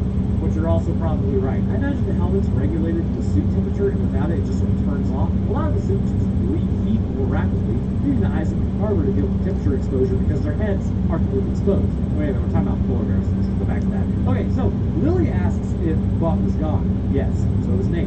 Also brunette model. She asks if they're next. Only if you don't fight back with this alleged arson. Martin says he's going to go lead this thing away, but they need to stay inside. Bro, this thing is tearing down walls. Inside's not going to help. Get the arsenal ready now. Martin says he's going to be fine. You don't know that. Because honestly, those are some famous last words. So Booking is looking, that rhyme, through some photos of brunette model as he starts having flashbacks. PTSD reckon thinks. So he has a nice cry knowing he didn't really do anything, but really, you never know how you're going to handle a situation like that, so you cannot really blame him too harshly. So the next day, Martin gets loaded up with his arsenal, small rounds, and just the same rifle he's had the whole time. Hardly an arsenal. He then gets back on the snowmobile and fires it up as the doctor watches. Definitely not going to be a problem. He then heads back out to the ice hole as he approaches the tree line. Booking then talks to the doctor about how the last photo he got was of a brunette model getting dragged into the ice. Back over at Murder Bear Ridge, Martin tries to get a signal on a satellite phone, which I really don't get. It's a satellite phone. Satellite's overhead. I mean, maybe getting higher up might help, but mountains should block the signal. I don't know how satellite phones work. So as he walks deeper in the woods, where's the bear trap? Everyone in the cabin looks really bored at this point. So the doctor just kind of, making conversation, asks if Martin was probably making a call by now, as Lily asks how her team even got out there. She asks the doctor, where did you guys stay? We're the only cabin for miles. And she's like, oh, there's a research camp for wildlife preservation. And definitely not making chimeric monsters. Also, is Booking wearing Uggs? That completely tracks. So as Martin keeps walking, eventually he finds the truck the doctor crashed. Getting inside, he finds Tim Porter as secretly they added wolf DNA to something we know. Looks like they got a real fun house around here. Subject Beta, which they talk about beta cells and they call it Subject Beta, or maybe just beta cells in general were 600% larger, though I kind of doubt it. It gained a number of traits as Martin realizes they're growing these things. So the doctor then sneaks off to go blow up the bathroom or something. Never mind. She's actually going to raid Booking's camera, but gets caught. She tries to lie, but scientists are not really good at lying, so she appeals to his ego, which always works. She says she's trying to help, as he tells her, no thanks, I don't want your help. Okay, whatever. So Martin continues walking through Narnia as the sun is getting lower in the sky, and it was already pretty low when it rose. The bear is also watching, and as it starts coming after him, it starts shaking every tree possible along the, oh god, where's the bear trap? Martin continues running through the bear trap country. It's gonna happen, I think. They're just gonna take a pot shot. They're really blue balling us with these bear traps. So Booking says the thing already ate Martin. He's called. Martin says the thing is the polar bear to himself as he takes off in the snowmobile, but then gets bear swiped on the side. Not sure how he lost track of the bear, but okay, ouchies. So we've all run the simulations. They're tough, but they ain't convincing. As we look at this thing, it's definitely not a bear. The face is completely wrong. Martin then ditches the snowmobile for some reason. Bro, if you can, get back on that thing. He can definitely smell you bleeding, and as he looks back, he spots it and really just kind of stops it. He decides to just leave a nice blood trail instead, as where's the bear trap? Needing as much scent as possible everywhere. He starts running out of juice. Blood loss will do that to you. Adrenaline can only take you so far. He then falls down exhausted as the thing howl growls in the distance, and Booking says they're safe in the cabin, as the doctor says, no we're not. Power then starts going out, because polar bears are affecting the electricity. doctor then says she will go build the generator. As night falls, somehow Martin isn't food yet, and what in the gray is happening here? He then covers himself in branches, and I think it can probably still smell you, bro, but an attempt is made nonetheless as his flesh continues to squelch. Booking, realizing it's 5 o'clock somewhere, starts getting drunk as the generator finally goes out. It wasn't the doctor, like, she put on her coat a while ago to go refuel this thing. So then the ladies head outside as Booking stays inside. He talks about how he's the last man standing. A little generous with that statement, bro. So the generator, for some reason, is like super far away from the house. I imagine it's because it's cold and they didn't hear it. But then they hear objects clattering as Booking is actually going to do something, so he grabs a fire poker. See the bear outside? He says it's here. They then head into the kitchen as Booking says he's going to teach a polar bear a lesson with a fire poker. Yeah, good luck with that. Liquid courage, flowing nicely. It's actually what happens in World of Warcraft. It lowers the levels of the enemies that you fight if the character is drunk in them. Just like real life. You can totally take that 6'3" dude at the end of the bar to fight. No problem, bro. So as he opens the door, the two women then run in as the bear starts attacking the door. As the door creaks and then finally breaks as the bear comes running in. It knocks down Lily as this becomes a shoota scenario as Billy Popper comes down the stairs as Booking runs once more. The doctor smacks the bear as it latches onto Lily's foot and then drags her away to her doom, and she's eating squelching style. And this thing is really hungry. Well, now we know why it's hungry based on the explanation of the beta cells. Booking then tells Delena that it's going to eat her as the doctor hides in the kitchen, electing to barricade herself in. As she does so, the creature enters the room and sniffs around looking for her, but the whole room has got to smell like blood at this point. Booking tells everyone that they need to go and run, but then as Delena turns to run, her brainstem gets ripped out by the bear. How did she not see that thing? Heading into the garage, though, they find a truck. It's old and it's cold. Actually, it's gorgeous. Yo, now, there is obviously some discrepancy that you might be tempted to think it's simply a 1970 F100 Ranger. You would be wrong. See, if you look at the amount of lug nuts on this truck, these are actually going to have 8 per wheel, and this indicates that it's actually a 1970 Ford F-250 Ranger. The F-250 of this era came with either a 360 engine or a 390, both of which were V8s, and because of this, the horsepower range for about 215 to 255, which is more than enough for what you needed. But here's the thing, though. Some of these trucks were 4x4, but it was fairly common as well. They just had them as rear-wheel drive. After all, you were supposed to be towing, so something powered the back was the absolute move. Basically, these and Chevy square bodies from the 70s are just absolutely goated trucks. If I wasn't so invested in Toyota supremacy with my 3rd-gen shitbox 4Runner, I would be scoping one of these immediately. So the doctor now uses this chance to get out of there, but immediately makes as much noise as possible, alerting the bear that she's in there. It looks for her, but they finally get the truck started as Booking goes to open the garage door before heading back to the truck and getting out of there. Driving like a complete idiot. Bro, you've already done it. Just chill. You're in the truck. Well, he doesn't. So he crashes like 100 feet down the driveway. Nice job. Also, I still want to believe it has 4x4. But as they keep screwing with everything, the horn turns on and gets stuck, alerting everything around them. That is just classic car behavior. Looking out, I don't know if that's the same bear or another one. Are there packs of bears? Or is this just a teleporting bear? I'm not sure. So Booking says he's going to try to get back to the garage as he's able to get the truck started again, but they still can't get out of there because you should engage the 4-wheel drive. I mean, surely it's a truck in Alaska. Who goes with a 2-wheel drive in Alaska? They lose sight of the creature now as it immediately then jumps onto the truck, trying to break through the windshield, which in fact it does as it goes after the blonde model, taking her out. But the pills probably helped her not feel any of that.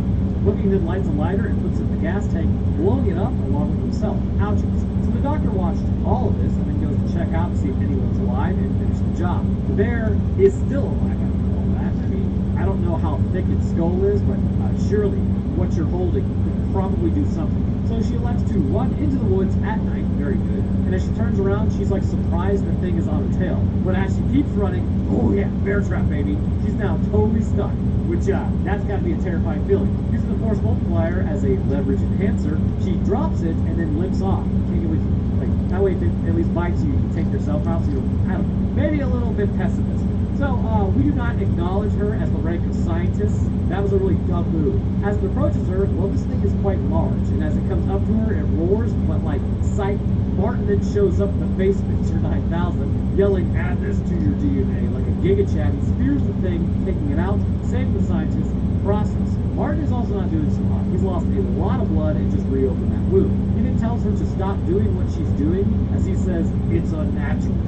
They said it. She says she knows, as he then plays the recording of her basically telling everything what was happening. I mean, okay, it is his dying wish, but bills don't get paid by dying wishes. So she has a nice cry over it as everyone is gone. And is that Aurora Borealis over this part of the country this time of year? It actually makes sense. It's funny. So now we get the whole infomercial about recent setbacks and Colbert's Industries adapting wildlife as they preserve natural life. Adapting animals to climate change? Yes. Humanity adapting animals to climate change? What could possibly go wrong? And thus concludes Unnatural. So to round out this abomination, what exactly is this creature and how did it get as large as it did? First and foremost, while Piss Taker Umbrella claims to be altering the animals in a way that was conducive to surviving the coming environmental changes, it may seem like they really aren't. But is that correct? Actually, what they're doing could be pretty beneficial. First, wolves and bears are distantly related. Because of this could allow for compatibility of some genes within the wolf to be applied to polar bears. By natural propulsion, polar bears typically stay within the more frigid areas until the bitter end. The issue with that statement is in and of itself, the bitter end. Polar bears, being driven by starvation, may still move into other areas, but due to their solitary nature, except for when mating or raising cubs, it's highly unlikely that they would come across another polar bear who did the exact same thing they just did. It's entirely possible that a polar bear could be near another polar bear in terms of hunting areas, and if one polar bear is not having issues with hunting, it would never really come into contact with the other that was, thus decreasing the chances at mating and leading to extinction. By adding in wolf genes, the desire may have been to make them more social, which would allow for greater numbers or even the ability to increase the hunting range of the polar bears, basically being mentally inclined to go after. While not exactly great for humanity, this would in turn push the polar bears out of their habitat and with it allow them to survive the changing environment. Why wouldn't they just use like a brown bear, given that those can interbreed, is beyond me. The issue became, though, how many genes came from a wolf? By very likely using CRISPR methods in the Cas9 protein complex, they could insert genes into the genetic coding of a gestating cub. By doing so, the body of the polar bear shows these changes that would have to form during the differentiation process in its formation, which again would be during its gestation. The face is wider than normal, considering polar bears, and the snout is more stubby, possesses longer hair, and almost like a mane-like appearance, which seems to be inspired by wolf gene. The face also appears flatter somewhat, with the eyes located further over the snout, rather than their usual position, which would appear on polar bears. The way the creature moves also appears to be a perfect combination of wolf and bear, making it almost seemingly ungainly because it's not moving like what we would expect an animal that large to move. This has clearly caused the paws to form differently because nobody could identify the tracks that it was leaving behind. Several times we actually hear howling as well as growling, showing that potentially more DNA than just a few genes were used in order to create this. We can then assume that while the polar bear itself will hunt humans, this is also why it may be caught up on human activity. But typically wolves will actually avoid humans unless habituated towards us, which that is the point. They won't leave us alone, and this could result in some pretty bad interactions with both sides of the species.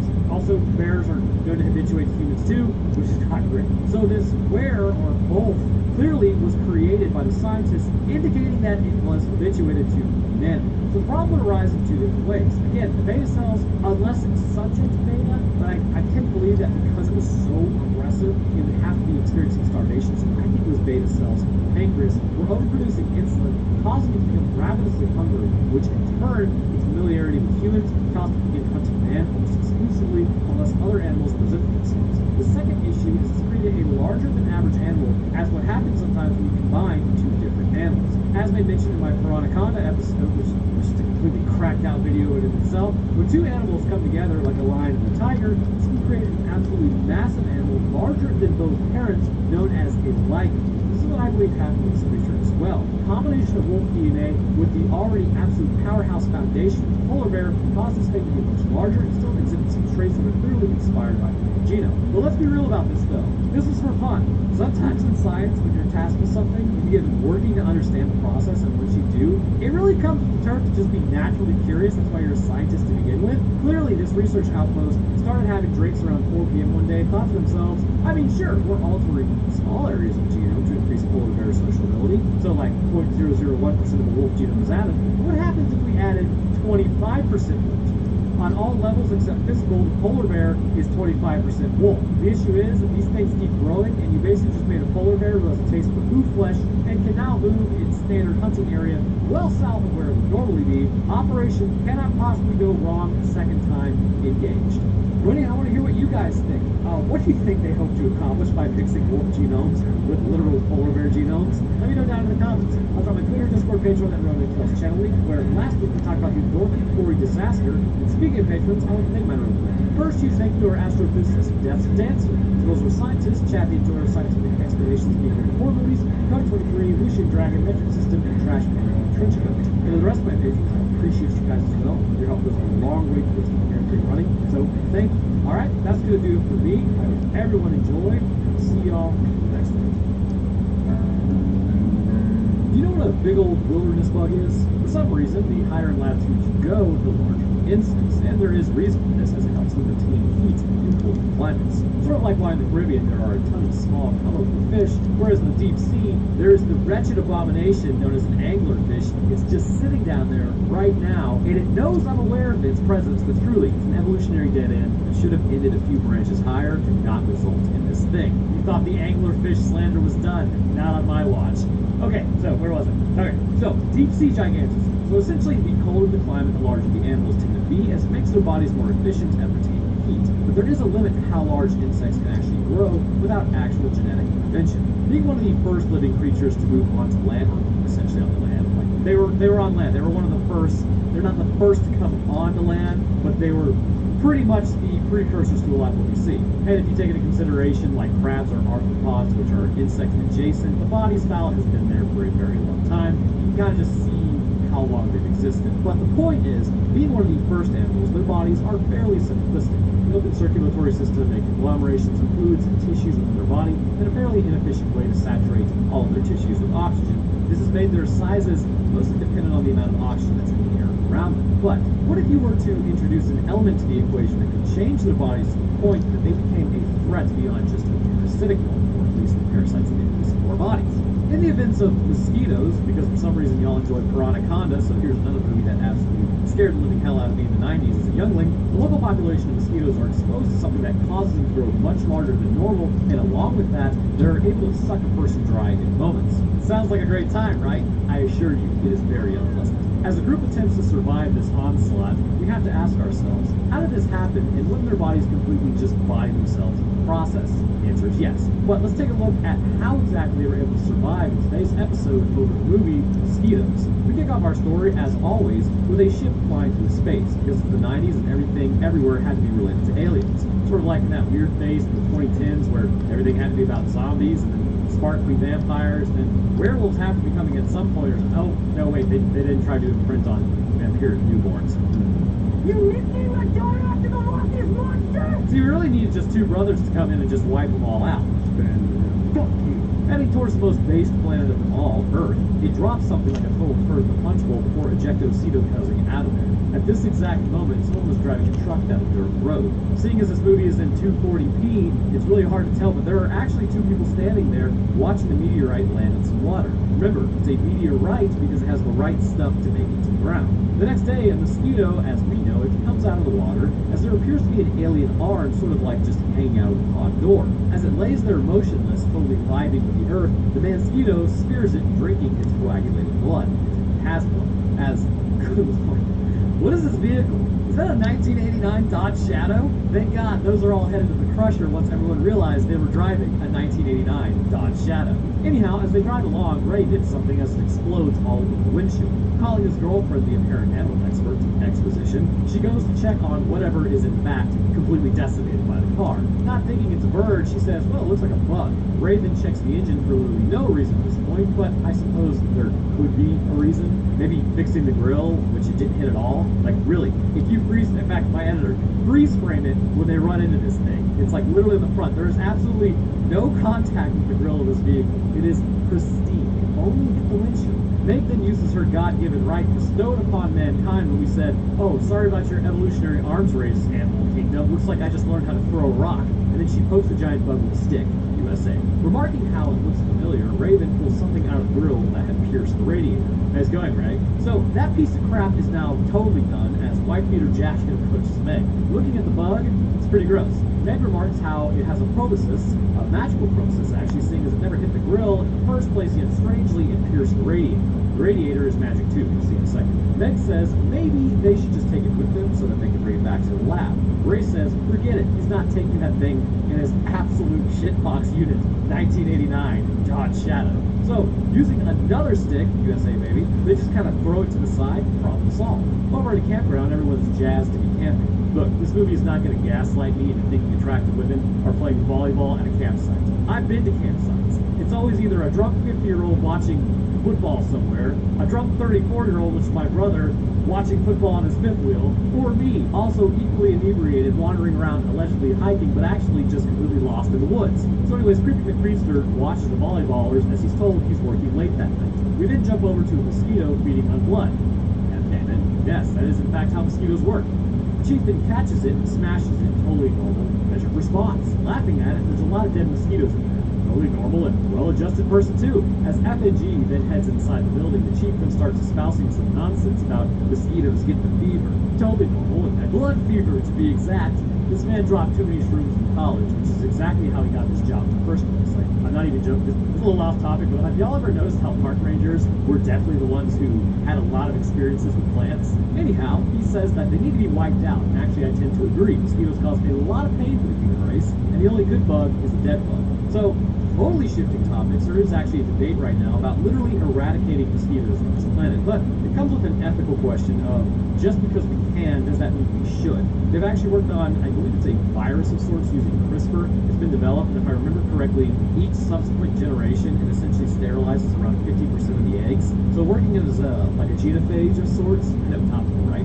Only a decade past its prime. Tally is still the best girl to this day, however. This would result in lower and lower mosquito numbers, but ultimately that would result in mosquitoes not being able to find one another, which means less reproduction, which eventually would lead to the extinction of mosquitoes. Now, it sounds like a pretty good idea, and I, for one, I kind of think it's absolutely worth the moral dilemma associated with eradicating an entire species. The fact is, diseases are passed along due to mosquitoes to humans at alarming rates. Things like parasites and viruses are quite common because of these little POSs. Concerning ecological impact, it is hypothesized to be minimal, but that's where the issue arises. The reality is, any animal that exists within a food web will have an impact on the food web if they were to disappear. As a result, is it the right of Homo sapiens to have that large of an impact on other animals? And to that end, we all know that I am violently pro-human here. I say it's our rock, and we inadvertently make animals go extinct all the time. So maybe mosquitoes should have learned to be more intelligent. But now, that, like,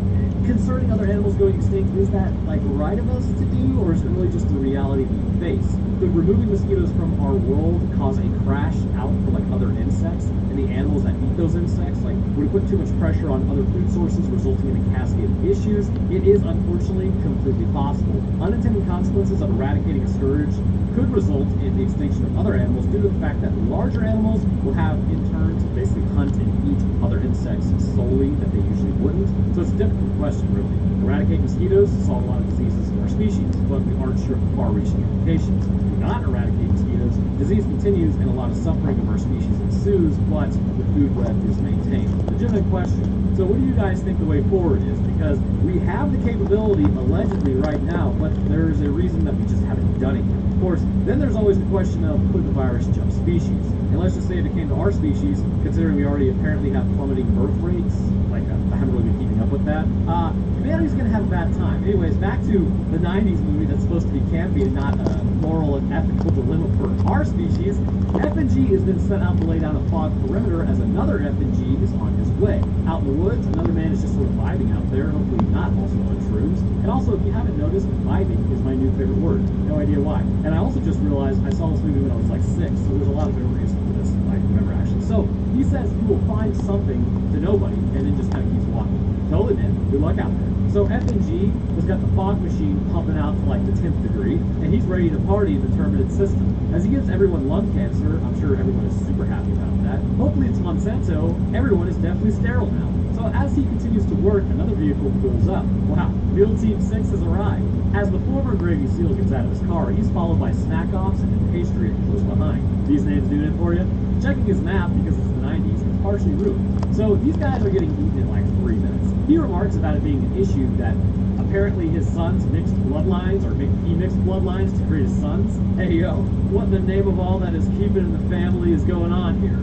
So Ray was somehow able to drive a car with a busted radiator like pretty far, a magical busted radiator. His car is actually apparently unkillable. The inn manager then says there's a phone booth nearby where he can call a mechanic, and they are in cabin 7. So as mixed bloodline dude kind of goes to use the bathroom, you think he'd be more intelligent given that he's a little less inbred. He finds an outhouse and then gets hit with something. Looking up, it's a giant mosquito that is above him. He runs off bare ass as he screams. I didn't need to see any of that. So they lock and load Brian's surprised hearing him yell as he keeps running towards his family as they spot the mosquito going after him. Taking pot shots at the bug, they miss, of course, as they straight up hit their bro in the spine. Nice going. They missed every shot possible except for the spinal shot, but eventually they were able to put the mosquito down. Also, that one guy just committed murder. Nice. You just took out your brother's son. Meanwhile, out at the lake, 2 men are there fishing, but really working overtime on a miller shift.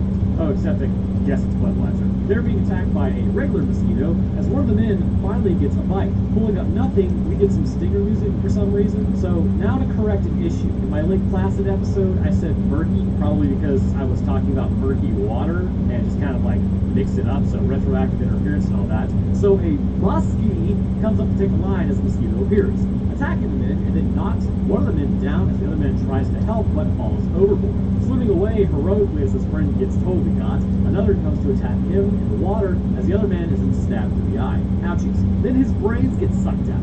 As the other man swims away, he hears the guy in the boat screaming with his friends getting sucked out as if he heads for land. Yeah, man, they hunt by carbon dioxide as well as utilizing receptors in vision to like pick up body heat, perspiration, and skin odor, which we as a species stink. Might want to just keep running. So as he leans against a tree, we can hear them all over as he starts running again, but I'm sorry, pick up a stick or something and swing away, Meryl. What are you doing? So as he gets attacked, the proboscis then goes into his chest, taking him out. Over at the cabins, Ray is talking to a mechanic about the radiator, and apparently it'll take 2 weeks to get there, which is not ideal, but it's probably because, again, it's a 1989 Dodge Shadow. They stopped making parts for those about 2 days later when they realized what they created, and they just wanted it to go away. Just remember, you can always just put a bunch of JB Will on it and hope to God it molds or explodes. Either way, I wouldn't stand near that thing once you do. That's the American way. So, he starts getting frisky with his girlfriend as they turn off the light with utility because there's a giant spotlight on them. That night, everyone is going ham at the campsite. Nothing quite like getting frisky at a campsite. A family of 6, 8 feet away in a tent with thin cloth that doesn't stop any noise. There's an alarming amount of man-ass in this movie, as I have probably already described. And heading out with a PBR, he says he's going to go water the plants. As he does, though, a mosquito approaches and then lands as the cameraman set up in a very poignant position. So the mosquito then enters the tent, and we all know what this is about. Eventually, though, she realizes it's not her dude, and then freaks out, as one would do. And then it just kind of stabs her in the butt cheek. Isn't it kind of painful? So as Bro then runs back, he gets got by 7 mosquitoes. So now it's the next morning as Ray and his girlfriend head towards the car, which defies all logic, working, yet broken radiator. Spotting a man with a Jeep, he then asks him if he needs help taking the cover off the Jeep. Parks and Ray talk as Girl Scout over here comes out of her cabin. Parks agrees to give them a ride, and I actually used to, I used to have it. My dad used to have this Jeep, but I basically stole this Jeep all the time. That is a classic 1978 CJ5. Now, the CJ7s are my personal favorite, only because the CJ5s had a high center of gravity and a very narrow wheelbase. You could basically flip these things at like 15 miles per hour in a turn if you weren't careful. Forget off-roading. Like, they were meant for off-roading. Yeah, you go over anything basically smaller or bigger than a molehill, you're screwed. Ask me how I know. And the CJ7 came with a longer and wider wheelbase, meaning you can now go 20 miles per hour in a turn before flipping. That's progress, baby! So as they talk about how Parks used to be in the Air Force, something then falls on Ray's foot. Parks pulls over, asking for it, and is picking up something close by. Parks says something is out there, but he doesn't know what. It's also never really explained as to how he knew the meteorite came down in this area, or how he knew it was emitting radiation, or really anything. God, I miss the 90s. They finally ask what this thing does as it monitors differing levels of alpha and gamma radiation. Gamma, of course, being the one that shreds your genetic coding, by the way. Alpha cannot make it past your skin, if I remember correctly. So Parkinson sort of nopes out of there as Megan decides to get out of the Jeep as well. Walking down the road, she looks over a bridge as a boat comes floating by as she sees the desiccated meat suit of the fisherman from earlier. Officially going to need years of therapy to get over that one, as Ray immediately makes a joke about it. They just found a body. How insensitive, Ray.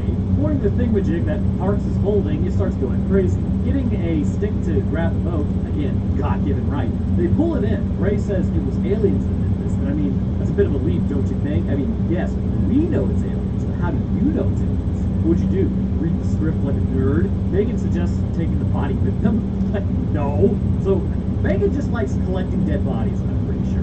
She's officially lost her mind. It's a really dumb idea, Megan. So they cover it up on the tarp instead and head towards the campgrounds. Pulling in, it's pretty empty, just like everybody's body. Got it. Megan then starts asking where everyone is. They can smell what the fishermen smell like as well, which I imagine is like partially cooked meat, considering they're all radioactive. So they enter the chief ranger's office. There are signs of an obvious struggle over there, and then they find the chief completely sucked dry along with any person that was in there. The phones are down too. The mosquitoes have cut the lines. Parker suggests it wasn't human, whatever did this. Ray suggests, hey, let's just leave, like a normal, well-adjusted person. As Megan says, no, we need to stay. Think of all the bodies we could carry back with us. Like an abnormal, unadjusted person. She didn't say that. I made that last part up. So panning over the tent, well, everyone's gotten totally got. Our like totally perfect summer vacation, man, ruined. So as Parks walks amongst the bodies, he looks sick as he asks what happened. I guess it's the bodies. I mean, isn't it obvious? Alien mosquitoes. Ray and Megan then head over to cabins where they were also attacked as they hear something from the boat. They approach the boat and then Ray smacks it with a paddle. Megan then flips the boat as F and G has survived. Heading back over to the campsite, this is like a really long tracking scene. So as Parks looks at one person in particular who was taken out, he inspects it and then pokes it with a stick. My man. The rest of the group then approaches as Megan calls it by its scientific name. Only the females suck blood if you didn't know. Perfect segue to me telling you about my ex-wife. Just kidding. That would be supremely douchey. So Ray says that they need to get out of it. Parks asks about a phone, but the power is also out and the radio was destroyed during the attack. So they agree to drive into the city to get the police. Approaching the Jeep, FNG says, "Don't rip right through the top of that vehicle." There's also no doors or no windows or anything else. So they decide instead to take the camera. One guy already tried that and it didn't appear to go too well for him. So before moving on, there is one thing that I want to address. These mosquitoes' sizes and some of the principles here absolutely violate almost everything we know about the flight of an animal, as well as the physical structures associated with how these creatures can even function in the first place. First and foremost, mosquitoes are able to fly as is because they are very light. At that size, their wings are able to function in a way that allows for them to move through the air very clearly. And you may be tempted to think, okay, bigger wings make flight possible, right? Well, no. Their extremely small size, normally the mosquito allows it to fly. Now that it's larger, the proportion of body mass to wing size, it cannot be linear. It needs to almost be exponential. That's like a type of deal. Take a look at bumblebees, for instance. There's an idea that they shouldn't be able to fly, but this is unequivocally false because they do fly. The idea actually dates back to the 1930s, but because of their size and like haphazard ways that their wings move, basically the focus was on the size of their wings more than anything. But a bee's body to wing ratio is smaller than what is seen in other insects, so it's kind of like, well, they're probably literally on the cusp. Well, if you look at a dragonfly, for instance, their wings are quite large in comparison. But with the mosquito turned toddler size, their wings would be much larger than what they are just to get that weight off the ground. I mean, if you take birds, for instance, they actually have hollow wings. Now you take an exoskeleton, which is very heavy for like an insect, and then give it like probably similar sized wings to like, let's say, an eagle, it's not going to be able to fly. So this actual wing size that they have, there is no shot these wings are providing enough thrust to get them off the ground based on how heavy they actually are. The second issue that they must overcome is the actual body size itself, which we will explain how it is achieved in a moment, but first we must discuss what needs to happen for these things to survive. If we look at a normal mosquito, much like other insects, there is a critical flaw when it comes to oxygen saturation. Longtime viewers already know, but for all the new people, insects contain something known as an open circulatory system. The system will pump body fluids around the body through a system of contracting sheaths, muscle. Kind of similar to a heart, but not quite. The issue with the system is it's a bit unfocused, whereas in a closed circulatory system like we have, this uses vessels to direct blood flow to all areas of the body, saturating the toes just as well as the intercostal muscles in the chest. This process is highly efficient and allows for a larger body size as well. With open circulatory systems, if you took an animal of our size and tried to apply the same structures, parts of the body would literally suffocate within just a few minutes, as it could not possibly saturate tissues with oxygen. As a result, any insect that has an open circulatory system must in fact be smaller, allowing for their bodies to properly saturate. Now, in the past, obviously with more oxygen in the atmosphere, this allowed for more oxygen perfusion and as a result, larger body sizes. So ultimately, insects will shrink due to the lower levels available now. So this limiting factor brings up a question. How was this possible that they grew the size that they did? Clearly, the alien blood is the catalyst to all of this, which we'll discuss in a moment. But you're probably also asking yourself, well, does this mean, we could have 6 feet long centipedes again if the oxygen in the atmosphere increased? Yes, it does. Thank God we don't live in that time frame. But pulling Mr. Flannel out of the camper, we sure he's not just passed out drunk? Wait, no, his spine's destroyed. Never mind, he's gone. Moving on. So as they slowly get ready to go, that in the slowest way possible, they can hear a buzzing. The mosquitoes have returned. They batten down the hatches as Parks has to search for the keys outside. F&G gets out to assist Parks as they find them and then start the camper, peeling out at a commanding 2 miles per hour. They're able to make their escape from the paddy wagon that night as they continue their drive because apparently this place is like the biggest state park in existence, and I guess they were in the middle of nowhere. Parks just kind of keeps going as they find remnants of Mule Team 6 from earlier. Stopping as they seem in distress, Parks then is told they have been attacked as Team Eater approaches from behind. They are taking the camper as they hold them at forceful flight point. F&G then goes ham, taking out the first guy as Ray kicks him. Parks gets into some good old-fashioned hand-to-hand combat, which, come on, Chair Force, where's the training? He ends up overcoming Team Eater as mosquitoes have been caught up to them. Megan says, Well, we can't just leave them out here to the mosquitoes. yeah, you actually can. It's really easy to do. They did almost try to take you out. I'm all for helping people, but if they are actively trying to end you, nah, deal with the man-sucking mosquitoes. Ooh, God, crazy. So, taking off once more, the horrific CGI mosquitoes that were copy-pasted are on their tails as they land en route. Ray then punches Junior as mosquitoes start breaking in as it becomes a fight to keep them out, while also fighting each other. Megan almost falls out of the camper at this point, and someone should probably lock that door, as this lets in more mosquitoes. F&G then pulls Megan in as Parks almost shoots himself in the arm trying to get rid of another one. Middle Team 5 are back and then saved before being sucked dry. Finally, Team Eater gets his hands free as he saves his apparent family member. I have no idea what the relationship is there. Team Eater then takes Megan as a hostage almost immediately. What a douche. As Team Eater says, they are going back to the woods as he has his reasons. These reasons will never be expanded upon and never explained. He also says he's going to take out Megan as Ray threatens. Ray then attacks Team Eater but fails biblically as he kind of forgot he's actually supposed to aim his punch, as Megan then just kind of takes it in her own hands and stabs Team Eater with a proboscis and then kicks him in the crotch.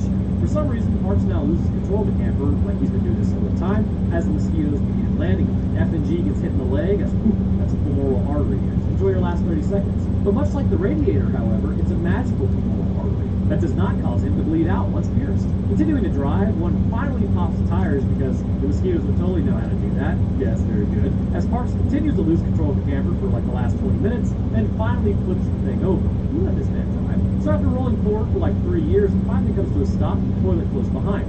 See, this is actually a reference to how all the movies I used to watch as a youngling were absolute shit. Emerging from the wreckage, everyone is a little bit dazed. Parks then lays down some law as Team Eater pulls the proboscis out of his side, and at this point, I'm not sure how deep that went, but that appears to have been enough to give you about 30 minutes to bleed out, but don't worry. He also has a magical small intestine that will allow him to not go into septic shock in about 4 minutes. Don't think too much about it. This is on the Sci-Fi Channel 90s. So, Meg and Ray finally emerge along with F&G as they all stand there Left 4 Dead style as Team Eater approaches. Parks continues to lay down the law like an absolute Chad as Team Eater says they're going to go their own way. In the distance, the mosquitoes are gathering, so now it becomes a mad dash to hide. F&G covers them as they enter a water drainage pipe as the other guy they just kind of leave behind. You should probably learn his name. I guess it's Junior. So as he stands at the road, just, whoa, where is everybody? Doing absolutely nothing, he gets almost immediately got. Nice shot to the xiphoid process. Even if you did survive, medical issues for the rest of your life. So he gets sucked dry. Good lord, look at that.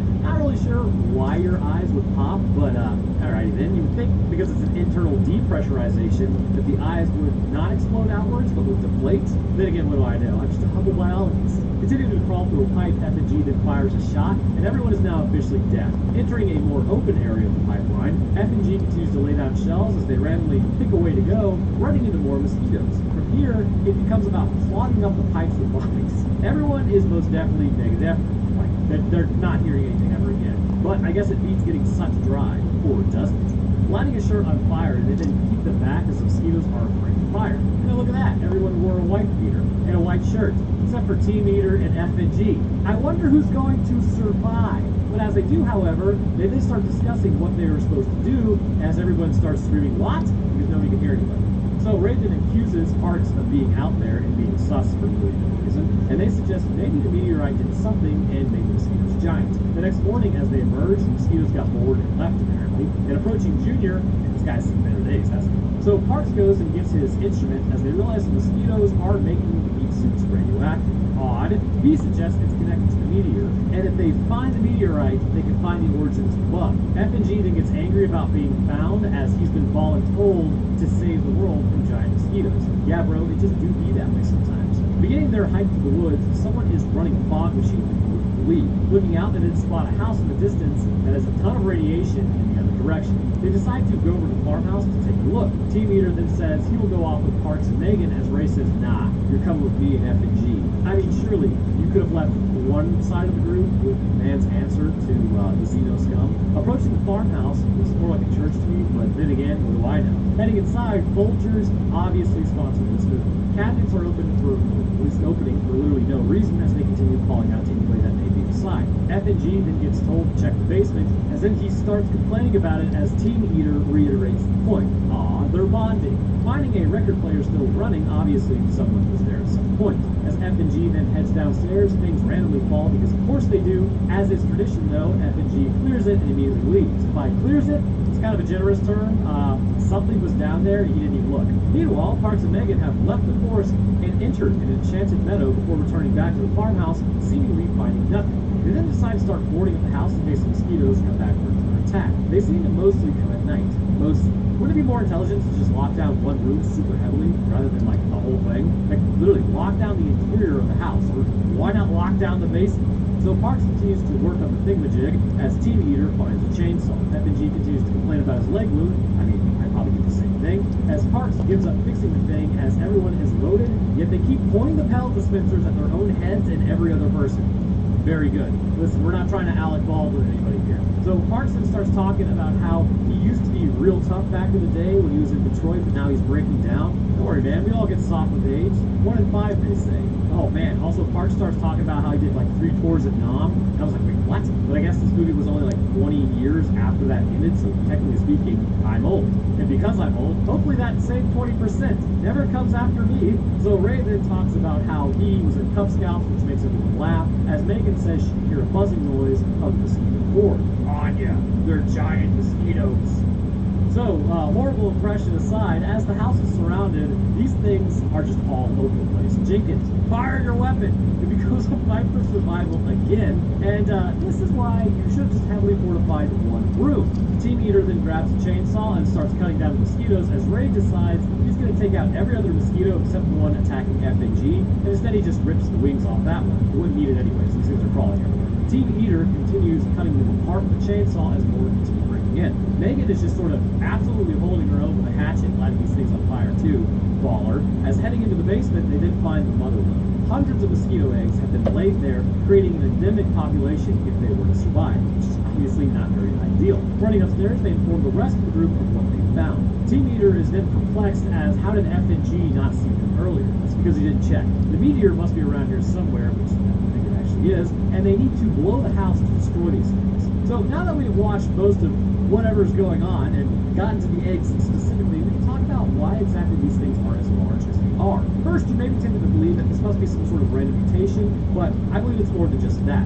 Upon sucking blood out of the alien, there is really more of an issue to just being exposed to gene-altering levels of radiation, and I think it's fairly clear as to why. Not only their growth, but the green fluid that comes out, the proboscis, the egg laying, like the type of eggs they're laying, and again, their growth would indicate that there is a closed circulatory system now as opposed to an open circulatory system. For mosquitoes, they will lay eggs after a blood meal that will in turn become larvae in the water, forming the pupa, and then ultimately an adult. However, the eggs in the basement are very different from a normal mosquito. Instead, these appear almost reptilian like snakes, lizards, alligators, and crocodiles because of their leathery appearance. Along with this, the mosquito no longer needs to lay its eggs in water, but just a warm environment that may be moist, similar to what a reptile does as well. Looking at the alien that crash landed, does the skin remind you of anything? Exactly, reptile skin. And for this, we need to look at some context clues as to why it's down here in the first place. Personally, I think this was a jettison on purpose by the crew that was controlling the ship. After it comes in and yeets the dude out of the bottom of the ship, it flies off, either indicating that autopilot just didn't want this guy there, or there's a crew that's like, yeah, good luck, bro. The question here is, why were they launched out? This creature was also in a drop pods of sorts, where you'd think it should have survived, but it was DOA on impact. I believe a part of the story we never got is that this particular alien was infected by something and then thrown out of the ship as a result onto the nearest planet. This infection, in my personal crackhead opinion, because that's what I do here, and we're just kind of getting this out of there, like getting this out of the way, this is not canonical, but it would have to likely be viral in nature. As a result of it being viral, and with us not even really fully sure in real life where viruses come from, it would seem to indicate that there could be viruses in the cosmos, at least in the mosquito's universe. Anyhow, as this infection was transferred from alien to mosquito, it is important to understand that sometimes things can go a little awry with infections via viruses. It has been regularly seen in prokaryotes, horizontal gene transfer can take place. Essentially, genes from one prokaryote are picked up and placed in another using a virus as a vector. Now, only recently did we find this can actually happen in eukaryotic cells as well, basically in you. And that means if you come into contact with a virus from your friend, like you contracted, there's always a slight possibility that you might actually pick up a gene from your friend, or at least part of a gene, and now you guys are officially related. This is actually the basis of an argument that essentially supports the idea that evolution to a degree is reliant on viruses implanting genes from others in us, and that random mutations are not the only determining factor. It's a highly interesting idea, but it ties in here as well. Horizontal gene transfer can alter the very function of a cell or body plan should the gene transfer be enough. And that includes body size, closed circulatory system, level of intelligence, basically a proboscis that appears to leak out radioactive green fluid. We can see evidence of all this, that horizontal gene transfer is taking place. The leathery eggs, the larger scale, the dripping goo, all these genes would be provided specifically by the alien DNA, which must have given its influences to mosquitoes in several different ways, once again, affecting their size. So here's what I believe happened. This alien was infected with some sort of virus that was contained for now in its meat suit. Upon mosquitoes sucking its blood, it was immediately infected. There is no telling how many genes the virus had picked up along the way. These were then transferred to the mosquito by direct contact or direct infection, which in turn caused it to grow in size and develop new traits. As it sucked blood, it would keep laying these new type of eggs, which would create more and more as it of nature. These genes were then passed on and have become a part of its natural coding of this specific mosquito. So basically, these aliens that yeeted him onto a living planet, complete douchers. So the plan is set. Break the gas lines, let the mosquitoes in, and then run like hell to the roof. Megan says that they need to take the dumbwaiter up, as Team Eater says, who's going to stay behind and light the matches? Getting the house ready to blow, someone had a shriek noise of the mosquitoes just on repeat. They just kept pressing spacebar. You can't hear it, but I can. Using the thingamajig to then light the matches, they now have a timer. Headed to the basement, they need to get gas lines broken and destroy the eggs. Breaking the line, the room then starts filling with gas while Parks disconnects the lines upstairs.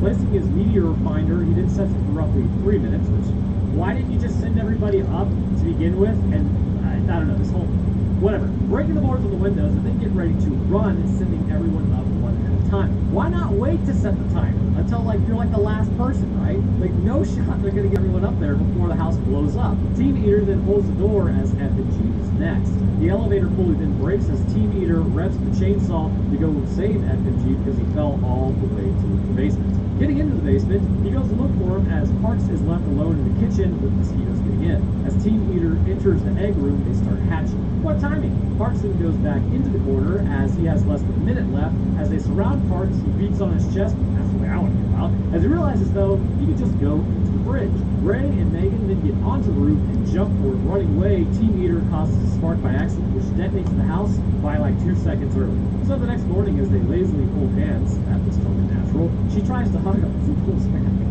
That also looks natural. They hear coughing inside the house as Parks has survived by hiding in the fridge. Pulling him out, this man cannot stop coughing as Team White Shirts celebrate their triumphant victory over Team Black Shirts who, yeah, they got blown up. Like, they're not even going to look for him. Absolutely brutal. So then they walk off, and thus concludes Mosquito. But I want to hear what you guys think. Horizontal gene transfer, creating giant mosquitoes, or something else? Let me know down in the comments. I'll drop my Twitter, Discord, Patreon, and Roto Tales channel link where Last week we talked about the lizard man or swamp. But speaking of patrons, I'd like to thank mine real quick. First, huge thank you to our astrophysicist, Des Dancer, as well as our scientist, Chad the Enjoyer of Scientific Explanations of Movie and Horror Movies, being very poignant for this movie, Dakota 23, Jax, Lucian Dragon, Metric System, and Trash Panda in Trenchcoat. And the rest of my patrons, I thank you guys as well. Your help goes a long way towards keeping everything running and is greatly appreciated. Alright, so that's going to do it for me. I hope everyone enjoyed. See y'all next week. Contamination events are something that has been prevalent all throughout history. As we've spread across the world quite successfully, built technology other animals could not even come close to conceptualizing because humanity, number one, and also they couldn't even build it because we have thumbs, has catapulted our species to reach the very heavens and to other rocky surfaces that realistically no animal was really ever supposed to reach. And if you say we didn't go to the moon, you're a huge nerd. Quit trying to nerd humanity. Our species is awesome, baby! Regardless of that, it's not all rainbows and unicorn parts when it comes to the issues that may have arisen due to technology, making it possible for us to travel. Nuclear power plants have meltdowns, invasive species introduced into an area they were never supposed to be, or even diseases are all a reality of progress, which in turn, we do attempt to manage and protect ecosystems in the surrounding area to varying levels of success, or sometimes it's just a complete failure. If this concept were to extrapolate outwards to the actual universe, it becomes quite clear that extinction level events for some species are always going to be a possibility. In the events of dust walkers, one such event does happen. As a meteorite touches down on Earth, initially a few small mammals, or maybe marsupials, given that to Australia, are infected. As this makes the jump to humans, it becomes quite clear that whatever this is not only just spreading, but appears to be aware. Picking and choosing their victims to take out inspires the infected to, and this becomes a massive threat to Homo sapiens. But it would appear that containment might be a concern to others as well. So today, let's discuss the alien fungal infection, how it alters the neurology of a person, and what in the name of all that is holy is this creepy, just weird thing trying to contain the outbreak. But first, it's sponsored by Raycon. Click in the description box or go to buyraycon.com/rotor to get 10% off your Raycon purchase plus free shipping. The world's a loud place, and a lot of screeching is going on at any point in time. This year, in particular, actually, with Raycon's everyday earbuds, they are the perfect way to tune out all that noise and tune into something great. Literally anything else besides everyone's opinion on everything right now. Their audio quality rivals that of other big audio brands that you know and love, and a price that you love more. There are tens of thousands of 5-star reviews out there to back that statement, and with their 8 hours of playtime and 32 hours of battery life, they're up to the task no matter what you choose to do while wearing them. I personally like to listen to them at the gym to tune out other people grunting because I find that annoying, and with features like fully customizable sound profiles, earbud tap functions to make scanning the user easier, noise isolation, and awareness mode in case I'm actually like working out with a friend, they are pretty great. So if you're ready to have some amazing earbuds with fantastic audio quality, I go to the description box below and go to buyraycon.com/rotor. You can bring some off your Raycon purchase today, plus free shipping. Alright, let's get back to it. So we opened up our store with a view of Earth and what it would look like if it were Australia, like everywhere were Australia. It's Mars, which will never be important again for like the rest of the movie. As we zoom in, something appears to be behind it. Flying through space and going to this particular point in the universe, in this particular galaxy, with this specific planet, Aurora Borealis, in this part of the country, at this time of year, how peculiar. A meteorite flies through the air and making impact with the ground, because it has the right stuff. The radio tower that goes out, presumably due to some sort of electromagnetic pulse released by the collision, although it may have really just been more intentional, stranding the town in a total communication blackout, apart from short-range radios. A man gets out of his truck, clearly being sent to fix it. First, this is the most unbelievable thing, is a company actually fixing their towers this quickly. He must be the alien. There's a quadruped out there as he leans down and touches a rodent who has stalks growing out of it. Like, okay, that's pretty dumb. A great way to always tell you the same thing. It is man's God-given right to poke things with a stick so we don't have to use our hands. Why this man would touch a body rodent that looks like that with his fingers, I mean, this kind of means he deserves this. I don't make the rules. I'm just always concerned with the concept of standard precaution. Everything and everyone is always infected with everything, which is great for health anxiety, by the way. If the diseases don't get you, the cortisol will. So as he struggles for control with something in his neck, eventually it makes its way through his face as he's overtaken by the rope. Panning over the barren wasteland of Australia, this just looks like northern Texas, actually. We have a group of teenagers who are just randomly sleeping on a porch for some reason. The question is why. I mean, I've slept on decks as well because we've run out of space, so I guess I cannot talk too much smack, or can I? Have you seen this channel? This is weird. And also, I may have been weird for doing that, but mine was out of necessity, not just hanging out with a squad on the deck. So So as the girl looks out, she spots something up in the sky and is like, ooh, that's weird. Anyways, like, yeah, those are aliens. As the youngling wakes up, he hears something making a thudding noise as he heads over to his mom to wake her up and tell her. She plays a dangerous game of, I'll wake up in a few minutes, and he goes back to sleep. We've all been there. Definitely missed out on an interview one time because of that. But the reality is, you could hit him with the power move of being offspring like I used to do, which is I would always enter a room silently and then just stand there close to the face of my dad until he woke up. How I was not swung on my father is beyond me. Because, like, I don't know. Obviously, I think it's a genetic thing. I'm sure others have done this as well. I definitely took 10 years off his life, and then I'm pretty sure when I have offspring, they're going to do it to me. The circle of life. So anyways, he goes to his aunt's room and then wakes her up to tell her the same thing. She hears a thudding noise as well, and then actually gets him checked, but he sees nothing. And that is some major foreshadowing in this movie. Hearing a lot of stuff, but not seeing anything. Strap in, it gets worse. Meanwhile, a random dude also waking up. Everyone looks pretty hungover. He gets called about the tower being out as Joe calls him to discuss it. I mean, I guess the tower wasn't completely, or wasn't out completely, because they're still, like, getting phone calls in the first place. But that is also something with this movie. Like, half the time, the rules don't even apply to what, like, they're saying is going to happen, and then for some reason they apply later. So, as he goes to use the landline, power starts flickering. Joe then talks to her sister about moving, and she remarks, it doesn't have octave.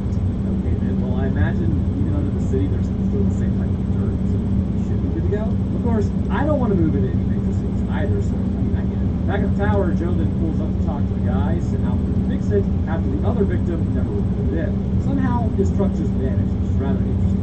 The new guy can't figure out why it broke. There was no storm, there was no earthquake, and he says it looks like it was done deliberately. He can't fix it, despite being the guy sent out there to fix it. Yeah, you're pretty useful there, bro. We need an adultier adult. So as Joe walks around, she finds blood trail leading to a hiding hole. Seeing this does something to Australians' minds. So he's like, oh, there's a blood pool over there. So he then starts kind of flirting with her as she leaves and drives back to town. And over at the cafe at town, everyone's kind of getting breakfast and whatnot. It's the only place to eat. Joe asks if she's heard anything, and she's like, oh, the cafe owner's like, we heard a thudding noise, but it doesn't look like a storm. Yeah, there was no storm. You'd think they would all know that. But as Mr. Viking the Vat continues cooking, he hears a dog yelp. Heading outside, we hear ripping and splattering noises, at least according to the subtitles, and a shriek, as Anthony is now sporting the same cool neck boot as everyone else. Walking off in sort of a daze, that's the cook, so they kind of follow him and ask where he's going, but then they find blood on the ground, and finding a dog pile near the fence, that ain't looking too good. So Joe tells the owner of the cafe that nobody is to touch that thing as we jump over to teenagers living the most boring existence known to man. Hashtag just Central Australia things. They then call out to Joe about Anthony as she tells them to tell her if they see anything suspicious. Over at the park, the young ladies continue to play as apparently there's only like 4 offspring in this entire town. Yeah, I think the town is going to end up drying up for too much longer because it's not being replenished. So the two walk off to use the bathroom like the two of them do. They are being watched. That's never a good sign. Another man is infected and gets his walk back to town as well. We have no clue how he got infected, but it highlights a massive problem that we'll see later. Also, back at the teenagers, this gal is using a telescope during the day. Yeah, blue sky must look amazing, I'll tell you what.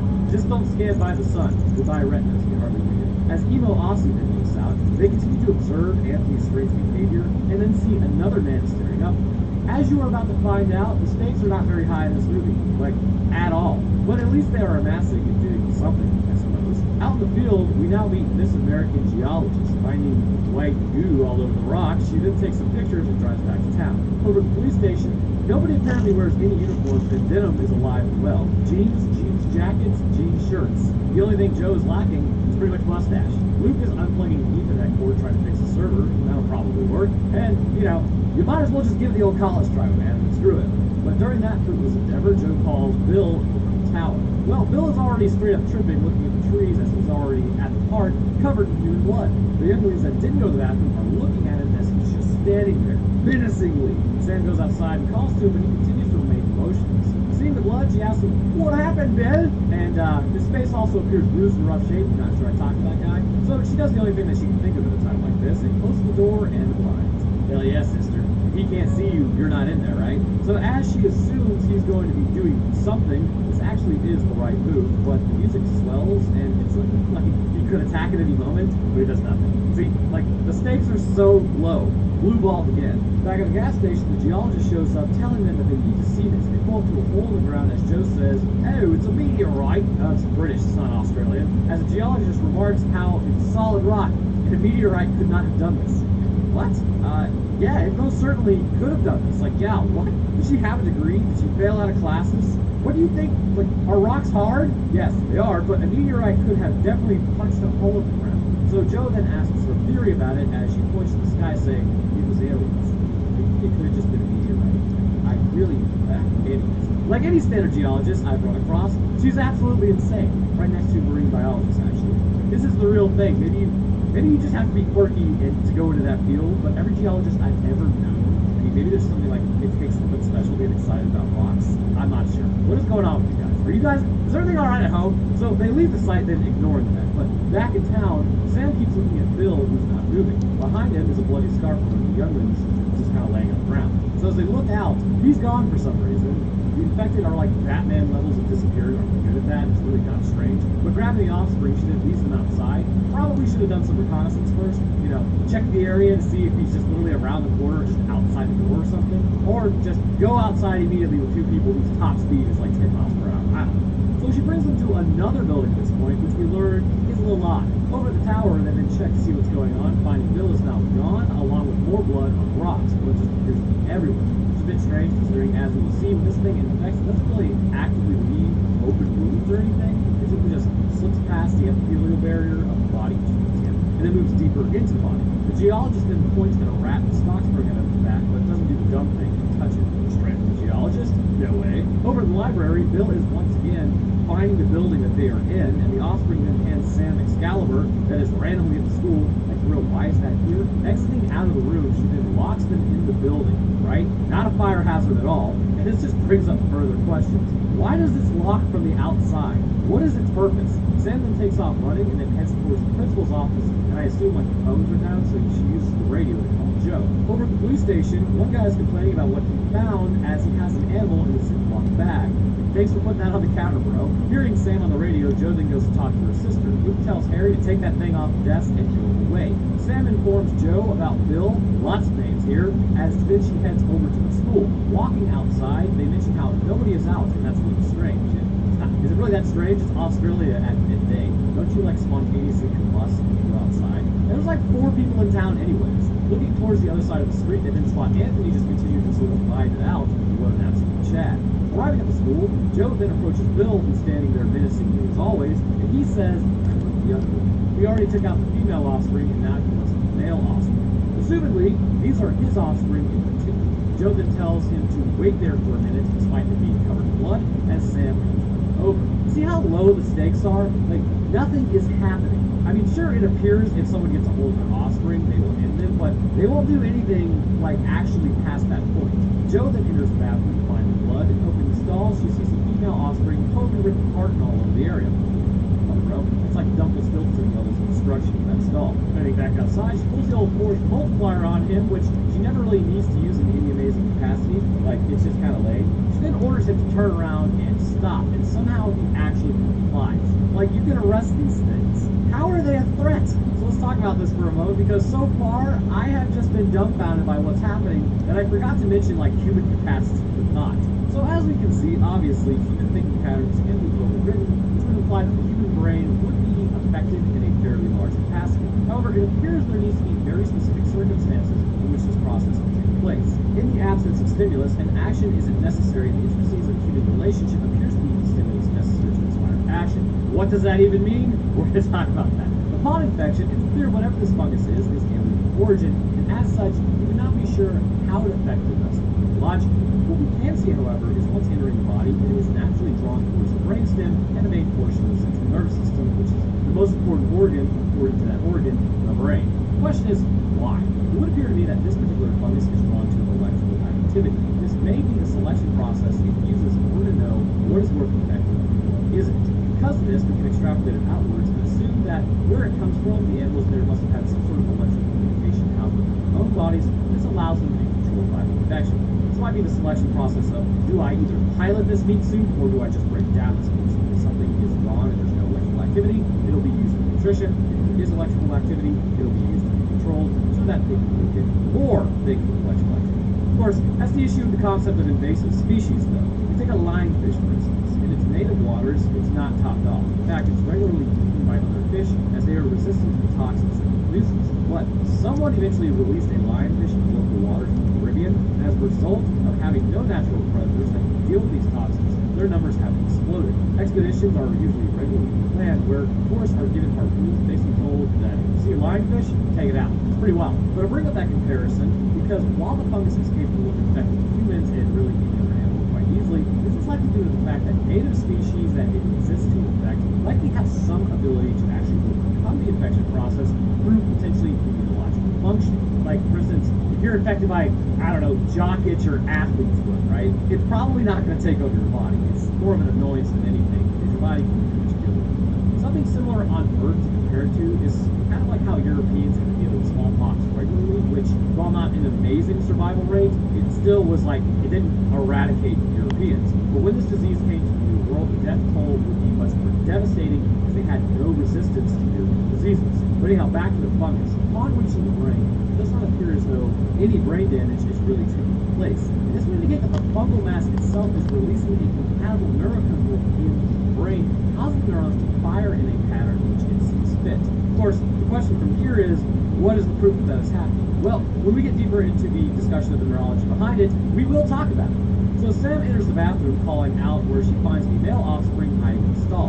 Bringing him out, Bill is in the truck already, just sort of, I guess, hanging out. Sam then tells Joe what happens as Joe tells her to get the younglings in the car and go to the station. So while all that crap is going on, Luke then approaches the porch people where they're just kind of hanging out. We then head towards Anthony as he has the fungus move under his face. Anthony disappears Batman style almost immediately and somehow nobody knows where he went. Yeah, okay, alright then. Heading inside of the building, they say they can't get out as someone jammed the door. And they're like freaking out about it, right? So ask yourself, who jammed the door? Have any of the infected actually shown that they have any forethought? It's a resounding no. Things are just kind of happening because they're just happening. Either that or someone pranking John. I have no idea. So Luke pulls out Man's answer to the Zeno scum and then starts looking around. He gets the door open as it was literally just a small membrane array. I feel like 5 people on a deck could have easily opened this. Also, I just want to point out, again, they were freaking out about being left behind, right? They could have literally just used the rooftops next to them as the deck leads directly to the roof. Like, just jump over the banister. So with any forethought, they could have just walked their way out or just climbed down. Like, nobody's doing anything. This whole invasion is hinged upon people not making any actual normal human decisions or understanding they can definitely jump down a 2-story deck and live to tell the tale if you just bend your knees on impact. So releasing these nerds, they then run by, leaving Luke behind, who continues looking around. Of course, he kind of sucks at it though as Anthony gets into the building. Somehow, missing him walk by and he's just right in front of him. Boy, how did you not hear him or see him running down the hallway? Nobody is this stealthy. But what is even happening? Bang up police for it, that's what's happening. Walking downstairs, a woman then calls over Luke, telling him Anthony grabbed me really hard. She freaked out. Marcia tells Luke not to hurt Anthony, and then Anthony just kind of like knocks the force multiplier out of his hand. Luke then punches him, but it does nothing as Anthony grabs her to pull her away, which then Luke fires around into his leg, sending Anthony lumbering off. So, as we have just seen, facial changes are beginning to take place. Why? It's easily enough explained. From what I gather, the fungus is actually just Luke's skin. Ultimately, it appears to rest near the brow ridge of the skull, and potentially for good reason. This organism is something of like a hive mind, potentially just on a larger scale, but individually, you can kind of think of the entire form like a mass of alien neurons. The whole body of this creature moves and communicates amongst itself, which is too strange a concept as, after all, cellular differentiation shows that stem cells can become muscle, or neurons, or skin. It really just depends on which genes you turn on and off. With this creature, you can kind of think of each individual cell like a muscle cell, a nerve cell, and an epithelial cell all at the same time, as all of the cells do not appear to really differentiate to develop any specialized function except for the stalks and spores which we see later on. While in its infected form, however, communication runs from cell to cell, all sitting on the brow ridge of the person. It is very likely it is also spreading into the ocular cavity, and with that, following the optic nerve on the back of the eye as well. And this is why some of it is also on the back of the neck, interacting with the brainstem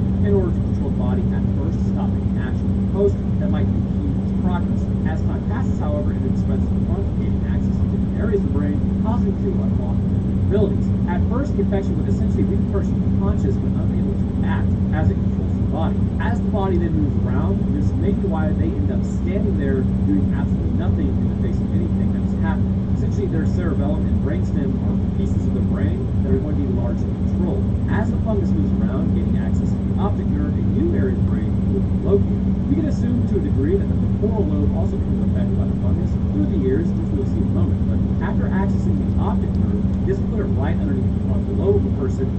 that good stuff is. Memory, emotional control, and logical thought. All of it ultimately start to be controlled, allowing the fungus to not only control the body more fluidly as there's no resistance, but disrupt the host's ability to fight back entirely by muddling the thoughts, as one will be described here in a moment. This is really as easy as causing neurons to randomly fire, not to seizure levels, but enough to disrupt normal communication patterns in the brain, causing what would essentially be a neurological noise. Obviously, this would have an effect on consciousness as well, which in turn would likely cause the person to be able to occasionally see what they were doing before the noise returns. It would take some more. The only thing that seems to really work is shock.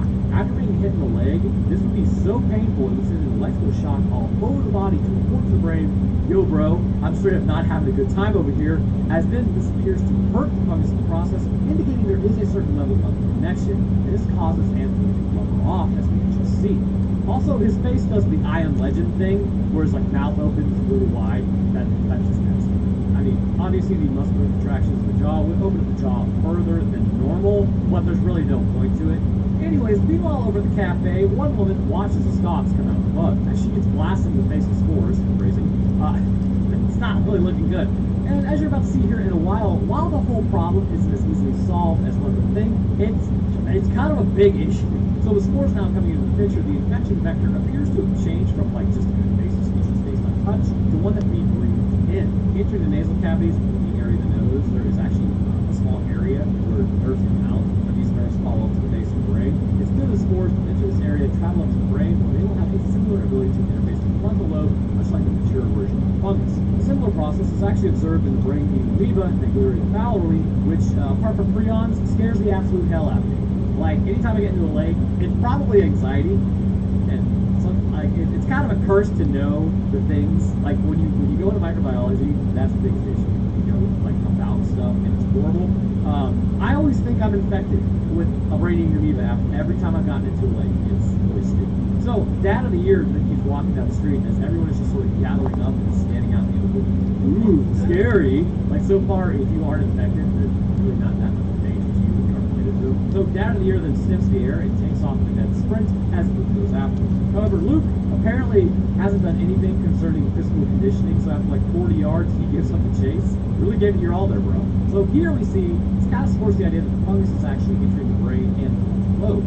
Contained within the skull is the olfactory bulb, and this is used to determine sense and actually is closely related to memory. Sometimes you'll be sitting there and then catch a whiff of something and be instantly transported back to 1998 walking through the grocery store. It's pretty wild. Also, I am that old. Regardless of what, I'm talking about, the point is, the sense of scent, while not incredibly strong in humans, is still strongly connected to the activation of memory, which if we take a look at what the fungus is doing, it begins to show there is a goal in play. As the olfactory bulb picks up a familiar scent, this would obviously activate memory regardless of what the person wants. Having this memory activated is clearly in relation to his family, and it is a powerful stimulus. Because of the strength of this memory and the neural activation downstream, the fungus directs the body to take off. Interestingly though, it seems to show the fungus has more and more control of the body as time goes on. Movement becomes like, it goes from a shambling mess, being able to take off in a full sprint, which involves a lot of fine muscle control. Speed and strength appear to increase, indicating that the typical barrier in the brain that stops you from using your body at its full capacity is also overridden as the signal is no longer being sent out. Which basically, what am I even saying then?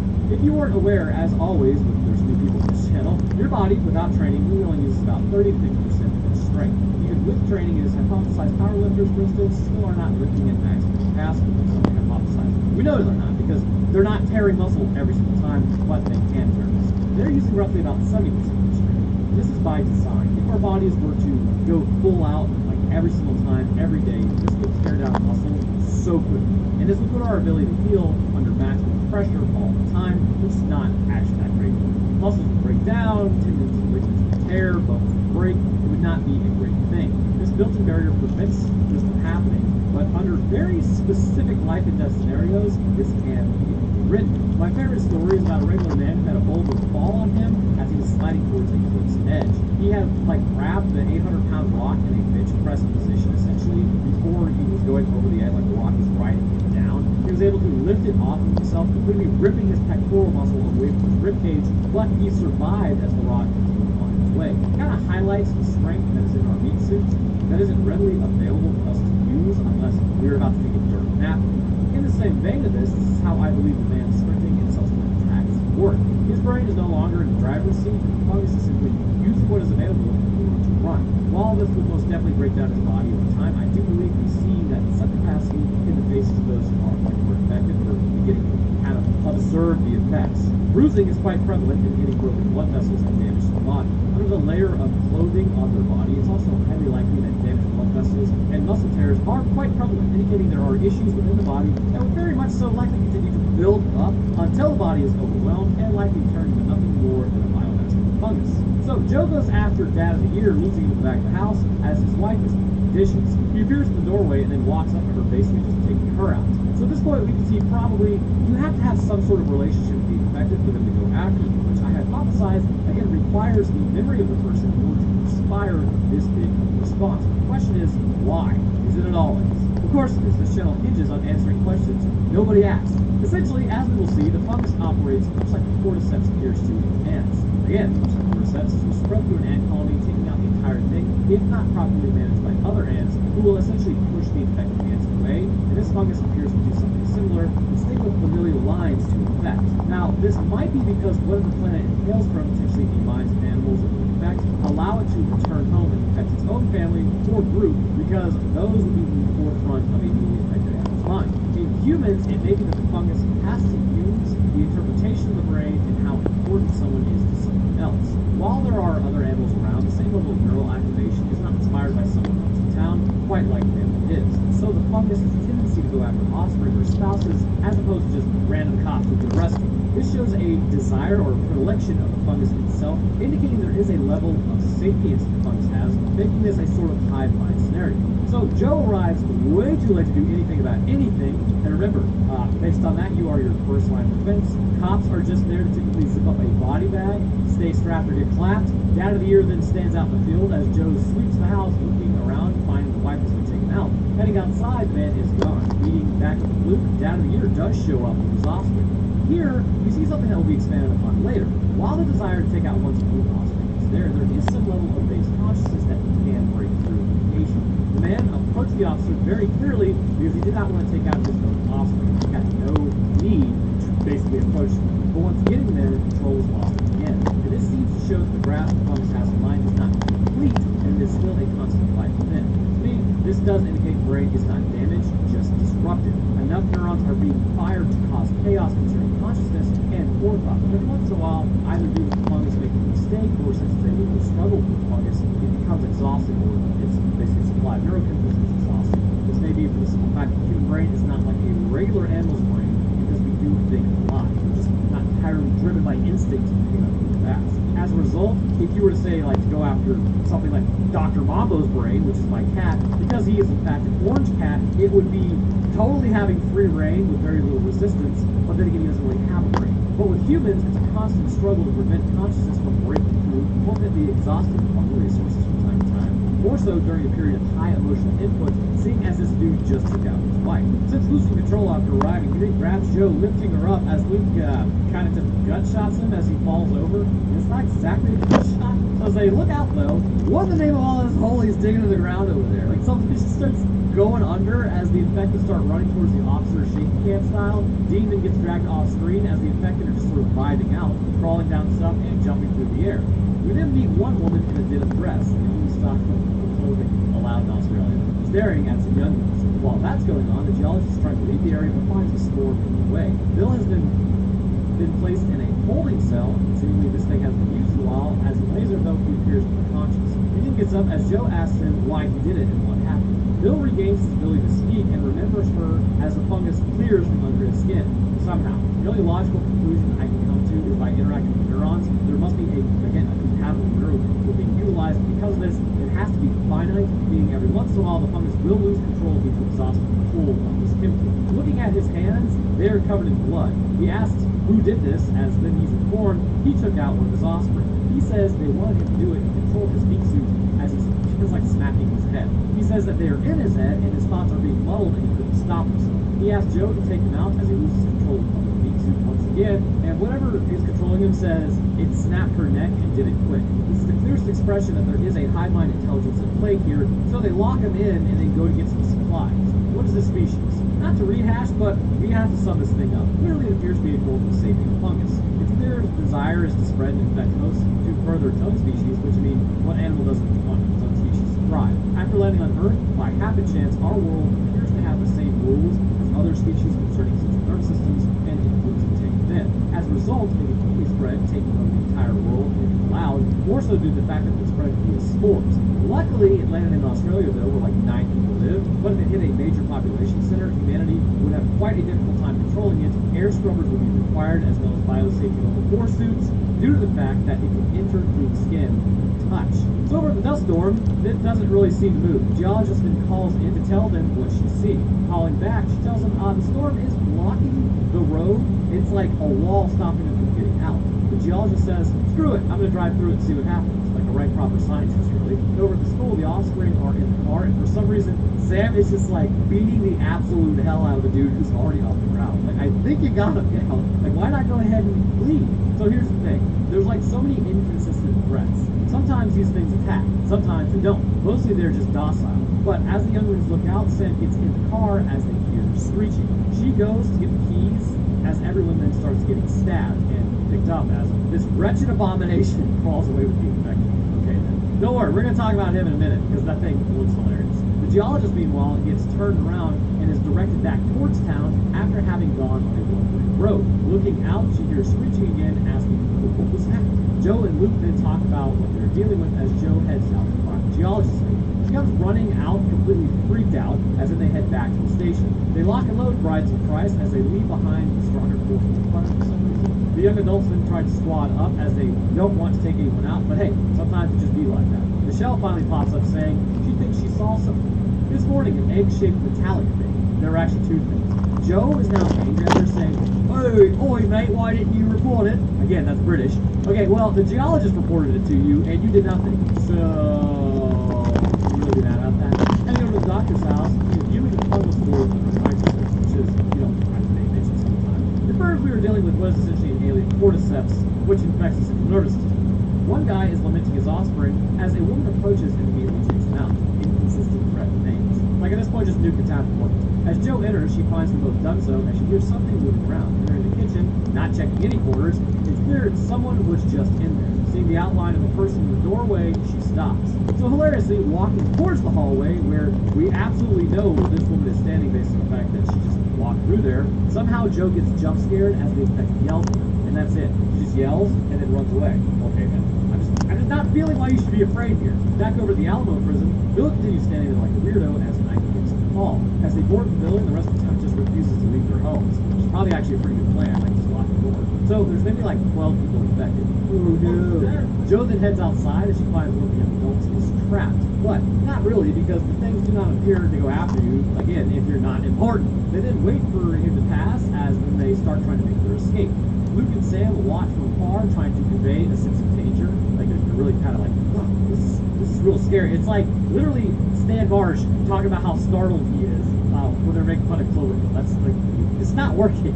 So as they hide against the door, the infected just sort of walk away slowly. Entering the building is the young adults and Grandma in a wheelchair. So at this point, White T-shirt throws a rock down the road, getting their attention as they start chasing him. You could have just called out. Why did you have to throw a rock? And you gotta wonder, if they're like sprinting with everything they got, you got enough gas in the tank there, bro? Hopefully he's done conditioning, unlike Luke. So Wirework then jumps down to the deck, grabbing Michelle, who then just falls on the lazy bed. Because the easiest way to get knocked out is for somebody to slap you in the chest. So Joe then jumps on him as White T-shirt gets the stick taken away from him before Joe fires the round into this guy. The other infected sees this, I suppose, as they are all starting their attack and screaming as well. Again, these things have no rules. So chase now ensues as Joe and Luke take out like one. Man, you should have enough of that magazine for this like to no longer be a problem as the infected here just go down pretty easily. The creature in the background emerges as the infected scream as well and then head towards the Alamo. Bill gets stabbed and pulled up as Joe fires around in the air to get his attention, but they're in the middle of nowhere, so it's not really that big a deal. Except for a guy who's like, I don't know, 3 miles away who gets struck by a stray bullet. And it jumps down and runs off. Joe enters a green room at this point, no idea why. She's just like shaking her hands. Because it really doesn't seem that stressful. So while all that crap's going on, geologist then finds the pile. Back at the station, they talked about what that thing even is, as Joe says they need to get out of there or potentially even talk to the alien itself. The geologist shows up in the van as they go to chase the alien. They roll downtown to get Michelle, who apparently has been knocked out for like a while now because her sternum got smacked. I have no idea. And as she's walking away, her mom grabs her leg. They try to get her to release the leg as the ground starts gaining in the distance. Then the thing emerges. My God, what a masterpiece that is. So it just sort of like struts around at first. So let's take a look at this thing's morphology. First, this is clearly a quadrupedal animal, but has gone through some very strange evolutionary changes for its own benefit, I suppose. Starting with the pointers, its back legs are consistent with digitigrade structuring, and much like how elephants and horses walk on their toes, this creature too appears to walk on very fine points. The muscle striation is visible underneath its dark skin, and as we move the legs, we can see it connects to a pelvic point, much like animals on Earth, actually. It possesses a long tail that it can use in what appears to kind of grab things. This is prehensile. It can be used pretty much offensively as well, kind of probably a holdover trait from its evolutionary past. On its back, you can see this creature is in fact a vertebrate, as in its torso dips downwards. Of course, here we can see why it's likely more intelligent than the animals on this planet who have a similar physiology.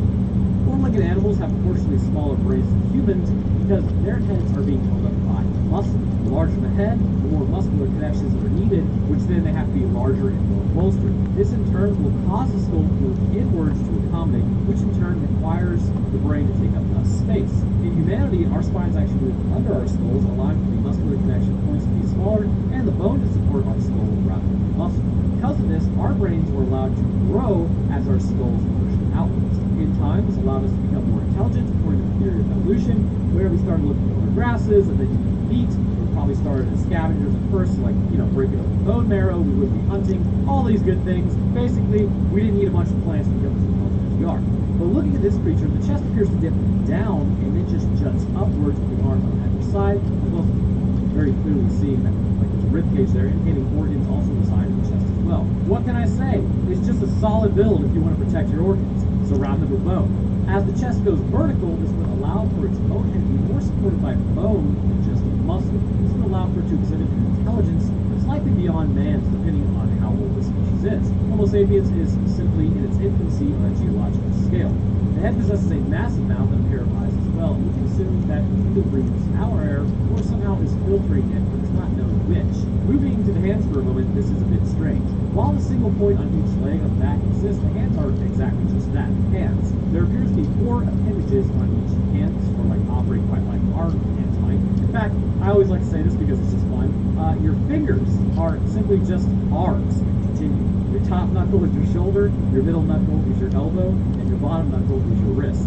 Our arms just end in many arms. But anyways, back to their hands. It could be for a few reasons they have included that tail is prehensile and is used for grabbing. Maybe that the hands, while used for walking, allow them some benefit to get their environment back to home. Possibly, much like an ape can of our planet, they would then use the hands for walking, but also grasping. Essentially, mostly quadrupedal, but occasionally bipedal if necessary. Maybe even used to just climb up something on the flip side, or potentially native vegetation in the world.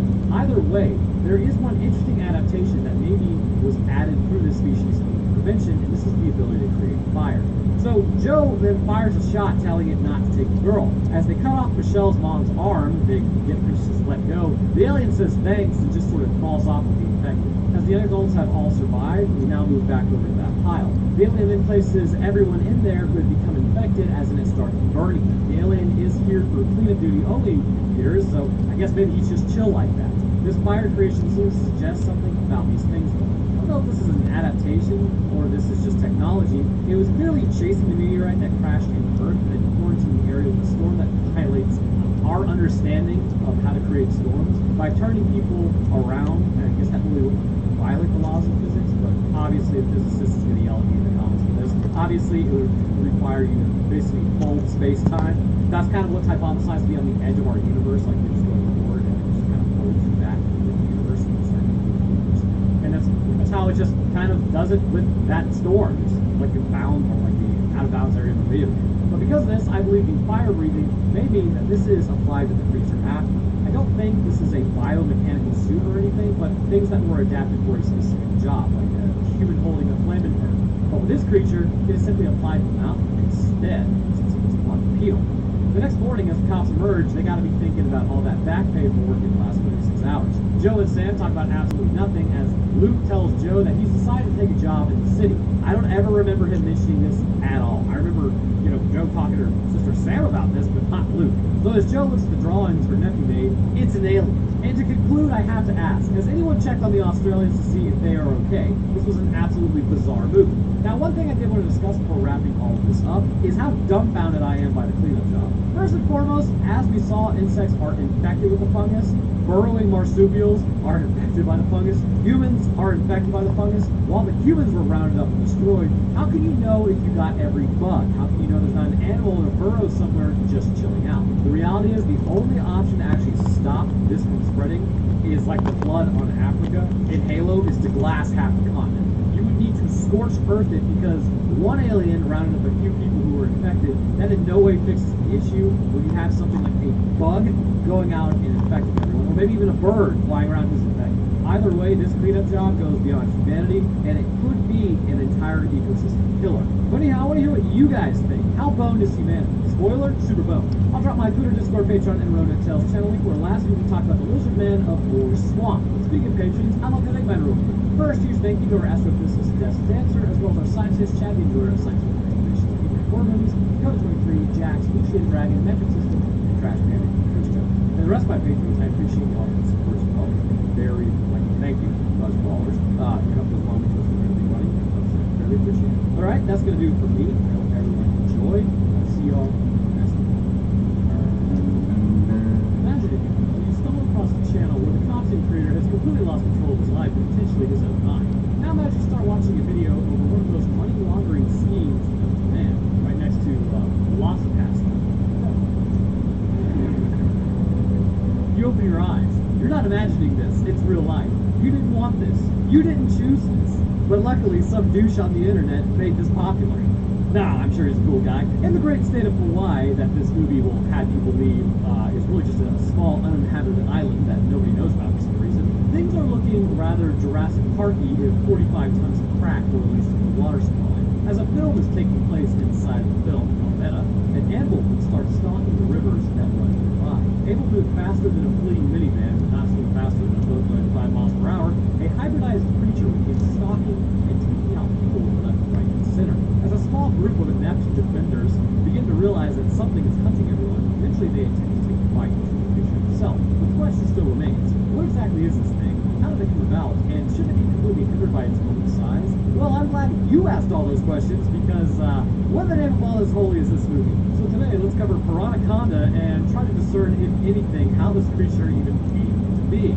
Well, first, this episode is sponsored by Opera GX. Break up your boring browser and download Opera GX today by going to operagx.gg/Ronan or click the link in the description box below. Opera has been innovating in the browser space for 25 years at this point and was built by bringing together an exceptional international team of developers, coders, researchers, marketers, and support. I did an integration actually a while back with Opera GX, I think in January, I believe, and since then I have personally switched over from Chrome to Opera. It wasn't even intentional, I just saw the extra features and I was hooked. For instance, mod music playing in the background of my browser whenever I use it. Dedicated themes and colorings as well as wallpapers, and then tab closing sounds to working whenever I inadvertently accidentally close one, and I also can enable and disable these at will. And now Opera has new features. Opera GX's generative AI integration. Prompts help you summarize an entire article, find related content, or shorten text, and potentially even just flat out do your homework for you, though you should be doing that yourself. It's all accessible with highlight text pulled directly from the address bar. It also has ChatGPT on the sidebar, with just one click you can initiate a conversation with the AI to help you generate ideas, summaries, or itineraries as we come closer and closer to being assimilated into the Matrix. You can also find the chat sign on the sidebar, which will help enable image generation. All of this on the same great browser that can run in the background, so play video games, it's not really a problem. So if you're ready to break up your boring browser today, download Opera GX by going to operagx.gg/Ronan and start enjoying an awesome browser today. Alright, let's get back to it. We kick off our story today with the understanding that this has to be the most ridiculous thing to date I have ever covered on this channel. As we zoom into Earth, some Bohemian rock music starts playing. I'm pretty sure these are the same islands from Jurassic Park, but there's no way it's not, and I have a theory about this. And it involves unused footage from Jurassic Park that the copyright doesn't exist for. See, that's the beach where the youngling was eaten. This song was also made specifically for this movie, Absolute Mad Lads. As as a helicopter flies through, a guy then points down to the same field where they definitely didn't film chasing down dinosaurs and capturing them. This has to be on purpose. Also, this is future Roanoke. It's totally on purpose. This movie is legitimately unhinged. As the group gets out, they tell the pilot to stay there and that they will be right back. As it really almost turns into a you go that way, I'll go home scenario. And something tells me I don't believe they'll actually be coming back. So they approach a dirty stream as we jump over to a frog, just sort of vibing out for a few minutes. And then this is also like prawn levels of acting, and I'm 100% here for it. As they find eggs, Lisa Ann then says, they were right, we found the eggs. As the Aussie Intimidator, or as I like to call him, the non-clever girl, approaches the waterfall, they continue filming the egg. Buster pulls out a literal food storage container, which I have this exact one in my pantry right now, as they hear something splash of water. NCG gets almost immediately got as he's turned into a blood cloud with Lisa Ann next to Bliss. No, haha, don't get eaten, you're so pretty. The pilot then hears the yells and growls, and he decides, yeah, I'm getting out of here, as he gets the chopper up and running, as the Piranaconda is inbound. Heroically leaving, he decides to hover, rather than, ascending and getting out of there, as the Piranaconda attacks the helicopter, destroying it, leaving the last guy to just sort of like annoyingly rub his face. How did you survive? He was right there with everyone else. And as we will find out, the egg is sort of important. So after more stock footage of flying over Dinosaur Island, music telling us, let me out, this is not a dance, we now meet the yellow bikini walking through the woods, affectionately known as blonde victim number 3. Bruce calls out to her and asks if she's about to go swimming, as she sees something rustling in the bushes. Bruce then hangs up as this dude in the mask just randomly appears. She recognizes the Machete Man and then runs off. Again, this whole movie is just intro plot to an internet movie. So the guy is also kind of like keeping up with her somehow by slowly lumbering forward, which is pretty impressive. He then hides behind a bush as he appears behind her. They call cut as the director tells them this was terrible. Yes, I would tend to agree with this movie. Rose then hands her her call sheet with Morrow, 5 a.m. baby. So Mr. Handsome Stuntman approaches Rose and starts hitting on her, as one does, as they agree to go to the bar at 5 today with a 5 a.m. wake-up call, which is always a recipe for disaster if you want to drink with women, because the problem is if you hit it off, you're like, oh yeah, we'll go for like a drink or two. You never go for a drink or two. It's like 8 hours later, it's 3 a.m., you're like, whoops. So, yeah. Anyways, Stuntman then approaches someone sitting over in the white minivan. As Rose reviews the scripts, blonde victim number 2 approaches the water looking for the self-made prop. And looky there, Piranaconda approaches, and somehow she does not see this thing morphing in her periffs at all. It spits all over her, which I'm pretty sure was intentional in this movie, as she takes off running, as it bites her leg off, as she literally forgets to emote that her leg loss had just happened until several seconds later. It really is a thing of beauty. Eventually, though, it does grab her and blood clouds her as well.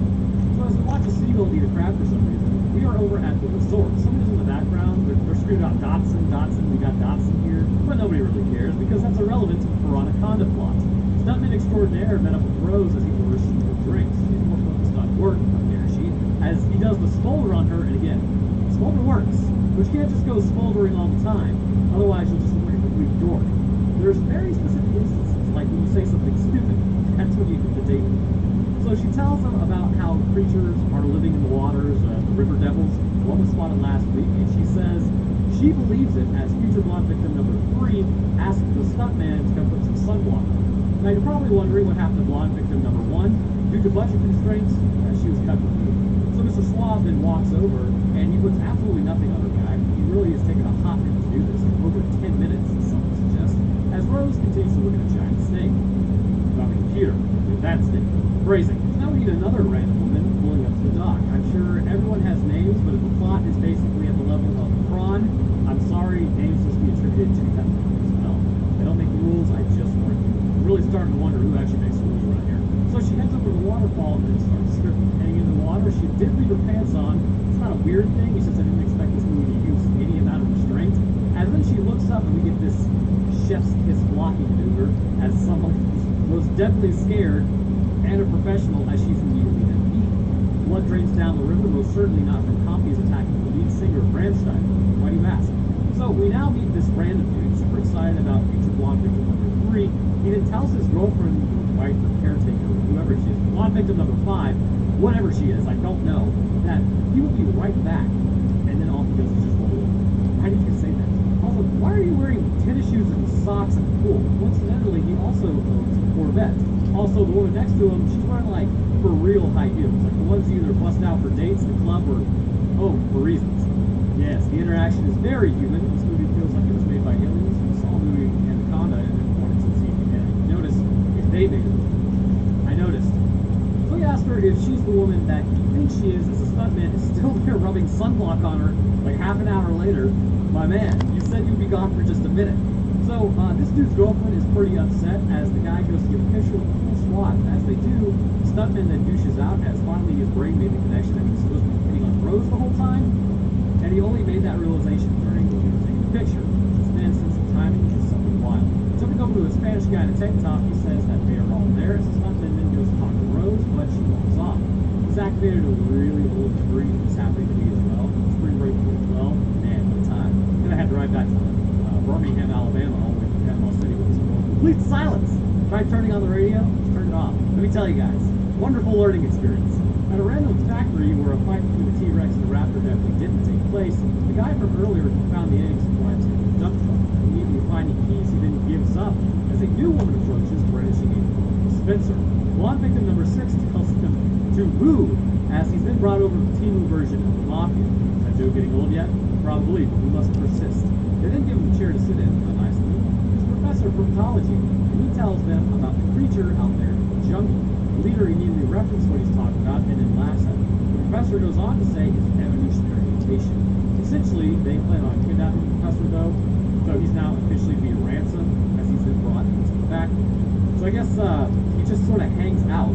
Also, this group just loves ransoming people. This is their shtick. I have no idea why.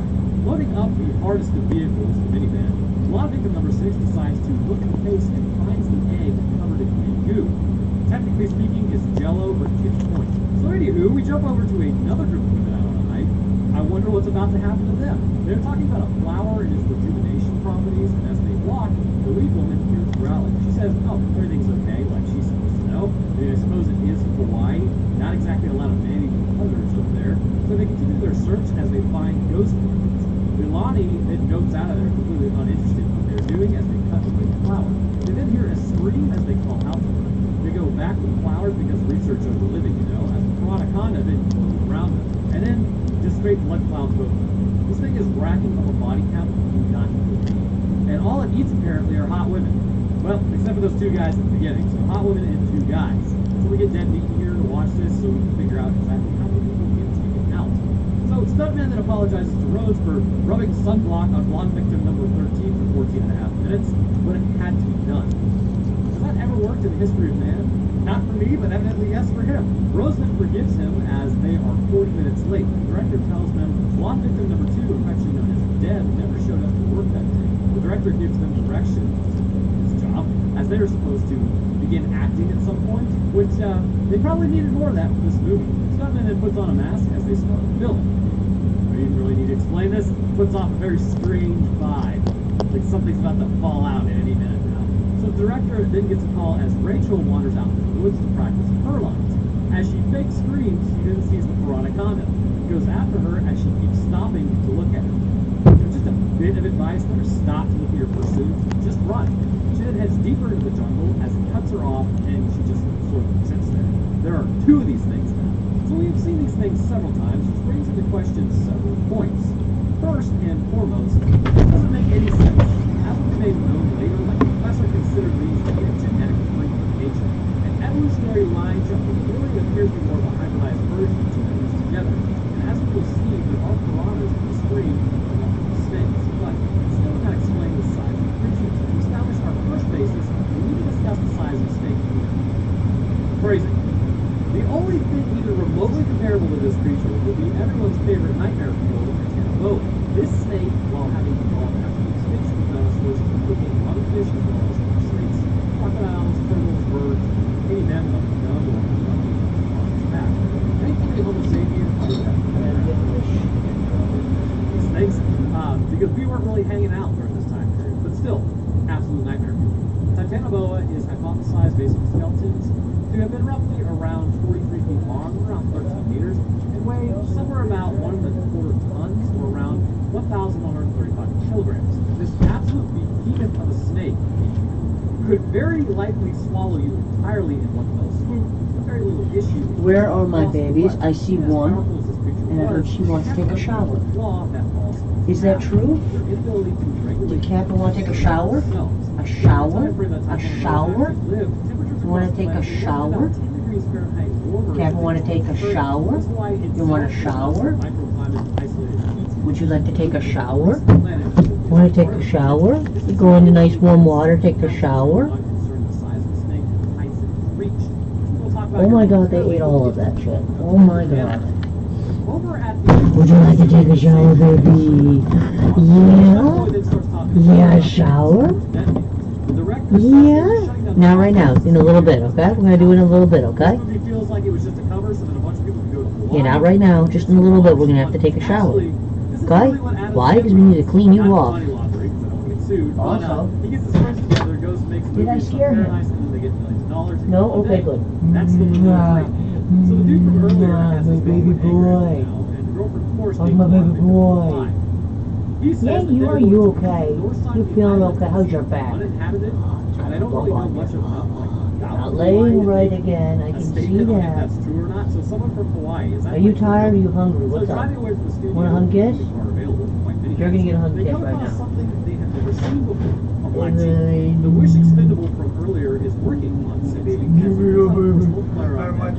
Psych is an ambush. As the phase plan then lines them up, they randomly fire a shot into the director's foot. And bro, I mean, did he have a little over the top? Like, he didn't even do Baby anything. boy, Okay, baby like, one of the things you should know is give me this a guy's hug, give me a accent hug. changed like 4 Oh times. yes. He starts spouting off about how you they give work me for a a movie hug, studio you and little that makes them boy. rich. So again, Yeah, they're you're just such a good kidnapping boy. people. Let's try. Let me readjust. Island. Let me They readjust can you. So definitely be freak out. found on. Give me a second. Good luck with that. There you go. It's Hawaii. It's not a lawless I wasteland. don't want you scared. So better than throw some blasting caps to the ground that scares the kidnappers as They rub your back. the road They rub through your the back. break.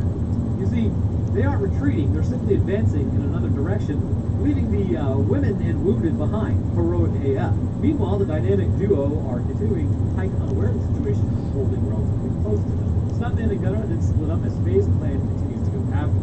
Gunner then hits one dude in the head with a stick with absolute Chad, as the other guy randomly fires into the water on the stuntman. Luckily though, Veroniconda takes him out as he's blood clouded as well. So the couple continues walking and figures something like this side to ignore it. So she commits assault for like the second time, as then we move back over to Timu Cartel. They ask where the other guy in their group went, as they decide to then take their hostages to see their boss. I actually have the shirt that Inferior Team Lead here is wearing, and as he checks the camera, he sees the creature back over the couple. Wait, did this woman really wear heels on a hike? I mean, admirable, I suppose. So they run out to the water, almost guaranteed to get frisky on a beach, which in theory sounds like a great idea, right? In practice, it's horrible.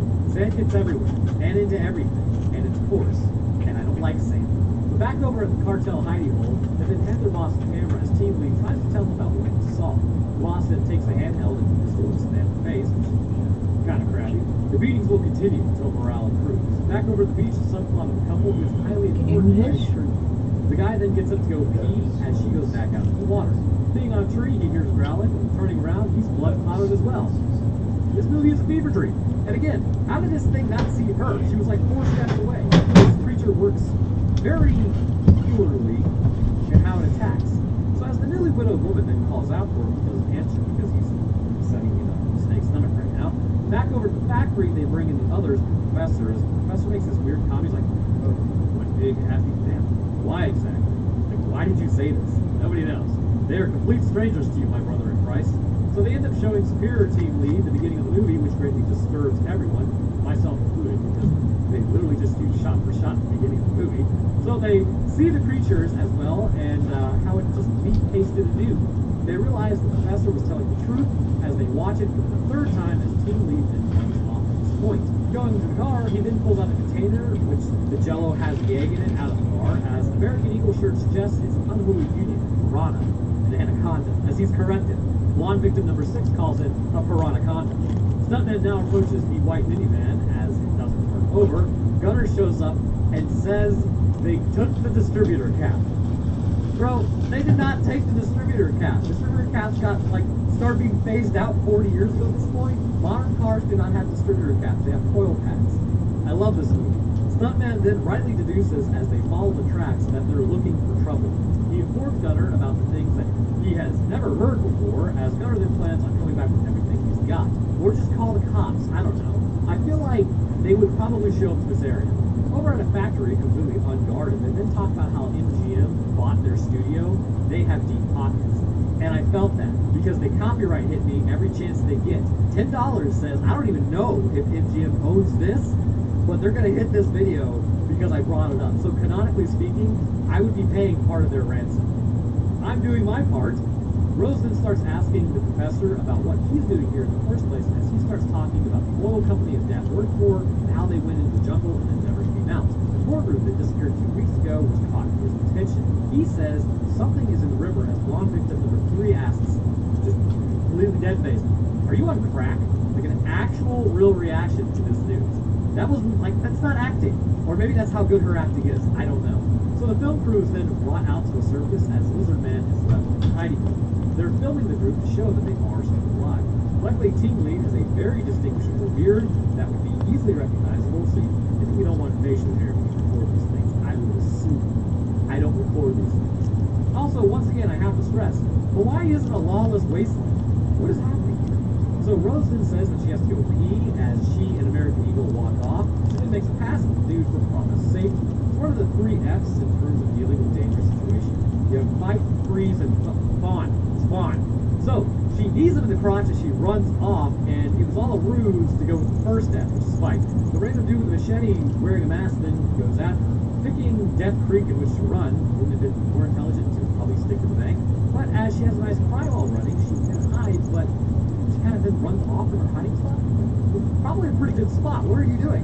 So as he continues to chase, Rose has the stamina of a newborn turtle, but somehow the dude just keeps catching up with her, even though he's like lumbering and cutting down everything in his path. She ends up falling and realizing that she's surrounded by eggs. Now something to know about this, which is just an interesting factoid for you. Only about 70% of snakes actually lay eggs. The other 30% do reside in cold climates. As a result, the eggs really would not survive those temperatures, which is why they give live birth. Now, this is Hawaii, so it would stand to reason that Veronicana could evolutionarily be predispositioned towards laying eggs into the higher temperatures because it is closer to the equator. But again, I have to stress, these temperatures are not high enough for this creature to naturally exist or even survive in the first place at the size that it is, because what is it eating that would provide enough nutrition for this thing to get as big as it is? So, while that stupid chase is going on, Team Lead is getting his beard shaved and also insulting blonde victim number 6 who's holding a knife to his neck. Good thinking, brother. Operation cannot possibly go wrong a second time. Engage. So, he then starts making out with her, as one does, and gets called.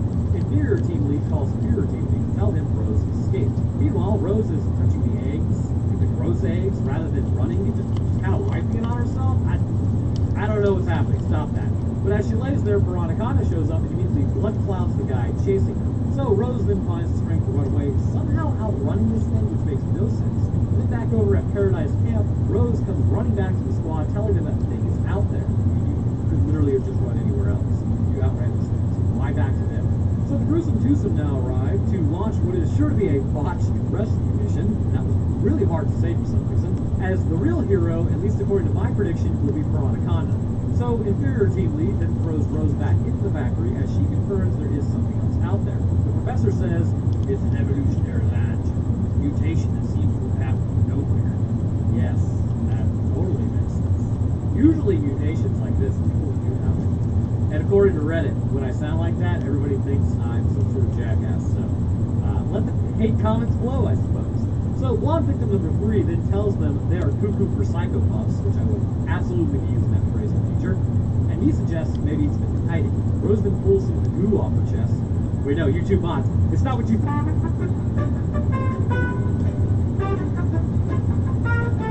Alright, so this genetic line jumper question, what exactly does that mean? Well, for starters, clearly there are several differences with Veronicana that are not seen naturally in comparison to other snakes. First, the size for starters. The creature is much larger than what should naturally be allowed when temperatures are current level they are, as this would not support the size of this animal along with population changes. It's going to involve a few events to come together that, look, I'm not going to sit here and insult your intelligence. You're pretty smart. None of this would make any sense, but bear with me. It's all for fun. The movie is Veronicana after all. Something to note about piranhas in Hawaii is that while one was found in a reservoir, there is nothing to suggest that they are actually an established species within the rivers. So the unique set of circumstances are as follows. Potentially, piranha are an egg-laying species. Much like any other fish, the female will lay up to roughly 5,000 eggs in the water, and then fertilized by a male out in the open. This is the critical point where I believe potentially a crossover fertilization event must have happened in the past. Piranhas are known to mate between the months of December and March, or essentially the rainy seasons. There is a small window of overlap between points when snakes mate and piranhas mate. This causes them to potentially have an interaction inadvertently due to proximity. Of course, snakes will typically try to mate during spring, especially in colder climates, because they're going to be more active. What I see happening, or is having happened, would have to be that two snakes may have been near the beginning of their own mating cycle in Hawaii, because it's warmer, and the piranhas were on the tail of theirs. At some point, genetic material would have been released into the water during the snake's mating that entered the piranha egg. Now, the issue with hybridization of animals, before you even click off, like, I get it. I'm a biologist. Yeah, this wouldn't happen at all, but let's just have fun with it, I guess. This process is not viable. For instance, humans cannot mate with other primates and create young, and that's even within, like, they're primates like us. This is known as pre-zygotic and post-zygotic barriers. This is essentially going to create a wall that stops different species from mating to produce fertile offspring, or even viable offspring, and this can happen before the zygote is fertilized, or even after, but the result is the same. The zygote either never exists in the first place, or becomes non-viable shortly after, due to the issue of genes not equipped for functionality, and also differentiation directly. Strangely enough, it turns out you need two of the same species to provide that information necessary to make the coherent animal. You can kind of think of it like reading a recipe or something, right? Every other word is provided, so to speak, by the two parents. So like, word 1, mom. Word 2, dad. Word 3, mom. And it just goes so on and so forth. This guides the cell on how to divide, differentiate, cohere, and function, essentially what it's supposed to be. When one parent is, say, like a shrew, and the other is a bald eagle, the words are telling the cell to do all of the aforementioned, but every other word is different, and it just creates indiscernible gibberish. As a result, the zygote would never even survive. It's also possible the sperm might not be able to break through the egg wall. But there are some crossovers to this, however, and it's usually with species that are more closely related. Take a donkey and a zebra, for instance. Genetically, they are close enough to create viable young, and as donkeys, or somebody said Z-donk one time. What the hell is that? That was not a Z-donk, it's a song.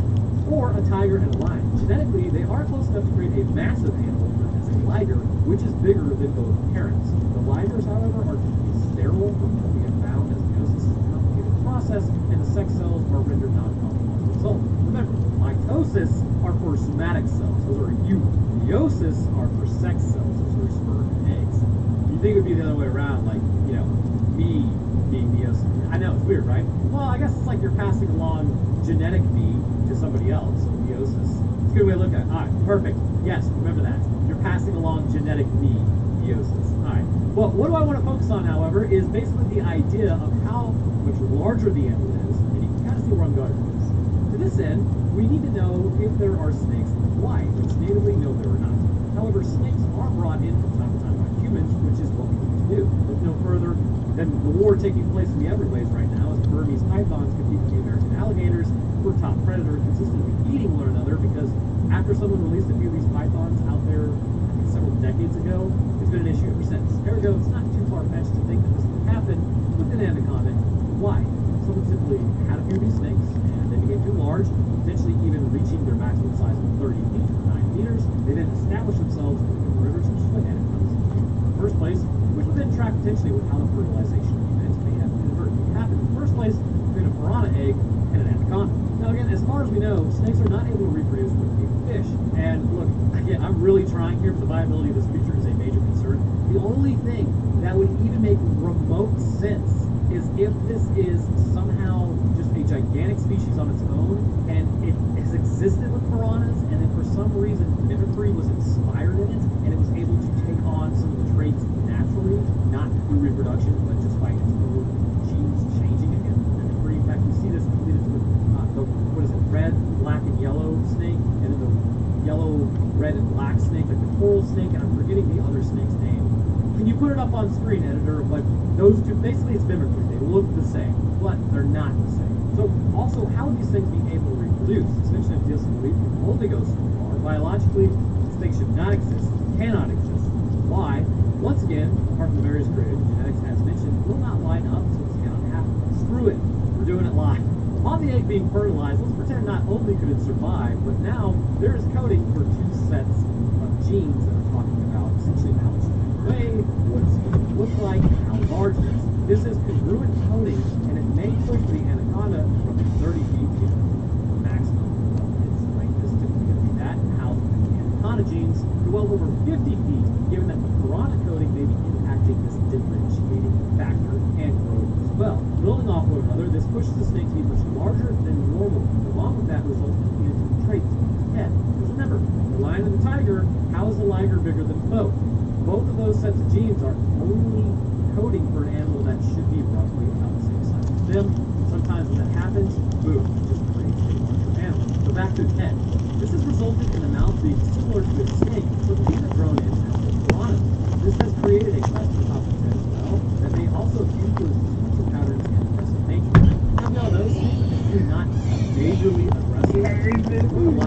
Hunt absolutely. Do not behave in this manner. Piranha, however, are quite aggressive. Yeah, I blocked that off so you can't hide under there anymore. As the name suggests, It's not safe. would have to be in hybrid mode. Your butt will get dirt in it and that's not safe. The reasoning is, how would all of these traits be formed? If it was just one genetic freak, Plus, that with that makes covered, sense. the bugs Two can't climb on genetic you as freaks, much. that's an establishing You'll still have the conflict. occasional bug. Passed down. Predecessor. Okay. So enough with the mental gymnastics. So a stuntman then straight up breaks a dude's neck with a word for Marine, I suppose. The gunner then runs around setting charges as the stuntman starts just taking out dudes or when he goes superior and inferior. Are you hungry? Stuntman then starts snapping Hey, hey. as Rose is super jazzed to see him. We might need to explain Hurry the up. on our chest thing later, but Gunner then runs to the only white minivan, as they still have the rental rights to it, for the weekend at least, as with they me try to now. make their escape. Stuntman then calls them SUVs for some reason. They're like, look, third gen 4Runner is an SUV. Yeah, that's where you're at. Those are minivans. Milo then says that he will sacrifice himself because his foot is hurt. Bro just stood for like 4 seconds and walked the whole time. He didn't, like, as the attack starts, he runs out of cover to attack. Like, bro, you could have just So now a ton of team members come out of nowhere as the firefight ensues. A growl I heard. They start firing on the Piranha as that was totally natural and real, as everyone's face shows a generalized boredom and malaise, as blonde victim number 6 gets bitten in half and round. So rather than check on him, Stuntman just notes out of there with the Piranha hot on the tail, while the superior team lead chases them forward. The professor tells them what they just saw the whole time. Hyper-accelerated growth creep. Seriously, I don't know. Maybe some of the adjectives to describe this thing are just throw me off. But aren't you a professor of herpetology? So you have like something in constantly about like the snake growth pattern. I don't know why it's not like Sean Connery, and it doesn't matter. So yes, that's really going to explain what's on their tail. Now maybe the van also appears to be outpacing this one, and they keep talking about it chasing them, and you don't even see it in the background. Like if they forget to render it in, I don't know. Oh, but there it is, sort of. The stuntman then is required to stop as it moves in front of them. So, with it just sort of sitting there, Superior Team Lead then shows up. Grabbing, I mean, what is that? According to my Call of Duty knowledge, I think it's a... Look at all the bugs. Something? Somebody's going to tell me what that Yeah, is. you can eat those. He hits the Piranha, injuring it. You As okay? it's injured, the other one comes up and just attacks it. Alright then. Hey. I assume this aggression comes from That piranha stuff is genetics, safer as for you. I want you to eat those bugs, not the other bugs. Okay? Yeah, you can eat those ones. They will start to Yeah, devour you can eat each other those as a bugs. result. Friends like these, am I right? Those little crawly ones over here, don't eat those. The ones that are like this long, don't do that. If they're really long and weird, Professor then talks about the green don't eat them. jungle. They need to follow the river south, back over at the evil version of the Wish Expendables. They agree to go after everyone now because the monster is allegedly gone. Superior Team Lead ignores Inferior Team Lead as they agree to continue their hunt. Meanwhile, the director has started his walk out of the area because he's like, oh, I guess I survived.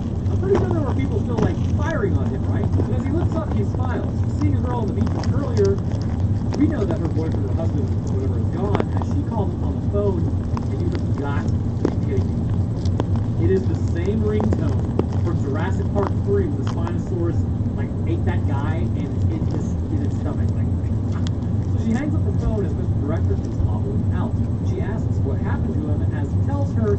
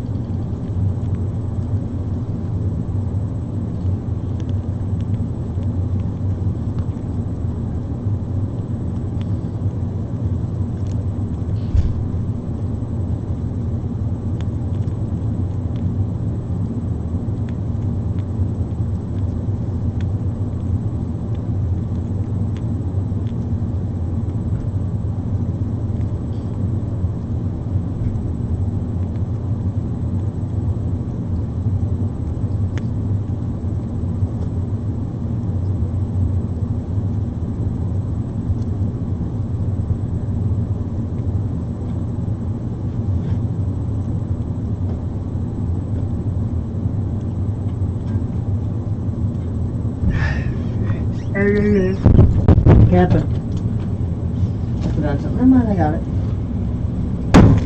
What? Relax. You know what this is? Ooh, what's going on over there? You check something.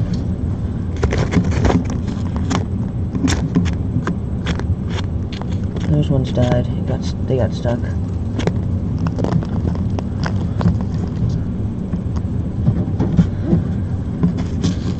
They climbed up this, thought it was safe, then got stuck.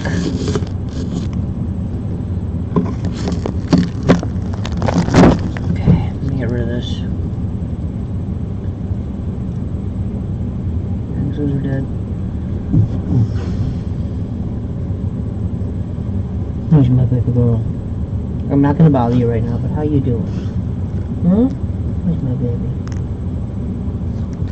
You okay? Oh, I love you, Captain. Num num num num. Num num num num num.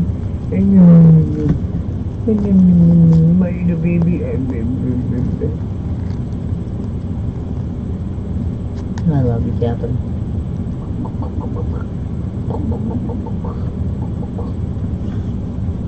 My baby. My Captain. I love you. Want to watch some TV? Some actual TV now? This time I will pick what it is.